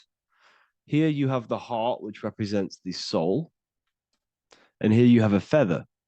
And this is a scale. You see how this is a balanced scale? So what this is symbolizing, this represents death, this represents your heart, and this is a feather. So when you die, your heart must be as light as a feather, which means your emotions, your soul, should have no attachments to the world. It should be light. It should be detached. This is why the word light and light are the same. Light is in heavy and light is in very bright. Because when you're less attached to the things, your soul shines, you're authentic, you're light, you're very bright soul, and you have no attachments. Your light is in not heavy. So you must detach from the worldly desires. We have to detach from the smoking, the food. This is why we should fast. Smoking, this is why we should detox. We should also meditate. We should also be able to sit with ourselves for long periods of times. Okay, I'm going to break all this down properly. But that's why the Egyptians show you the symbolism here. Okay. So you're stripped of your material body. So that state of consciousness you're in right now, your inside world, if you shut your eyes, that state you're in, that is what you're going to experience when you die. Okay. And you're going to be manifested into the astral. In the physical plane, you can mask or hide almost anything. But in the spiritual realm, you cannot. The astral body, your thoughts and emotions directly shape your spiritual body, your astral body, revealing your true inner state. So your desires that you can hide in the physical plane, your emotions, your thoughts. You can't hide any of that in the physical, in the spiritual plane, in the astral plane. That will directly shape who you are, your color of your astral body, and your astral body as a whole. So here we have Kim Kardashian. If you could see this lady's astral body, you would run so far that you would be horrified for the rest of your life. If you could see their spirit, their astral form, it would be horrific because their mind is so attached to, you know, physical things, so attached to desire, money, fame, worship, power. These people do not want to die. These billionaires and millionaires will never want to die. They will do whatever they can to stay alive because they understand what when they die, they have to face themselves. They have to face their inner world. And their astral body, their true authentic self on the inside, is horrible and horrific and so low vibration. So this is where it comes in. You must be as light as a feather. This is what the Egyptians are showing you in their artwork. Your soul must be as light as a feather. In order for the soul to ascend to a higher plane and not look at that physical plane and say, I want to go back or I want to desire things down there, you must detach now and prepare for death. Hell is not a place, it's your own personal suffering born from within. If your mind and soul are deeply attached to mental fixations, emotional wounds, and physical addictions tied to the material world, that pain will follow you into the astral. This is your true judgment day. You judge yourself when you die. You see your authentic self. There's no hiding. Right. Imagine right now that you that everything you cling to was stripped away. No matrix, no electricity, no food, no TikTok, no phone, no possessions, no distractions, no one else. Could you sit alone with yourself for just 1 hour? Could you sit alone with your thought and emotion? That moment of truth is what you must begin to prepare for. Could you sit alone with yourself? Can you sit alone for long periods of time and just think? And if you cannot, then you're running from your internal world. You're running from your thoughts. You're distracting yourself from your thoughts. This is what we must address. Now, don't feel bad if this is you. We've all have problems. We all have internal problems. But this is what we have to face directly in order to prepare for life after death. We must meditate for long periods of time. Not even meditation. We should be able to sit with ourselves with no distractions and just think. This is what the people of the past used to do when we had no technology. People would sit and think for hours. This is what we need. Because if you cannot sit with yourself, imagine sitting with yourself with no physical body. That's the level that's going to happen. And we need to prepare for that. The soul and mind must become as light, as weightless, as radiant as a feather to ascend to a higher plane and move beyond the physical life. To rise, they must release heaviness, attachments, burdens, fears, and desires. The lighter and brighter your inner being becomes, the more freely it can rise into a higher state of existence. Ascension is not about going somewhere, it's about becoming something pure, clear, and luminous. Okay, this is very important. Very, very important. We must detach from the worldly things. So enough of that. How do we do it? How do we attach? How do we prepare? Number one, you must detach from the material things. Start loosening your grip on things, possessions, titles, even identities. They are temporary. Appreciate them, but don't let them define you. Let nothing outside of you define you. Nothing. Your name is not you. Your job is not you. Your reputation is not you. Your bad past is not you. Your good past is not you. Your business is not you. Everything outside of you is not you. Now, what I'm saying is, I'm not saying go full right-hand path and never care about anything physical, never care about your family, don't love your family. I'm not saying that. What I am saying, love these things, love these outside things, but do not become attached and do not let them define you. You must be okay with losing anything that is outside of you. You must be okay with that, because you must understand the physical plane is it's promised that everything is temporary. Everything is temporary in this plane. So don't ever think it's going to be there forever, because it's not. And you must remind yourself, not remind yourself, but I think about this sometimes when I start becoming a bit attached to work and stressed. I just remind myself that I'm going to, this is temporary. I'm going to leave this world one day and I'm not going to care. So you must have the balance. Okay. The balance is key. You can go down that right hand path and just fully cut off from the world like a monk and shave off your hair, disconnect from the physical world. You can do that. That's not wrong. There's different paths in life. You have the left hand path, purely physical. You have the middle path, which is balance between the physical and spiritual. Then you have the right hand path, which is monk mode, where you fully disconnect from the world. They shave their hair off to disconnect from the physicality. They meditate for long periods of time. This is what they're doing. They're preparing for death. Monks prepare for death. They understand this. They understand that you don't die. Your inner world is the true world. The inner world is the only world that exists. Everything outside of you is an extension of you. Number 2, cleanse the mind. Watch your thoughts. Are they rooted in fear, anger, regret, or craving? Meditation, mindfulness, and inner reflection help purify the mind. The cleaner your thoughts, the lighter your spirit. So your astral body is formed by your thoughts. It's formed by your emotions. If you sit around thinking about eating all day, you're going to have a very heavy astral body. It's going to manifest in the lower planes. But if your mind is thinking about good things with good intentions, love, knowledge, expansion, you're going to manifest even the middle or the higher.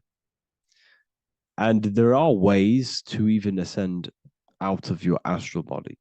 Yes, you can ascend out of your astral body and out of the mental body, but that's all very advanced, and I'm not going to teach that yet. I'll make another video on that, but you can ascend from them bodies. The astral plane is not the end. You can keep ascending as a soul until you're left with just the pure essence of the soul. But we're gonna, anyways, cleanse the mind, reprogram the limiting belief systems, let go of mental attachments. And the way you do this is by getting a piece of paper and writing down every single attachment that you have. And you're going to realize, dude, there's more than you think. Okay. We have to detach from these. We have to. 4, practice presence. Can you sit in silence with yourself? The more at ease you are with your own inner being, the less you'll feel death. The afterlife is just an extension of your inner world. It's so important. This is so, so important. Can you sit with yourself? If you cannot sit with yourself, you have some inner work to do. You have some thoughts to address, some beliefs to address, and some feelings to address. Okay, so practice sitting in the present, meditation, or just literally sit there and try and be okay with yourself. And if you can't be okay with yourself, then there's something you need to address, whether it's a belief system, whether it's an emotional trauma, or something. This is what we must reshape, refine, and let go of.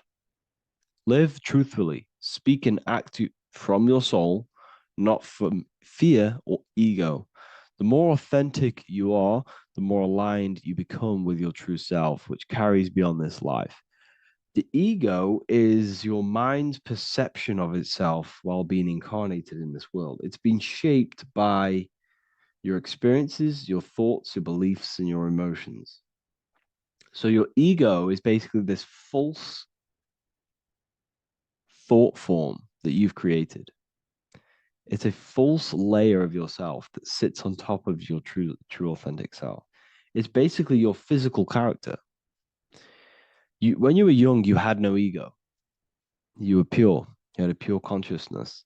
But then as you grew older, your ego started to grow, and it still is growing because it was shaped by experiences, things you've gone through, things you said, things you believe, things you think. It's created by you, by your mind. And the ego is close to the word echo. The ego is the echo. It's an echo. It's a layer. It's a false identity. It's a false layer that sits on top of your soul. And if you don't get rid of that ego, if you don't know how, well, not get rid of it, but balance it, if you don't know how to rise above that ego and you die, it's that ego that's going to be pulling down when you die.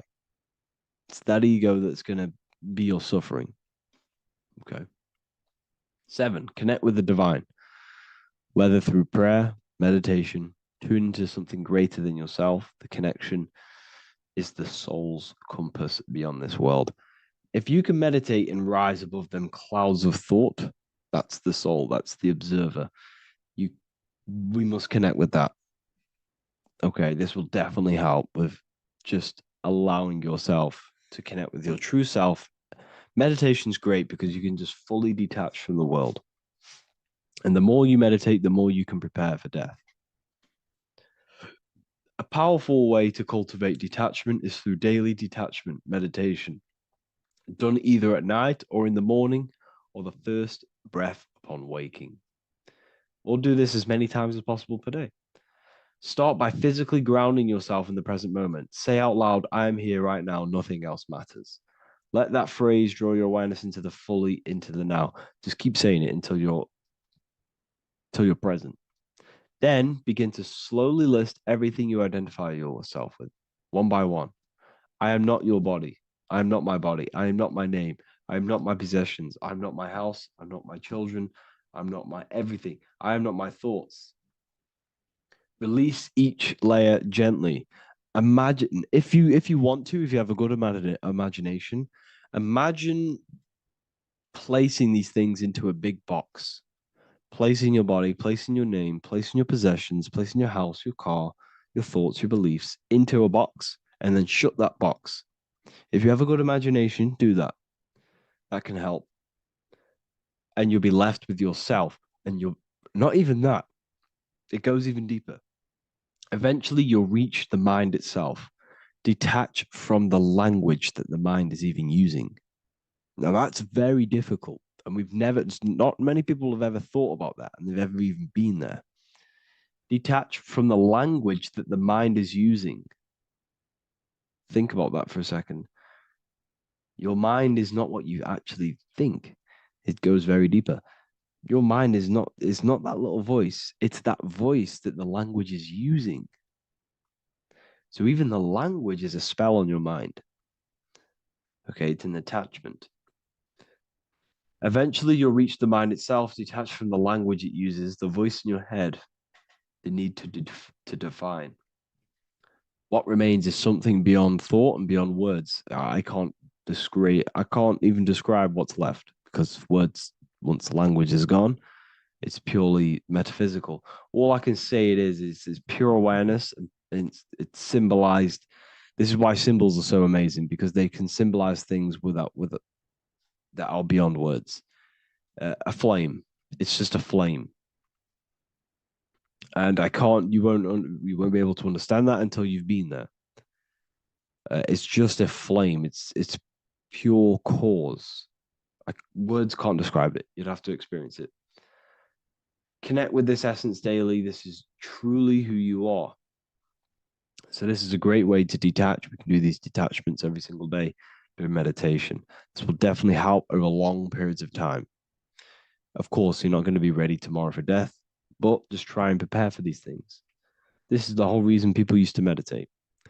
It's the whole reason why people do these spiritual practices, because they understood that this plane is temporary and your soul moves on from this plane. And you'll never truly believe in the soul until you experience it. So I can show you these things, but you must go out and experience it. The soul is real, but you won't understand unless you cast off everything else.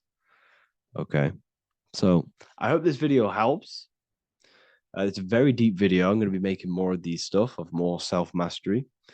And of course, we made the self-mastery section now. So I'm going to be start filling up this place with lectures.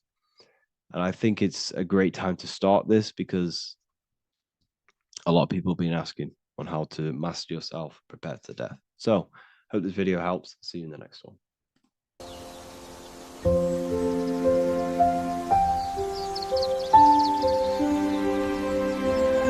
bookofwisdom.com. Visit today.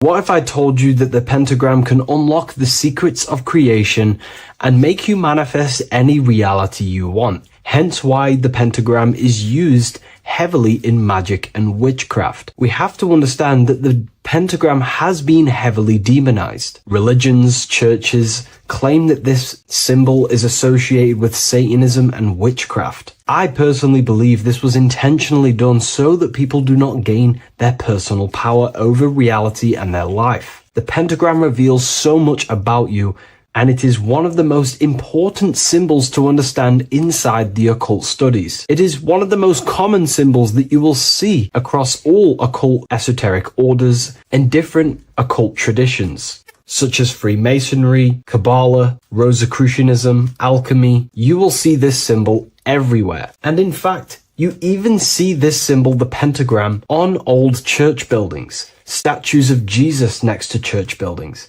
You will see this symbol used by Christianity itself, which is very contradicting about the church. But I'm not here to tell you to think anything. You can simply take this information with a pinch of salt and see if it benefits you. The pentagram used by the early Christians was said to symbolize the 5 wounds of Jesus on the cross. But this goes much deeper in an esoteric explanation. The pentagram ultimately represents the 5 elements of creation. All creation falls within these 5 elements. We have spirit on the very top, then you have air, water, earth, fire. This is the correct placement and order of the elements. Air is always on the left, water is always on the top right, earth very bottom left, fire bottom right, and spirit placed on the tip point of the pentagram. It's a 5-pointed star drawn with one continuous line. But this actually reveals much deeper things, and we're going to be going into how to use this symbol for magic and creating your reality towards the end of this video. But now we're going to give you a basic understanding of the pentagram. It's showing you the 4 physical elements symbolized as triangles and spirit symbolized as a circle. The 4 physical elements are made out of the base element, spirit, or what the ancients call ether. Ether is the underlying base of all physical matter. This is the substance that animates physical matter with life force. All physical matter has its origin in the etheric substance, or spirit, what we want to call it. It is simply the life force that animates the physical thing.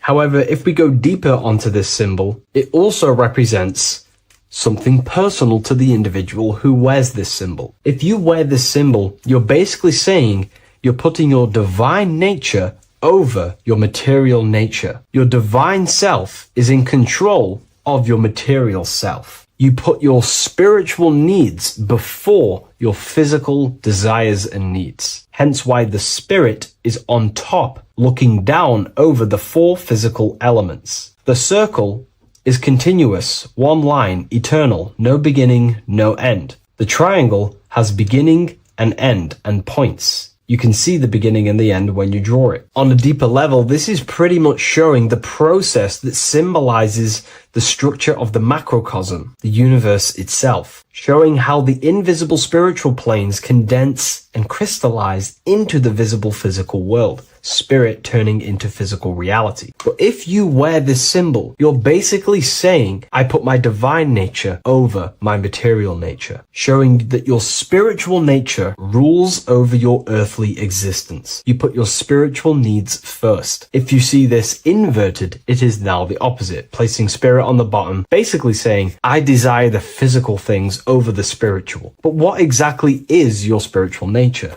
Well, your spiritual nature is simply your internal self. You chase things that are immaterial, such as knowledge, love, experience, expansion, gnosis. These are the qualities of spiritual things that the spiritual person likes to chase and desire, instead of desiring the things that are temporary in the material world and never actually lead to fulfillment. True fulfillment is by chasing spiritual things: God, the nature of creation, the self, gnosis, knowledge. But if we go even deeper, this symbol ultimately represents how reality is created. Hence why this symbol is heavily used in Kabbalistic magic and so-called witchcraft. We are all magicians. Each one of us are creating reality. There are just certain ways you can actually create reality: by becoming conscious of them, by becoming conscious of the elements and the qualities of the self that actually create your experience in your life in the present moment. If we look at the pentagram, we see that when you draw a pentagram, it is one continuous line. It is one expressed in 5. The order of the elements are very important. Spirit at the bottom, fire at the bottom right, and so on and so on. Because this is showing you the descent of the spiritual into the material, the invisible crystallizing into a material reality. As you can see, when you start to draw the pentagram, you see spirit at the very top. You're descending down to fire. Fire is the closest element to spirit. Hence why in magic and witchcraft, people like to use candles. So you're descending first into fire, then into air, then into water, then into earth, then back into spirit. Because of course, the cycle of creation unfolds itself. When you die, you return back to spirit, and then you reincarnate yourself back into physical reality if you wish and desire to. Everything is under this process of matter spiritual. In the daytime you wake up, you're in your material body. When you go to sleep, you enter your astral spiritual body. Everything's in this continual process, renewing itself in spiritual, then material. But the reason why this is associated with magic so heavily is because each one of these elements corresponds to a different body of consciousness, a different vehicle of consciousness. Consciousness has many different vehicles it uses to create the tangible self, the physical reality. For example, consciousness has a spiritual nature. The spirit element in this case symbolizes the emanation, the descent of the one power, the one force that we are all using. Each one of us is using this one power, the power of the source consciousness, unfolding its creation in the present moment. This represents the source, the emanation, the descent of this continuous flow of energy through us that we are tapped into, like a live stream in the present moment. This descends first, the force descends into fire. Fire symbolizes the willpower, will. In this aspect or vehicle of consciousness, the will is the being that directs intention, initiates action, shapes reality through focus, determination. It sets direction, holds intention, projects a desire into form, and aligns your inner world with the outer creation. The will comes out of the force, spirit. Then the will goes with intention to air. Air symbolizes the mental vehicle of consciousness, the mind, the psychic man. The psychic aspects of your consciousness is thinking, imagination, mental images, logic, using the thought or the mental vehicle body of consciousness. Then that thought has an emotion, which is then water. So it goes from the force to the will to the intellect to the water, the emotional body of consciousness. The emotional vehicle of consciousness amplifies the thought into an emotional desire that you want to take action on. No one takes random actions, and if we do, we say we're very bored and we don't care. The water is the energy, the emotion you have to fulfill something. And that emotion then descends into earth, which is the physical body to take the physical action in the present moment, to fulfill that desire, to fulfill that will, that thought, that desire. And that is how reality is created all the time. Now, there is much more that you can go into with the pentagram, because true magic is about changing consciousness at will, not casting random spells. It's the ability to change the direction of consciousness using the power of the will to direct these forces to create change in the internal world so it can project outwardly in the external world. Because consciousness creates the external reality. What happens within us, we see change outside of us. So true magic is about manipulating the forces and the vehicles of consciousness that exist within our own mind to produce a change in the material world. There are other ways you can use magic, by purifying each body of consciousness or banishing each body of consciousness. Other forms of magic, you can dissect each body of consciousness and work with that specific body. If you think you're using your mind too much, you can start using banishing rituals to banish the power of the mind, to stop overthinking, for example. Or if you have lack of emotional connection with your emotional vehicle of consciousness, we can dissect this body, tap into this body, and invoke this body and strengthen it. We're dissecting each body and vehicle of consciousness so we can work with it to create a specific change inside ourselves, then to be mirrored outside of us. So pretty much this pentagram represents the descent of the spiritual turning into a material reality. Hence why sometimes we see a human figure standing in the point of a pentagram, because it ultimately represents the microcosm. You are the microcosm. You represent the entire process of spirit into matter, the invisible into the visible, the formless into form. The pentagram, drawn in one unbroken motion, captures this divine act of creation, showing how consciousness flows downward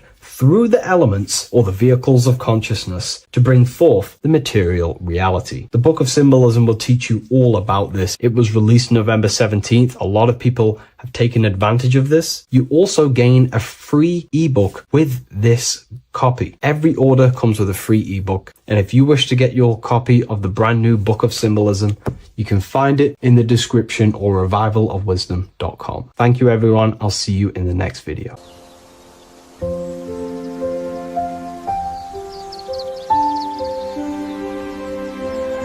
bookofwisdom.com.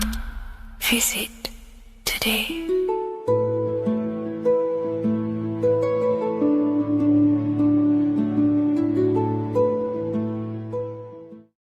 What is good, YouTube? Today we're going to be talking about the astral plane and how the cosmology fits into the astral plane. Okay, so first let's go over the astral plane and go over the different layers of reality so that you can understand reality more. You are a multi-dimensional being. You are not in these, you are in all of these realities at the same time. They all interweave into one big reality. But there are different planes. They are different vibrational dimensions. There are different dimensions of reality. The mind is the root cause of reality. We're living in the mind of God. Everything is being thought into existence from the root cause, from the universal mind.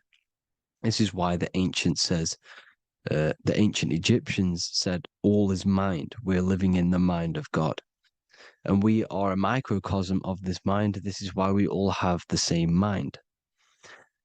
This mind is the world of thoughts. Now, this world of thoughts is just the thought alone. For example, it is the thought of a chair. But then when you start to imagine this chair and you start to mentally see the chair, you're now manifesting the thought, the singular thought, into some sort of form. So now you're imagining the chair. You're imagining the form of this chair, which is then manifesting into the astral plane. The astral plane is the world of thought forms manifesting. So when you are imagining something, you are seeing into the astral plane. Okay? Your third eye It is an eye because it sees the astral plane. It is seeing the other side through imagination, through dreaming. Well, we'll go over dreaming later. So the thought of a chair is a singular thought. The imagination of the chair is the manifestation of the chair. And in the astral plane, it's basically the world of all the chairs that could ever exist. So you're thinking of the chair as a singular thought, which is the mental plane. The astral plane is the imagination of that chair, is the thought, the manifestation of it. Depending on the vibrational state of the thought will depend what level of the astral plane it will go to. For example, if you're thinking about a chair to torture someone on it, it's going to go on the lower astral plane. Or if you're thinking and imagining happy things, it's going to go to the higher astral plane. So wherever your mindset is, that we call it a mindset because your mind is setting frequencies to certain things. Thoughts are frequencies. And a mindset is setting your frequency, setting your mind to a certain frequency. So when you set your mind to a certain frequency and you imagine something in that frequency, you're going to match everything in the astral plane that are on that similar frequency, just like you would in the physical world. Because we're all in these worlds right now as we speak, but we can't see them with the two physical eyes. We can feel it though. When you're around someone and you've just met a new person, for example, you can feel their vibration. And if you're not on a similar vibrational match, you will not get along with that person, or you just won't not get along, but you won't connect with that person because you're on two opposing frequencies, not matching. And this is something that you can't see, you can only feel because it's the astral plane. It exists within the astral plane. Everything in the astral plane is made out of vibrations. So if you do astral project, and if you already know how to astral project, you will see beings and people and things that are on the same frequency as you. This is why before you astral project, you need to sort your vibration out before you astral project, because you are projecting your consciousness into this. It's the mind. The mind is the bridge. It can move between realities. You are a observer. You are a observing soul which observes different realities. And the mind is the bridge between all of these different realities. The mind can choose. If you want to project into the astral, you set your mind to it, you can. Okay? So let's not get off track. The lower astral plane is where demons are. The higher astral plane is where heavenly beings are. Heaven and hell are kind of a real thing. The etheric plane is a powerful substance, the ether, the fifth element that they don't tell us about. If you type in on Google the 5 elements, they will try to remove it with wood or metal because they don't want you knowing about the ether. Ether is the energy double behind all physical objects. So the ether is very important. It is the 5th element. It is part of the physical world, but it's also part of the astral world. It is on either side. You see how they're showing you the truth in the language? Ether and either are the same word. The ether has 1 foot in the astral and 1 foot in the physical world. It's a substance that connects the physical to the astral world. It is the either. It's on either side of reality. It's on the other side. Other, either, same word. Ether is connecting the physical to the astral plane. It's the world of frequency. Frequencies, EMFs, torus fields are in the etheric plane. It is the energy plane. It's where energy moves through the ether. Okay? So Then you have the physical world, the world of effect. Everything you see in the physical world is the effect of the higher planes. Each plane is a product of the plane above. So, and it melts into each plane. The physical plane is the lowest plane, it's the most densest, and the highest is the most fluid. This is the most fluid, this is the most dense. This is where we get the saying, as above, so below from. As above, so below comes from the different planes of reality.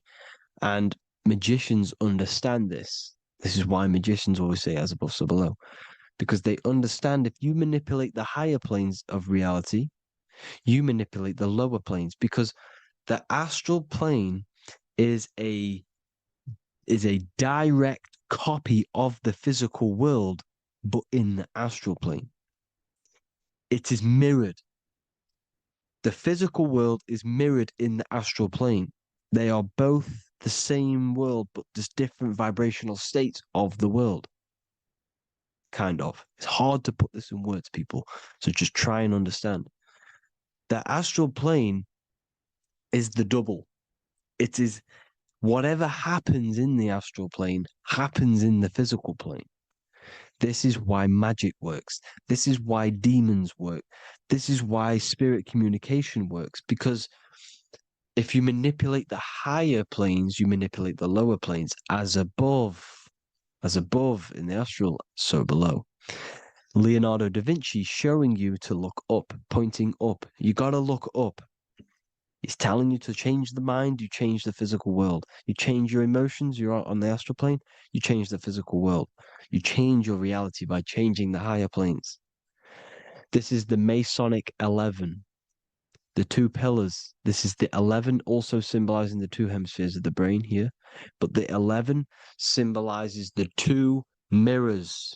11, 9, 11. 9, 11 adds to 11. 9 plus 1 plus 1 equals 11. The Twin Towers were in 11. Flight 11 was hijacked because it's a mass ritual within the astral plane. Now, we're going to go deep into that later, and I'll show you these rituals they do in order to manipulate the astral plane. So, this is what the 11 is. It's the mirroring of reality. If you contact spirits and conjure spirits, you can either summon or attract demons and spirits. Summoning is creating a spirit. You create demons. Okay? Like I said here, the mind is the root cause of reality.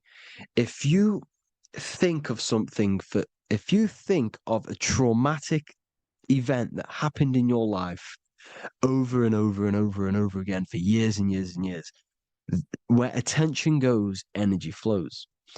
The mind is the director of energy.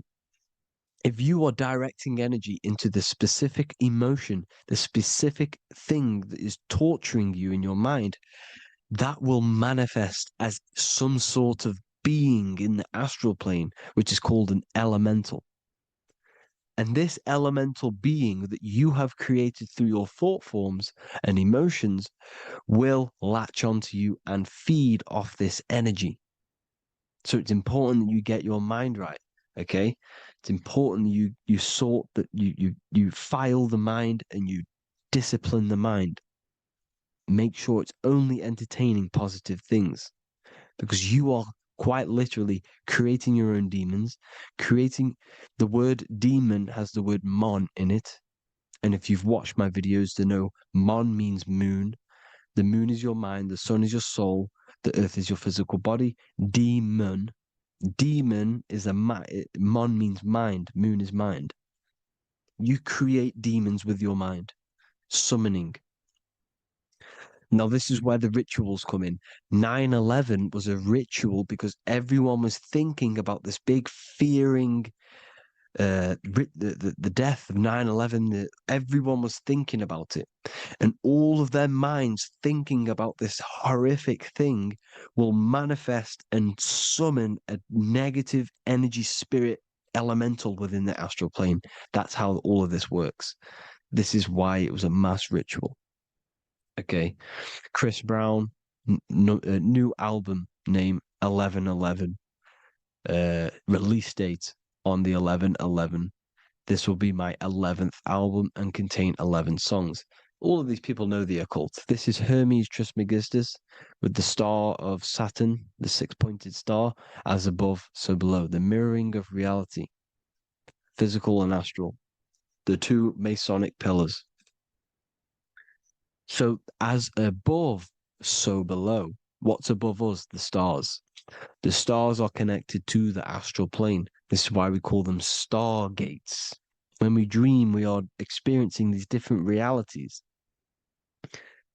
And what are stars? They tell in the Bible, it says Genesis 1:14. And God said, "Let there be lights in the firmament of the heaven to divide the day from the night, and let them be for signs." Signs translates to things to come. Why things to come? The stars tell the future. Why? And why do we say as above, so below? As above us is the astral plane and the etheric plane. As above, so below. Whatever happens in the stars happens on Earth. The stars are connected to the astral plane. Above us is the astral plane. We are a star in a physical body. This is why we say Mr., Sister, stir equals star. The E and the A are interchangeable.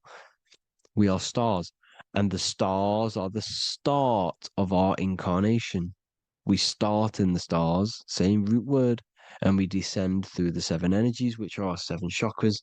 Then we enter the heart of the soul system. The heart rearranged spells earth. And this is the true cosmology. Here's the Masonic cosmology. This is Masonic now. Here's the firmament. Let there be a firmament in the midst of the waters to divide the waters from above, from the waters that below. Genesis 1:6. The firmament, firmament comes from the word firma, Latin, I'm pretty sure, which means firm. When something is firm, meaning it's stable, it does not move, it is firm. The firmament is firm. So, is the firmament Genesis 1:6. What does he say? Genesis 1:3, sorry. Let there be light. This is before the sun and the moon was created. Let there be light. Before the sun and the moon was created, light was appeared. So what's that tell you? This is a holographic projection from some sort of light being, some sort of projector. And that projector is the all-seeing eye you see in the Masonic cosmology. This is the all-seeing eye projecting the light beams. Let there be light. Everything is made out of light. The universe is created out of light waves. The torus field is one unit of light. The light projecting this reality is Polaris. Okay, the famous all-seeing eye. Now, what else? Then we have after let there be light in Genesis 1:16, and God made the two great lights. This is the sun and the moon, electric, magnetic, male and female. Then we have the Masonic checkered board, the black and white symbolizing dualities within the dualistic reality we're in, spirit and matter, light and matter, rest and motion, positive and negative, good and evil. Everything's dualistic here. Okay? And it's a dance. The universe is a dance between flickering of white and black light, which is the torus field. We're not going to go over that, but this is all connected to the astral plane. This is the true cosmology. The astral plane cannot work on a spinning monkey ball in the middle of space. Does not work. Cannot work. It's impossible. Okay? Impossible. So, even in the Quran, it says, Allah has made the earth for you as a carpet, flat. Quran 15:19. And the earth we have spread out like a carpet, set there on mountains, firm and immovable. It is immovable. In the Quran, it also says 65:12, it is Allah who has created the seven heavens of the earth. The seven heavens, meaning the 7 layers of heaven, the 7 planets.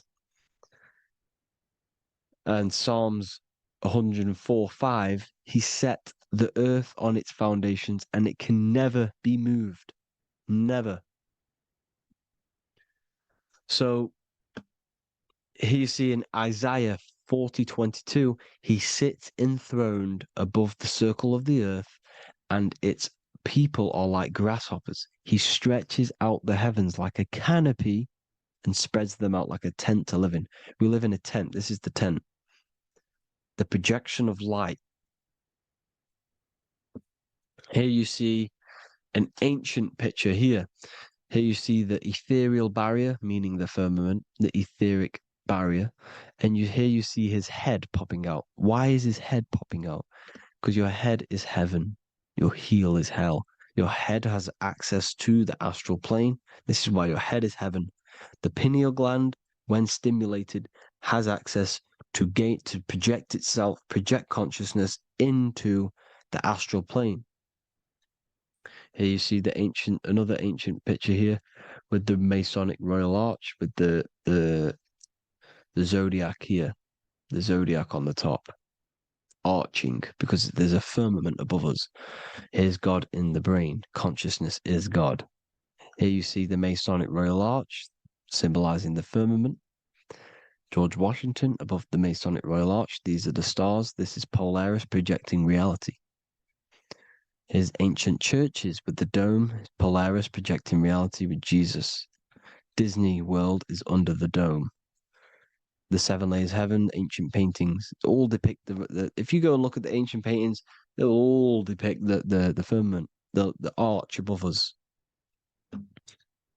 This is where we get interesting. The Masonic Royal Arch has the 6-9, which is Cancer. The constellation Cancer, which is 6-9 is associated with portals, because CERN is the 6-9. Okay, CERN is opening portals. They're trying to create a portal to the other side. Cancer has the word CERN within it, so there's a link between Cancer and the opening, the firmament opening above us to ascension. Here you see the Masonic art with the Royal Arch and the light and the opening. Here you see the light and the opening. This is the opening of the firmament. Here's the Hebrew cosmology with Sheol, the underworld, and the opening. So Cancer is definitely some sort of portal in and out of this reality. I'm just connecting dots here. Now, we're going to go change a bit now. These celebrities that you are seeing they have not sold their soul to Satan, okay? They have not sold their soul to Satan. Satan is a demonic, low vibrational energy that has been summoned over the thousands and thousands and thousands of years of evil occult arts. So since Babylon was summoning this demonic energy, and this demonic energy in the astral plane will grow and grow and grow. It has no form. It has no physical form. Okay? But you can see it in the rappers. If your third eye is open, you can see clearly that these people are demonic. You can sense the energy that they're manifesting. Selling your soul is not what you've been told.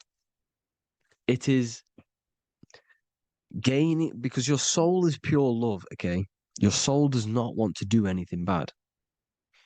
So when you sell your soul, you're gaining physical gain, you're gaining physical wealth, for example, like for these rappers, they will be given millions of pounds because the people in control of the music industry, which is the dark occultists trying to brainwash the masses, the people in charge,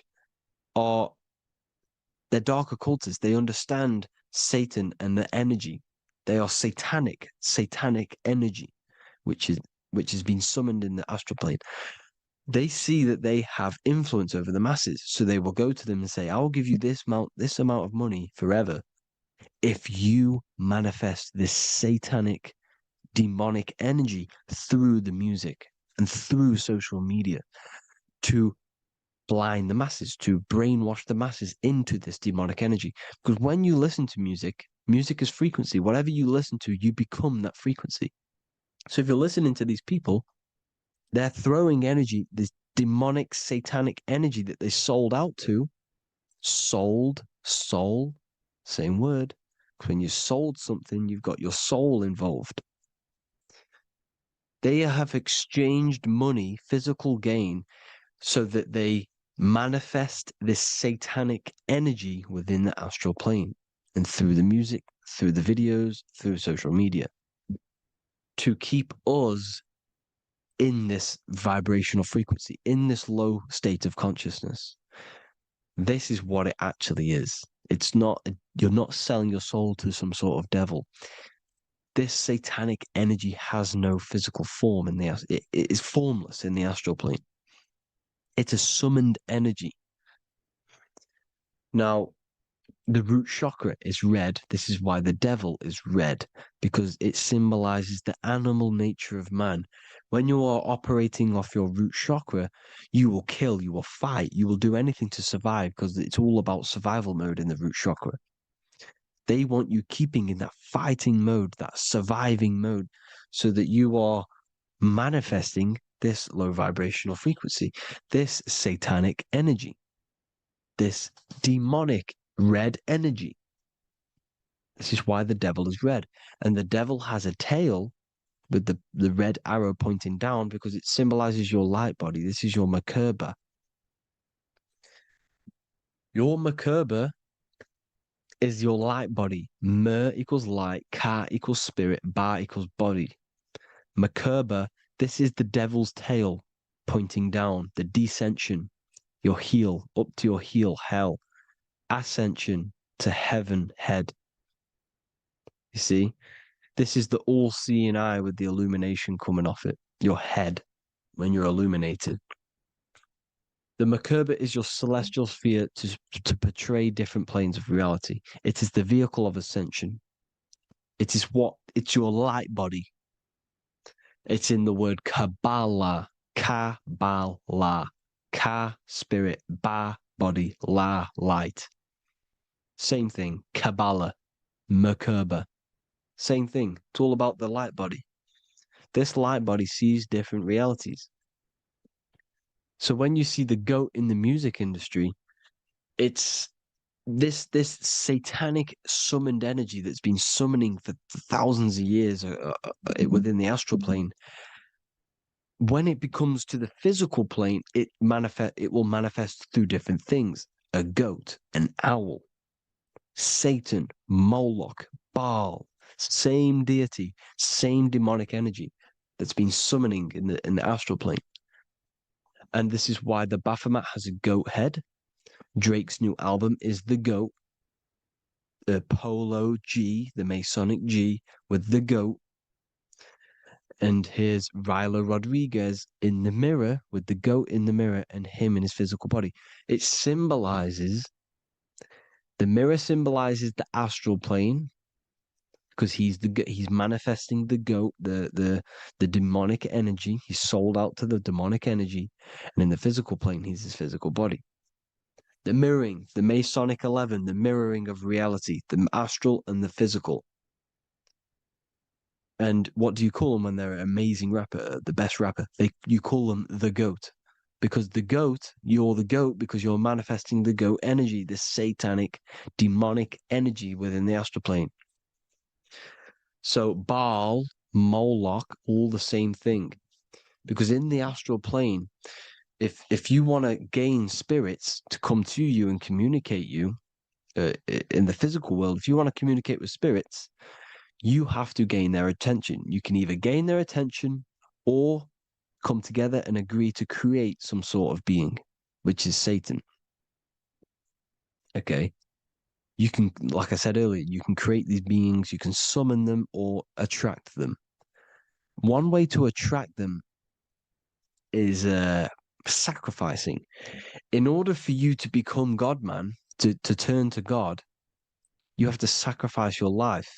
You have to sacrifice, not drinking, not doing things, not doing anything demonic, not doing anything bad, not eating meat. You have to sacrifice yourself to become the light.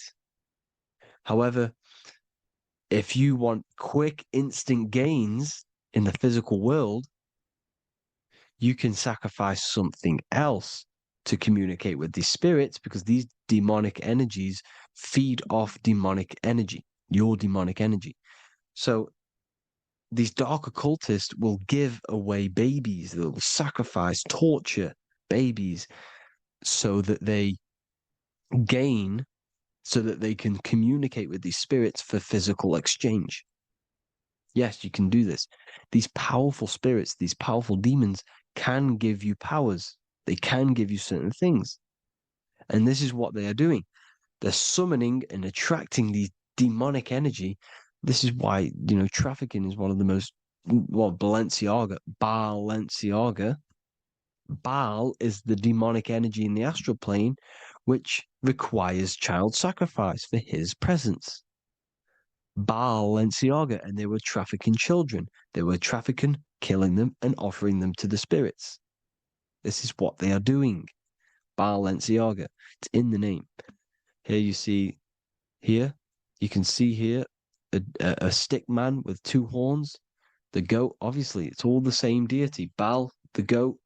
Moloch, is Moloch the owl, the Egyptian owl, because it comes from the owl of Moloch, which is Baal, which is Satan, all the same demonic energy.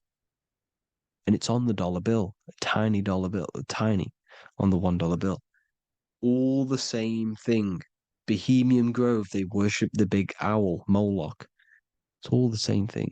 It's all one big demonic energy which has been summoning in the astral plane. And it's trying to take over Earth, the physical plane. That's what it's doing. So I hope you all gained a deeper understanding of the astral plane and what's actually going on in the world. Please leave a comment if you can to help the algorithm. Drop a like if you like this content. And hope you all learned something today. And God bless you all. Thank you all.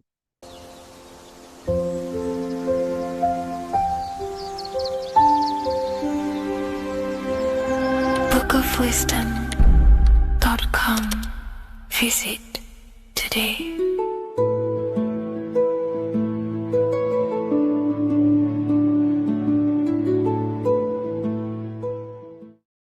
Welcome to Revival of Wisdom. Today we're going to be breaking down Saturn worship and how the occult are linked in with Saturn. Okay, so first of all, let's start with the celebrities. All these celebrities are doing 666.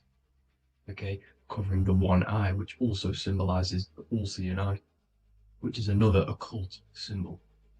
But we're focusing on the 666, the 6 with the 3 fingers. Also, we have CERN with the 666 within their logo. Also Disney, okay, as you can see here, 666 within their logo. Pepsi, Coca-Cola, and even Cadbury's. Monster Energy with the 666 in Hebrew numerals. Unleash the beast.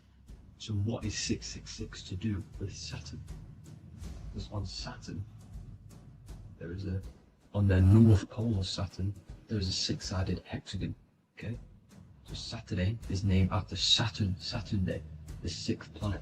It is also the 6th day of the week, and has a 6-sided polygon on its north pole, 666. Not only that, when you create a star out of the hexagon, you will create a 6-pointed star, okay?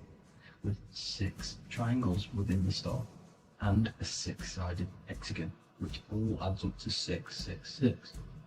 Okay, so this is why all these symbols contain 666. So why do they worship 666? Saturn. Because Saturn is the god of time and death, okay, and order and lessons. Okay, Saturn is a very cold and dry being. That is the sixth planet from the sun. Okay, Saturn represents the winter, which symbolizes death. Okay, because all nature dies within winter because the sun's not there. So it represents darkness and death. It rules the zodiac sign of Capricorn. Okay, so in the celestial cycle, Saturn is always opposite the sun.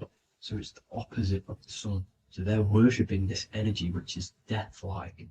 Okay, this god which is death and does not bring life. Okay, also is the god of time. Okay, also in the Roman and in Greek it's called Chronos. Okay, which is just a translation for time. It's also known as the Father Time, aka the Grim Reaper. Okay, the Grim Reaper. Keep that in mind. We'll come back to this. Here are some more logos for the Saturn. Okay, NAG, Internet, Wi-Fi. Okay, all these occult logos all worship Saturn. They are a satanic occult. They worship this death god, this evil god. Okay, this is where the cube now comes in. Okay, because what colour is associated with Saturn? It's black, because it's the absence of light. It's opposite the sun. So black is the colour associated with Saturn. Each planet has its own colour associated with it. Okay, so when you make the cube, okay, as you can see here, the cube out of the polygon, it creates what? A black cube. Okay, and the Kabbalah, okay, Kabbalah means cube, Allah means the god, the cube god. These religions are secretly worshipping this cube god, the god of death, Saturn, Satan. It's the same entity behind it all. Okay, so also we have these black cubes in Australia, Denmark, all around the world, these black cubes, because this occult is worldwide. It's Saturn, Satan taking over this realm.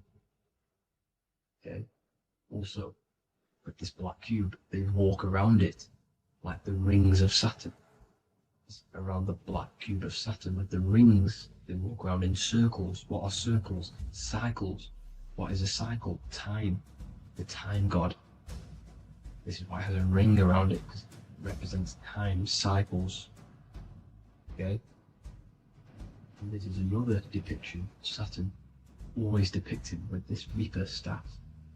Okay, keep in mind this staff, just like we associated it, aka the Grim Reaper. The Grim Reaper also wears a black robe, representing Saturn with the same staff. Can you see it? This is where it comes in. Okay, the same thing. Look, the same staff with the black robe. Black representing Saturn, the god of death. Okay, the Grim Reaper, Satan. Okay. Also, when you graduate from university, what do? You wear a cube on your head, a black cube with a black robe. This is Saturn worship. See, this is how Saturn, Satan, has tricked the world into worshipping him, not God, the sun, which represents God. So what is a corona? Because a corona is a crown, a circle, okay? A set of concentric circles of light seen around a luminous body. So Saturn, so this is why they used to worship Saturn by wearing crowns in ancient days, and we still do to this day. The king or queen has a crown, a corona. Also, corona, the drink. Corona adds up to 666, just like Saturn is 666. But like you see in the corona, you see the staff. You see this staff, just like the staff of Saturn, the Saturn god, like the Grim Reaper, with the black robe and the staff, just like the Saturn god. What is the Grim Reaper? It's a killer, it represents death, just like Saturn, the god of death and time. So all these occults and secret societies all worship the 666 god, which is Saturn, Satan. All of our energy is being put into Saturn. Okay, and Saturn, Satan, is harnessing all of this energy. So gradually, this is what the mark of the beast is. Like it says in the Bible, the mark of the beast, or the name of the beast. Here is wisdom, let him know that you have to understand and count the number of the beast, for it is 6. It is the number 6 of a man, and is 600, 3 score is 6, 666. So this is what the mark of the beast is. They are going to eventually put green chips, just like Neuralink, which is what Elon Musk is pushing. Okay, so this chip is the mark of the beast, and it's going to be implanted to our hands or brains. Okay, and they will manipulate our consciousness, and it will manipulate our DNA, and it will directly connect us to AI, and AI is linked in with Saturn, Satan, as the demons and the people who rule this world are in love with AI. They want to connect humans to AI, and this will control our consciousness completely and give all of our energy back to Saturn, Satan, this deity that they all worship. Just like when you get married, you wear a wedding ring, the rings of Saturn, over the finger, which represents the sun. So you're basically seeing Saturn over the sun. The sun is the son of God. It represents the sun, represents God. So you're putting Saturn over the sun. So thank you guys all for tuning in. I'm going to leave you guys here. Please leave a like, comment some topics that you want me to talk about. And please subscribe for more amazing content. God bless.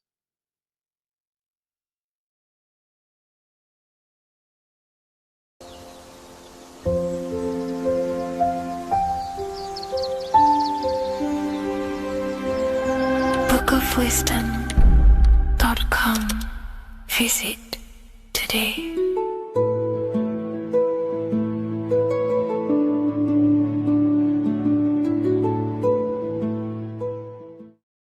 What if God is not watching you every move, not judging every mistake that we make, not deciding in real time who goes to heaven or hell? What if reality does not work through God micromanaging everyone in his creation, but through a law? And what if you are not separate from those laws, but an active expression of them? Once you understand this, everything in your reality will shift. The idea that God micromanages everything and does everything by himself to hold up his creation is illogical. It makes no sense. There are billions of souls and living people in this world. There are plants. There's no way there is an intelligence out there micromanaging everything. If you die and pass on, there's no one waiting in a queue to be judged by God. This is totally, just religion creating up their own version of the Bible or whatever holy book it is. We have to remove that system out of our mind that's being heavily implanted into us. If God were personally judging every soul the moment they died, there would be an endless queue of people waiting to proceed, punish, or rewarded. Reality does not operate like a courtroom with a single judge overseeing every case. Instead, reality operates through systems, through structure, through law. God does not intervene moment by moment. God sets laws into place, and creation unfolds by obeying them laws automatically. Think of like a video game. Reality works like a code, not a control. When someone creates a video game, they do not sit there creating and controlling every character, every movement, every outcome. They write a code. They define rules, gravity, collision, cause and effect. Once the code is set, the game runs on its own. Reality functions the same way. God is not micromanaging existence. There are laws that were written into the fabric of reality itself, and everything operates through them. And these laws are not just in the fabric of reality, like I just said. They're literally ingrained into your own mind. Your mind cannot escape these laws, are pretty much creating everything you call life. We see some of these laws in nature. This is where geometry comes important. Geometry is not random decoration in nature. It is a law made visible. Spirals, symmetry, ratio, structure appears everywhere because geometry follows rules. These rules govern how plants grow, how crystals form, how cells divide, how planets rotate around the Earth, never ever falling off track. The sun rotates around the Earth. The moon rotates around the Earth. What is the order? What is the law that these intelligences are following? Why do they never distort? Why do they do the exact same thing every day and never fall off path? There is an order. And in fact, the word cosmos comes from Greek. And the word cosmos in Greek means order. This is why we call cosmology or the cosmos, the universe. It is order. It is an ordered, structured creation which contains and recycles and regenerates itself. For example, if we look at the Fibonacci sequence, this sequence is a code written into nature. It's not just decoration. It is an instruction into plants, into everywhere you see the Fibonacci, which is right there in your hand, the Fibonacci sequence. The pattern governs how things grow in the most efficient and sustainable way possible. Leaves, flowers, shells, trees, hurricanes, and even galaxies follow this sequence because it allows growth without collapse, overlap, or waste. The reason the Fibonacci appears everywhere is because it's the law of balance. Each stage of growth builds the one before it. Nothing is forced. Nothing is micromanaged. Growth unfolds naturally because the rule already exists. Without this law, nature would not sustain itself. Plants would block their own light. Branches would compete instead of expand. They would all be fighting for space. Systems would collapse under their own complexity. The Fibonacci solves this by allowing infinite expansions while maintaining order. This is what an actual law looks like in action. A single principle set once, creating harmony across all scales of existence. Nature does not think about how to grow. It follows the code on a subconscious level. And because the code is perfect, growth appears intelligent. This is the same principle that governs reality itself. Without the Fibonacci sequence, plants would be fighting for space, fighting for light, that it would be pure chaos. The reason why there are laws in place is because it allows everything to self-sustain itself, to grow infinitely. These laws, such as the Fibonacci sequence, is pretty much a code to ensure that plants, nature, are eternal and they keep recycling themselves without a being micromanaging these things. Just like how your body works. Your body is running off subconscious programs. You don't tell your heart to beat, you never have. You don't tell yourself to breathe, you never really have. You don't tell your digestive system to digest food. These laws are already in place before you even become conscious as a baby. Who is the one telling your body to grow, to regenerate itself when it cuts? Who is this intelligence? What is this intelligence? Well, this is what we call the universal subconscious mind. The universal subconscious mind, the same power that is making the planets rotate around the earth, the same power that's telling the seed to grow into a plant, the same power that turns your cut into a scab, then into skin, is the same power that is running your heart, that is telling your lungs to breathe. We're all interconnected with this universal subconscious blueprint which sustains reality and creation itself. It's a self-containing system. Now that we've gone over some of the basic stuff, but you see where I'm trying to come from now. There are laws you cannot escape, and one of them laws would be cause and effect. It's impossible to escape this law. It is too powerful for your consciousness to actually escape cause and effect. Every cause will produce an effect, and every effect will produce a cause. It is an endless, infinite circle or cycle. It creates everything in your reality. The way I like to use cause and effect is before I make a decision, I know I'm trying to push my life towards who I want to be, towards my higher mind, but towards my goal. So every decision I make, let's say my friends contact me and say, do you want to come out? Let's do this. Let's say it's, something that's just going to waste my time and it's not very important. Of course, it's good to have time with friends, but let's say it wasn't important, for example. Before I make any decision in life, I say, well, what is this cause going to affect? Is that effect, that this cause I'm about to decide on, going to push me towards who I want to be, where I want to go in life, or what I want to achieve? Is it pushing me towards who I want to be?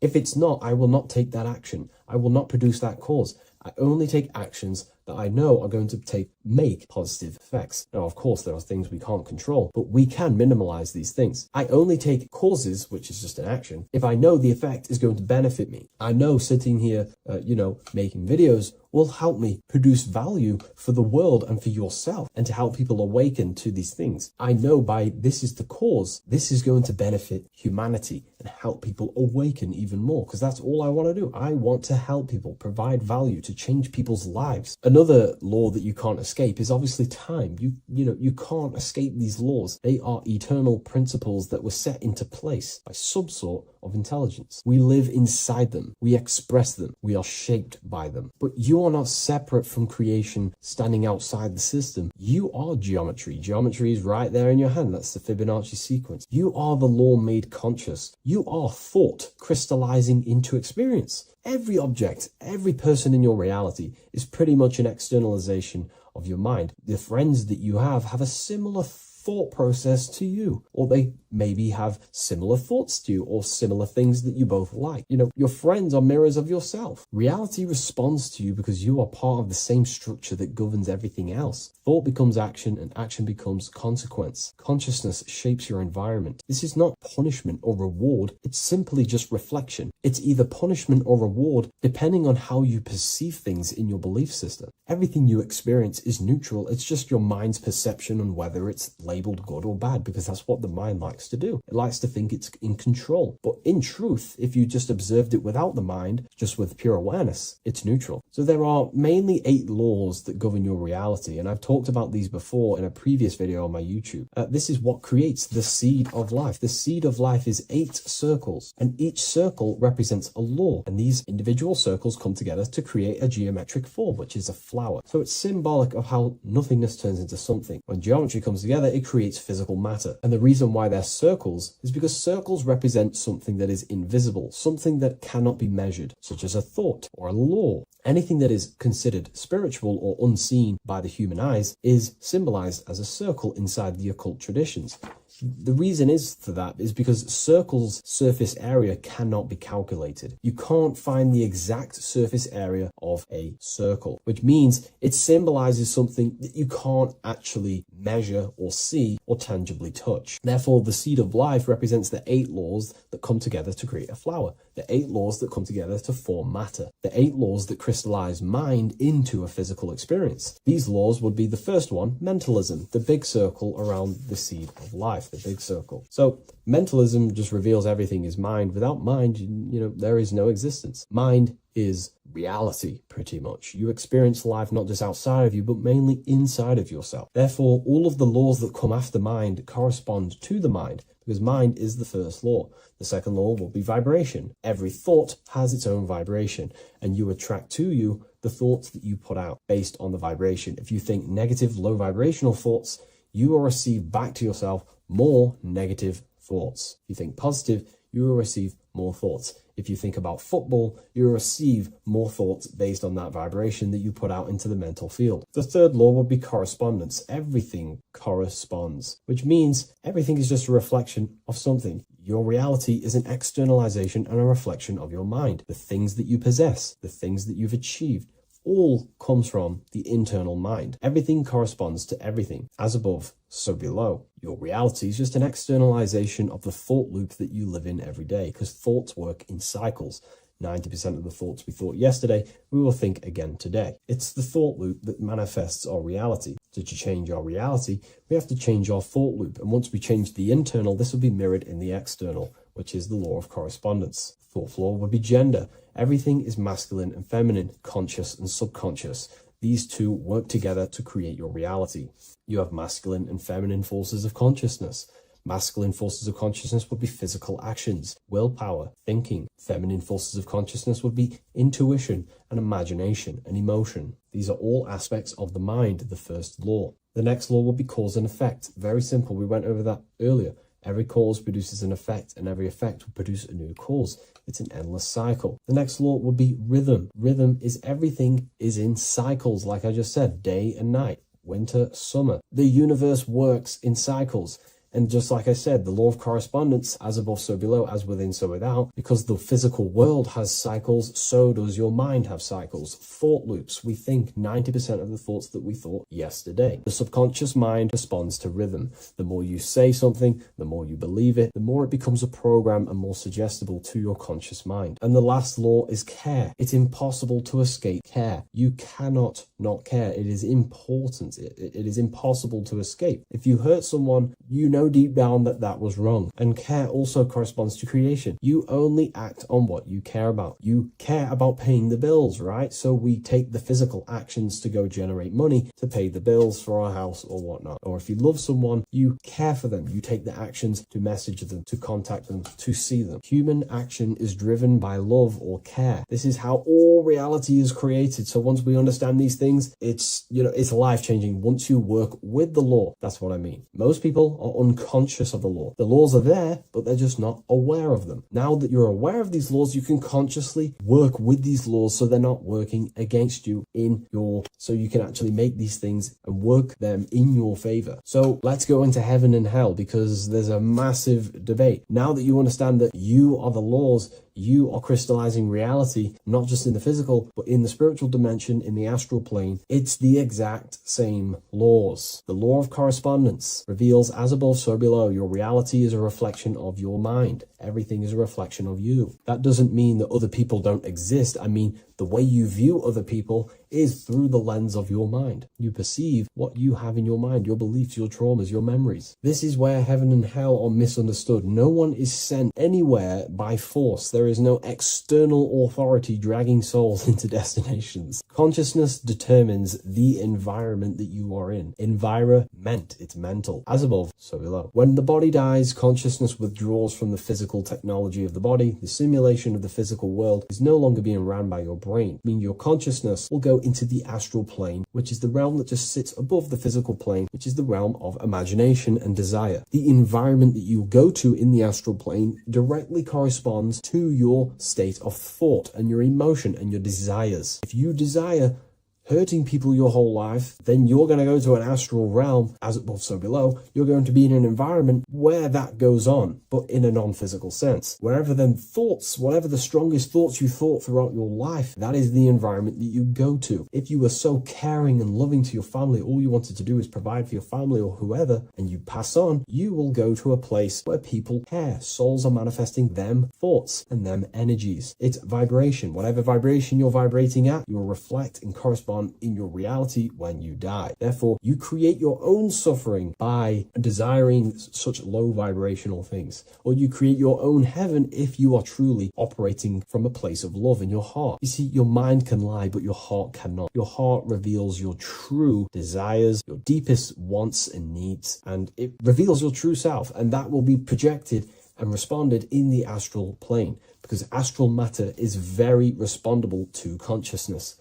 The physical plane is not real. It takes a longer time for things to be manifested in the physical plane. But in the astral plane, whatever you think, whatever you desire, it instantly corresponds to your reality there. So God does not micromanage everything. The law does not judge, it simply reflects. The universe is made of laws. The Emerald Tablet of Thoth even mentions this. He says, the search for the laws that governs man's life are an eternal mystery. Man is always forever searching for the laws that govern his existence. This understanding now changes everything in your reality. It removes fear-based control, it removes blind obedience, and it returns responsibility to where it belongs, to you, your consciousness, yourself. You are not being watched, you are not being mirrored. Reality is not punishing you, it is responding to you. Once you understand that God works through law, not micromanagement, you stop waiting to be saved, judged, or condemned. You realize something far more powerful. You are not separate from creation. You are participating in it.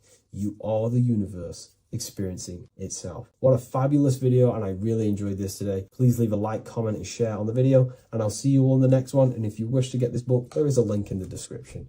Have an amazing day, everyone. Take care. Hey people, how are you all doing? It's Revival of Wisdom, and today we're going to be talking about your birth certificates and how we are slaves to a system and how they have trapped us into this system. Okay, so the first thing you need to understand about this system is there are two types of laws. You have the law of water, which is admiralty law, and the law of the land. So the admiralty law is the law of water, and this is what money is. Money is water. This is why we say liquidity, currency, the current. A current is water, something moving through something. Cash flow. And this is why banks are called banks, because a river bank is on either side of the water and it directs the currency. You see? So money is water. And as you can see here, Ripple, the cryptocurrency, Ripple, water Ripple, and they're building a bridge over water, overseas, international banking with cryptocurrency. So money is water. And this has specific laws about water, but water is the same everywhere, you see. What the difference is with the law of the land is that you can have different laws in different lands. I can't do certain things in the UK that people can do in America, for example. You see, that's the law of the land, but the law of water is the same because water is everywhere. Now, this is very important to understand when it comes to, you know, these birth certificates. So, Pope Gregory, this is where we're going to start off.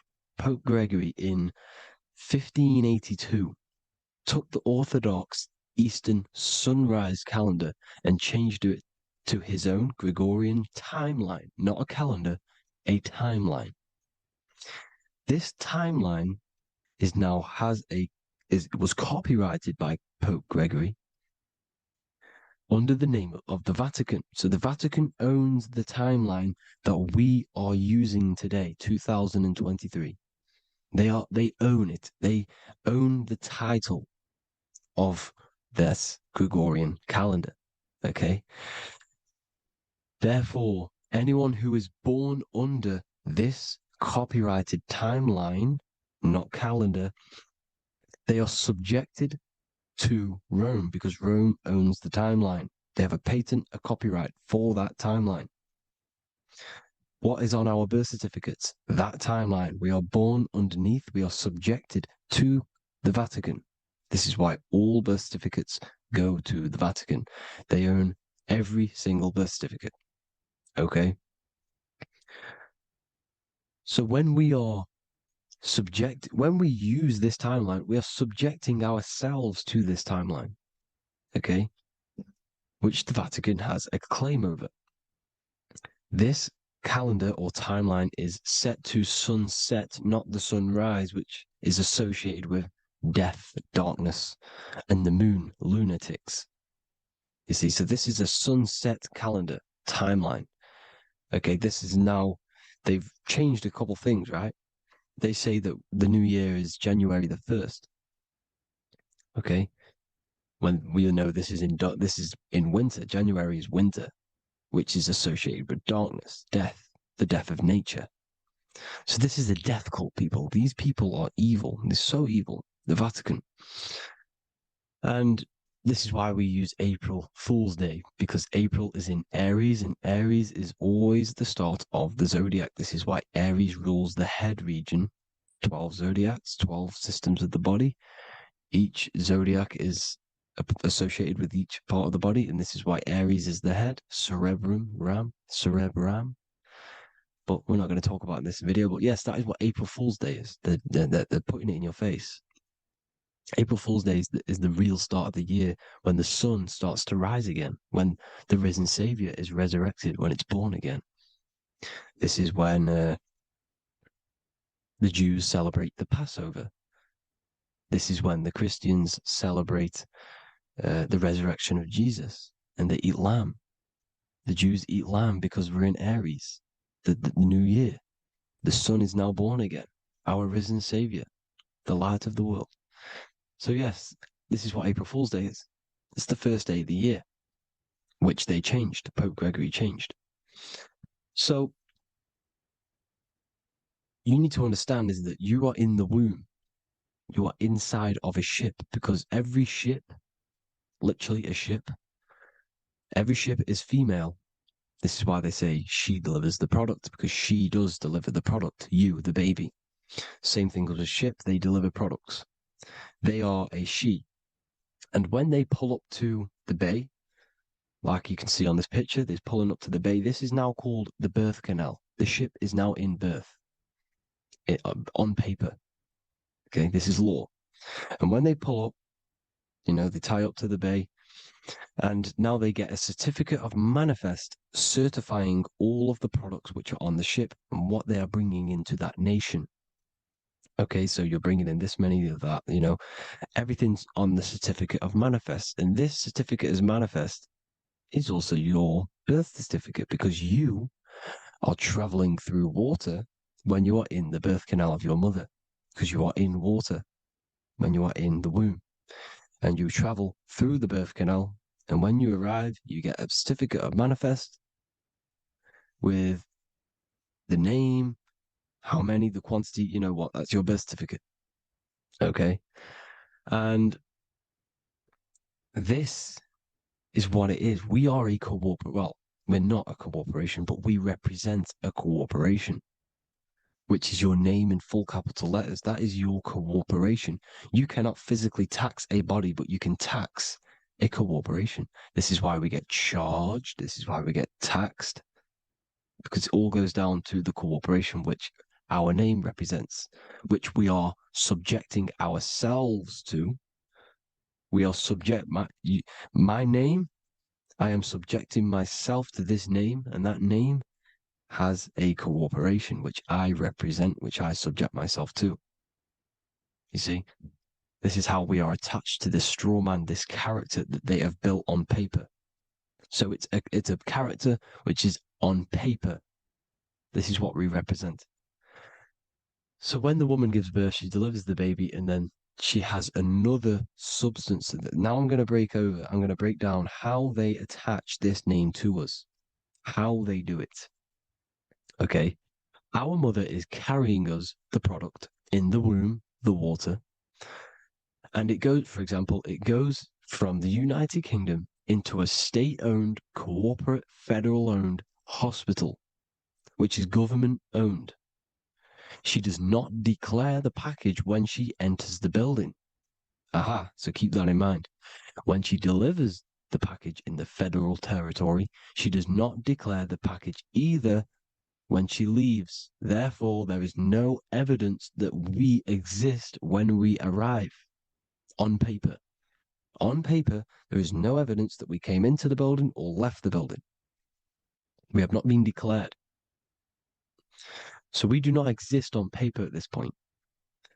When the woman gives birth, she delivers the baby, and then she has another substance, which is called the afterbirth material. Okay? This afterbirth material has the same DNA as our physical body, with the body, mind, and spirit. Okay? This is how they get this corporation. Hold on. The afterbirth material does not get claimed by the mother nor anyone. Therefore, they salvage that substance, because we are under the Vatican. Every state is all Catholic. Your birth certificate is Catholic. No matter what religion you think you are, every single birth certificate is Catholic, because we are subjected to Rome. All roads lead to Rome. Rome runs all of this. Okay? We're still under the Roman Empire. Okay, so Rome are Catholic and they believe in salvation. This is how religion comes into this. This is how they use religion to get this. So they salvage the afterbirth material and they claim it, and they salvage it and give it and charge it to Rome. And they give it a name. Here's the legal term, born alive. Here's what it says. Each product of such birth is considered live, born, and fully recognized as a human person. So each product of such birth, so that could be anything, the afterbirth, the person who actually comes out, the baby. So your afterbirth, which we do not take with us, we take the baby with us. They keep that in the hospital. They collect the afterbirth, and they salvage it, and they give it the name, which it is us. We are a representative to that afterbirth material, which they put the name on. They claimed, which is subject to Rome. So we are walking around our whole lives as a representative to that claimed salvaged afterbirth material, which the federal state have. Okay. We are under the Catholic Church, Vatican. Therefore, the afterbirth material is a child of God. See, on paper, therefore, they believe in salvation and salvage the afterbirth material. This material has no mother or father. The state pick it up. It becomes a war to the courts and gets charged to the state. So we are a representative to that character they salvaged because it is the exact same DNA as you. Subject is the name or the title, and the matter is the physical aspect left behind in the hospital, which represents us. You see? So now we're moving on to Unum Sanctum. Unum Sanctum was in 1302, a very, very important year. Very important year. Unum Sanctum says this is basically how they claim everyone in the world. So the Vatican had all this power, all this gold, all these people under them. They need to get a claim for them so then they can rule over them and make them slaves. So what they did, they created Unum Sanctum. Pope Boniface VIII did this. And it says, the spiritual man judges of all things, and he himself is judged by no man. The spiritual man, keep that in mind, unless he invent like Manichaeus, two beginnings, which is false and judged by heretical, since according to the testimony of Moses, it is not in the beginnings, but in the beginning that God created heaven and earth. Furthermore, we declare, we proclaim, we define that it is absolutely necessary for salvation that every human creature to be subjected to the Roman pontiff. So they are claiming us in Unum Sanctum, and it's in the vaults in the Vatican. They will put a spell on it because they are sorcerers, they are magicians. They put a spell on it, they lock it up, and whatever goes on that piece of paper goes. And this Unum Sanctum is claiming all of us. So what does it say in the beginning? The spiritual man judges of all things, and he himself is judged by no man. The spiritual man, the man with the body, mind, and soul, the first baby that comes out the birth canal. That's you, your body, you, body, mind, and soul. You have the Christ, which is I am, which is grace. Grace means here, now, in the present. You have the Christ, which means I am. Therefore, you have a soul. If you can say I am, you have the Christ. You have a soul. But a creature can be anything with no soul. You see? So no man can judge the man with soul. However, as it says in the second part,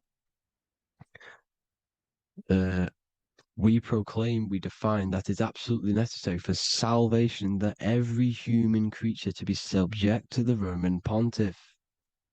So they are subjecting the afterbirth, not the man with the body, mind, and soul, but the afterbirth to the Roman pontiff, to the Roman Catholic Church. We are the ones who are claiming to be the afterbirth material, which is our birth certificate, which is our representative. We represent that because it is our DNA. This is how we are stuck. We are stuck because we represent this DNA, which is on paper, recorded. You see? So we, being untaught, uneducated in these subjects, we are subjecting ourselves to this system, to this slavery, because we just want to live. We just want to live happily, just peaceful. Think about it. Where's all this coming from? Where's all this war, all this killing, deaths coming from? We just want to live. It's coming from the Catholic Church, these evil death cult, which has subjected us, which has used us as slaves, and we are still slaves, and it's just going to get worse and worse and worse. So this is how we have subjected ourselves to be the slaves to this system. It's a lot to take in, and there's a lot more deeper stuff which goes into this. I'm just going over the surface. I'm going quite deep, but there is little details that I still need to learn myself. But this is the general how that we've been stuck to this slave system. So we are batteries, okay? This is why we get charged. When you go in a court, you get charged, okay? Because you're a biological battery. This is why cities look like motherboards, because we are feeding energy to this matrix. Okay, when we look outside of ourselves, when we give power to so-called Jesus Christ, worshipping idols outside of ourselves, where attention goes, energy flows. We are feeding the matrix with energy. By looking within, placing your attention within yourself, you are taking back your power. Because the I am is Christ. The you, the soul, is Christ. It's God. The awareness is God. Okay? However, we are subjecting ourselves to this system. We're subjecting ourselves to this system and the feeding of our energy. So what we need to look for the future is that, think about it, with the end goal is to change our DNA, is to literally make us robots, transhumanism, slaves. This is why we have smart cars, smartphones, smart watches, smart meters, smart cities. And all of this is going to be connected by the smart grid, which is 5G. This is why 5G is rolling out. 5G is going to connect all of these technologies to one. It's like a big net system. And you know why they're doing this? It's because all of this is going to be connected through AI, through this 5G, and that 5G is going to be controlled by the elites. So you say anything wrong, you do something wrong, you say the wrong thing online, they'll turn off your car, they'll turn off your phone, they'll turn off your smartwatch, they'll turn off your TV, because it's all going to be connected and controlled by the smart grid. And this is what the Great Reset is, people. But they're going to trap us inside of these 15-minute smart cities so we can't leave the area, because they're going to use climate change as a tool to enslave us to not travel because of so-called climate change and the fumes that we are putting into the air, which is all BS. They're doing this to push these new cities, to push all of it. But listen, they're trying to get inside of your body. The only way they can do that is to get you addicted and using this technology. First, they got on the body with the smartphone. Well, first of all, we use the technology. We get used to it with it in our hand. The next step for them was to get on the body, which is the Apple Watch, as you see down here. They have now successfully got onto the body. The next thing is to get inside of the body. This is the brain chip. You see how they've slowly lured their way in, slowly got you addicted to this technology, got you dependent on this technology. And what they're going to do is that they're going to mold society to be dependent on the brain chip. So in order, for example, if you want to go and pay for food, you're going to have to get a chip to pay for the food, because it's all going to be digital money. And that digital money will be connected to the chip, and you'll need the chip to pay for things. You see? So this is how they're slowly transhumanizing us. These phones, these apps, these things which are all which we are all using, was created by Freemasons. Mason means traveler, because they travel the depths of the mind. They understand human consciousness. They understand the brain. They understand the mind. By the deepest root cause, they understand it. This is what Masonry is. It's the occult. So these technologies is designed by these people. This is why they're so addictive, because they understand how it works. They understand how to get people addicted, because they understand human consciousness, the brain, the body, and the mind. So this is the advantage Freemasons have over us. And these secret societies, which have gone through the orders of Freemasonry and progressed onto these secret societies, which are the evil side, because I'm not saying Freemasonry is evil, okay? But the societies which they go beyond Freemasonry, because you can go beyond the 33rd degree into these secret societies, and they use this knowledge for the bad, to enslave people. And this is what's going to happen. Transhumanism. So I hope you all learned some insight for today. Please do a bit more research on, the birth certificate and stuff like that, the straw man. And have an amazing day, people. Please like, comment, and subscribe. Peace.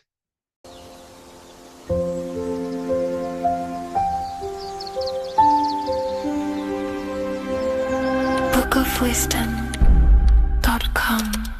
Visit today.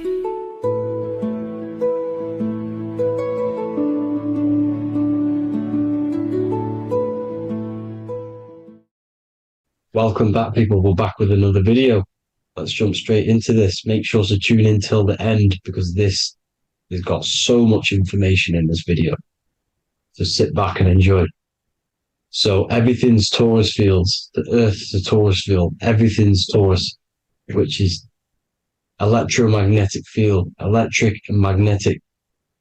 The center of the Taurus field is where the two opposing forces meet in the center. And this is what creates the plane of inertia, the dielectric plane of inertia. Okay? You got red shift, blue shift, positive, negative, south and north pole, right? This is what the ancients were showing with the tree of life. As you can see here, this is the plane of inertia, and this is the Taurus field. Everything consists of this. Everything is a Taurus field. A atom is a Taurus field. Okay, now the inertia is the 0 point. So this plane is a 0 point. It's the balance between two poles. Okay, now this creates matter, because matter is two opposing forces in motion equalized. So these two forces coming together is what creates matter on this physical plane. And this is why we can't see the electromagnetic field, because it consists of one of the elements, which is either electric or magnetic. But when they combine together, it's what creates this physical plane, which is physical matter, which is light in motion. Now, everything is one. Don't get confused by duality. Duality is two opposing forces, but them two opposing forces are created by the same substance. It's two aspects of the same substance. So, for example, water and ice are the same thing. You know what I'm trying to say? But it's two aspects of the same substance, because all is one. The whole universe is one. All goes back to the one, which is God, the creator, or magnetism, whatever you want to call it, because magnetism pulsates. Electricity has two poles, red shift, blue shift. Okay, so red shift, blue shift is electricity, and electricity vibrates, and all vibration always comes back to a standstill point. But magnetism is what pulsates. This is why your heart pulses. You breathe, which is a pulse. This is the breath of the universe, magnetism. Now, this is why the earth is green, okay? Earth can be spelt heart. If you just move the H to the beginning, it spells heart, okay? Because the heart is the center of the Taurus field, which is the heart chakra for us humans, okay? We consist of the same field, as you already know. Heart being the center, which is green, which is the center of the 7 colors. The center of the 7 colors. This is the most powerful chakra in your body. People think it's the crown chakra, but it's the heart chakra because it's the center of the Taurus field. You must align them all and combine them all into one, which is the heart chakra. Now, Earth is green. Nature's green. Okay, this is because we live on heart chakra, the plane of inertia. It's the center of the Taurus field. Okay, and this is what the Egyptians called Isis, which is nature. Nature is balanced, and nature is female, Mother Nature, because it looks after us with the fruit it grows with abundance and the water. It's a female energy, Mother Nature, and this is the symbolism of an equal, balanced arms. This is the scales, it's balanced. Mother Nature is balanced. This is why the sky is blue, because what comes after the heart chakra? Blue. Sky is blue. We live in Midgard. This is what the ancients called Midgard. You don't have to take this tree literally. It's a metaphor. We live in Midgard, where both positive and negative duality here. Now, Mount Meru. Mount Meru was known as the center of the earth, okay, or known as Hyperborea. And this is the North Pole, the electromagnetic North Pole. But when I say Mount Meru, it's not an actual mountain. They weren't saying there was a real mountain in the center of the earth, a magnetic rock. No. The plane of inertia, okay, there's something called a hyperboloid. That's what it's called, a hyperboloid. And this is the center of the Taurus field. And this hyperboloid is what is in the shape of a mountain, you see? So if I go to this next one, they say Hyperborea on this map. Why do they call it Hyperborea? Because this is the hyperboloid in the center of the Taurus field. And this is the electromagnetic mountain, a metaphor. Mountain, what they're metaphorically saying, this is the electromagnetic mountain at the center, the double vortex, the center of the Taurus field, which is the North Pole. Pole of electromagnetic energy. So this is why they call it Hyperborea. It comes from the word hyperboloid. And the center of the earth is so sacred. And they symbolize this with, obviously, the North Star, which is Polaris. And this is where the swastika comes from, because it's the 4 seasons moving around the North Star. This is the Big Dipper constellation moving around the North Star, which is Polaris. There's that pole again. Pole. Magnetic pole of the Taurus field. And this is where the green, emerald green, aurora borealis comes from. It comes from this center hyperboloid at the center of the earth, where the most electromagnetic energy is stored. The center of the plane of inertia. The center of the plane of inertia. This is the all-seeing eye as well. As you can see, they got the sun, the moon. This is the Masonic cosmos, the sun, the moon, and the all-seeing eye, because the eye is Polaris, the eye of the stars. It's all a big eye. Now, the eye means a lot more as well. It's not just that. There's different ways you can interpret symbols. Now, this is the emerald tablets. Deep in Earth's heart lies the flower, the source of the spirit that binds all in its form. Okay? The flower of life is thine own place of thine spirit, and stream through the earth as thine flows through thy form, giving off life to the earth and its children, renewing the spirit from form unto form. This is the North Pole. This is what he's talking about. He's talking about the aurora borealis. Aurora borealis. It's the Earth's aura. Emerald green. Heart chakra. Plane of inertia. Green. Earth. Heart. You see? All related. Now, there's many symbolism of this, so much symbolism with the ancients, the 7 layers of heaven, which are the 7 planets. Okay. These planets are the solar system. It's the solar system because we are the soul. We are the sun, the soul.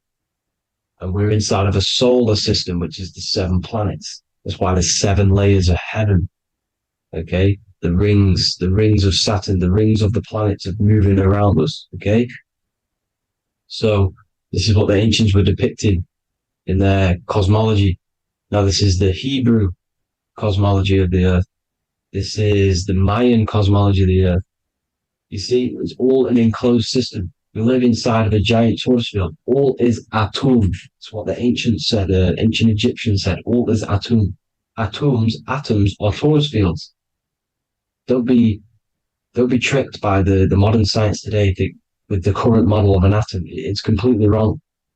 They're hiding the torus field. They're hiding the electromagnetic field, which is in everything. Absolutely everything is in motion, and motion comes from this field. And you see, this is upside down, but this is I think it's pretty sure it's candles, but the 7 candles, the 7 planets, the 7 Elohim. You see? It all goes back to the stars and the heavens. Now, this is how the earth really works, with the stars on the outside of the cosmic egg, and then the torus field spinning around the sun and the moon, the positive and the negative charge. The sun gives you energy, the moon takes your energy. The moon controls monthly cycles. Moon is mon. This is etymology. Mon, month, money, demon, monster. Stir is star, moon star. We are all stars. Youngster, minister, superstar, Hollywood star. We're all stars. We come from the stars, which is heaven. Our soul comes from the stars. You see?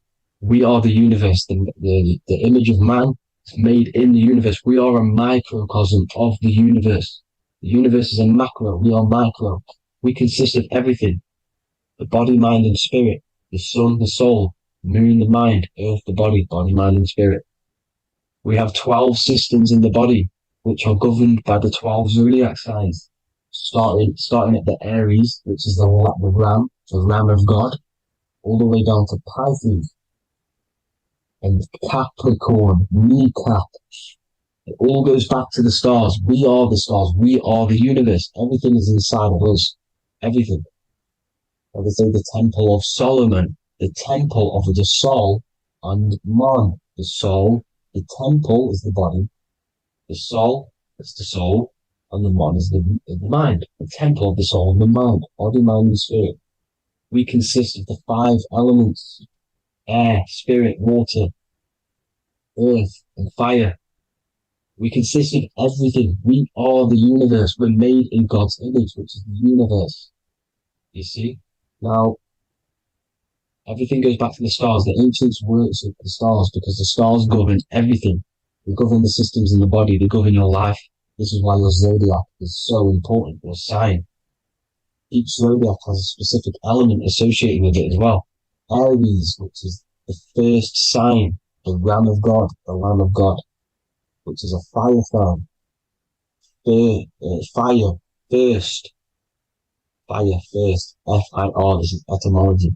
The cerebrum, ram, which is in the brain. Aries, the ram, controls the head, the face, and the nose upwards. So it controls the cerebrum.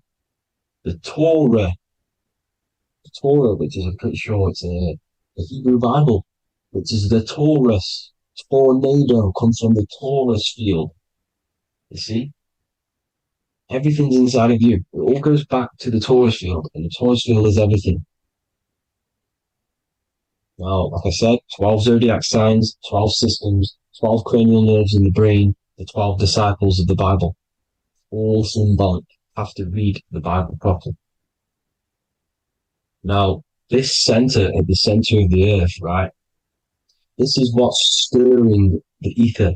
And the ether consists of the 4 elements. Because there's 5 elements. Spirit can be called ether. People call it spirit or ether. Ether is pure potential. pure potential, pure energy. It's what connects the astral to the physical. It's the dimension between the physical realm which we're on and the astral. So it has pure potential, it's pure energy. This is why we say I either want to go there or there. It's connecting two scenarios. That's what the ether is. It's connecting the two worlds, the astral and the physical. The center is like the cosmic womb. There's a black hole in the center. This is the center of the torus field. This is the womb of creation. This is the womb of creation. And inside of this black womb are the five elements, and everything's being stirred around. Everything's in motion. Light is motion. Everything's motion. Now, like I said earlier, light crystallizes into physical matter.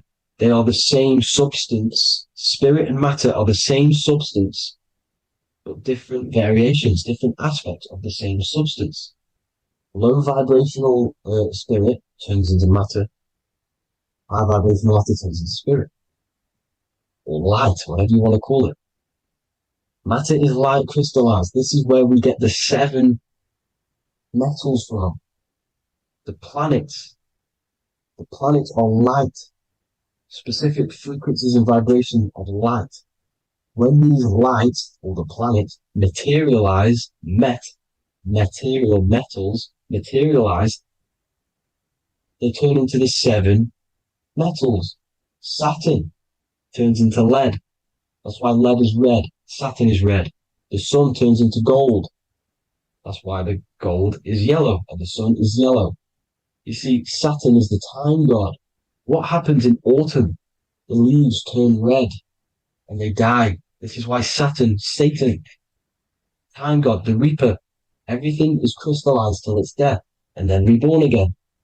You see, rust. When things rust, it turns to red. Because it's Saturn. Saturn crystallizes everything. He's the reaper who comes around in winter. You see? He's Satan. Jesus and Satan, the sun and Saturn. They say we live in a solar system. The solar system. I think I've already just broke this down. The 7 planets are the 7 chakras. Everyone already knows this. But I'm going through it anyway. But this is where we get the 7 planets from. And the 7 metals. You see, all the ancients knew it was an enclosed electromagnetic system. It's not a spinning ball in the middle of space, people. They want you to believe this so you get stuck in this material world. Because if you believe everything's material, you can never affect this plane effectively. You can never create your life effectively if you don't understand the planes of existence. Because the mental plane is a higher plane. And it breaks down and it controls the planes below it. The mental plane, hold on, I've got it here for you. The mental, the astral, etheric, then physical. Etheric connects the physical to the astral, but the mental is what's above them all. You see? Now, it's important to understand this. It's important. However, the ancients always talked about the enclosed system. Only NASA, which is introduced around the Roman times, not NASA, but the globe Earth was introduced around the Roman times. Okay? By these Masons. These Masons introduced this because they wanted to take over the minds of the masses and control them. These people worship the physical realm. They know how it works. They know the ins and outs of it. They know how to do the magic. They know how to do it all. They understand it all. That's why Masonry have to take the oath. The oath of not speaking. You're not allowed to speak about anything you learn about in Masonry. Because they're discovering the truth about your mind and how it creates reality and stuff like that. So this is the Masonic cosmology. The 5-pointed star, the 5 elements. The checking board for duality, positive and negative. The 2 aspects of every substance. This is another ancient painting depicted the firmament. The stars inside the firmament. The sun. You see, the ancients worshipped the sun because it's so important for sustaining our life. It's the only reason we're alive is because of the sun. But then people think it gives you cancer today. They brainwash you to think the sun gives you cancer when it's the number one source of all life. They want you to believe it's a big, spinning, dangerous ball in space. It's not. It's here to give us life. It's God's son. That's why Jesus is known as God's son. It is the Son of God. God created that to sustain us. You see? So it's important you understand the true cosmology of where you are, because if you don't know where you are depleted of all of your morals. You're depleted. You're demoralized. You're lost. You don't know where you are. You don't know where you exist. Okay? Once you accept the globe model, the heliocentric model, you will subconsciously think that you come from nothing. This is why they implemented the evolution theory just after the globe model was introduced by Charles Darwin. Charles Darwin came in after the globe model. He's a Mason, he was another Freemason, and implemented evolution where we came from monkeys, because they want you thinking less of yourself so they can manipulate your mind. You see?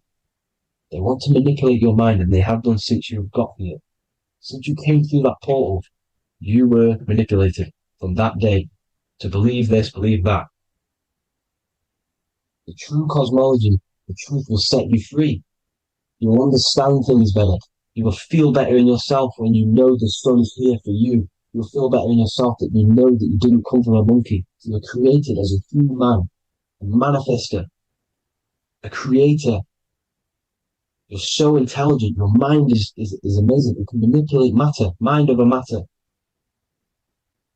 See?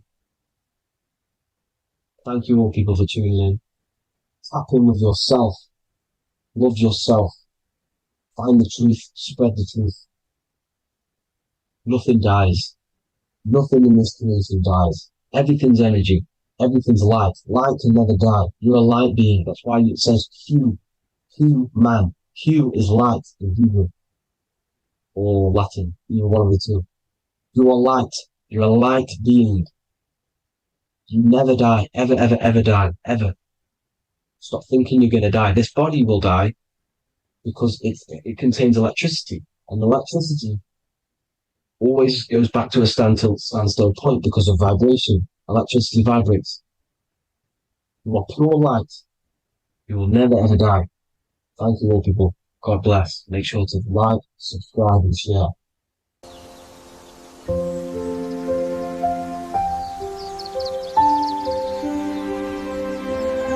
bookofwisdom.com. Visit today.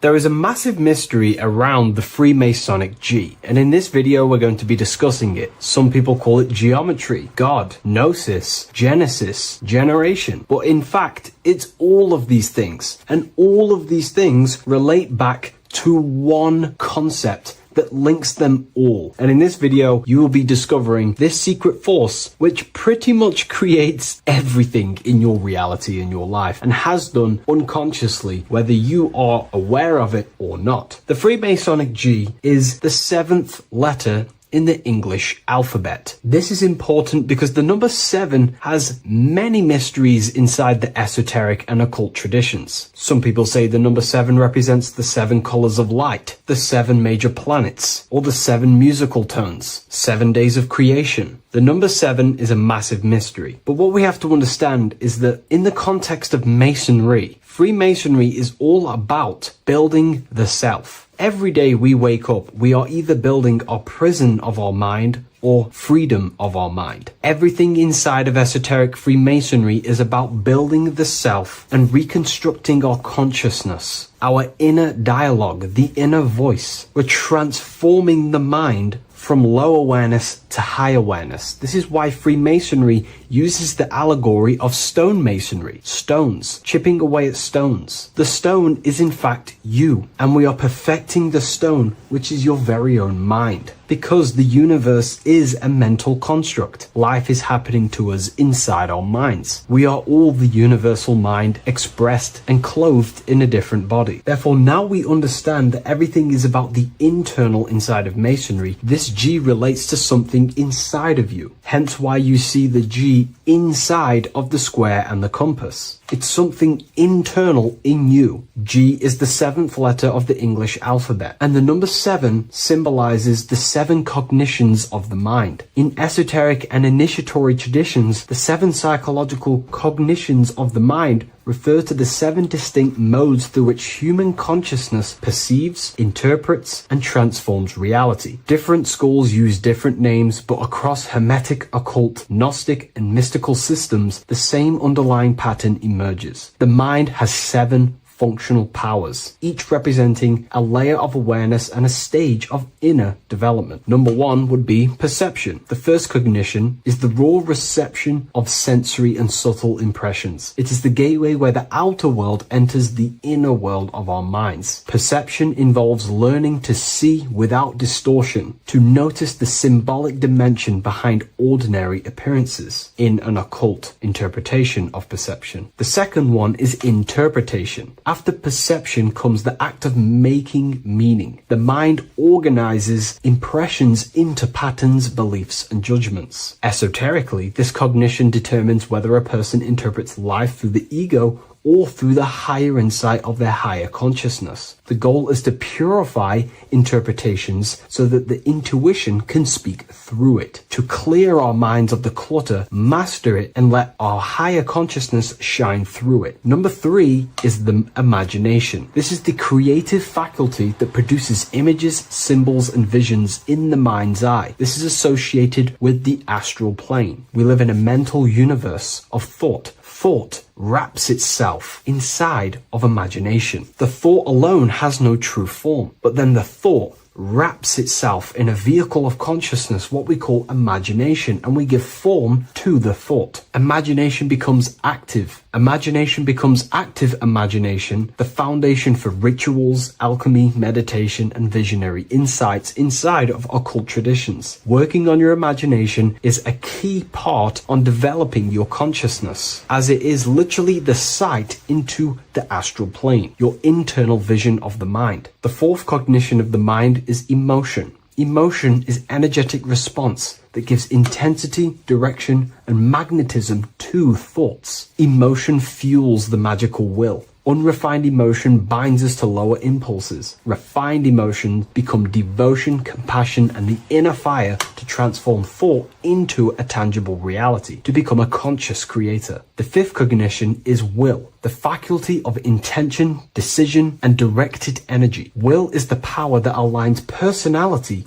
with the higher self. It is the driver of discipline, transformation, and the capacity to act consciously rather than react unconsciously. Most people walk through life as an unconscious zombie, living day to day, running off subconscious programmings, never actually using their conscious mind. We develop our will and try to align our will with the highest will possible so we can align our will with our higher mind. So the higher mind can manifest through us in the material plane. The sixth cognition of the mind is memory, the storehouse of experience, impressions, and archetypes. It shapes identity, determines how one repeats and transcends past patterns. Memory includes not only personal memory, but also a deep strata of the subconscious and the collective subconscious field, what we call the Akashic records. Memory is a massive quality that you must work on inside the Masonic system. You are required to remember certain rituals and certain things so that you can regurgitate them to pass on along the degrees. based off my research. I myself personally am not a Mason. The seventh cognition of the mind is intuition, the highest cognition possible. It's direct knowing. It bypasses the linear reasoning and reveals truth as the inner illumination. Intuition is the voice of the soul. It is the guiding force, guiding our physical vehicle of consciousness through this physical experience, providing revelations, insights, and even sometimes gnosis and higher understandings. They are the seven principles and cognitions of the mind that we should work on. Sometimes they're symbolized as seven luminary planets, because lumen is light. The planets are light. Light is consciousness. Consciousness is light. Now moving on to the true understanding of the G, the higher understanding of the G, as I mentioned previously. This is what we call the generative principle, the care principle, the human heart principle, the female aspect of consciousness within yourself. All creation is built upon a care. All action is built upon a care. You only act on what you care about. You care about paying the bills and staying inside your house and looking after your family, for example. Therefore, you take the action to generate the reality and generate money to pay the bills. Them actions are driven by the force of care. If you care about a plant, you take the action to water the plant and it grows. If you care about your partner or relationship, you give them attention and care and love, and you grow the relationship. As soon as you stop providing care, watch the relationship crumble and the reality destroys itself. Care is the generative force of reality. This is the generative principle that generates your experience in this world. We are in a continual state of becoming. Each cause gives birth to an effect, and that effect gives birth to a new cause. The G is the generative principle that drives creation in the present moment. Reality is creating, unfolding in the present moment, and the G is the force inside of you that generates your experience. You're watching this YouTube video right now because you have a care in your heart for the information I have provided in the past, and you have a care about watching this video. As soon as you don't care, you take action to do something else with your time that you actually care about. The G is the generative force of the heart. It is the love energy. You only take action on what you love or care about. The whole world is built upon this principle. This is why we say money makes the world go round, because the whole world has a G or a care for money, and it's making everyone wake up in the morning, take actions, and make the world go round. It is the G, the care for that principle or money object to generate that reality. It is the force that drives you, hence why the G is sometimes surrounding with light rays, because it represents a force, emanation, something that is invisible but driving the physical body. The G is the internal force that focuses thought into an action. We can think many thoughts, but the thoughts you don't care about, you don't take action on. But the thought you care about, that you have a G for, intensifies that thought, focuses and directs it into an action to generate that experience and reality. The whole world is built upon this principle. The sun is a perfect example of the generative principle. The sun gives all of its life, light, never asking for anything back, making everything grow and generate on the earth. Everything in your life is built upon this principle, and gaining control over your care gives you control over your actions and your reality and what you generate. Once you see this, it is truly beautiful that the world is actually built upon love. This is why they say love is the force of God. It is.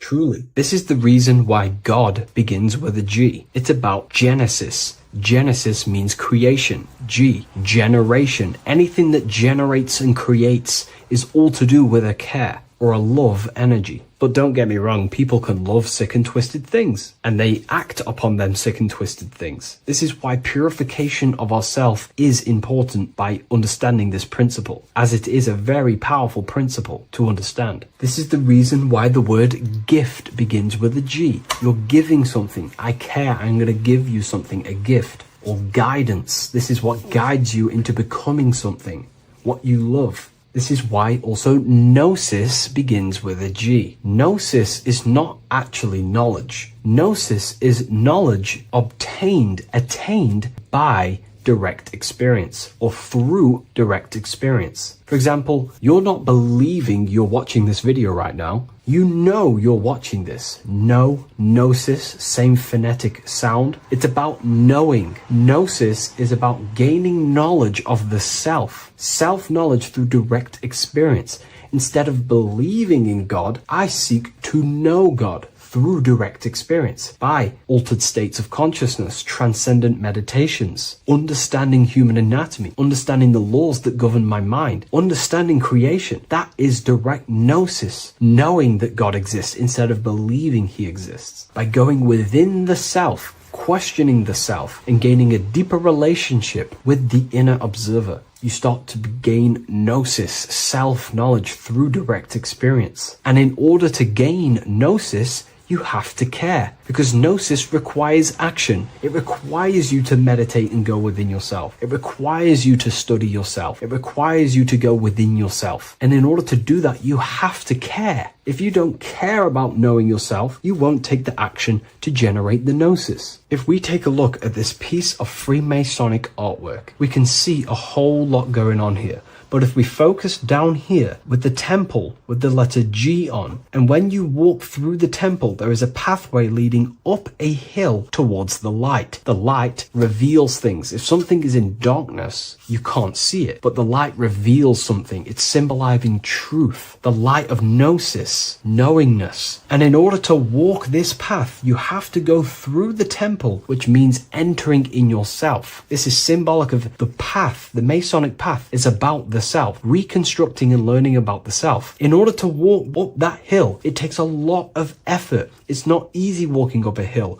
You're going to be tired. It's not easy. It's horrible. Who likes walking up a hill? I know I don't, but people like hiking and stuff. I understand that, but it's symbolizing this is hard work, working on yourself, because the labor of working on your mind is the hardest labor you will ever do. It's called the great work or the Masonic work. And in order to climb that mountain, you go through the G. You have to have the care. If you do not have the care, you will not walk up that mountain. You will not generate the gnosis. You will not get close to the light. You have to have the G to walk that path of self-mastery and working on your mind. This is very, very important. If you want to gain the light, you have to have the G inside of you. You have to have the care to generate a higher consciousness. If you want to earn more money, you have to have the care, or else you will not take the action necessary to generate that reality. This is why we have to master ourselves and write down everything you love. It could be even the bad things. It could be lust. It could be anything you're wasting your care energy on. Try and remove them one by one. Master them and become disciplined. And then you'll have more G energy, care energy to direct towards something else in your life to generate and grow that experience or reality. Again, the word grow, G. It is a growing force. What you place your love and care into grows and expands. What you have a G for is what you spend your time and attention on, your two spiritual currencies. So this is the Masonic G, and I hope you gain a deeper understanding of this. So that is pretty much everything about the Masonic G that you need to know, and hopefully this has helped you. If you wish to learn more and gain guidance through your life and understand yourself on a deeper level, the book I've used today is called The Book of Symbolism. I'll leave a link in the description.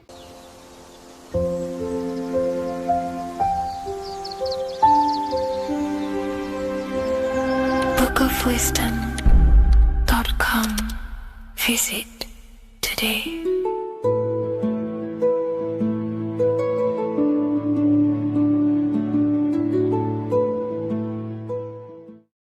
What if dreams aren't random at all, but messages from a deeper part of yourself, trying to show you things? In this video, you're going to learn exactly what dreams are from an esoteric view, how to control dreams, and how to dream more frequently. Dreams are not nonsense. They are expressions of the subconscious mind. In the daytime, we're using our conscious mind, what we are aware of. This represents the daytime, the sun, the external world. We're operating in the external, outside the body in the day. But when we go to sleep, we return inward. Everything does this breath. We breathe in through the nose and out through the nose. Everything does this in and out process in the universe. We live, we die every single day. We wake up, we express things in the external. Then at nighttime, we return back to darkness, back to the internal. This is the breath of the universe. We have summer, we have winter. This is the breath of the sun and the seasons with the earth. You have an internal world and an external world. External is physical, the internal is spiritual. Like I said, when we go to sleep, we are returning back to the internal world of your own consciousness and subconscious mind. Your subconscious mind holds everything about you,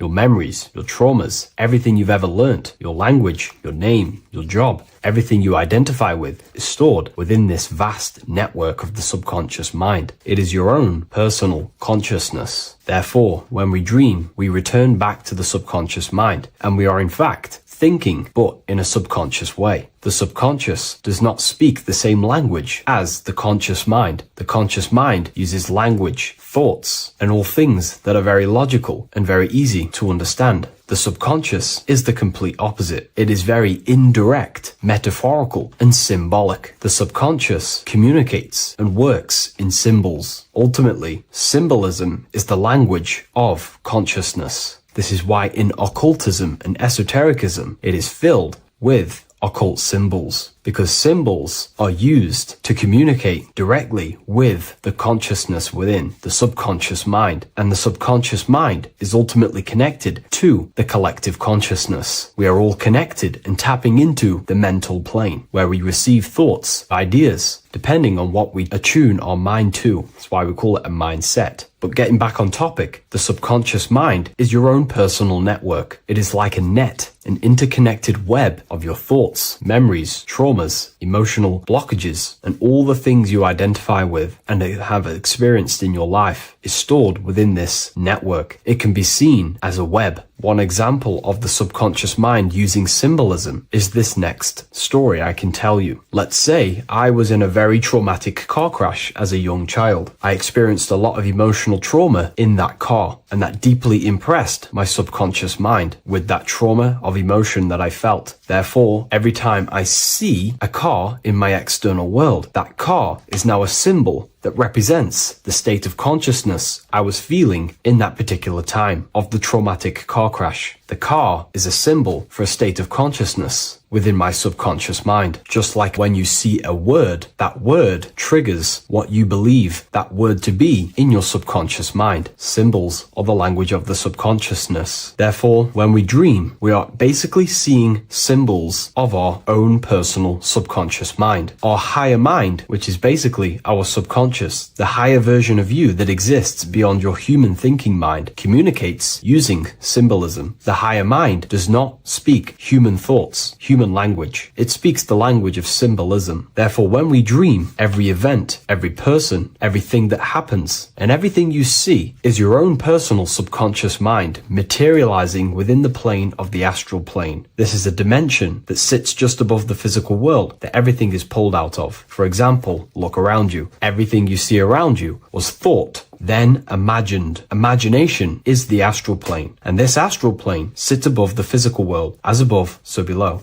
These objects were thought, imagined within someone's mind, and then pulled into a physical reality. Therefore, the imagination is what you're experiencing within a dream. It is your subconscious mind thinking and materializing within the imaginative plane. For example, let's say you are a Christian, you believe in Jesus your whole life, you have lots of emotion towards Jesus. This deeply impresses your subconscious mind. You believe in him so much, you go to sleep, you have a dream that you meet Jesus. You did not meet directly with Jesus, you met with your own belief. It was your own belief materializing within the imaginative plane and revealing itself to you. Dreams are materializations of your memories, your subconscious beliefs, traumas, and anything that could be inside the subconscious mind. It is your subconsciousness revealing itself to you in a material form. Let's say you have a nightmare. There is a big dark figure chasing you, and you are running away in fear, away from this dark figure chasing you. That dark figure is not an external entity. It is not a spirit or a jinn or a demon. It is in fact an aspect of your own mind. It is a symbol that represents maybe a fear, a trauma, or something you are running away from internally, inside your subconscious mind. Something that you are not addressing, but something that is fearful, something that can be controlling you on a subconscious level. Let's say you have a fear to address something in your personal life. You want to address someone who is getting on your nerves at work. You continuously put this off and you fear doing that situation. Over a long period of time, this can slowly control you subconsciously. You start to avoid the person, avoid any contact. It is subconsciously controlling you. This is not the best example, but you can see what I mean. Hidden fears and traumas in the subconscious mind can subconsciously control your actions and ultimately lead you to low states of consciousness, keep you from reaching your higher potential, and ultimately create blockages within your own consciousness. That figure in the dream is a materialization of something that you are fearing and running away from and not addressing. This is why people always have dreams of traumas that they have experienced as a child or when they were younger, or maybe from a year ago or two. It's because that emotion is deeply impressed in the subconscious, and the subconscious is always trying to reveal things to you, communicate to you that you need to change, purify, and maybe heal within your own consciousness. This is how the higher self communicates to you, through the language of symbolism. Once you understand this, dreams can become a very powerful tool, not just entertainment at night time. Your consciousness never rests. Your consciousness is eternal. It is the very spark of the divine. Your body needs rest. Your consciousness is not physical. It does not need rest. So this is a way you can identify what your dreams are trying to show you, is by writing them down. A dream journal. Every single dream that you have a book placed near your bed. Every time you wake up, first thing you should do is pick up the book and write every single detail that you can remember about the dream. The people that you met are all symbols or aspects of yourself. Maybe it is a friend you saw in your dream. That friend represents a state of consciousness that is within you and is trying to reveal something to you. It's about making the subconscious into the conscious, to become conscious of the unknown. Write down every detail, everything you saw, every event that played out, even the details of the clothes that they were wearing. Everything is symbolic within dreams. Write everything down and then analyze the dream. Don't analyze it from a logical mind. Analyze it with the right hemisphere of the brain, which allows you to see metaphors, read between the line. Try and gain the message that it's trying to show you. What does this overall mean to you? And what could this reveal about aspects of yourself that you need to heal or maybe take action in your life and world? Because your higher self is always guiding you towards awakening and fulfilling your mission in the manifested physical world. Dreams speak in symbols, not logic. Ask about your dreams. What is this trying to tell me? Don't take things literally. Look for an emotional tone and symbolic resonance. With practice, you'll begin to understand the personal language of your subconscious mind. Now that you understand that, again, please leave a like or a comment on this video. This is now a technique for lucid dreaming and dreaming more often. This is not going to happen overnight. This is not an easy method. It simply takes practice and dedication. Every morning, choose 3 time slots. For me, I choose 4:30, 5 a.m. and 6 a.m. 3 alarms that are going to go off at these 3 times, half an hour apart from each other. Each time you wake up, stay awake for 5 to 10 minutes. Turn off the alarm. Try and keep your conscious mind awake, but drift back into sleep. There's no other better way for me to explain that. It's very difficult, but try and keep the mind awake, but the body falling back asleep. More than likely, you will drift off back to sleep. Then the next alarm will go off half an hour after. This will wake you up again, guaranteed. You will probably drift back to sleep by repeating this process. After the 3 alarms go off, each one of them times, you're either going to have a dream or a lucid dream, but definitely you will have a dream. And if it doesn't work one time, keep trying it. I've been using this method for a very long time, and I can tell you 70-80% of the time it triggers a dream, and a very vivid dream. And it's ideal for lucid dreaming because keeping the conscious mind awake while letting the body fall asleep, you can become conscious within these subconscious realms of your mind. But when you are conscious inside the dream world, you can do what you want, but you also want to let the dream naturally naturally unfold. If you try and take too much control, then you will wake back up. If you feel any fear in your dream, you will wake back up into the material world. Another tip to dream more often is to meditate before bed. Simply close your eyes and think about nothing for 5 to 30 minutes. Detach from everything outside you, your name, your job, work, thoughts. Mentally detach from the world and the physical pleasures and become pure awareness before you try and go to sleep. This will help you become conscious while being within the self. If you wish to learn more about consciousness yourself, the Book of Wisdom Volume 2 can definitely help you. I'll leave a link in the description. Thank you for watching this video, and I'll see you in the next one.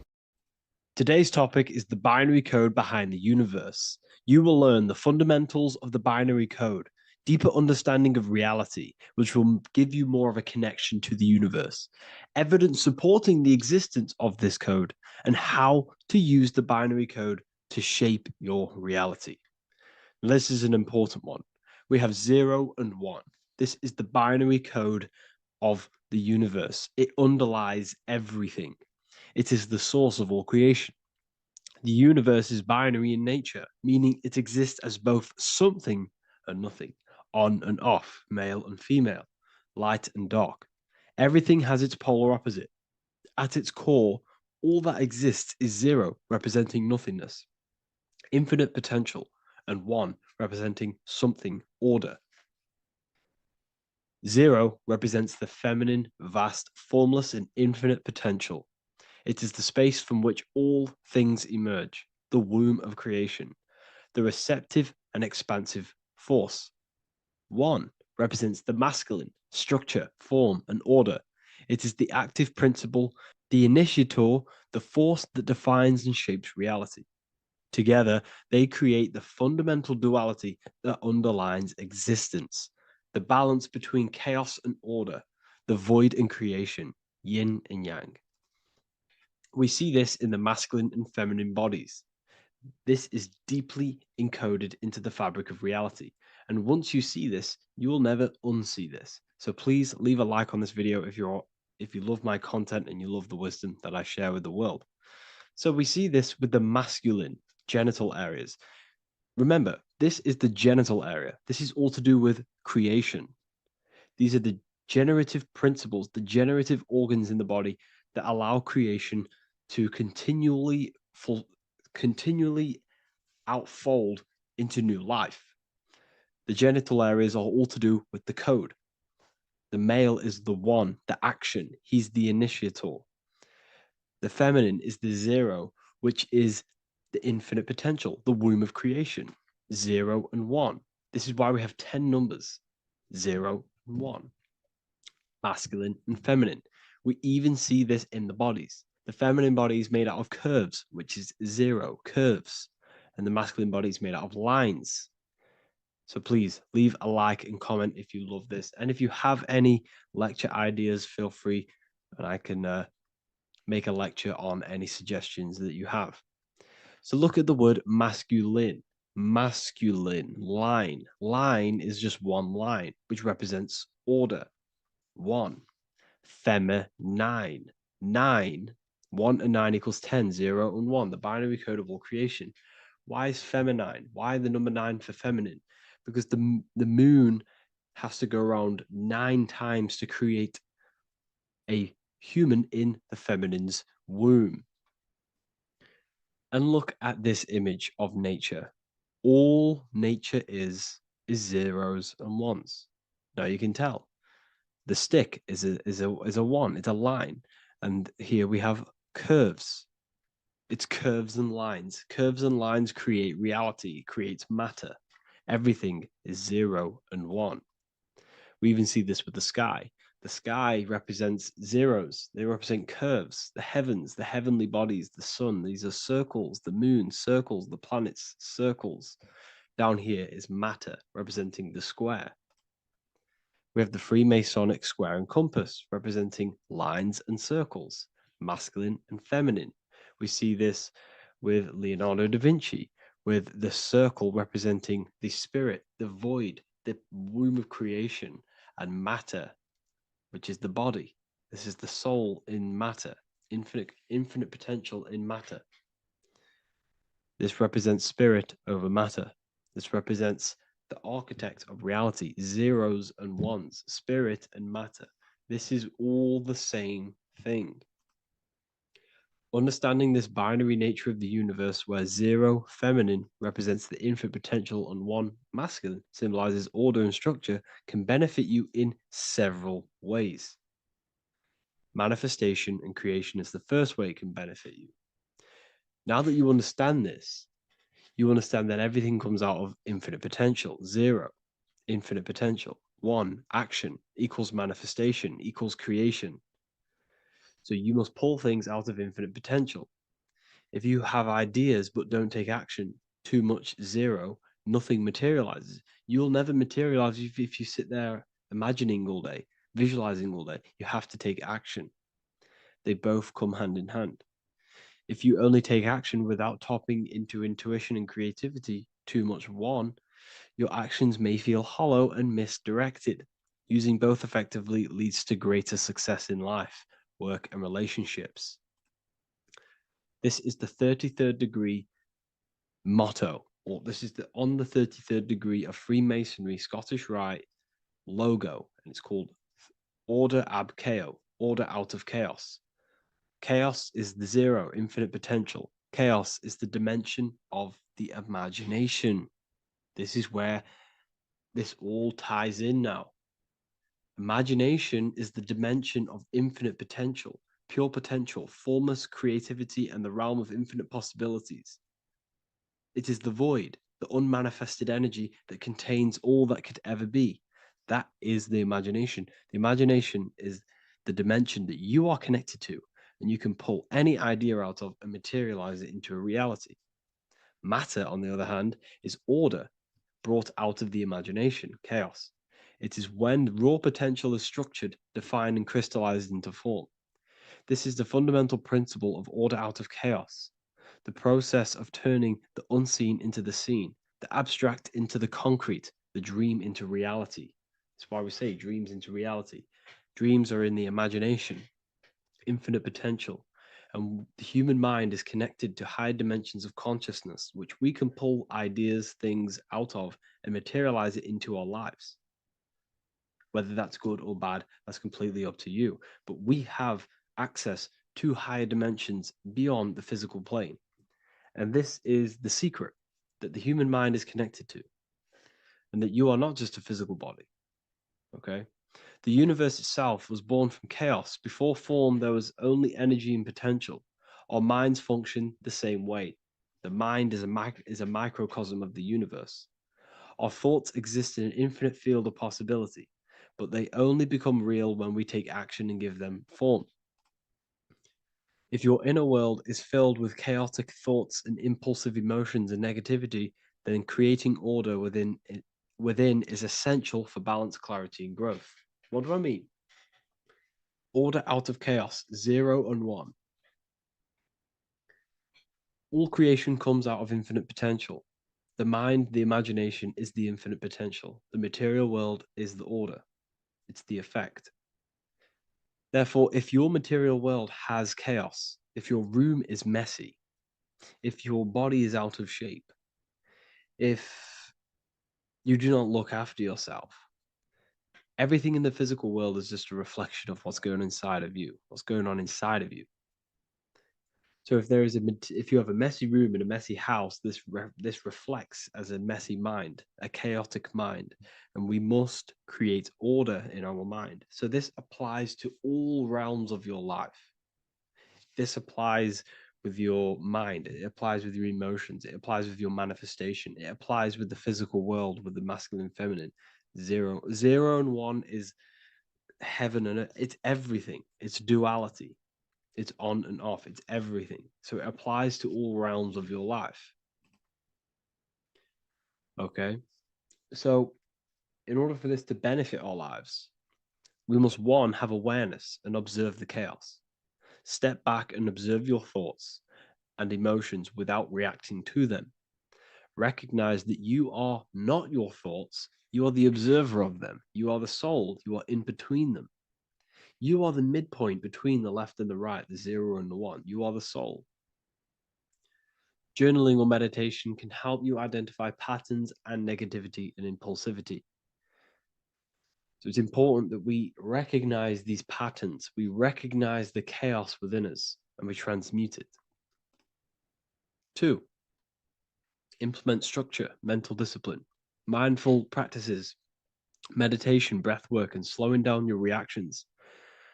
Cognitive reframing, replace destructive thoughts with constructive ones. This is so important. For every negative thought that you place attention to, place your attention onto 5 more positive.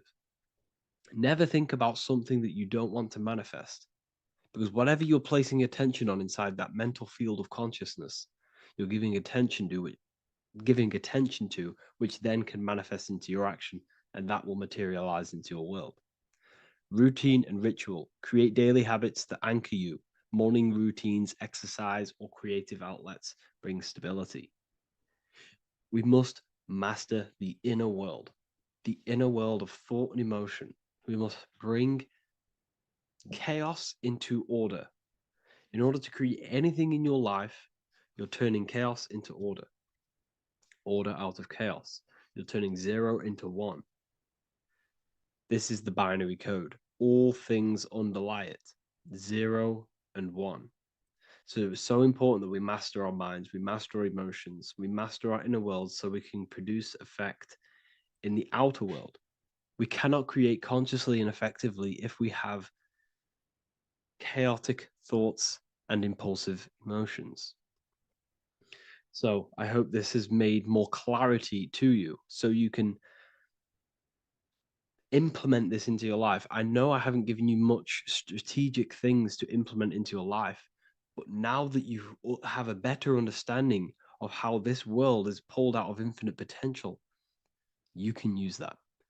Everything in your life is pulled out of your imagination. Every text you send, everything you think of, oh, I'm going to do this later, that is your imagination thinking about the future. So you just have to do this on a mass scale to create something big in your reality. So I hope this gives you a better understanding of how the universe works and has benefited your life. If you have any comments or any suggestions or how this video made you feel, let me know in the comment section. I'd really appreciate it. And I'll see you all inside of the Symbolism Masterclass on March the 8th.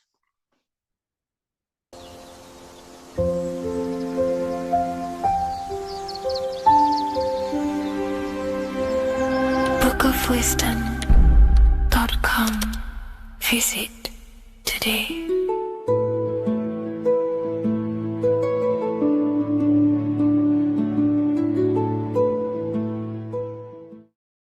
The scariest thing about having your first out-of-body experience and leaving your body is the realization that you have after. You realize everything you've been told about yourself, reality, the earth, what you're doing here on earth is a complete, utter lie. Your self-belief of what reality is and what you are is completely shattered. You now fully understand that you are more than your physical body that you inhabit. My first out-of-body experience happened a few years ago, but before all of that, I remember being a child, going to bed and closing my eyes, and I remember as a child feeling like I was floating above my body and moving. And maybe subconsciously this has led me into knowing intuitively that there is more to reality, and I've gone down this path of esotericism, occultism, consciousness. Maybe that has led me to this, I don't know, but I've always had this subconscious intuition in my mind that there's more to reality than what we've been told. And maybe it came from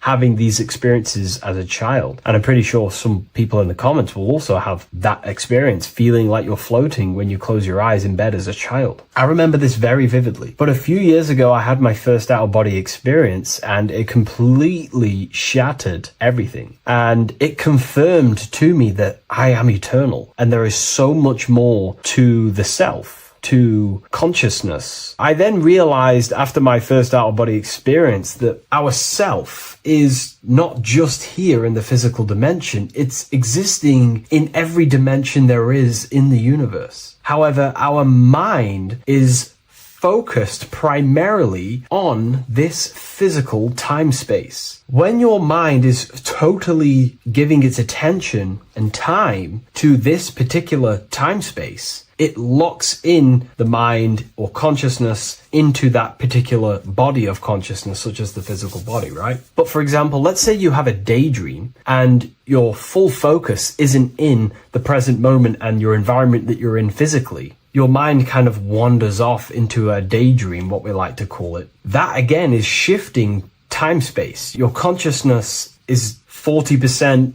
here in the physical plane because your body's there, but then the other 60% is in this daydream, this imagination. So you're shifting time space, and what an out-of-body experience does is allow your mind to reduce that attention to the physical body and access attention to this altered body or dimension of consciousness. So I'm going to give you the story of my first out-of-body experience, because I know when I was researching this, I was always looking for personal stories about someone's out-of-body experience, and there's not many out there, to be honest with you. Well, based off my research, I couldn't find many. You find a few, but I'm going to give you my experience of my first out-of-body experience that happened a few years ago. It was early in the morning. I kept on waking up and falling asleep to my alarms. I went back to sleep after waking up for like the third time in the morning. When I fell back to sleep, that is when I had my out-of-body experience. It's also good to mention that I have been listening before that about podcasts, books about out-of-body experiences, astral projection, and things along them lines. So this was stored in my subconscious, this topic. And I had a desire in my heart to actually experience this for myself. Long story short, I went back to sleep early in the morning because I kept on waking up, and it began with this tingling sensation, a high energy sensation. It was like bursting, intense, high frequency energy. My attention was no longer in the time space of my body, but my attention shifted into this energy body, which I now understand. I didn't understand at the time properly, but I now understand that as my consciousness started to feel like it was being pulled upwards, right now, our time space, our attention is in our body, and you feel all the data of the senses, right? And that's what I'm feeling right now. That's what you're feeling right now. But imagine that was completely stripped. My attention was no longer feeling the sensations of my body, because my body kind of just dissolved as I fell back to sleep. So this was a natural out-of-body experience. I didn't force it. I didn't meditate. I didn't do anything. This was just a natural out-of-body experience that I had. And a lot of people get these that I've read about. So my attention started to feel like I was being pulled upwards, and I no longer felt my body, but I felt this intense energy, frequency, sensation all around my body. It felt like this, it felt like illuminating energy that's moving very, very, very fast. So my conscious awareness was now shifting. I now understand. My whole body faded into this sensation. My whole mind faded into this energy sensation, this tingling free. It was very, very intense. I was not feeling my normal senses anymore, only this energy. This energy was also pulling me up.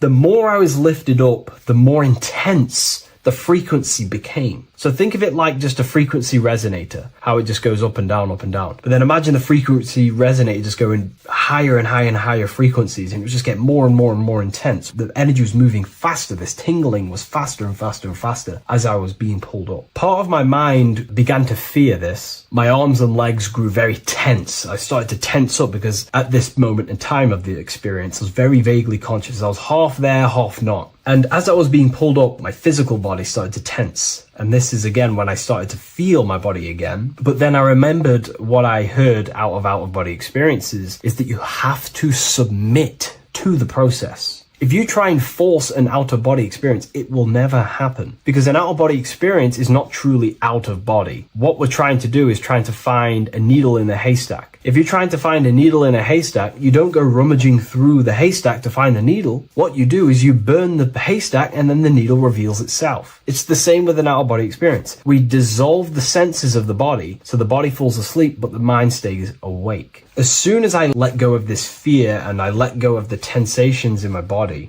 I started perceiving through another state in this energy body, but I didn't see my body. It was just like perceiving and seeing, but no body. Like a camera. When you look at a camera view, you don't see what the camera looks like, you're just seeing through the camera. It's the same as that. I had no form, but I was just seeing. I was just like a floating eyeball, seeing into this altered state of consciousness. I was just seeing. I first saw my street outside my house with lots and lots of people walking on the street, but I could not see the people directly. Everything was black and green. The background was black, but I couldn't see the people. I could just see a glow of light around people, like an egg shape. They were just walking on either side of the road, other directions. I could just see more and more people moving faster and faster and faster. I didn't realize then, but then I did start to realize later on in my journey that that was more than likely the etheric plane that I saw. The etheric plane is the plane of life force and vitality and electromagnetic auras. So that was my awareness shifting from physical into then the etheric plane, the plane of life force and energy. Now, the etheric plane is very, very, very difficult to actually access consciously. The etheric plane acts as a bridge between the physical body and the astral body. To actually access the etheric plane alone is very, very, very difficult, and only certain trained individuals can do that. The etheric plane is not really a conscious plane where you can stay there and be conscious. It acts as a bridge between the physical and the astral plane. I could see the glowing auras around people moving along the pavement. The people moved faster and faster until the scene started to just dissolve as these people were just moving faster and faster. It was not very clear at first, but I subconsciously knew that I was having an out-of-body experience. This is when I really started to realize that I'm being shot out of my body. When I realized this, I submitted even more. I started to just let go. The more and more I let go, I kind of like split through a veil, and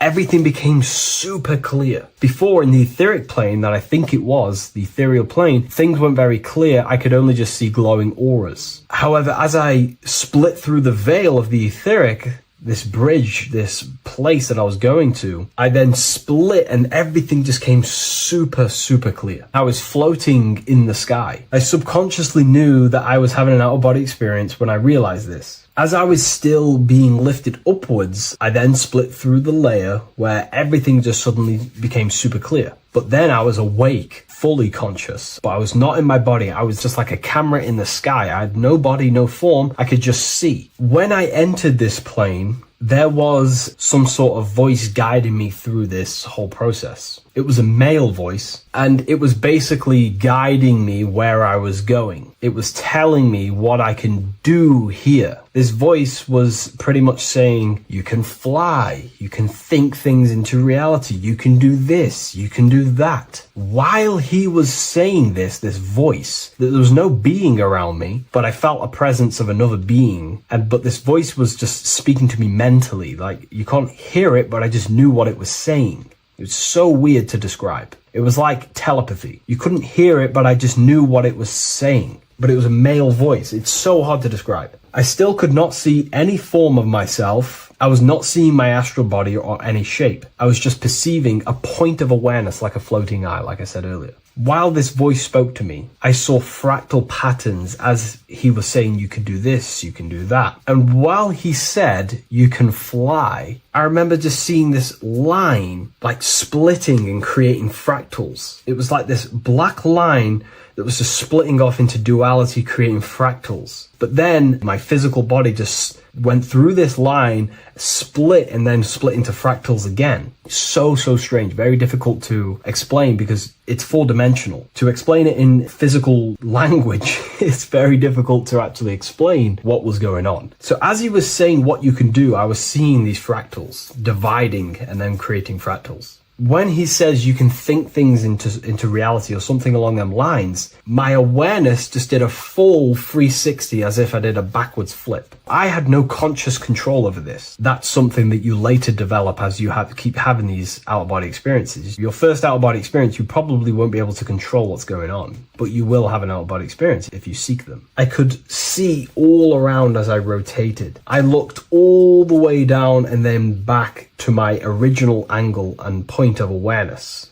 During that rotation, when I started to turn upwards to do the backflip, I looked up and it kind of looked like the sun in the sky. It was very dark and gloomy.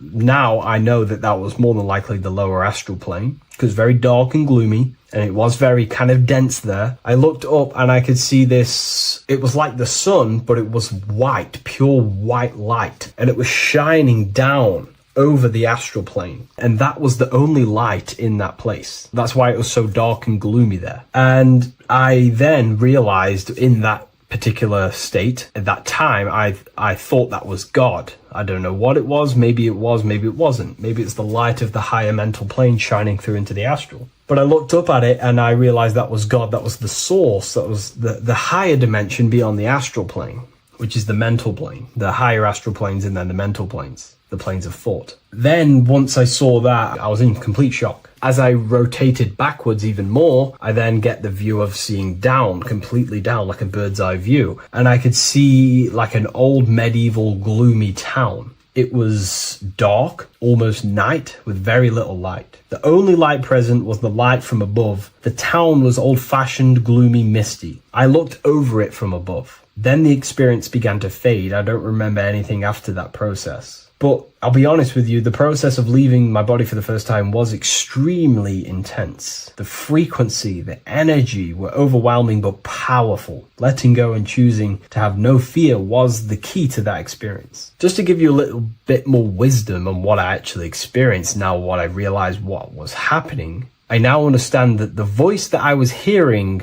was not an external being guiding me. It was actually a higher aspect of myself, a part of my own consciousness that is not focused in the time space of the physical world. My physical mind is focused here in this timeline, but once I exited this timeline and focused elsewhere, the higher part of myself guided me towards that experience. This higher version of ourselves that we call the higher self is a higher dimensional being, but we're just unconscious of it. This being exists beyond our ordinary thinking mind. Our self exists everywhere in the universe, and we can unlock higher versions of ourselves as we progress on our journey of awakening and self-realization. Because let's say right now, only 10% of your awareness is actually in the physical plane. Science tells you that 90% of you is actually in your subconscious mind. 10% of your awareness is your conscious mind. So there's 90% of you that your conscious mind is not aware of. But our conscious mind becomes so addicted with the physical world and distracted with the physical world, it just gets totally locked in with the physical.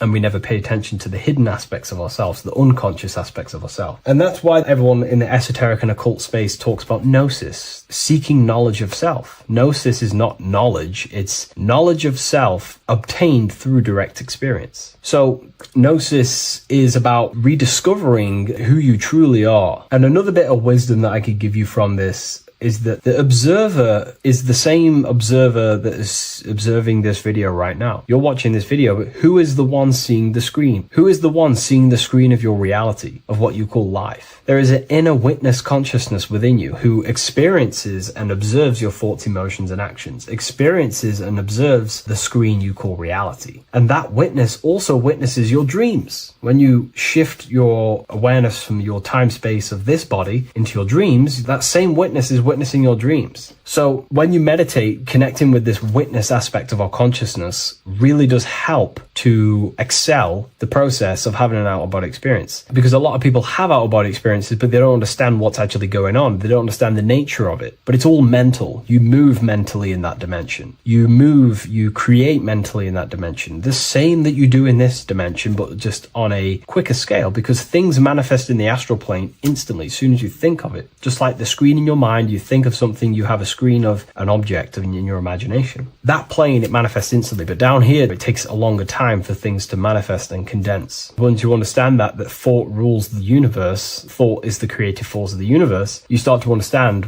these different dimensions and these experiences that you have. But really connecting with that witness consciousness, that part of yourself that observes everything, really does help with excelling the process of having an out-of-body experience, or mystical experiences, or lucid dreams. Because connecting with that witness consciousness just makes you more conscious, even in your physical life. staying conscious. Most people aren't conscious. They think, feel, and act unconsciously throughout their day, and they unknowingly create their reality. Connecting with that witness consciousness allows you to actually stay conscious over your thoughts, emotions, and actions, because they are giving birth to realities. That's pretty much my experience, my first out-of-body experience. What that did for me was make me so much more confident and powerful. Most of my fears just disappeared overnight. The fears of death, the fears of unknown, the fears of that I had of things shattered, disintegrated, because I understood that I am eternal. No one can use death against me to control me, because I know I am eternal. I now take riskier actions because I know I am eternal. I know that I will never truly disappear or die. So it really, really does help you, and it gives you a lot of internal power, because no one can make you scared of anything. You should not fear someone who can hurt you physically. You should fear someone who can corrupt your soul. That is the worst thing, who can corrupt your internal world, because that is what truly matters. So I hope this helps you understand out-of-body experiences. Hopefully this can help you move along in your journey. It's good to hear other stories, because this is exactly what I was seeking when I was researching this stuff. Maybe in the future I can share some more stories about my out-of-body experiences now I'm a bit more advanced. But yeah, please leave a like, comment, and subscribe on the video, and thank you all for watching.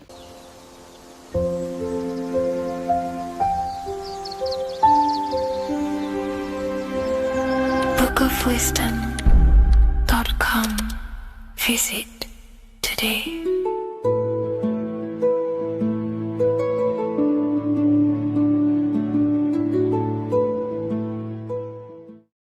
Welcome to Revival of Wisdom. What is good, people? Is Revival of Wisdom. We're back with another video. Today we're going to be talking about the importance of Saturn and the occult. Let's jump straight into this. So Saturn is the god of the earth, right? It's the time of God, change, destruction, physical matter. He creates and destroys, because the energy of Saturn is the key to crystallization. It wraps things in physical matter, right? He creates everything, all life forms, and he takes things back, because the day that you're born, that's the day that your expiry date is coming. The time is ticking until Saturn takes your life. This is why he's known as the Reaper. Okay? As he's personified as eating his child here in this ancient Roman painting. As you can see, he's eating the child. We are all children of Saturn, right? He creates physical matter, our physical bodies, right? He's the god of time because he's the slowest moving celestial body. He's the Lord of the Rings, as you can see here. He's the last one on the ring. He's the slowest one moving, okay? So he is the Lord of time, destruction, and creation, okay?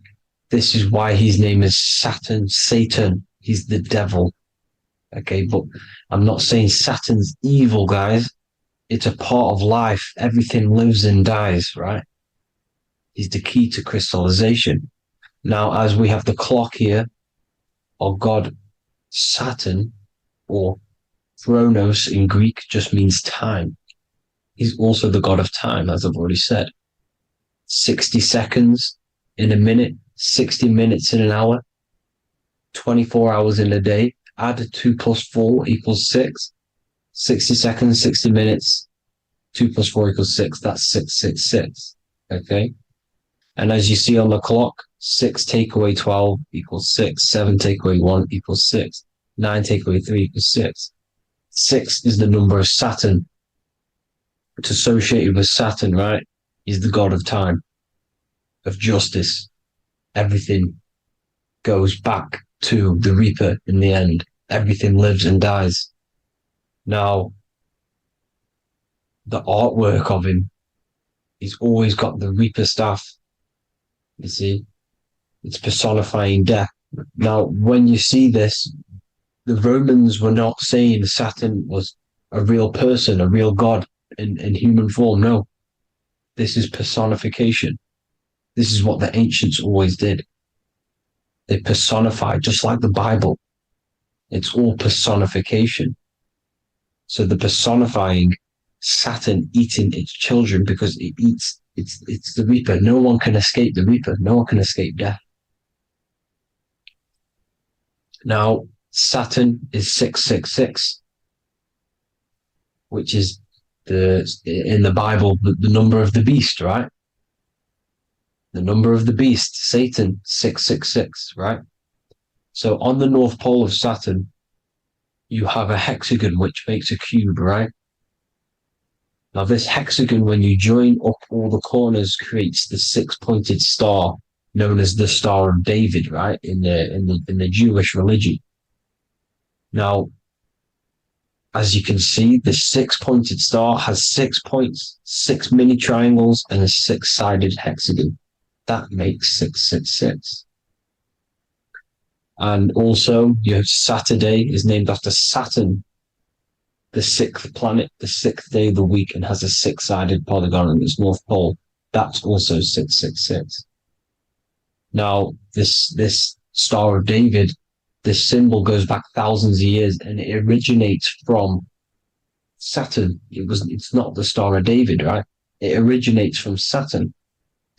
It symbolizes the physical and spiritual aspect combined into one, which makes us humans, right? Also symbolizes the male and female combined into one. These two sacred energies create the human. We consist of both male and female energy, also known as the Seal of Solomon. And we all know if Solomon was a real person, he talks about communicating with 72 demons. He could apparently, in the text, he could communicate with 72 demons, and this is sorcery. This is black magic. Now, this symbol is associated with hexing people. When you place a hex on someone, that is a form of witchcraft, which a hex is just a curse. When you're cursing someone, this is black magic. Now, the black magician would stand in the middle of the symbol and cast his spells onto other people. Now, this symbol is obviously on the $1 bill, twice on the $1 bill. And it's very, very ancient symbol. And it originates from Saturn. And let's keep going. So the cube. So I've just said how you see the cube on the North Pole of Saturn, right? The cube is limited. It's a 3D shape. It symbolizes limitations to the physical 3D dimension, the third dimension, the physical realm which we are in.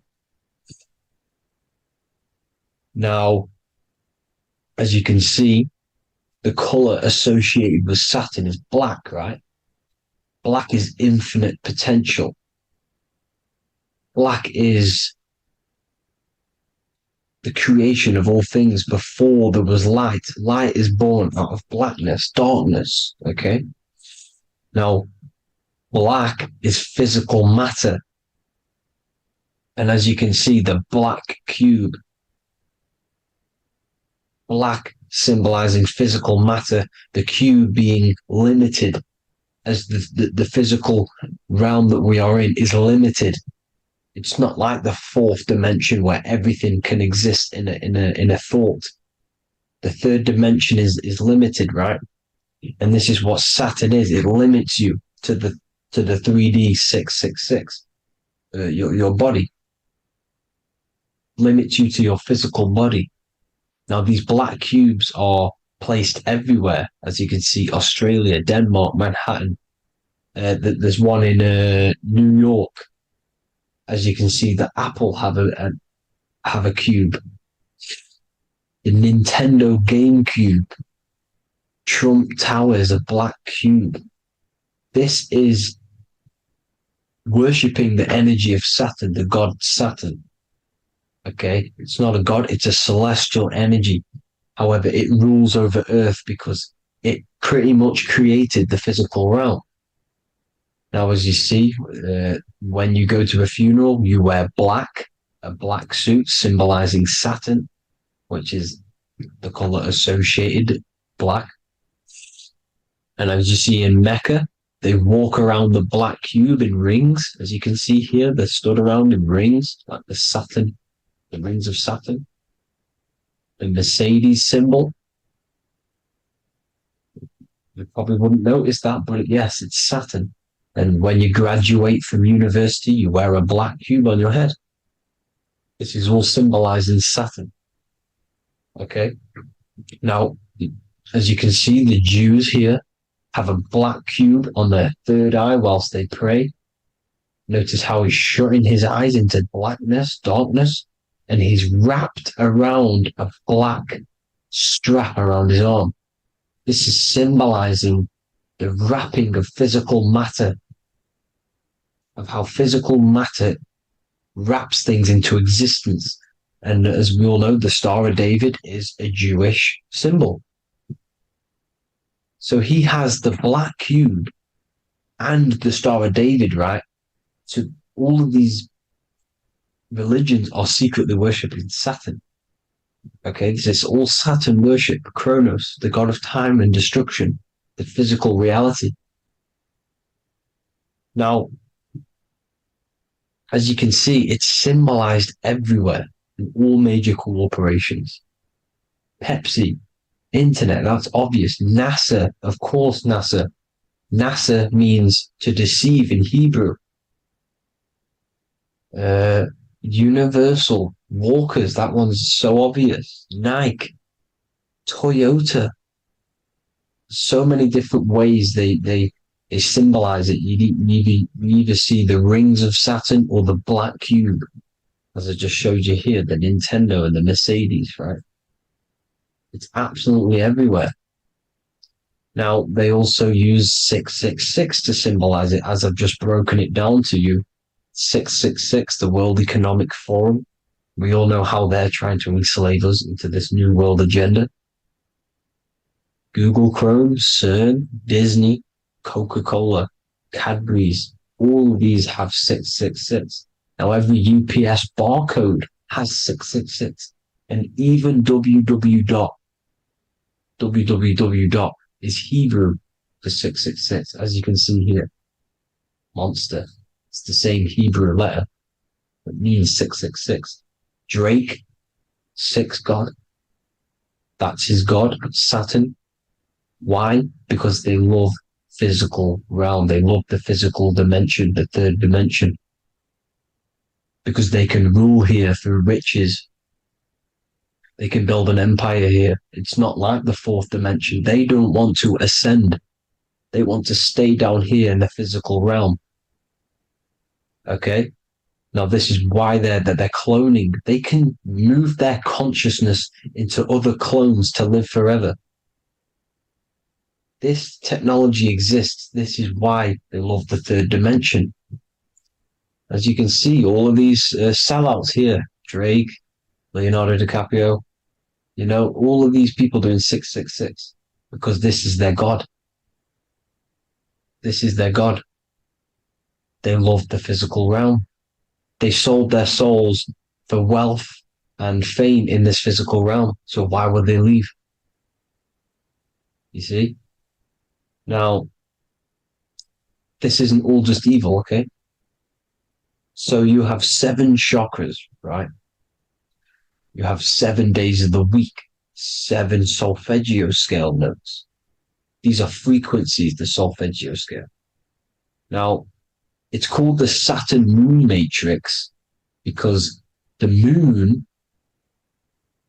symbolizes your mind because you're created out of the Holy Trinity, which is body, mind, and spirit, right? That's the triangle, the equal triangle, body, mind, and spirit. Now, the 3 main celestial bodies are Earth, Moon, and Sun. The Earth being your physical body, the Moon being your mind, and the Sun is your soul, hence why it's called solar. It's a solar soul.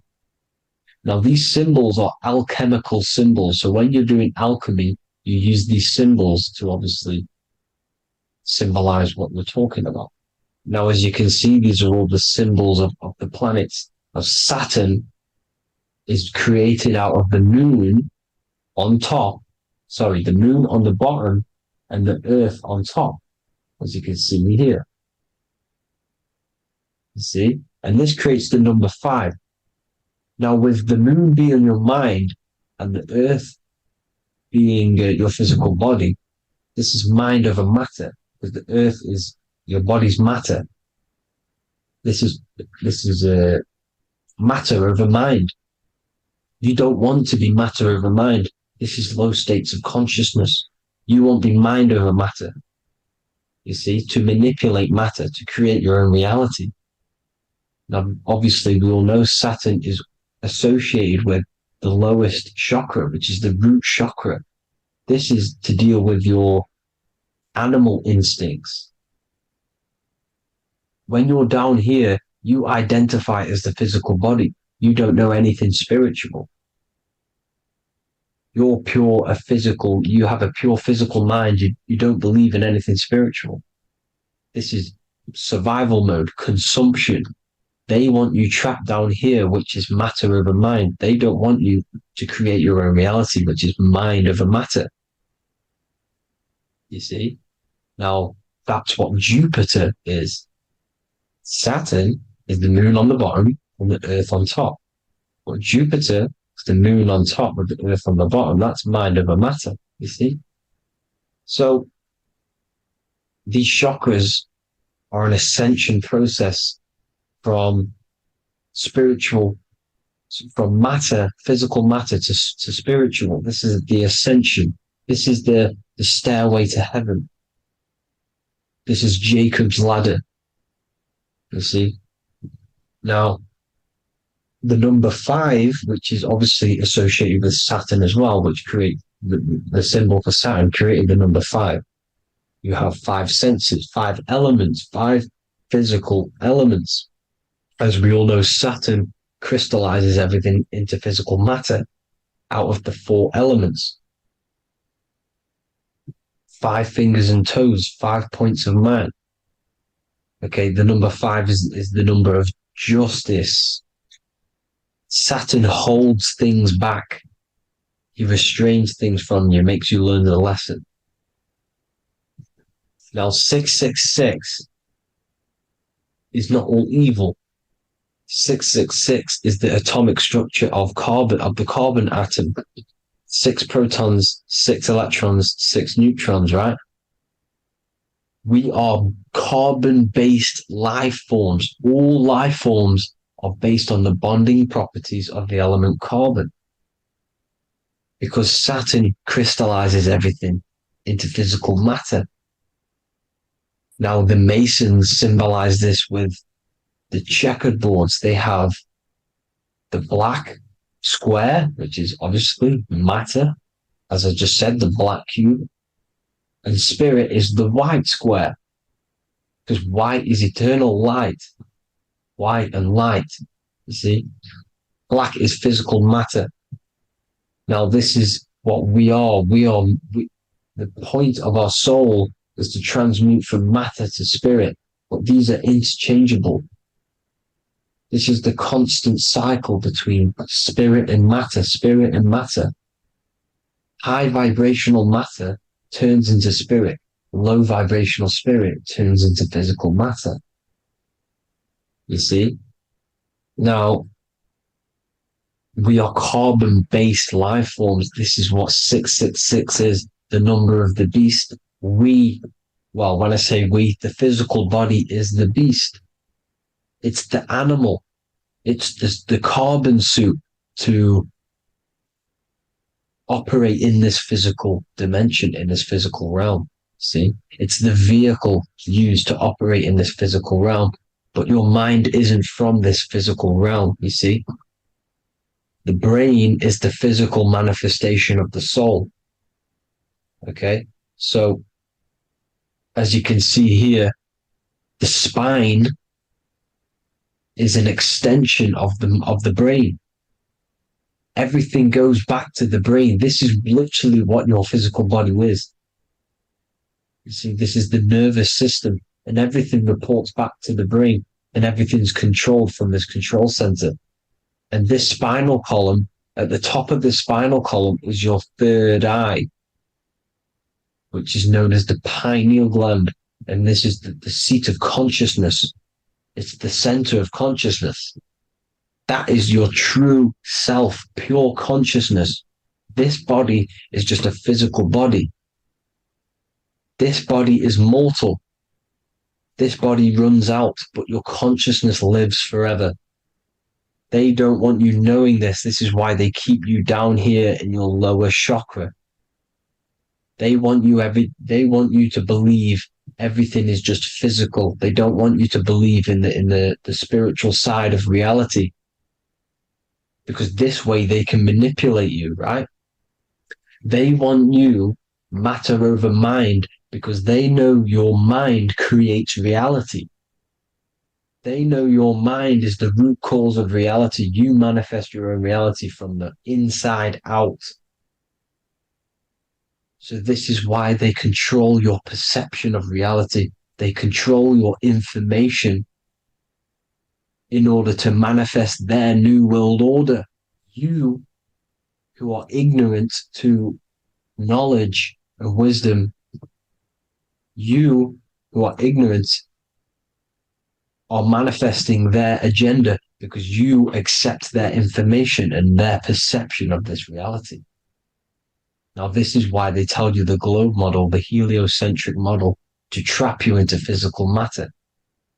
Now, if you understood about this true form of this realm, you'd understand that there's a spiritual side behind everything.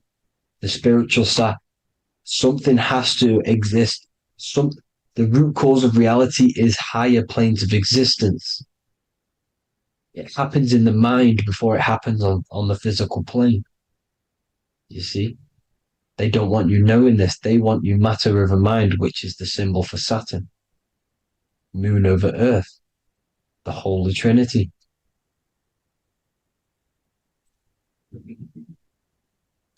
Now, as you can see, the cube also makes IXXI. This is Roman numerals.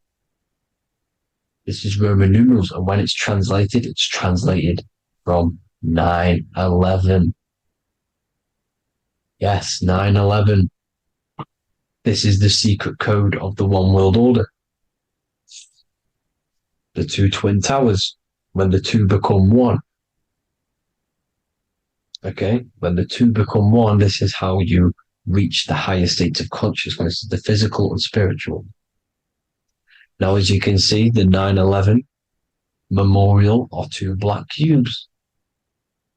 It's two black cubes. This is all Saturn worship. Now, I'm not saying that Saturn is an evil celestial body, right? No, everything has a good side and a bad side, right? It's duality. The spirits of Saturn on the dark side are the most evil demonic spirits. Now, these are the spirits that these are invoking through these rituals, right? Yes, 9/11 was a massive ritual. It's a satanic ritual, okay? Now, we all know Elon Musk. Elon Musk is coming with the mark of the beast. And English gematria, this equals 666, right? 666, as I said, is the number of the beast. You are the beast, your physical body. You see how the Bible twisted things up to make things more confusing, right? But it's there. You just have to have the knowledge to be able to read the Bible properly. As we all know, we had this virus. I'm not going to say the name because I'll get flagged. This virus adds up to 666 because this is all part of the New World Order. It's all part of keeping you in this physical dimension. Okay, now as you can see here, Novus Ordo Seclorum on the back of his shirt, on Elon Musk's shirt. This is also on the $1 bill. Novus Ordo Seclorum. This means New World Order. Yes, New World Order. This is on the back of Elon Musk's shirt. And as you can see here, he owns Neuralink, which is the brain chip which they're going to be putting into implanting this onto your brain. This is the New World Order, to connect you and merge your consciousness with AI. Neuralink and Meta, he owns Meta as well, which is the metaverse. These are going to be linked in, hence why they have the same symbol, but just in a different format. It's the infinity symbol. And the infinity symbol comes from the torus field, as you can see here, your electromagnetic field from around your body. Now, the end goal is for this New World Order is to trap your consciousness inside of an alternative reality being projected from the metaverse. Because the metaverse will be the reality. Neuralink will be the brain chip inside of your brain, projecting your consciousness into an alternative reality while they harness your energy of your physical 666 body. Now, this stuff gets real deep, people. Now, this is the end goal of the New World Order, is to connect you with AI. This is why they're trapping you and keeping you in these lower states of consciousness in the Saturn-associated root chakra, so you don't find out about the spiritual side of reality. Because if you knew the truth of this reality, you wouldn't connect to AI. You see, you have the power within you to travel to other worlds, the astral plane, for example. You travel to different worlds when you are sleeping. Okay? They want you to know it's just a dream. However, their end goal is to trap your consciousness and feed off your energy, spiritually and physically. Okay? I don't know why these people are just pure evil. As I said, evil love bondage. They love the physical dimension. They don't want to ascend to other realms. These evil love the third dimension. This is why evil spirits will inhabit bodies, exorcisms, because they miss being in the physical realm. They miss it. Evil love bondage. So this is why they're cloning and putting their consciousness in clones to stay in this third dimension, to stay as further away from the source as possible. Okay? This is why they're doing it. And this is how it's all linked in. So I hope you all enjoyed this video. Hope you gained some wisdom. Please feel free to join the Telegram. And please leave a like and a subscribe. Thank you all, people. God bless.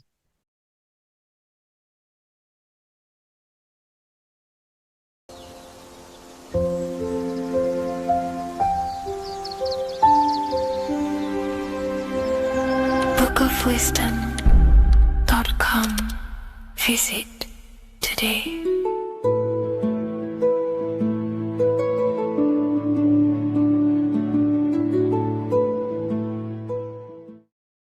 There is a secret meaning behind the number 666. 666 is 3 sixes. The number 3 in occult and esoteric numerology represents the 3 aspects of human consciousness.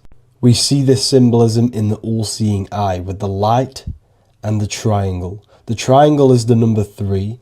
The eye represents consciousness, observation, and the light represents the light of consciousness, because consciousness is pure light. The 3 aspects of our consciousness is thoughts, emotions, and actions. Every thought creates a feeling, and the feeling creates the action.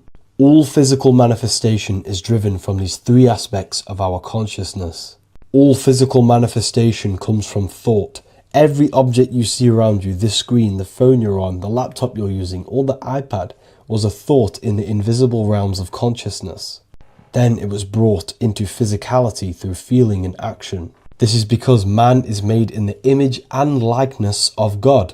We are all mini creators. We are all extensions of God's creative consciousness. Therefore, the number 666 represents 3 sixes. 3 is thoughts, emotions, actions. The number 6 represents the cube because cubes have 6 sides. This material world that we experience, everything has 6 sides. Everything's created by cubes. We can move forward, we can move backwards, we can move left, right, up and down. This is the cube that we are stuck in. Therefore, 666 represents our 3 aspects of our consciousness, thoughts, emotions, actions, all contributing towards our physical self, material world, material pleasures, completely cutting ourselves off from our spiritual, true, divine self, which means 666 is representing a state of consciousness. A state of consciousness where we only operate from a place of material needs and survival things.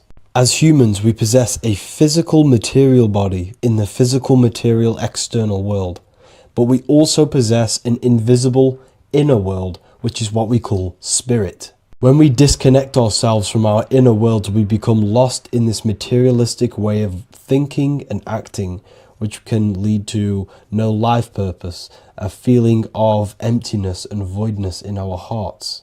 Humans possess the ability to transcend our animal instinctual natures and turn to the divine mind, to the spiritual inner world. It is our inner world that is projecting our outer world. The outer world is just an effect of our inner state of consciousness.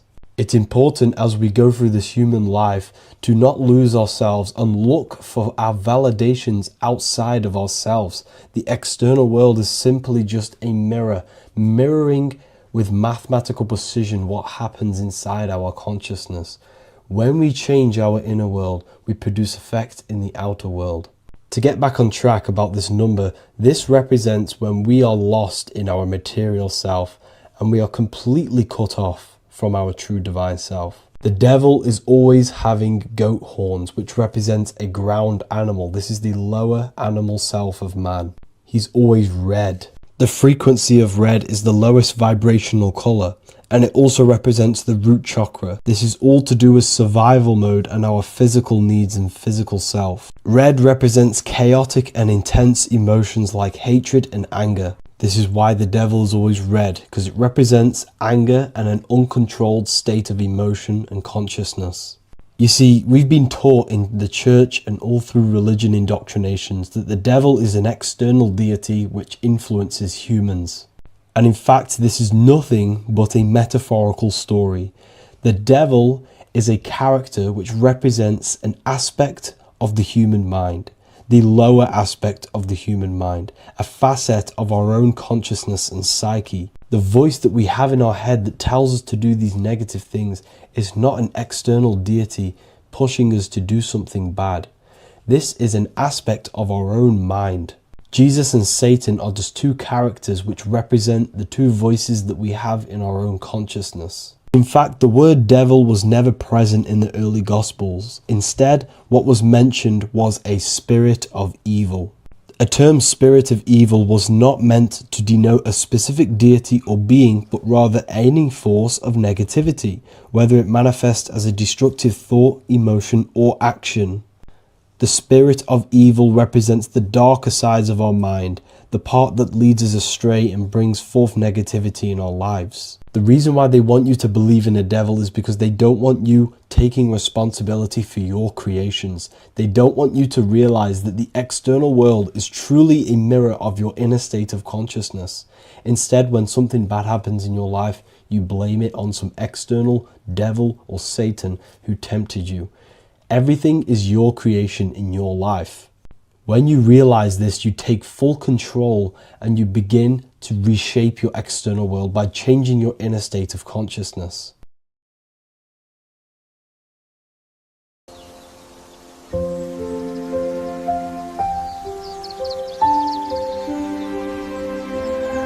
Book bookofwisdom.com. Visit today.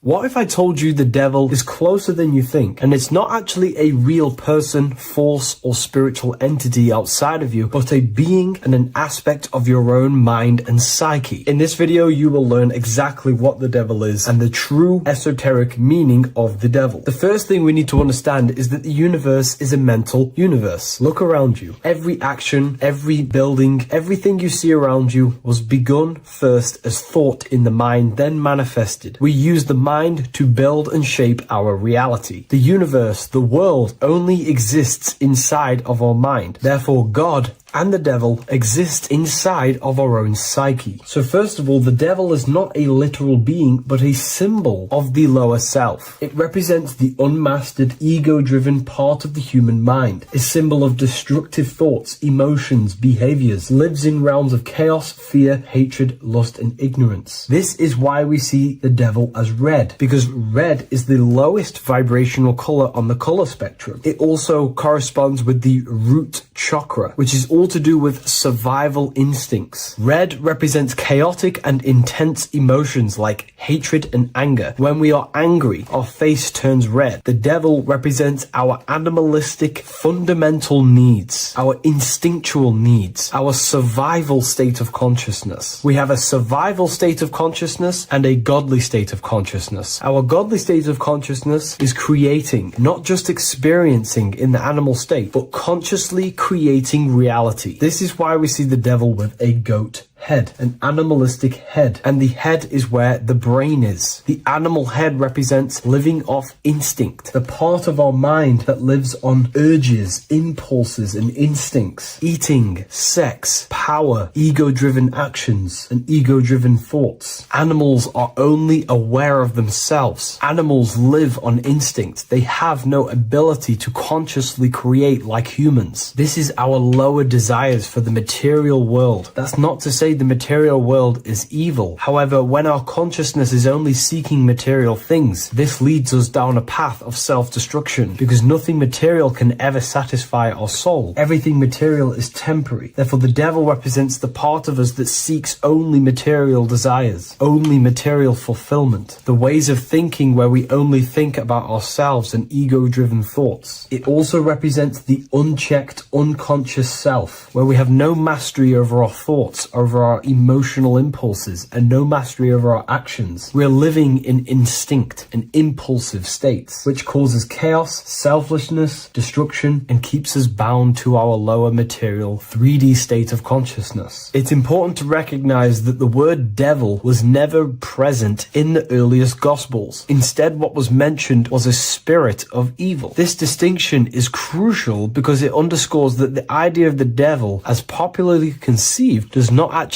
exist as an independent entity. Rather, it is a personification of the lower aspects of the human mind, a facet of our own consciousness. The term spirit of evil was not meant to denote a specific deity or being, but rather any force of negativity, whether it manifests as a destructive thought, emotion, or action. A spirit is a force, an energy, and we have three forces that create our reality: thoughts, emotions, and actions. We have full control over these three aspects, which transform and mold reality. A destructive thought, a destructive emotion, a destructive action is a spirit of evil, and it originates from the darker aspects of the human psyche. So now, because we're on the topic of the devil, we have to look at the pentagram, which is obviously connected to the devil heavily. The upright pentagram represents spirit, air, water, earth, fire. Upright, which represents spirit, the most important element on top of the earthly elements, showing spiritual principles over material principles. As spiritual beings as we are, we have to put our spirit first, our higher self first, and material things second. Why? Because material things never satisfy us long term. Seeking material fulfillment will leave us feeling unfulfilled in the long run and very unhappy, and we can lose ourselves in illusions. We have to put our spiritual principles first, seeking wisdom, knowledge, connection to the divine, and connection to our higher itself is what gives us true fulfillment in our hearts and souls. But when we see this pentagram inverted, we now have spirit on the very bottom, which now represents earthly principles on top of the spiritual principles. We're putting our earthly elements on top of our spiritual element, which this inverted pentagram represents no longer caring about spirit, no longer caring about our invisible internal world, and only caring about this external body, food, sex, material things, cars, money, and all the things outside of us, the world outside of our mind. This is what true Satanism is. Satanism is not worshipping an external deity, but it is worshipping the self, only fulfilling the ego's desires. This is what true Satanism is, and we have all been conditioned to live in this state. Satanists want us to believe that there is an external deity called Satan or the devil, and the reason they do this is because they trick us, making us believe that we are not Satanists, while they are actually conditioning us to be self-seeking, ego-driven people, where we only care about sex, food, material things, and money, which is actually conditioning us to be Satanists. 80% of the population today are unknowingly involving themselves in Satanism, which is ego-driven thoughts, actions, and emotions, dwelling and living in this state, where we only care about ourselves. When we are spiritual, we realize we are all one. We are all one consciousness family, and we need to do things that help and contribute towards our collective experience, helping others, instead of seeking to serve only the self. The angel is depicted with wings, which represents elevation, higher self. The devil is represented with an animal horns, which is on the ground. A goat is on the ground, which represents the lower self. This is the elevated mind and the lower material mind. Horus, the bird, higher self. Set, the ground animal, lower self. Jesus and Satan. These are two forces, two characters that exist within the human psyche, not real entities. They are forces of our minds, and there is a battle between our higher self and lower self all the time within our own minds. There's always a part of us that's telling to do one thing and another thing, to do something bad and to do something good. There is this battle inside of our own consciousness. Here we have the human spinal column. The human spinal column is showing you the higher and the lower self. The higher self represents the head. The head is where the mind is. This is the creative essence of the universe. This is where all material things begin as a thought in the mind. We create with the skull, with the brain. This is our higher self, the heavens, connected to the heavens, the sky. And the lower end of the spinal column is where our reproductive organs are, where our gut is. Our reproductive organs and our gut is all to do with survival. The lower end of the spinal column, lower instinctual 3D based consciousness. The lower end of the spinal column is where our lower self dwells. Eating, consumption, power, and sex, lust. These are all emotional forces and instinctual based organs that are not inherently evil, but when we dwell and live off this lower end of the spinal cord, it keeps us in low states of consciousness. Our goal to raise to our higher mind is to balance this, not to overeat, not to abuse power, not to abuse sex and lust, but to master these organs and gain the ability to say no to these organs so that we can raise to our creative side of consciousness. Instead of dwelling in our instinctual nature, we can turn to our creative nature and consciously become a builder and constructor of reality. This is the true way of raising consciousness. This is the stairway to heaven, out of the animal consciousness to the higher consciousness. To wrap all of this up, it's all about gaining control over our instinctual lower nature and allowing our spirit to rule over our body and not our body ruling over our spirit or mind. The moment you let a thought become instantly an action is the moment you are an impulsive person. We are all trained to be this way. It is okay if you are in this state. The moment you let a thought turn straight into an action without questioning, that is the mind controlling you and you not controlling the mind. We need to gain control over the mind, and we do this through many different ways, through meditations,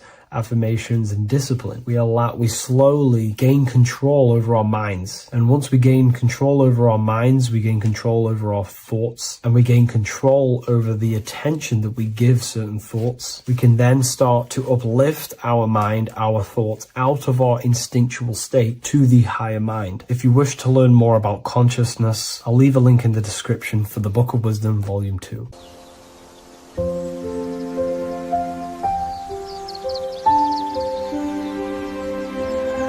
bookofwisdom.com. Visit today.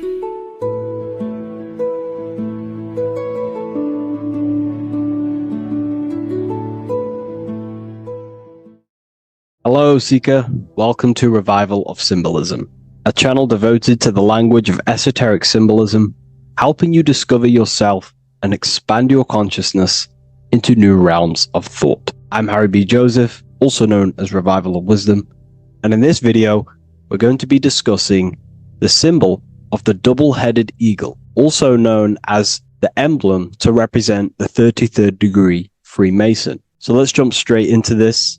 We have a piece of Masonic artwork here, which is what we call a complex symbol. A complex symbol is not just one symbol, but many different symbols in one piece of artwork coming together, forming a greater meaning. So we have many different symbols to break down here. And we're going to start off with a little bit of context so we can understand this symbol. This symbol represents the 33rd degree Freemason. Once you reach the 33rd degree of the York Scottish Rite Mason system. So once you reach this level, this symbolism corresponds to that individual. So therefore, this piece of artwork is representing the consciousness, the mindset, the ways of thinking, the ways of viewing the world of the 33rd degree Mason. It represents the consciousness of the 33rd degree Mason. And this is what esoteric symbolism is about.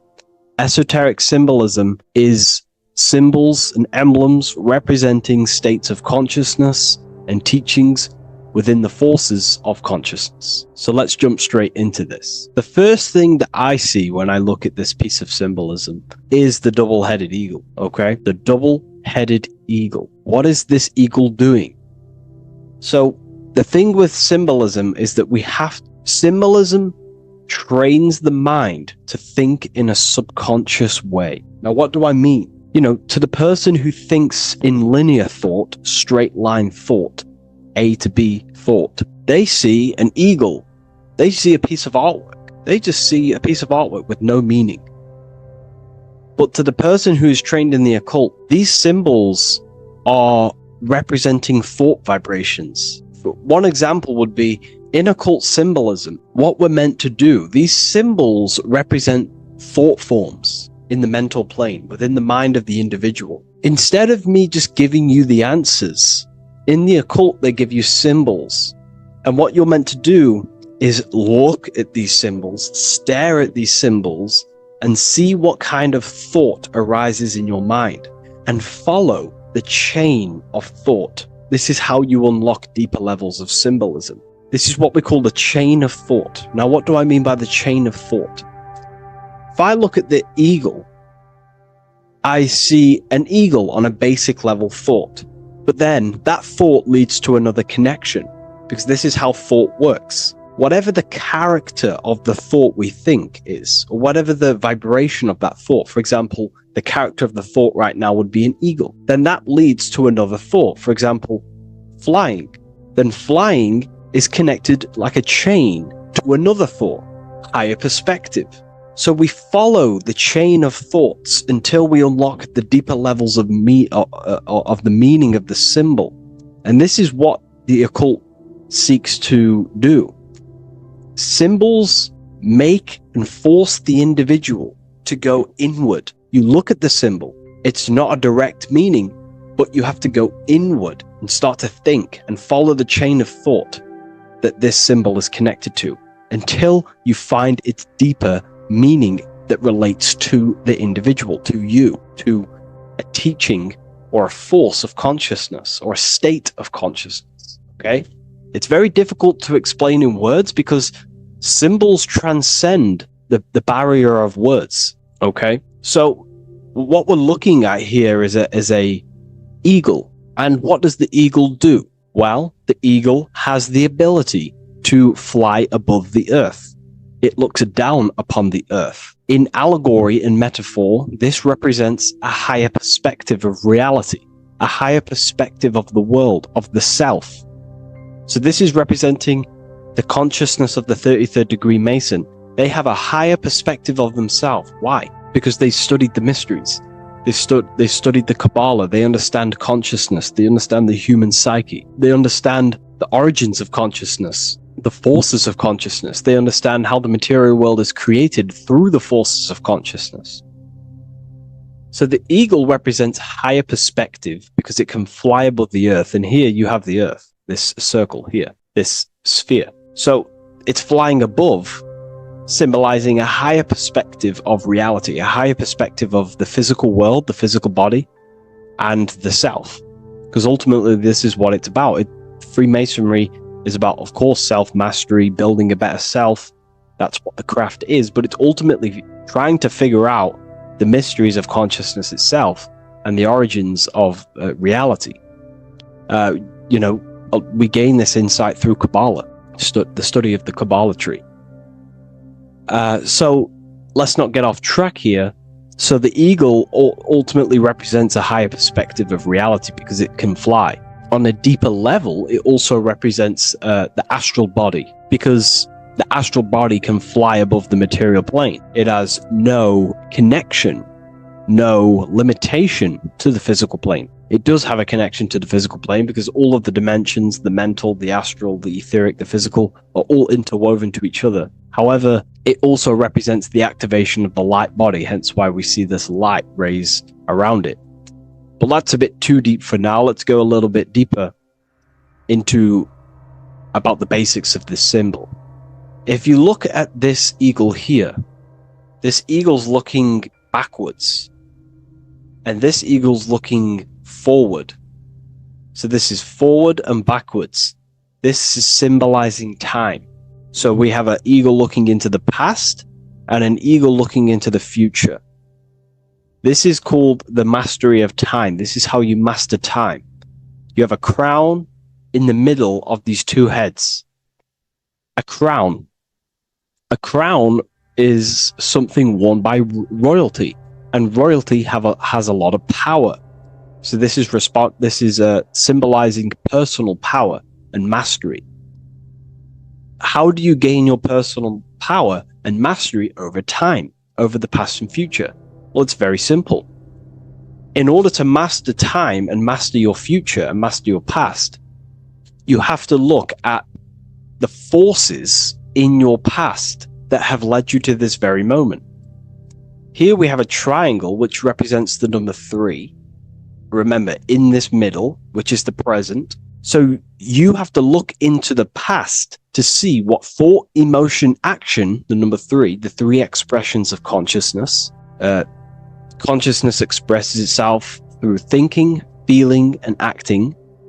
That's how consciousness manifests itself in 3 different ways. You have to look into your past to see what thought, emotion, and action has led you to this very point in your life in the present moment. And what you can do now, which is your power, the present moment is your power, you can ultimately change your thought, emotions, and actions now to create a better future. You observe the past to see what thought, emotions, and actions created your present moment. You notice the mistakes and you change the now through thought, emotion, and action to generate a better future. This is how you master time. Now, keep in mind, this is always in the mind of a 33rd degree Mason. Someone who is highly, mastered, they keep this in mind. Just like they keep in mind what thoughts they are paying attention to. 33rd degree Mason has a lot of self-mastery power, and they hold conscious thought. Most people think unconsciously and without power. A 33rd degree Mason is trained, their mind is trained. Therefore, their mind thinks powerfully. They do not think randomly because they understand thoughts are the seeds to physical creation. All physical creation is a crystallization of thought. So ultimately, this double-headed eagle representing left and right, and the crown in the middle represents mastery over time. That's how you master time. Again, here we have the eagle standing on top of a sword. The sword is, of course, on a basic level, the sword represents power. Because if I hold a sword to you, I hold the power over you, because you will more likely fear. But if we go even deeper, the sword cuts through the air. When you swing it, it moves through the air. Therefore, it's a symbol of the air. Because you can't really make a symbol of the air, because air is invisible. So the sword is a symbol of the air. And the air is one of the 4 physical elements in alchemy. We have water, symbolizing emotion. We have fire, representing the spirit. We have earth, symbolizing the physical body. Then we have air, symbolizing the mental body. The mental body. So the mental body is symbolized by this sword. A sword has to be continually sharpened. If you don't sharpen the sword over a long period of time after using it, it will become dull and it won't be very effective. This is an allegory symbolizing the human mind, because the human mind is like a sword. If you do not sharpen your mind, you will lose control of your mind. When you stop doing the meditations, when you stop being conscious, when you stop doing the affirmations, the mind falls back into old, unconscious thinking patterns, and we start to lose control of it. The mind is seen as a sword within the occult, because this is pretty much your tool. Your mind is your tool. This, just like the sword is a tool. Your mind is a tool to create reality. So we need to make sure this tool is always sharpened, that we stay on top of the mind, hence why the eagle is on top of the sword, symbolizing control over the sword, mastery over thought. This also goes into thought forms. In the occult, there's something called thought forms. Thought forms are basically taught to the individual and understood by the individual, who understands that the mind is not just in the brain. The mind is a part of a mental field. All around you, there is not just a field of energy. There's also a field of mind surrounding you. It's a mental universe. And this field of mind is what we call the mental plane. The field of mind is where all of the possible thoughts in the universe infinitely express itself. So each area has different thought forms. Each postcode, each place you go has different thought forms. This is why if you walk into a cathedral, for example, an ancient, amazing structure, your mind instantly becomes, you're amazed. You feel different when you walk into these areas, because all around you is a mental field. And there's something called thought forms. Thought forms are basically what religion call spirit guides or angels, helpers. This is what thought forms are. Thought forms are basically, if you dwell on the thought that you are going to lose your girlfriend, for example, let's use a negative example here, because a lot of people can relate to this, or your boyfriend. Let's keep it simple. Everyone can relate to this at some point in their life, hopefully, or if not, it's okay, no worries. It's just an example that most people can relate to.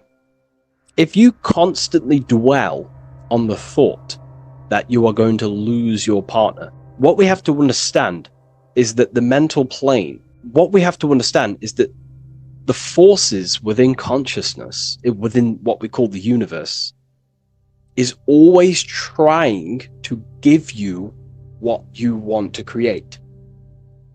That's your right. The universe or mind or consciousness, whatever you want to call it, is always trying to unfold what you want to create. It doesn't know the difference between something you don't want to create or do want to create. Whatever you think about is ultimately what this power of consciousness or the universe will try and manifest. This is why we have to gain mastery over our thought, because thought are basically the seeds that we impress into the dimensions. So we have a mental dimension, we have a higher, middle, lower subplanes of the mental dimension or the mental plane. Then that's just thought. The mental plane is just thought. Below the mental plane, thought takes the body of imagination, which is what we call the astral plane. And the astral plane also has higher, middle, and lower subplanes. Then we have the etheric plane. The etheric plane is basically an energetic copy of the physical plane. So you have an etheric brain, you have an etheric body. It's just basically an energetic, exact copy of everything that is physical. So if we think something within our mental body and we dwell on that thought, the more attention you give, the more you feel that anxiety about losing your partner, you're literally forcing energy and direction and attention into this thought idea, which manifests itself within your own aura. Your aura is basically, it's not just your electromagnetic field. Your aura has many different levels. It has a physical level, it has an etheric level, an astral level, and a mental level, layer. So it has a layer for each one of these bodies. If you dwell on this thought and you keep giving attention, power, you start to imagine this because you're worrying about it. You literally create a elemental or energetic substance that clouds your aura. And this is what people have been called demons, people call spirit guides, whatever you want to call it. This is what it is. It's a thought form. But this is not something that's come after you. This is something that the individual has created. And wherever they go, this cloud of thought forms that they've manifested literally clouds their aura. You can see it within the astral plane and the mental plane. You can see how it's affecting them. Wherever you go, you start to randomly think about it. You keep thinking about it. You know, it's infecting you. It's like a demon. It's tormenting you. But it's simply just a force, an astral force, and a mental cloud that they've manifested within their aura. Thought forms. The 33rd degree Mason has very powerful thought forms.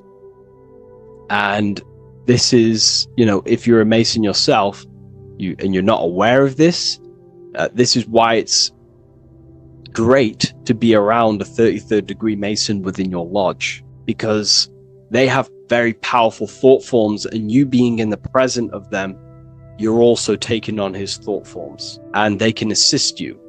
We're all affecting each other through thought transference through the mental field or the mental plane. Okay. Now I'm not going to go too deep into that because, you know, people can use that knowledge for really bad.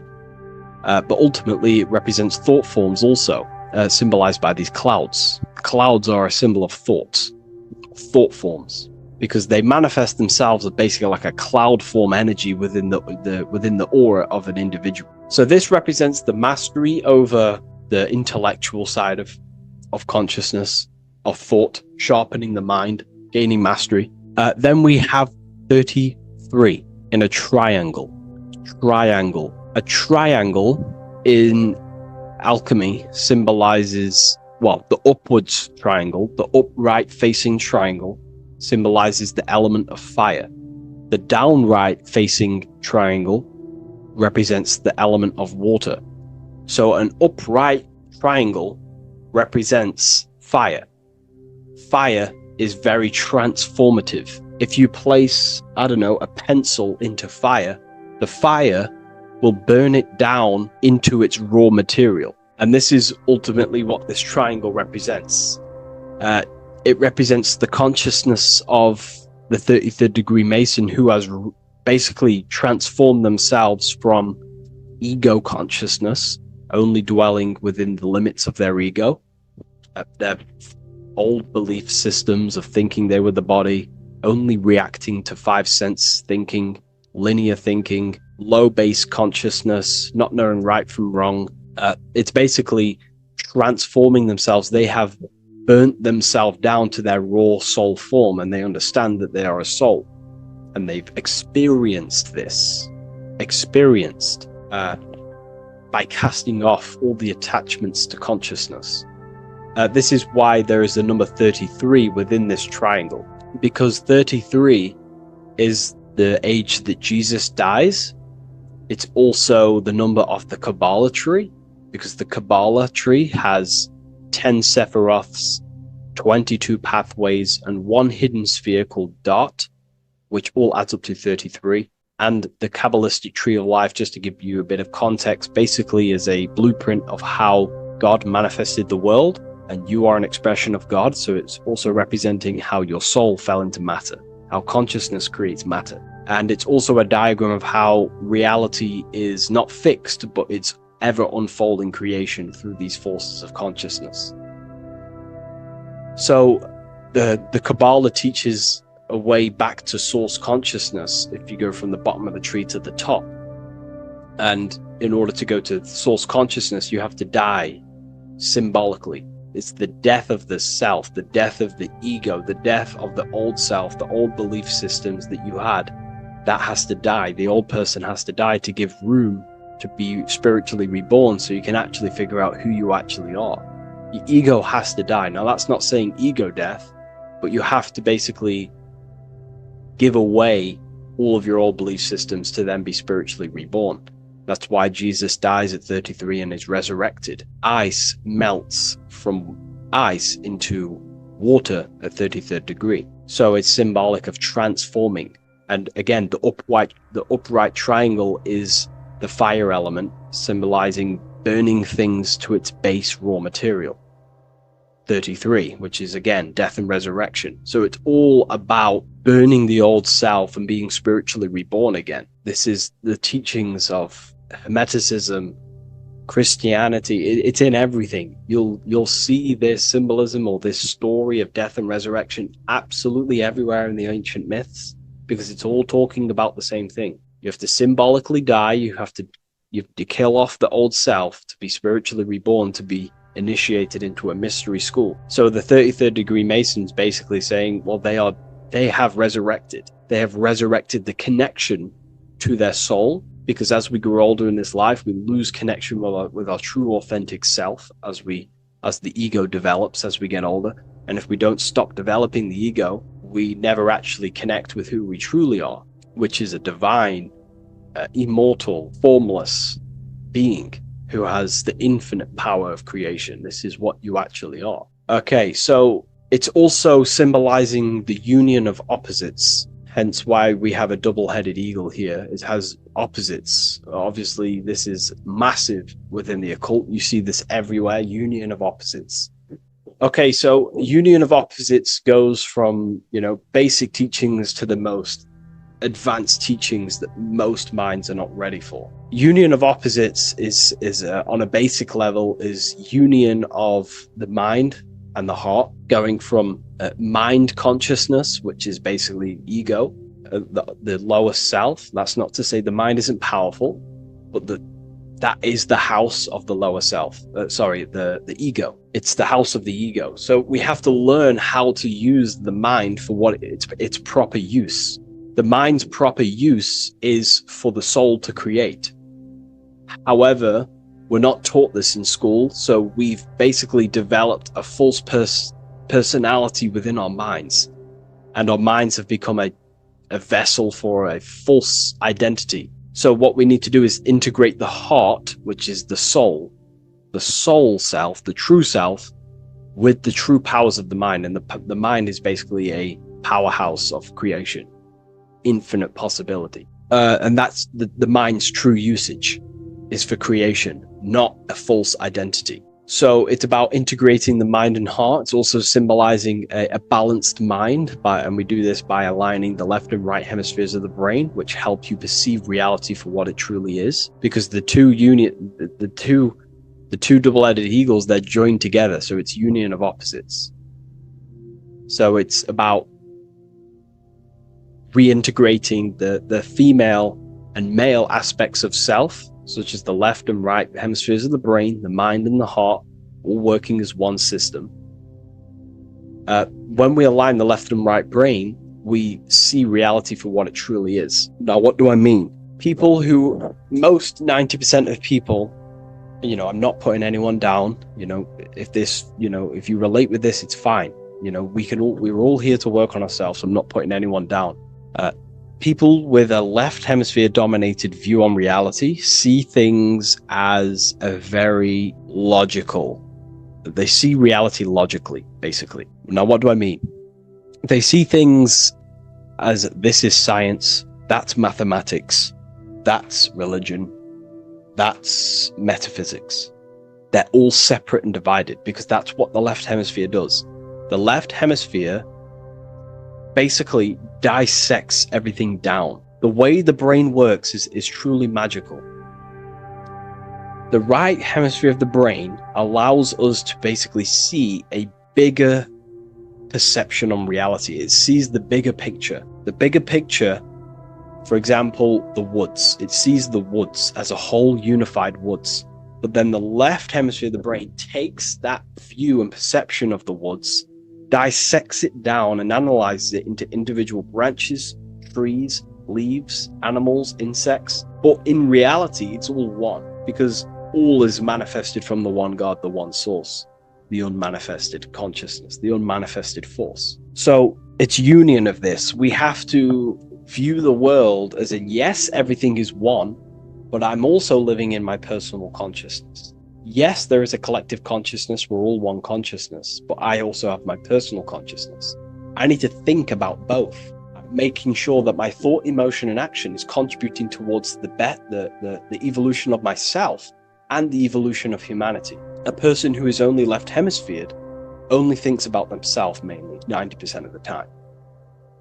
They only, they're trapped in ego, and the individual can't see pattern recognition, really. Pattern recognition is more the right hemisphere because it sees the whole. So it's about aligning the brain hemisphere so we can actually see reality for what it is, so we can, without distortion or illusion, and be neutral. Okay, we have light rays. Light rays are very symbolic within the occult, especially Freemasonry. Light rays are symbolic of force and form. These are the two dualities within the occult, force and form. The internal world is force, external world is form. Everything outside of you is a formation of force. No force ever takes place on the physical plane. All force takes place within mental, astral, or etheric. The physical world is formation. Therefore, what is the force that drives you? What is the desire that's a force? Emotion, force, thought, force. What are the forces driving you to take action in the physical world? And we need to gain mastery over these forces. Light is also a symbolic of knowledge, because knowledge is considered light. This is why Freemasons say going from darkness to light. Darkness is ignorance. People who are only aware of their five senses, they don't want to know anything else. Their minds are completely shut off. I have my belief system. That's it. I'm happy. I don't care. That's their ego limiting themselves and building their own prison. Light, on the other hand, is about going from a state of unconsciousness, not being aware, into a state of light. Light makes things reveal itself. If I shine light on you when it's dark, I reveal truth. You're there, you're manifested. If you're in a dark room and I shine a torch on you, you're revealed. The veil is lifted. The darkness is gone. So this is symbolic of light revealing higher truths to yourself as you walk the path of self-realization and gnosis. So light is symbolic of this also. They have high amounts of intelligence, a 33rd degree Mason. They have a lot of light. They have a lot of knowledge. They've researched a lot of things. They're intelligent in many different areas of life, within speech, within grammar, with, you know, the way they portray thought, their mastery, their level of mastery, their understanding of themselves is very advanced. They also know a lot about physiology, about the brain, about the body, life, consciousness, you know, astrology. They know a lot. They have a lot of light. 33rd degree Mason. Me, myself, I'm not a part of Freemasonry, and if I ever do become a part of Freemasonry or any order, I will openly share it to all of you. This information has come from following the chains of thought through self-study and self-realization, and studying Freemasonry from an external view. You can gain a lot of insight just by studying symbolism itself. Masonry is about being a builder. That's what the word Mason is. Mason is about building. The word Mason means builder, and it's about building the self. We're all building either our prison of our soul, or we're building our freedom of our soul. Every single one of you. Every time you reject something that if you reject if you did something wrong and you reject you being wrong, someone tells you were wrong, but you reject that, or they try to give you a piece of information and you reject it, you're building your mind's prison, stone by stone. But the person who has an open mind to all things is freeing their mind, freeing their soul. So we're all builders of our soul, and we're all builders of reality also. And we're all building Earth. This is the building project is Earth. We're all contributing towards it through our thoughts, emotions, and actions. These are our God-gifted powers: thought, emotion, action. These are our rights to operate in the world. These are your buttons to control the character in the game. So I hope this information has given you a lot of insight about this symbol. Please leave.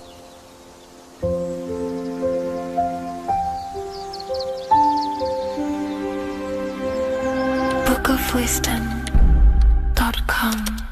Visit today.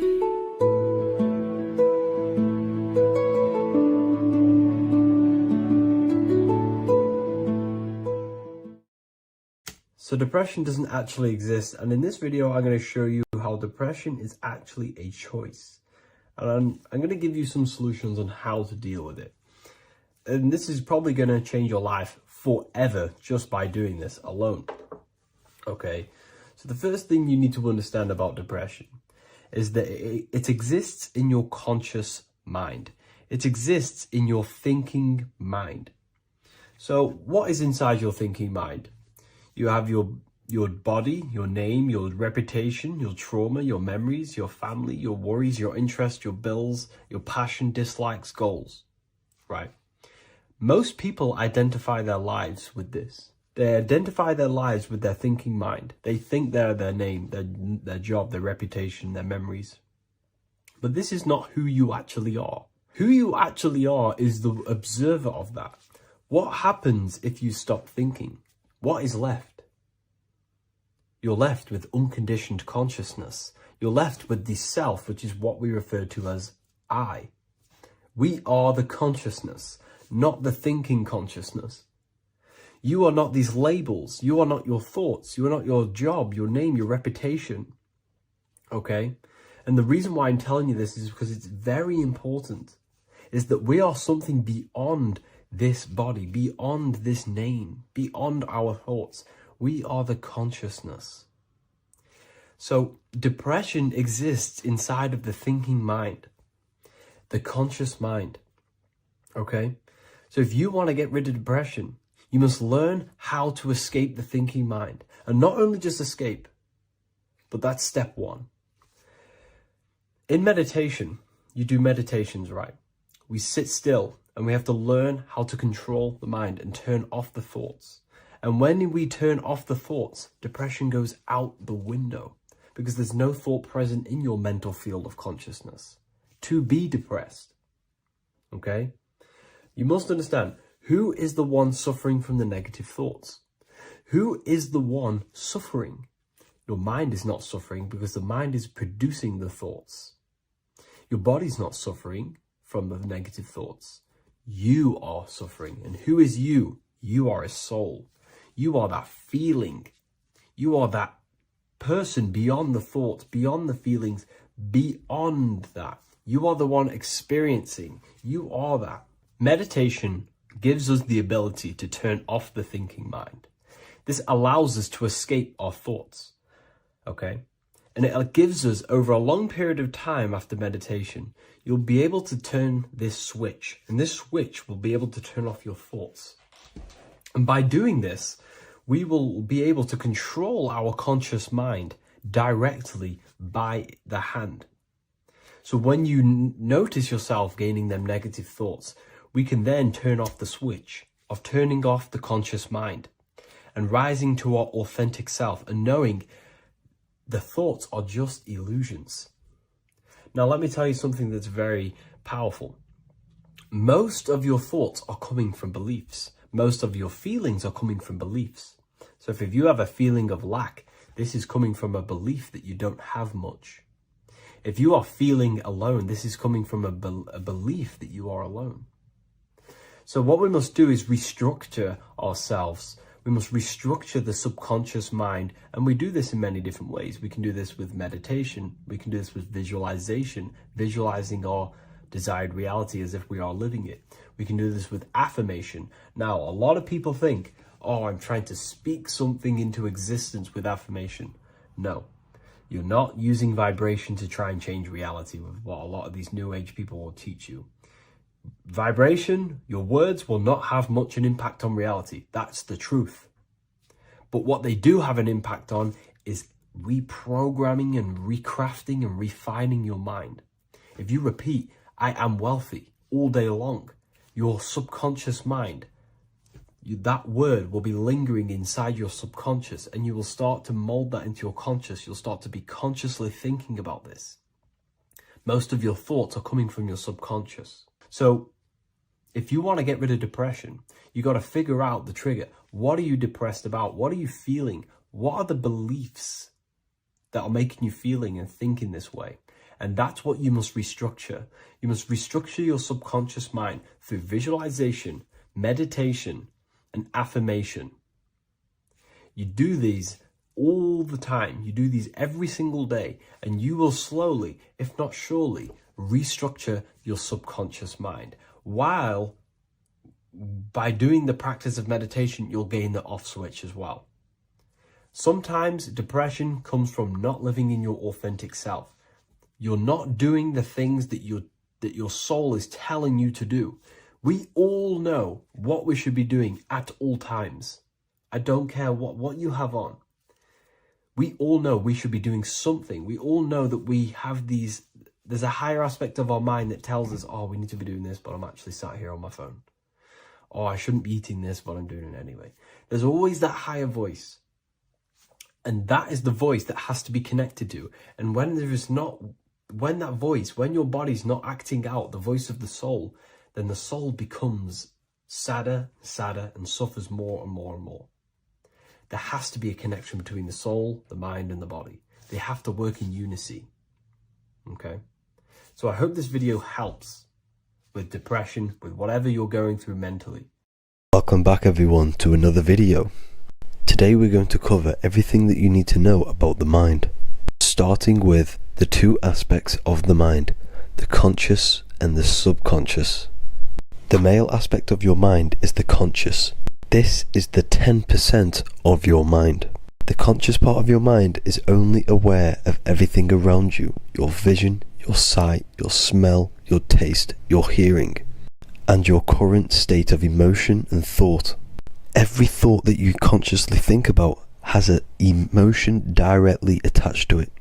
That emotion is then impressed onto the subconscious part of the mind. The subconscious part of the mind is the female aspect of your mind. It is also a whopping 90% of your mind. Subconscious mind is controlling all of the subconscious processes which happen within your body.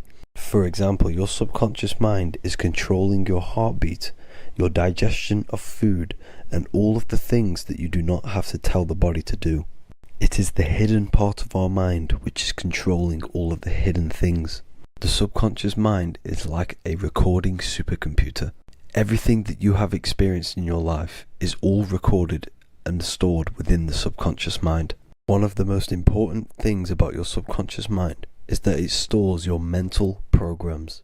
Everything in the subconscious mind manifests into behavior and actions within the body. Your daily basis routine and habits are all mental programs within your subconscious mind. These mental programs are created by mainly two ways. 1. Repetition, and 2. Emotional impact. The repetition is fairly simple to understand.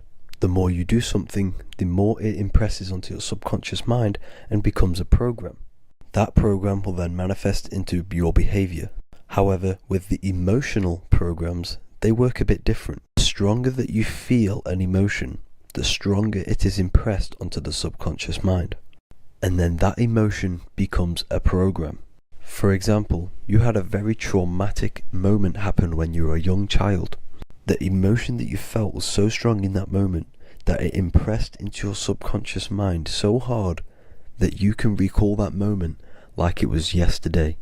That traumatic event that happened to you when you were young will still manifest into your daily basis behavior even to this day. However, it manifests subconsciously. For example, if you were in a car crash, you will be wary to enter cars with certain people. All because of that traumatic emotion that you felt and impressed onto your subconscious mind. Another example of the subconscious manifesting into our behavior is posting on Instagram. Most of the time, the reason why you post is because your subconscious mind is seeking gratification. So before you actually do something, question yourself and find out the root cause of why you are doing this. Another thing that you need to understand about the subconscious mind is that it takes everything you say in here literally.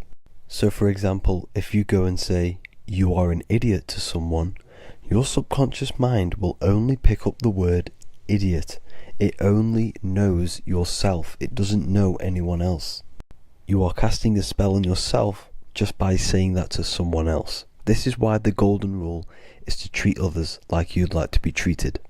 Now, you can rewrite these programs which are already in your subconscious mind. However, it does take consistency. You have to change these programs which have been running for years. And by changing these programs, you change your behavior, because these programs manifest into your behavior.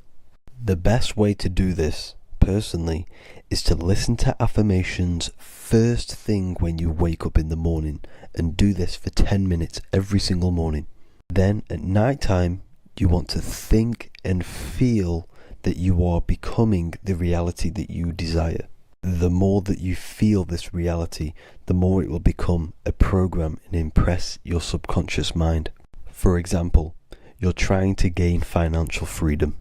If you trick your subconscious mind into creating a program saying that you are financially free, this will manifest into your behavior. You will start doing more work. You will start looking for ways to make money. Your mind will be set on the frequency of money and financial freedom. Therefore, you will receive thoughts based around this program. If you take enough action, your life will dramatically change because of this program that you created in the mind. This is why we call it a mindset, because your mind is a frequency tuner which sets its frequency onto different thoughts, because thoughts are frequency. If you fill your mind with a specific frequency, you will gain thoughts and ideas based around that frequency. To create a stable mind, you need to master your emotions. You need to change your mindset. Everything that you experience is neutral. Based upon the mindset that you see it, you either give it a positive or negative charge. By understanding this deeply, you will then control your emotions. I hope you gained some wisdom and enjoyed this video. Please, if you can, leave a comment and a like, and subscribe to the channel if you like this content. Love and light to you all.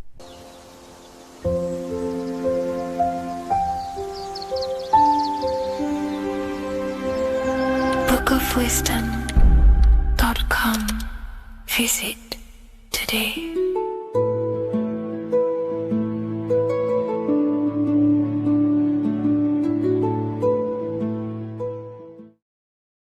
Geometry. This is the study of nature, of the codes, the mathematical codes behind physical reality. So today we're going to be going deep into geometry and the true esoteric internal geometry, the geometry that no one really talks about, and how geometry relates to human consciousness. So essentially, what we must understand when it comes to geometry, the basics of geometry is everything is vibration. And this vibration is vibrating on a certain frequency. And this certain frequency creates a geometric shape, which is why in nature we see all of these different geometric shapes. All matter takes form in shapes. So if we put sand on a plate and we vibrate the plate on a specific frequency, we see that the sand goes into specific geometric shapes and patterns. So essentially, matter is energy condensed. It's energy vibrating on a low frequency, vibrating at a certain frequency. So matter is condensed energy.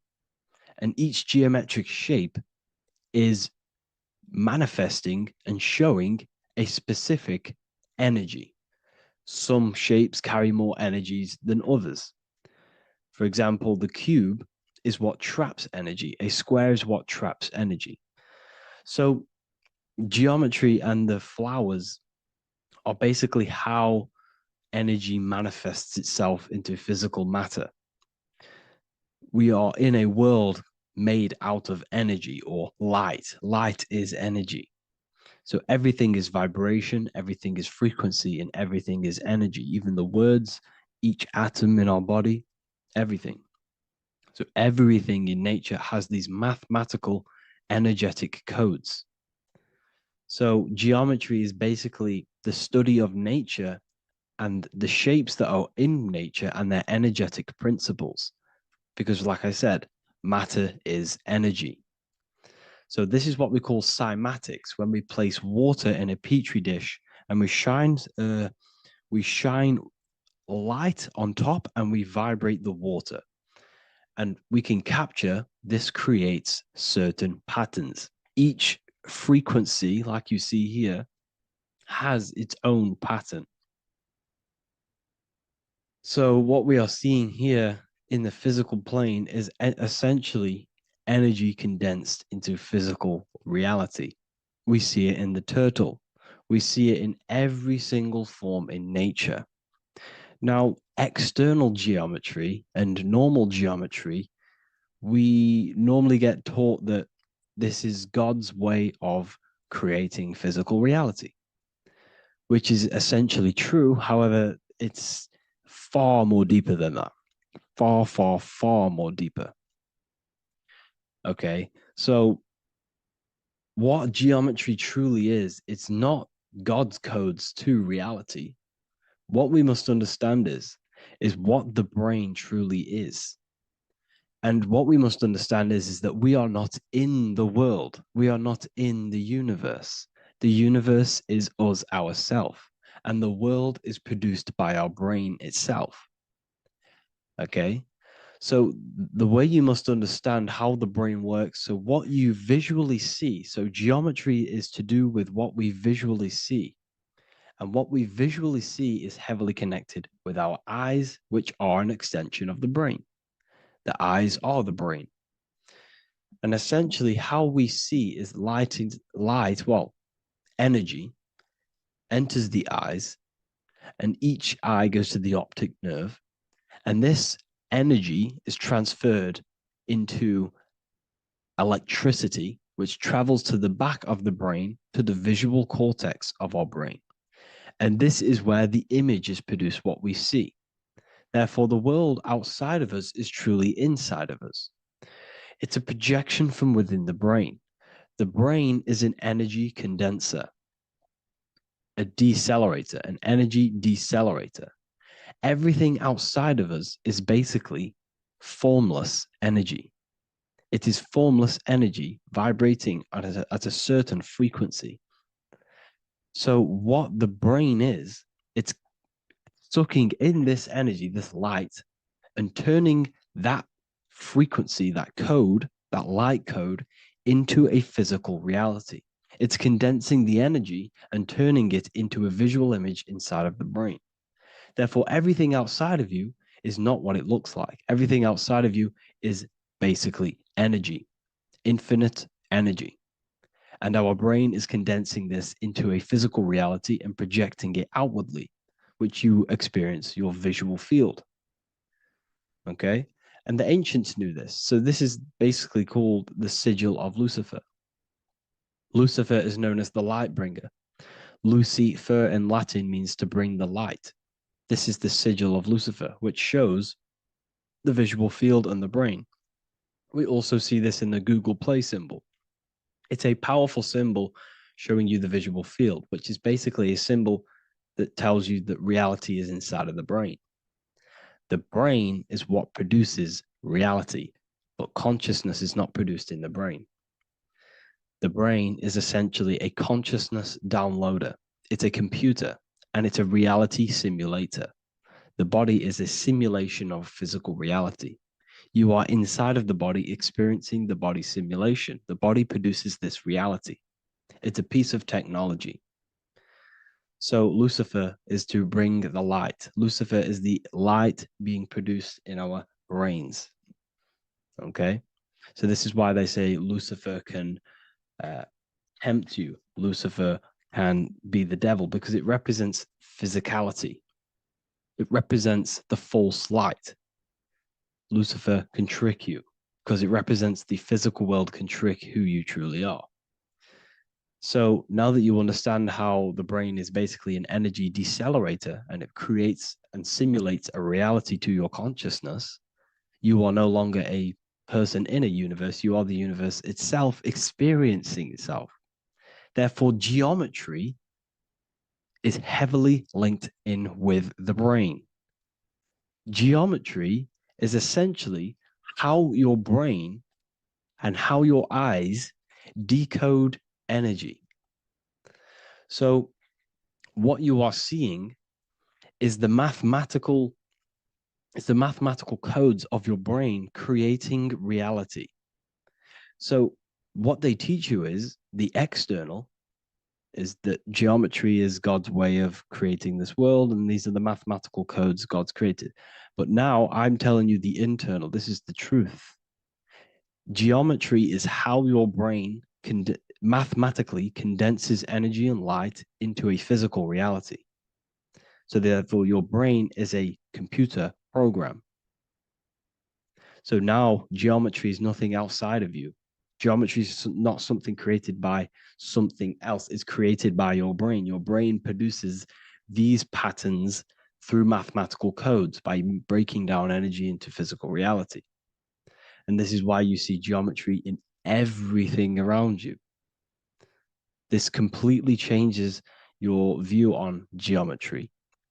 It's in your ear, it's in your face, it's in everything. Geometry is everything. Okay? So now that you understand this, now, as we were talking about the visual field earlier, the ancients knew about this.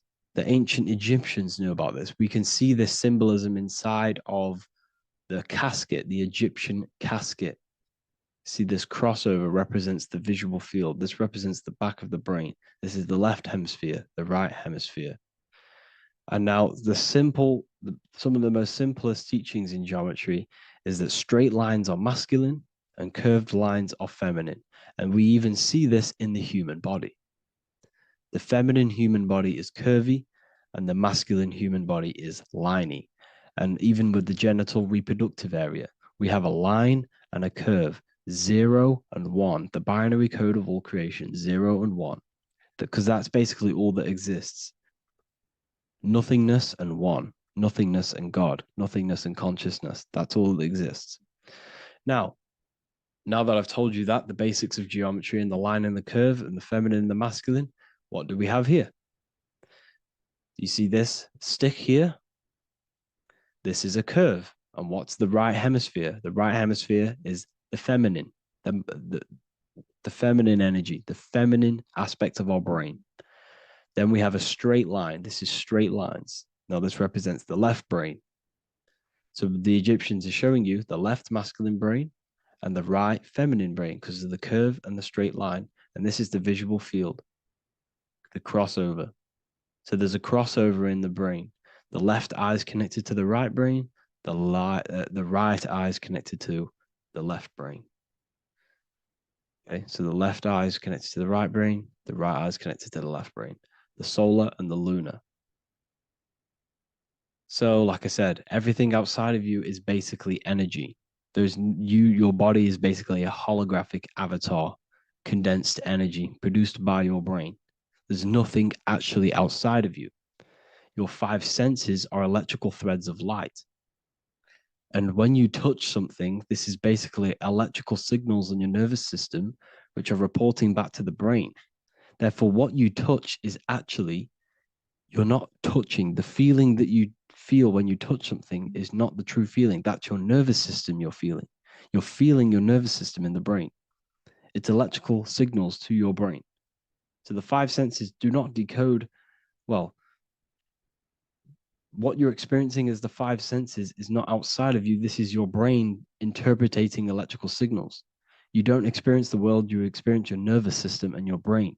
The nervous system is an extension of the brain. So this is the truth. This is not woo-woo spirituality. This is true consciousness science that I'm teaching you here.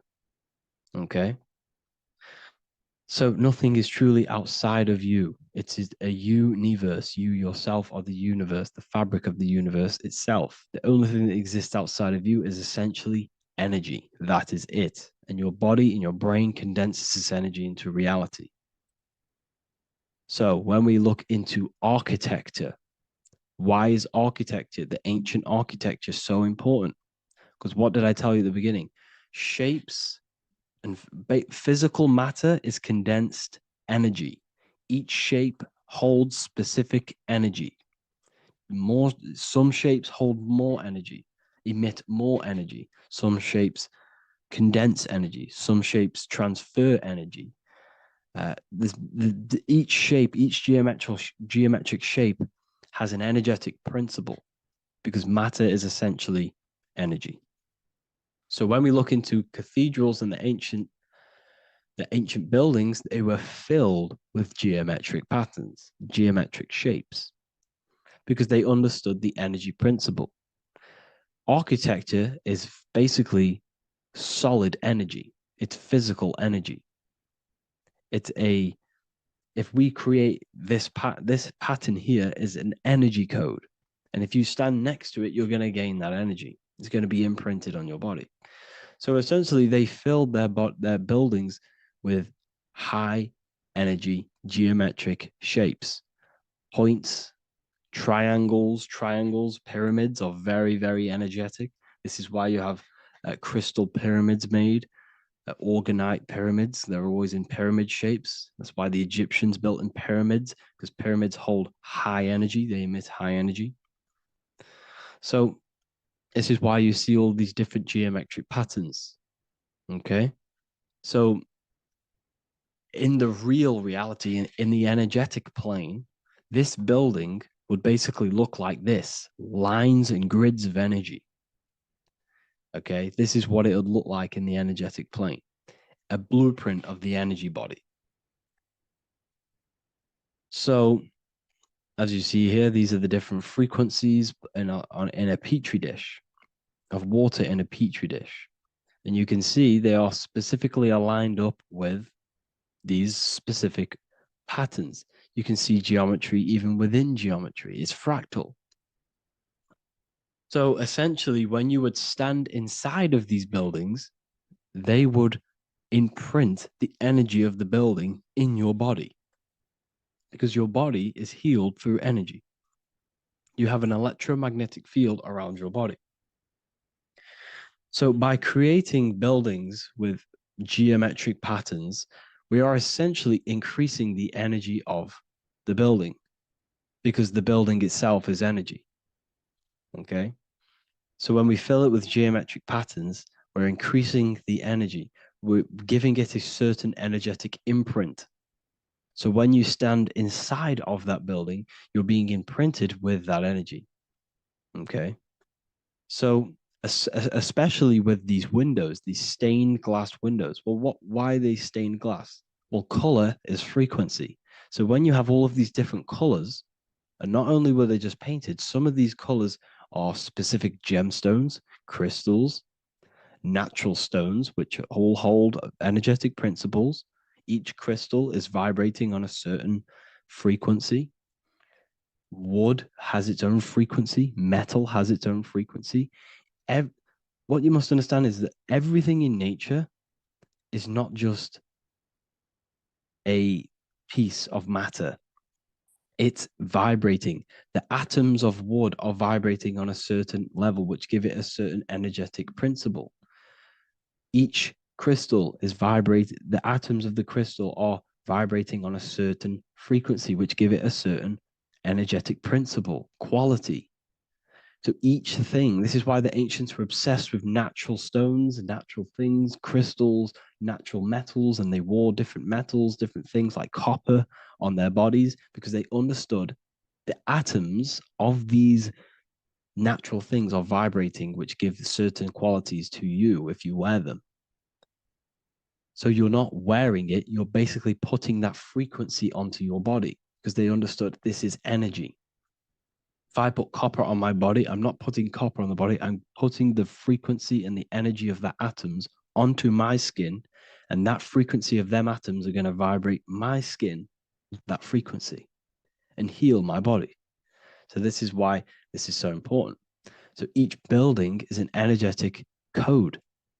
Okay. So when you stand in these buildings, it can heal your body. This is why when people walk into these ancient churches, they feel like they've met God. They feel a certain way. They feel so amazing when they enter these churches. They feel holy, for example. It's not because God's there. It's not because these man in the sky dwells in these holy places. It's because the energy of these buildings affect our consciousness. They increase your energy. They raise your vibration. They heal your body. They heal your cells. They imprint the water in your body, especially with these stained glass windows. Like I went a bit on a tangent there, but these stained glass windows were encoded. Well, they use different gemstones, different lights, different colors. And when the sun would shine through this window, well, what's the sun? The sun is light. Light is energy.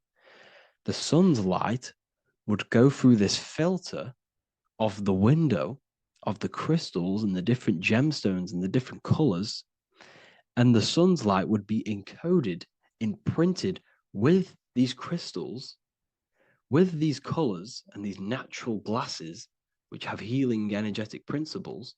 And when you are inside that building, the sun's encoded energy of the window would be imprinted into your body, into your energy field, and it will heal your energy field, and it would heal your body, your cells on a cellular level. Because your body is what? 60 to 70 to 80, some people say 80% water.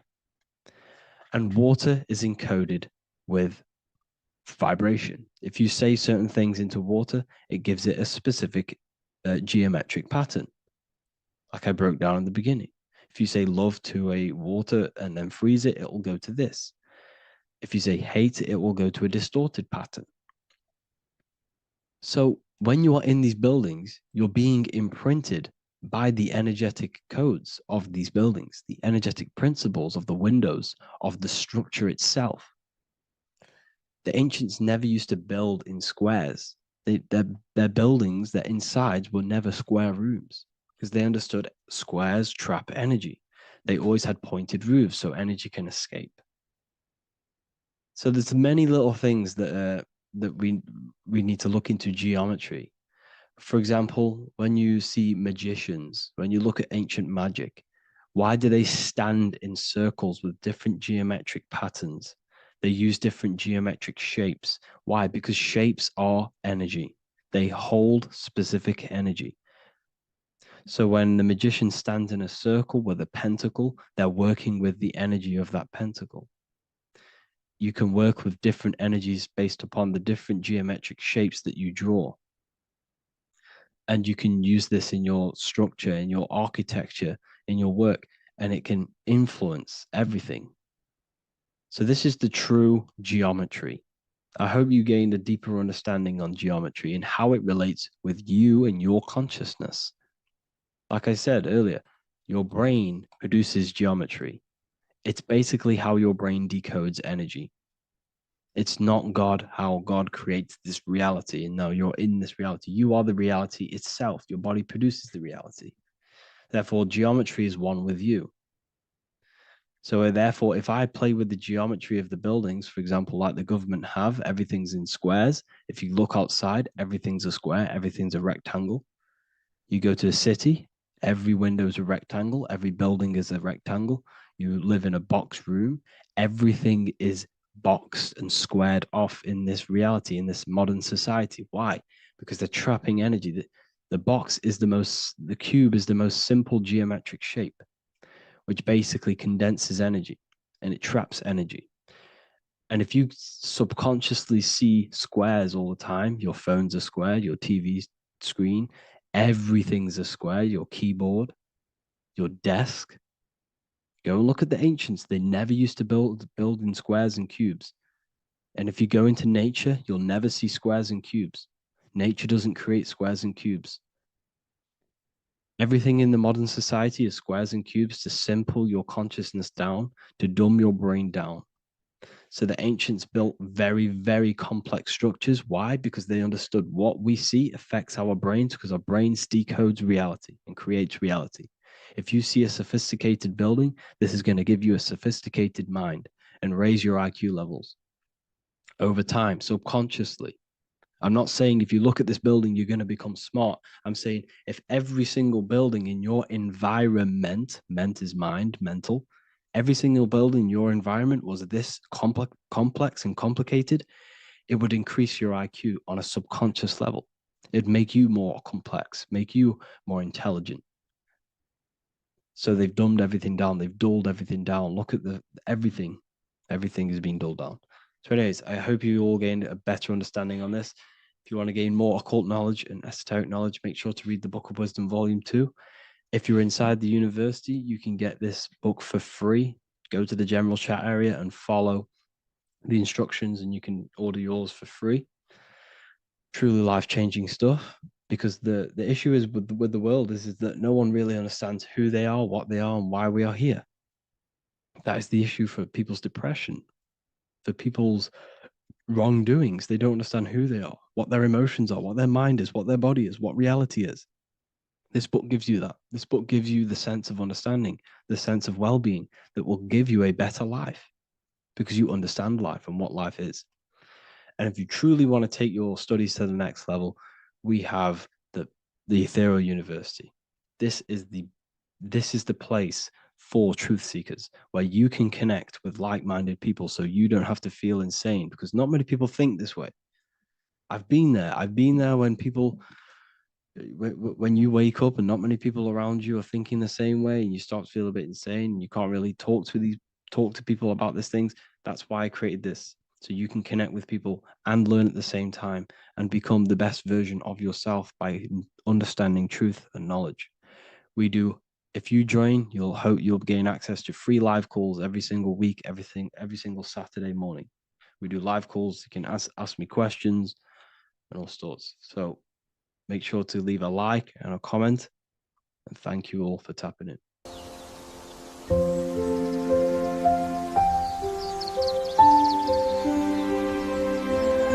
bookofwisdom.com. Visit today.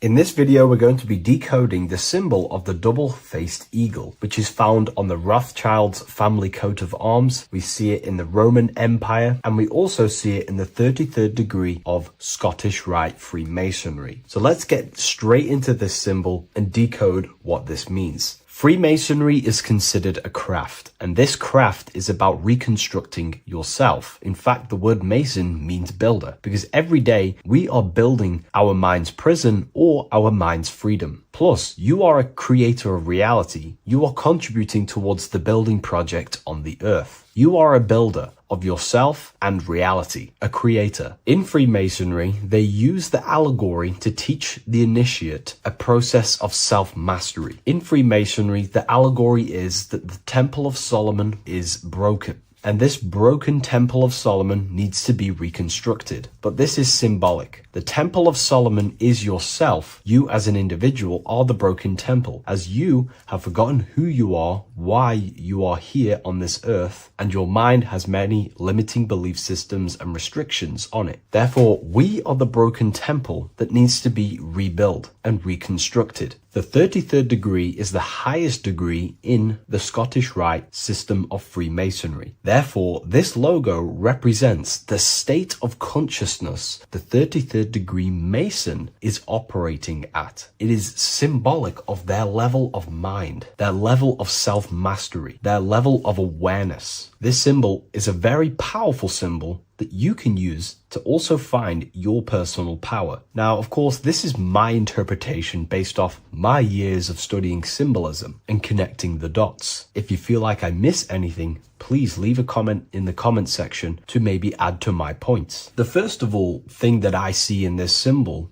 that reveals a great power of mind is the eagle. The eagle itself is a bird, and a bird can go on the ground and in the sky. In a symbolic sense, this represents the body and the spirit, the ability to transform from this earth body and then also access astral projection and the spirit. The bird sees things from a higher perspective while it's flying in the sky. If you're only in the physical body, your perception of reality is limited to the ground. We do not see much from the ground. This is all symbolic to a level of mind. The bird can see things from above. It sees the earth from a top-down view and sees the whole, sees things from a higher perspective, symbolic of the mind of a 33rd degree Mason who understands who they are, what reality is, what consciousness is, and the human psyche. Their level of intelligence allows them to see reality from a higher perspective, and they also have the mindset of seeing things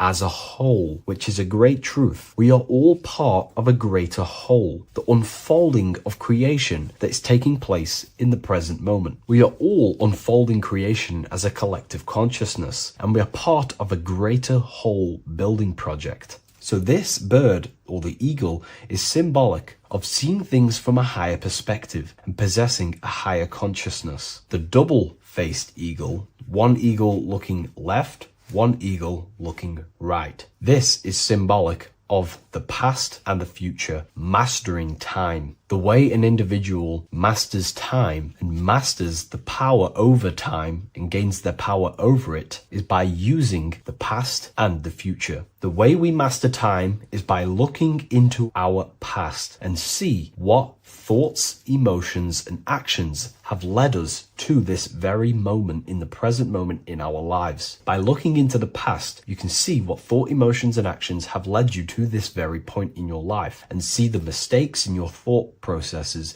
the mistakes in your emotions, and the mistakes in your actions. You can extract wisdom from the past of your past and apply that wisdom in the present moment to then change your future to a better future for yourself and the collective consciousness and your contribution towards the creation taking place on the earth. That is how an individual masters time. You can do this through memory work. Every time you go to sleep, go through your day backwards. Follow the events backwards. What this does is literally create new neural pathways in your brain and allows you to strengthen your memory so you can remember more. Memory work is massive in Freemasonry based off my research. They make you do rituals, memorize rituals, because they're trying to develop these different aspects and cognitions of the human mind. We see that the double-headed eagle is looking left and right, but then joins. This is symbolic of unity of duality, unifying duality. And the only way you can do that is by connecting with pure awareness without distortion of the mind and body. If you turn off your body, it goes to sleep. If you turn off your mind, you go to sleep. But if you can turn off your mind and body then who are you truly? When you turn off your mind, you're no longer your belief systems, your name, your job, your reputation, your status. You are this pure awareness who's observing the mind. So in meditation, you realize you are not the mind. You are the awareness, and the awareness is singular, and the mind thinks in dualism. So this is symbolic of unifying and seeing things through the lens of the awareness and not the mind, because the mind can produce illusions. So this is symbolic of a state of consciousness of the 33rd degree who sees everything as oneness. We are all one witnessing consciousness experiencing itself. However, this witnessing consciousness is molded differently through the mind. My mind has gone through memories, traumas, events, and belief systems, which makes my mind unique to you. But when we all turn off the mind and connect with pure consciousness, the pure awareness, then we are all, on the deepest level, actually one. The universe is one. This is symbolic of seeing and perceiving that reality and truly maturing that understanding in your consciousness. We also see that the double-headed eagle is standing on a sword, which is a tool. The tools that you possess in life are aspects of your consciousness. Your thoughts are a tool. Your emotions are a tool. Your actions are a tool. These tools are creating and building your reality, and they're also building your soul, building your consciousness. But we see that the double-headed eagle is standing on top of the sword, the tool. The sword is a powerful tool. So this is symbolic of power on the surface level. But if you go deeper and decode the symbol, it reveals something way more powerful. The sword carves through things. It's also a very murderous tool. If you hold a sword towards someone or something, you hold power over it. It is a symbol of power. And that power that you possess is, in fact, the mind. The mind is the powerhouse of control over reality. The mind is the most radiant force in the universe, as all things respond to the mind. The emotions, the body, and physical reality itself responds to the mind. The mind holds power. Matter is a physical manifestation of mind. The reason why the sword is the mind is because it's associated with the air element. When you swing a sword, you're moving this through the air. And if you've read the Book of Wisdom Volume 2, you understand that each element is corresponding to a different body of consciousness. Air is associated with the mind, the mental body of consciousness. Water is associated with the emotional body of consciousness. Earth is associated with the physical body of consciousness. Fire is associated with the spiritual willpower body of consciousness. Therefore, what we're looking at is the intellect. We're looking at gaining control over the intellect, the mind, thought, banishing all negative thought power from the mind. Think of it like this. You are tapped into a live stream of consciousness, and this live stream is flowing into you in the present moment. Your mind directs this creational force, this flow of consciousness and power. You can use that mind to think about negative things, anxiety, depression, or you can use that power that's flowing into you for the positive only. The universe does not create what you want. It creates what you are. What you put in is what you get out. Your reality is a reflection of your mind. So it's about using this tool for the good. For example, no negativity even has any space in my consciousness. There is no negative thought that pulls me down. And if there is, I banish it instantly and remove it. So this is about gaining power over the mind and using the mind as a tool to carve your reality with the sword. This is your power. This is your sword. Below we see a banner that says Ordo ab Chaos. Most people see this and understand it as order out of chaos. And yes, it is linked to, obviously, molding society, manipulation. However, on an internal understanding of order out of chaos, it's something much more powerful to the individual. Most people see order out of chaos and see the manipulation that takes place on human consciousness, which is very true. The ruling powers create chaos or a problem in society, then they produce an order and a solution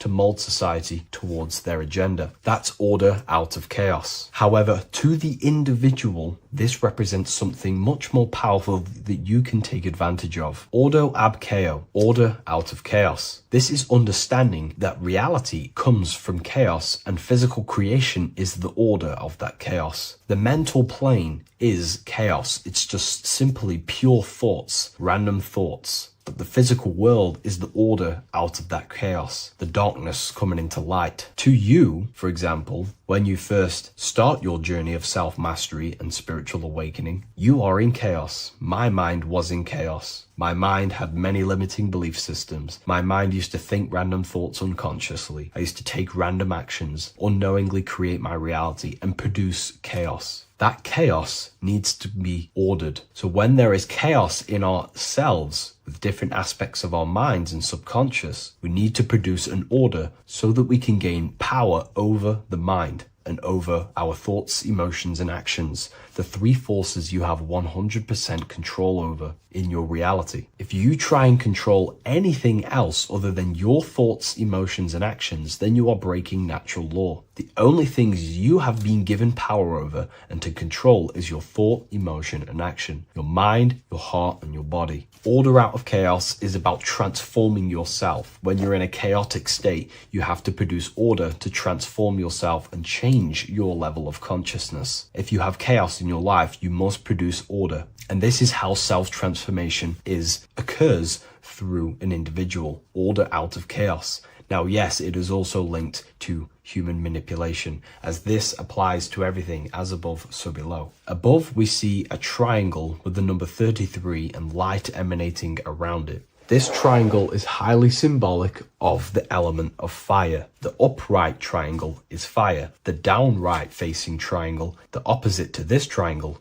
is associated with the element of water. The reason why this is an upright facing triangle with the number 33 in it is because fire is associated with dissolving. If I place this pencil in fire, it will burn this material into its raw form. Fire is about removing the illusions in our mind to gain power over it. It's about dissolving all the illusions in ourself, the false belief systems, the negative subconscious programs and thought patterns. This is about destroying them and producing order out of them. It's about removing the veils of consciousness so you can figure out who you truly are. If I burn this down, it will reveal its raw essence. It's the same with consciousness. If you want to figure out who you truly are beyond your mind, emotions, body, then you have to remove the veils of consciousness. You have to dissolve the mind by meditation and stillness. You have to dissolve the nervous system by keeping very, very still. And you will connect with pure awareness and can connect with lucid dreams and out-of-body experiences. It's like finding a needle in a haystack. If you want to find a needle in a haystack, you don't go looking through the haystack to find the needle. You burn the haystack and the needle reveals itself. That's how you truly connect with who you truly are. And this is why it's associated with the number 33 also, because the number 33 is the symbol of rebirth. Jesus dies at 33 and ascends to heaven. The human mind is fully developed at the age 33. Ice melts into water at 33 degrees. It's symbolic of transforming states from death to rebirth, rebirthing the self. And this is how you rebirth yourself, by figuring out who you truly are. Because when you actually figure out and have an out-of-body experience, or you figure out who you truly are, you go through a mental rebirth. Everything you thought once was true has been completely burnt away, and now you are reborn into a new mind and a new perception of self and reality. So it's about being reborn again. At the 33rd degree, you are reborn again by the understandings and experiences that you've had with yourself. And the crown is a symbol of mastery. People in position of power wear crowns. It is a symbol of power over something. This whole symbol reveals your own personal power, the level of power that the 33rd degree Mason has over themselves, not over other people, but themselves. But of course, once you gain your personal power, you understand how the mind works. You can use that against people. It's how you use the knowledge that determines whether you are bad or good. Again, if you think I've missed anything, leave a comment in the comment section. Please like, comment, and share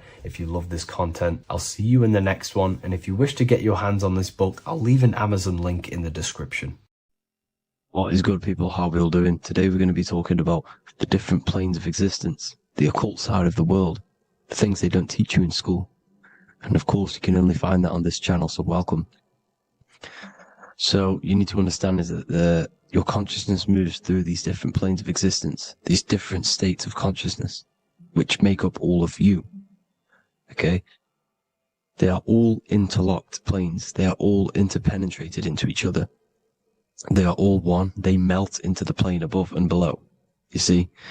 Each plane is a product of each plane. As above, so below. Now, the higher you go, the more fluid, the more dreamy, the less dense it becomes. The lower you go, the more denser it becomes, the more solid it becomes. The lowest plane is the physical plane, which you are obviously aware of. You are inside of the physical plane now. But while you are in this inside of this physical plane, you are indeed inside of all these other bodies, which you have not awakened yet. You have to awaken these different bodies. You have these bodies. Okay? It's like a ripple effect. And the center is the most dense, the most solid. This is Earth, heart, the heart of the ripple. And the lower you, the further you go out from the center, the more dreamy, the less fluid, the more fluid, the more less dense it gets until you're one with the all. You see? And this is what it's like. This is what this system is. It's like a ripple effect. Now, let's jump straight into the planes. First, you have the physical plane, made out of 4 elements. 5 elements. The ether is the mother of the elements. It's the womb of the elements. It's the 5th element. And it gives birth to the 4 other elements. 4 is stability. Tables have 4 legs, and this is why the ether gives birth to 4, because it's the foundation of the physical world. Fire, earth, water, air. They are not pure. Each one of the elements melts into the other one. For example, earth and water both share cold. Water and air both share wet. You see, they compose of each other. They melt, they mold into each other based off the vibrational state of the ether. That's what it is. The 4 elements are the vibrational states of the ether. Okay? So you have the 4 physical elements making this, physical world. It's the lowest world. It's the world of effect. This world, whatever you see, whatever you experience, it's the effect. You can't change anything by manipulating this world. You got to manipulate the higher worlds to affect this world, you see? As above, so below. This is the lowest plane. It has 3-dimensional. It's the 3rd dimension. Space, height, and thickness. That's all it is. Front, backwards, upwards. You see, it's 3-dimensional. We cannot perceive the hidden side, which is the interior of this existence. We cannot perceive the interior from our exterior view. We are looking into this world. Okay? This is the exterior view. We can't see what's inside of that. That's the 4th dimension, which is the next one. It's the most gross and dense plane. 4 states of matter, the most slowest vibrational molecules, exist in this plane. Above this plane, you have the ether. Okay? The word ether and either are the same thing, because either connects 2 scenarios in languages. I either support Manchester United or Liverpool. Either is connecting them 2 scenarios. The ether is doing the exact same, as you can see here on the planes of existence. It connects the astral world, which is very important, to the physical world. It's connecting these 2 worlds. So it's the ether. It's the ether. The ether is pure potential. Energy flows through the ether. It is pure energy, pure potential.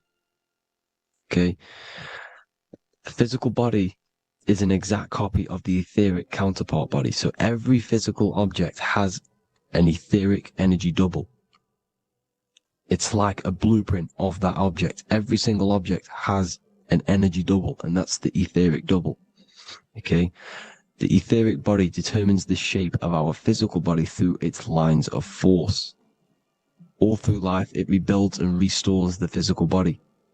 Physical problems show up first in the etheric body, because as above, so below. You manipulate the higher planes, it will manipulate this plane. And this is why sorcery works. Contact with astral plane entities. We'll get into that a bit later. So the reason why we can't see this plane, this energy world, which is all around us, which we are inside of right now as we speak, is that the molecules that compose it are further apart than those of the physical plane, making it invisible to the two eyes.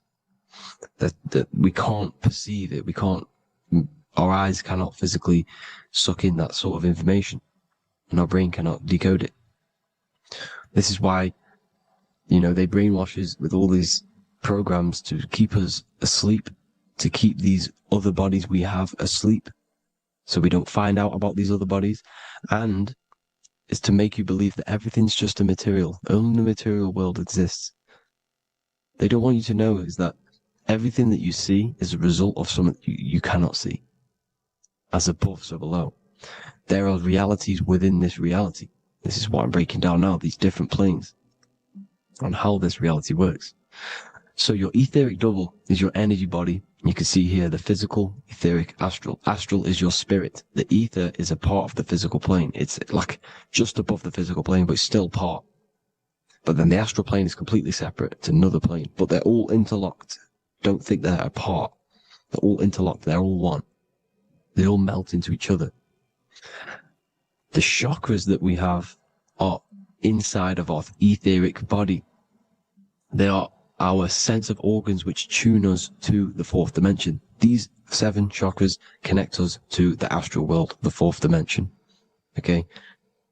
They are points for the flow of energy from the universe / 7 planets, because the 7 chakras are your 7 planets, and the 7 planets are connected to the astral world. They are feeding these 7 centers in our body. They connect us to the universe, to our etheric counterpart, and then to us, supplying the physical body. Because the energy comes from above. As above, so below. These 7 centers, these 7 etheric chakras, are being supplied with energy from the universe, the 7 planets, the solar system. Then it supplies the physical body.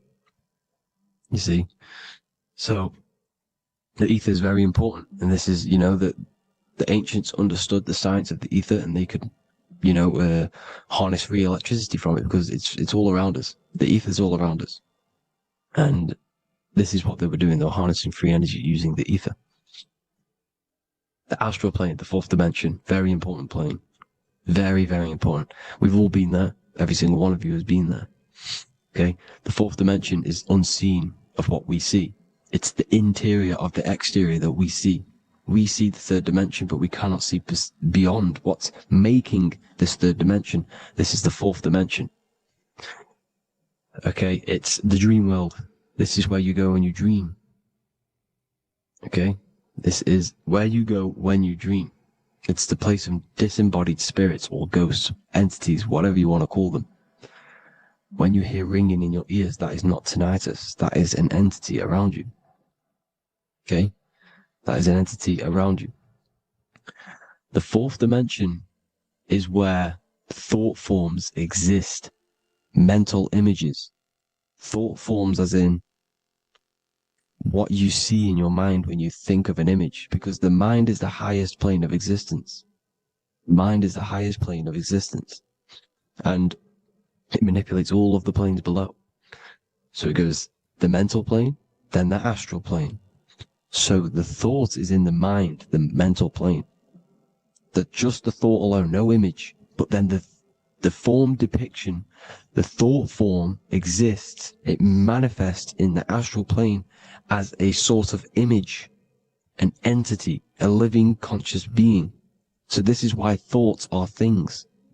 You see, thought forms exist within the fourth dimension. So when you imagine something, when you are, for example, right now, look into your hand and imagine there's an apple in your hand. If you can see that, you are seeing into this fourth dimension. You can only see into this fourth dimension using the mind's eye, not the 2 eyes, the mind's eye. When you shut off the 2 eyes into darkness, the third eye opens. The mind's eye is open, and you can see, this is astral travel. You got to work on astral travel, and you will see this astral plane, this fourth dimension. And there are 3 different sections to this astral plane, higher, middle, or lower. So yes, there is a kind of a heaven and hell, and a mid-God. Heaven being the higher vibrational entities manifesting higher vibrational thought forms existing there, the lower vibrational thought forms existing in the astral plane. But these thought forms are beings. You can create these beings. They're called elementals. Okay?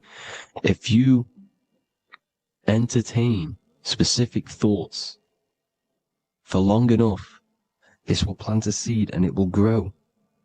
If you keep, so for example, you have a bad feeling or whatever, what's a good example? Unforgiving someone. You keep that energy inside of you for long enough, it will manifest in the fourth dimension. You entertain that thought long enough, it will manifest. And it will create an etheric body, and it will be an entity which will harm you. It will feed off you, this low vibrational energy. Your mind is so powerful. It creates thought forms, and these thought forms can take consciousness, can take bodies, etheric bodies. Now, that's why it's very important that you master your mind, master your thought patterns. So this fourth dimension is the astral world. So when you have a nightmare, this is the lower astral plane. You're in the lower astral plane. Whilst this physical body rests at night, your consciousness, you awaken this other body, your consciousness goes inside of this other body, whilst the physical body lays asleep. You see? So it's all inside of you. This is what you need to understand. You just haven't awakened these bodies yet. You can awaken them. You just got to awaken them. Okay? The next is the mental plane. This is the mind, the source, pure cause, pure motion, the most less dense, the most fluid. No form. There's no form to the mind. Astral plane is the first plane where a form takes existence, pretty much. The mental world has no form. It's pure mind, pure intelligence. Thoughts alone exist here without any images or manifestation. The most fluid, the most dreamy, the most causal plane. All of the rest take the effects of this plane. That's why it's mind over matter. Your thoughts they create vibrations. Each vibration is vibrating on a specific frequency, which creates mental images, creates effects down here on this physical plane. This is why it's so important to master your mind. Master what you think. Master your mind. It's the hardest thing to master. You could conquer the world, but it's probably harder to conquer your own mind than to conquer the whole world. I can promise you that, because the mind can play tricks on you. You got to listen to that inner guide within you that will constantly manifest the good things. So anyways, people, hope you learned a lot from this. Please work on trying to activate these other bodies. I will maybe do another video on trying to activate these bodies if you wish.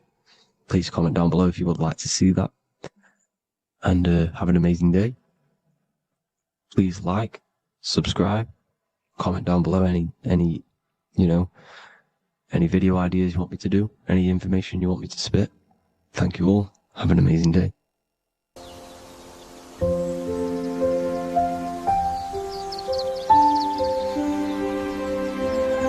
bookofwisdom.com. Visit today.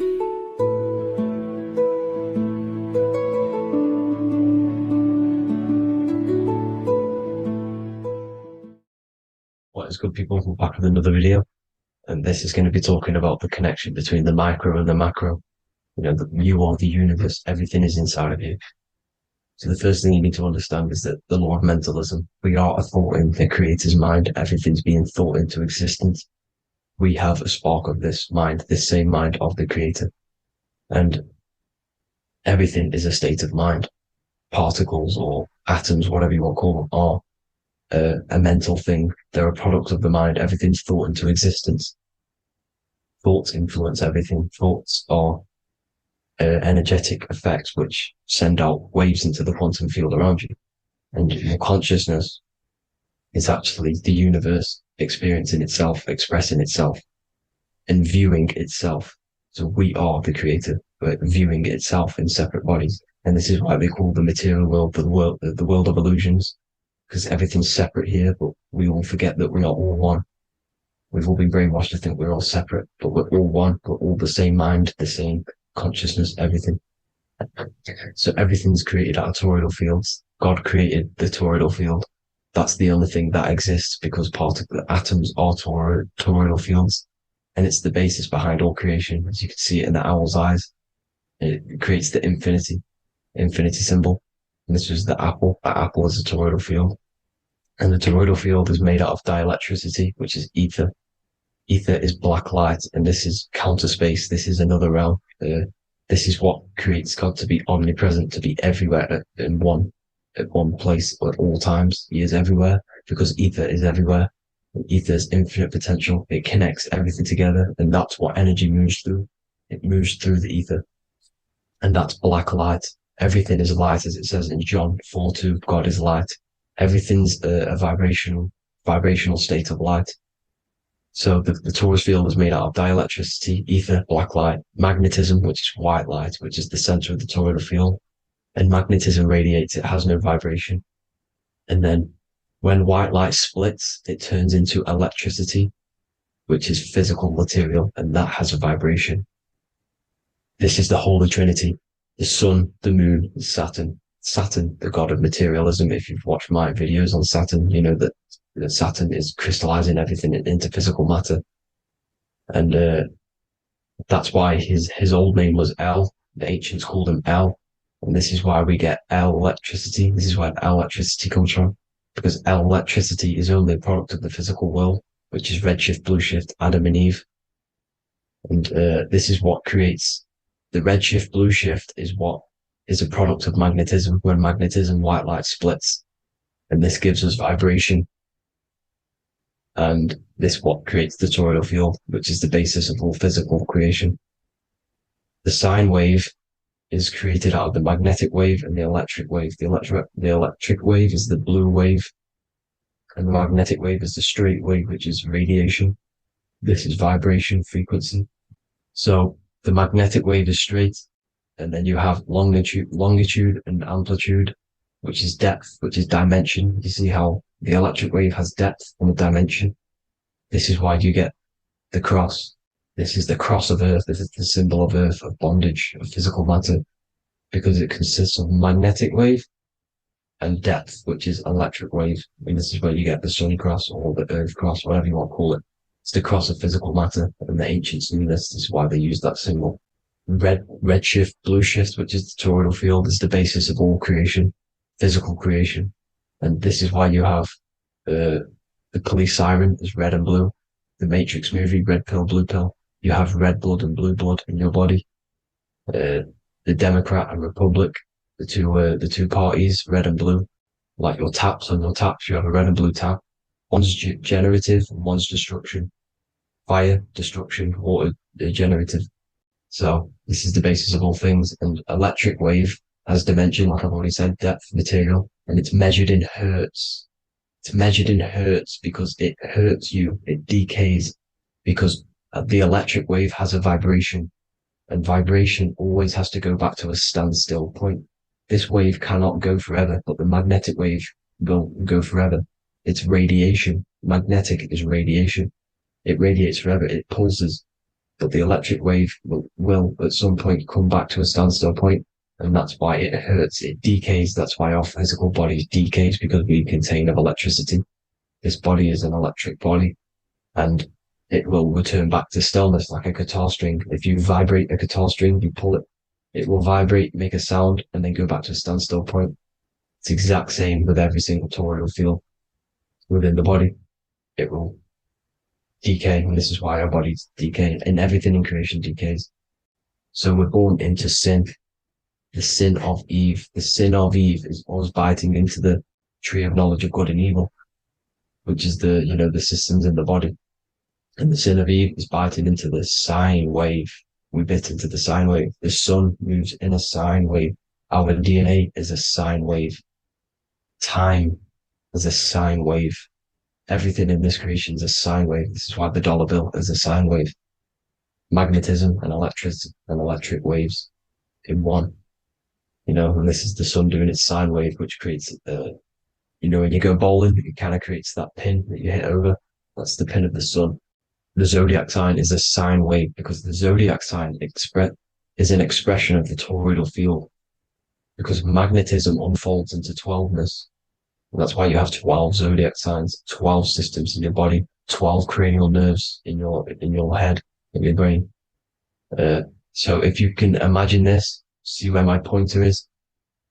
Always starts with Aries. Aries is the head. It's the first thing that's created in the womb. And this is Aries, the ram. And this is why it's called a cerebrum in your brain, which is the first thing that creates when you're in the womb. And what's the element of Aries is fire. Fire is the first element. Fire, first, because it's the first thing on the wheel, the first expression of energy. As you can see here, my pointer, this is the center of the toroidal field. It would go Aries, Virgo, Capricorn, Pisces, Scorpio, Cancer. Then we go back to Libra. Libra would be center. But you see how the toroidal field is the expression of the 12 energies. That's what the constellations are, the energy expressions of the toroidal field. So it would go outwards, starting from Aries here, all the way back to Pisces, which is beyond the bottom half. But Libra would be the center. That's why Libra is the equinox. It's the equinox. Libra is when it goes from summer over to autumn. It's the equal. It starts to transition into the winter side. Equinox, equal, which is Libra. And that's why Libra has the two scales. It's symbolized with the two scales. That's because of, the sun moving over. It's being judged. It's equal now, but then it's going to tip over into the winter. That's why Libra is here, the center of the sine wave. And like I said before, magnetic energy unfolds into 12ness. Magnesium is number 12 on the periodic table. It's the sacred number. And this is why the scientists are trying to, NASA is trying to bring in another constellation to destroy the holy science of astrology. So Aries rules the head, which is Mars. Taurus rules the neck, the lower head. Gemini, the two twins, which is your lungs, your two twins, your arms, two twins. Cancer, the breasts, or the chest area. Leo, the heart, which is the sun, which is fire, the center of the toroidal field. Virgo, the belly, which is the intestines. Libra, the kidneys, the two scales, the kidneys, balancing out everything. Scorpio, the sex organs. Sagittarius, hips and thighs. Capricorn, I've missed that out, which is the kneecaps. Capricorn, kneecap. Aries, which is the ram, which is the cerebrum in your brain. And then Aquarius, the calves and the ankles. And the Pisces, the two fish, the 2 feet. So everything corresponds, as you can see here. This is an ancient way of depicting it, of the folded human. And this is everything. Each constellation rules that part of the body, gives energy to that part of the body, makes you do certain things. So magnetic energy unfolds into 12ness, electricity unfolds into 7s. That's why when you get electric, the light spectrum that we see, it consists of 7 colors. Why we have 7 planets. The 7 planets give us our 7 metals and the 7 solfeggio scale frequencies.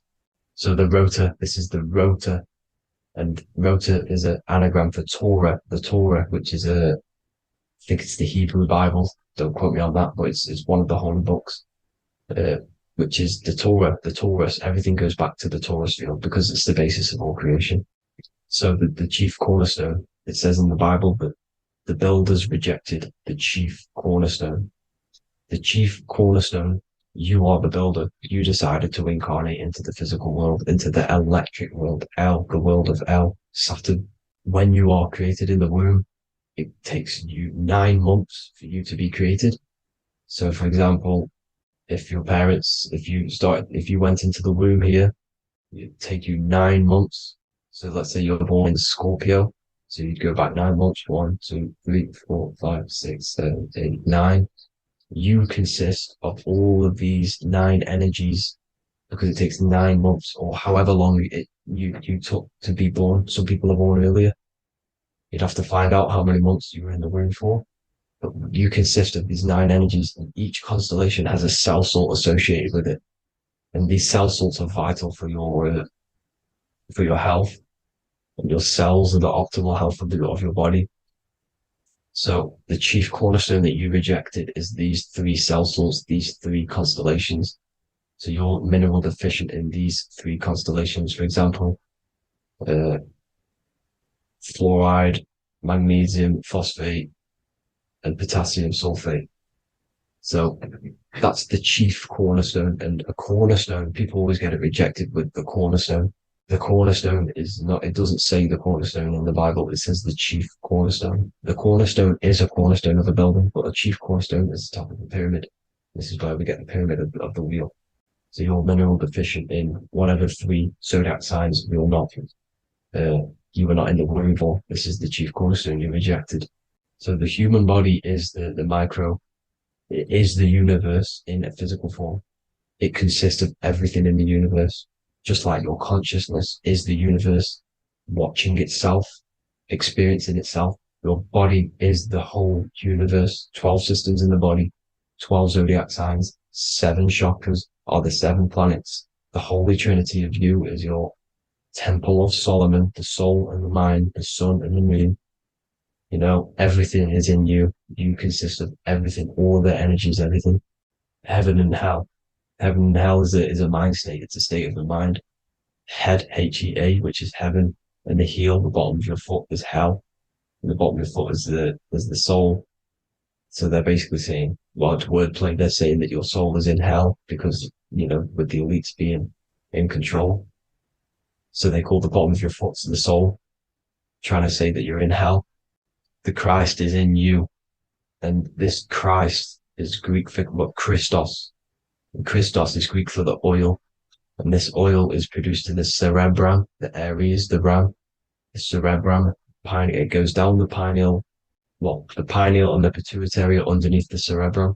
Goes down the pingala and the ida. The pingala being the positive charge connected to the pineal gland, pin, and the ida connected to the pituitary. And this is the 2 serpents going down the spinal column. And this is why Jesus goes from Nazareth to Bethlehem, and then Joseph and Mary are waiting for Jesus in Nazareth. Joseph and Mary are the pineal and the pituitary gland waiting for Jesus to come back up the River Jordan, your spinal column. So this is the oil. This is the story of Santa as well. Santa comes from the North Pole. Why? Because the North Pole of the Earth is the center of the toroidal field. And the North Pole of you is your spinal column, which is the North Pole of the toroidal field. The North Pole, he comes from the North Pole. This is the North Pole. This is the South Pole of the toroidal field. Comes from the North Pole, which is your mind. And he goes down the chimney and then back up the chimney. This is the chimney. And he drops off the present, which is the Christos, the oil. And this is why Jesus is crucified at 33, because he crosses over the vagus nerve at the top of your spine. When this oil comes back up the 33 vertebrae, these are your vertebrae here. When it goes up to the 33 vertebrae, it gets crucified at 33 because it crosses the vagus nerve, and he's crucified on a cross at 33. This is the story behind Jesus and Santa. The Ark of the Covenant in the Bible is the 2 hemispheres which cover the vital parts of your mind, the brain side, which is the cerebrum, the pineal, the pituitary, etc. So the 2 hemispheres are the 2 angels, the Ark of the Covenant. This is the Ark of the Covenant covering the 2 vital parts of your brain. So these are the optic thalamus is another part, and it protects the Christ oil, which is inside at the center of the brain. See, the Bible is all a massive metaphor about yourself because you are the universe. You are a microcosm of the universe. Your consciousness is experiencing itself, and the universe experiencing, and your body is the whole universe. Your head's heaven. So Moses crosses the Red Sea. These are the 2 hemispheres of your brain. This is the corpus callosum, the Red Sea. So he's pretty much saying that he's uniting the 2 hemispheres of your brain, because most people in this generation are stuck in the left brain, which is just logic, reasoning, science and maths, writing. You know, this is what school teaches you to do. It keeps you stuck in your left brain. And you want to cross over to you want to cross the Red Sea, which is the corpus callosum, to the right brain, which is awareness, art awareness, creativity, imagination, intuition, insight, you know, using the higher mind, creativity, imagination. If you don't have intuition, then you can't read energy, you can't pick up on bad things. This is what Moses is symbolizing by crossing the Red Sea. And it's also the upper room where Jesus met the 12 disciples. 12 disciples or the 12 cranial nerves in your brain. It doesn't just represent the 12 zodiac signs, the 12 disciples. It symbolizes many different things. It's like I said, energy the universe consists of 12ness. So you have 12 cranial nerves in your brain, and that's the 12 disciples as well. And they want you stuck in your left brain, which is the five senses materialism.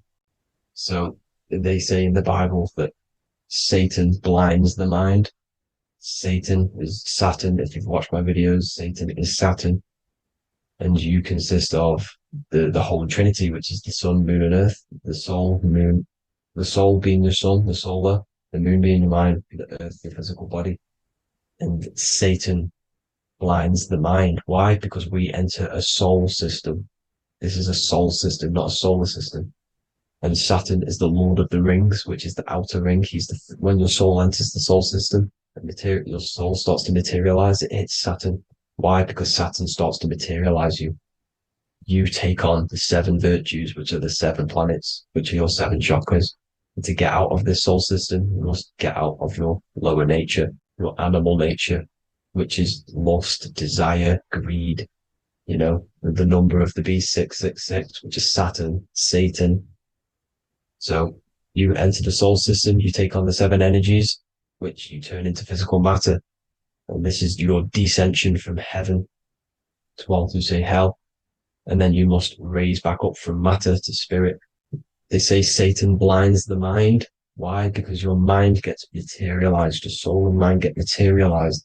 And when you get materialized, it's an intense experience. You lose the divinity within you. You forget the divinity. So Satan, which is the first planet, the first energy you take on, the material body, he blinds the mind. He makes you forget everything, your divinity. Then you must remember, ascend up Jacob's ladder, the 33 vertebrae, to heaven. And this is a microcosm of the macro, because you will ascend back up to heaven if you do this, when you leave your physical body, when your body decays. So when it talks about in the Bible, completely destroy them, the Hittites, the Amorites, the Canaanites, all the ites, this is what God says to the Israelites. It says completely destroy them. It's basically symbolizing saying destroy your lower nature. The Canaanites, cannibals. We're under a Canaanite system now, which is cannibalism. And this is flesh eating, lust, greed, all the demonic stuff, all the lower vibrational stuff, you know, the lower nature, eating, sex, and survival, the lower 3 chakras. You must get out of these lower 3 chakras and return back to spirit, which is heaven, which is spirit, love, being holy, being truthful, being passionate. Going back to Satan blinding the mind, all of the planets are made out of these 3 symbols. Satan blinds the mind, and that's why Satan's symbol, this is the symbol for Saturn, Satan, the symbol of Saturn is the cross, which is physical matter, the earth, over the moon is your mind. So the Saturn symbol saying matter over mind, he blinds the mind, Satan blinds the mind once you enter the soul system. And you must remember, in the Bible, it talks about the Genesis, which is Eve, the sin of Eve, which is biting of the tree of knowledge, with the serpent, which wraps around the tree. It says the serpent placed himself on the tree.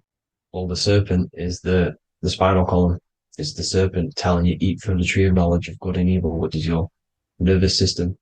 And eating from the tree of knowledge of good and evil is doing bad things. For example, over-sexualized, overeating, eating the wrong food. That's eating from your nervous system. It's decaying you, and it's preventing you from achieving the God self, the God consciousness. This is the symbolism of, you know, the tree on the serpent, telling you to eat from the left brain, with the left brain being the sinister. Sinister is Latin for left. That's sin. Sin is left. And left is lefty Lucy, Lucifer, right, righteousness, right, God, godly. The tree of knowledge of good and evil, which is your nervous system, because it determines good or bad. You know, that's the only thing you experience in this world is your nervous system. And then the tree of life is the cardiovascular system, and the Garden of Eden is your body. So that's it for this video, people. I hope you've got a greater understanding of how you are the universe and everything is inside of you. Just keep in mind you are the universe experience in itself, and your body is a reflection of everything. The 12 constellations, the 7 planets, everything's inside of you. This world is an expression from the inside outwards. You can't affect the outside world to manipulate reality. Everything's inside of you. I hope you got a greater understanding of this. God bless.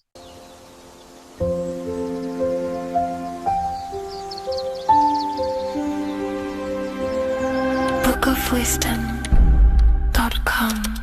Visit today.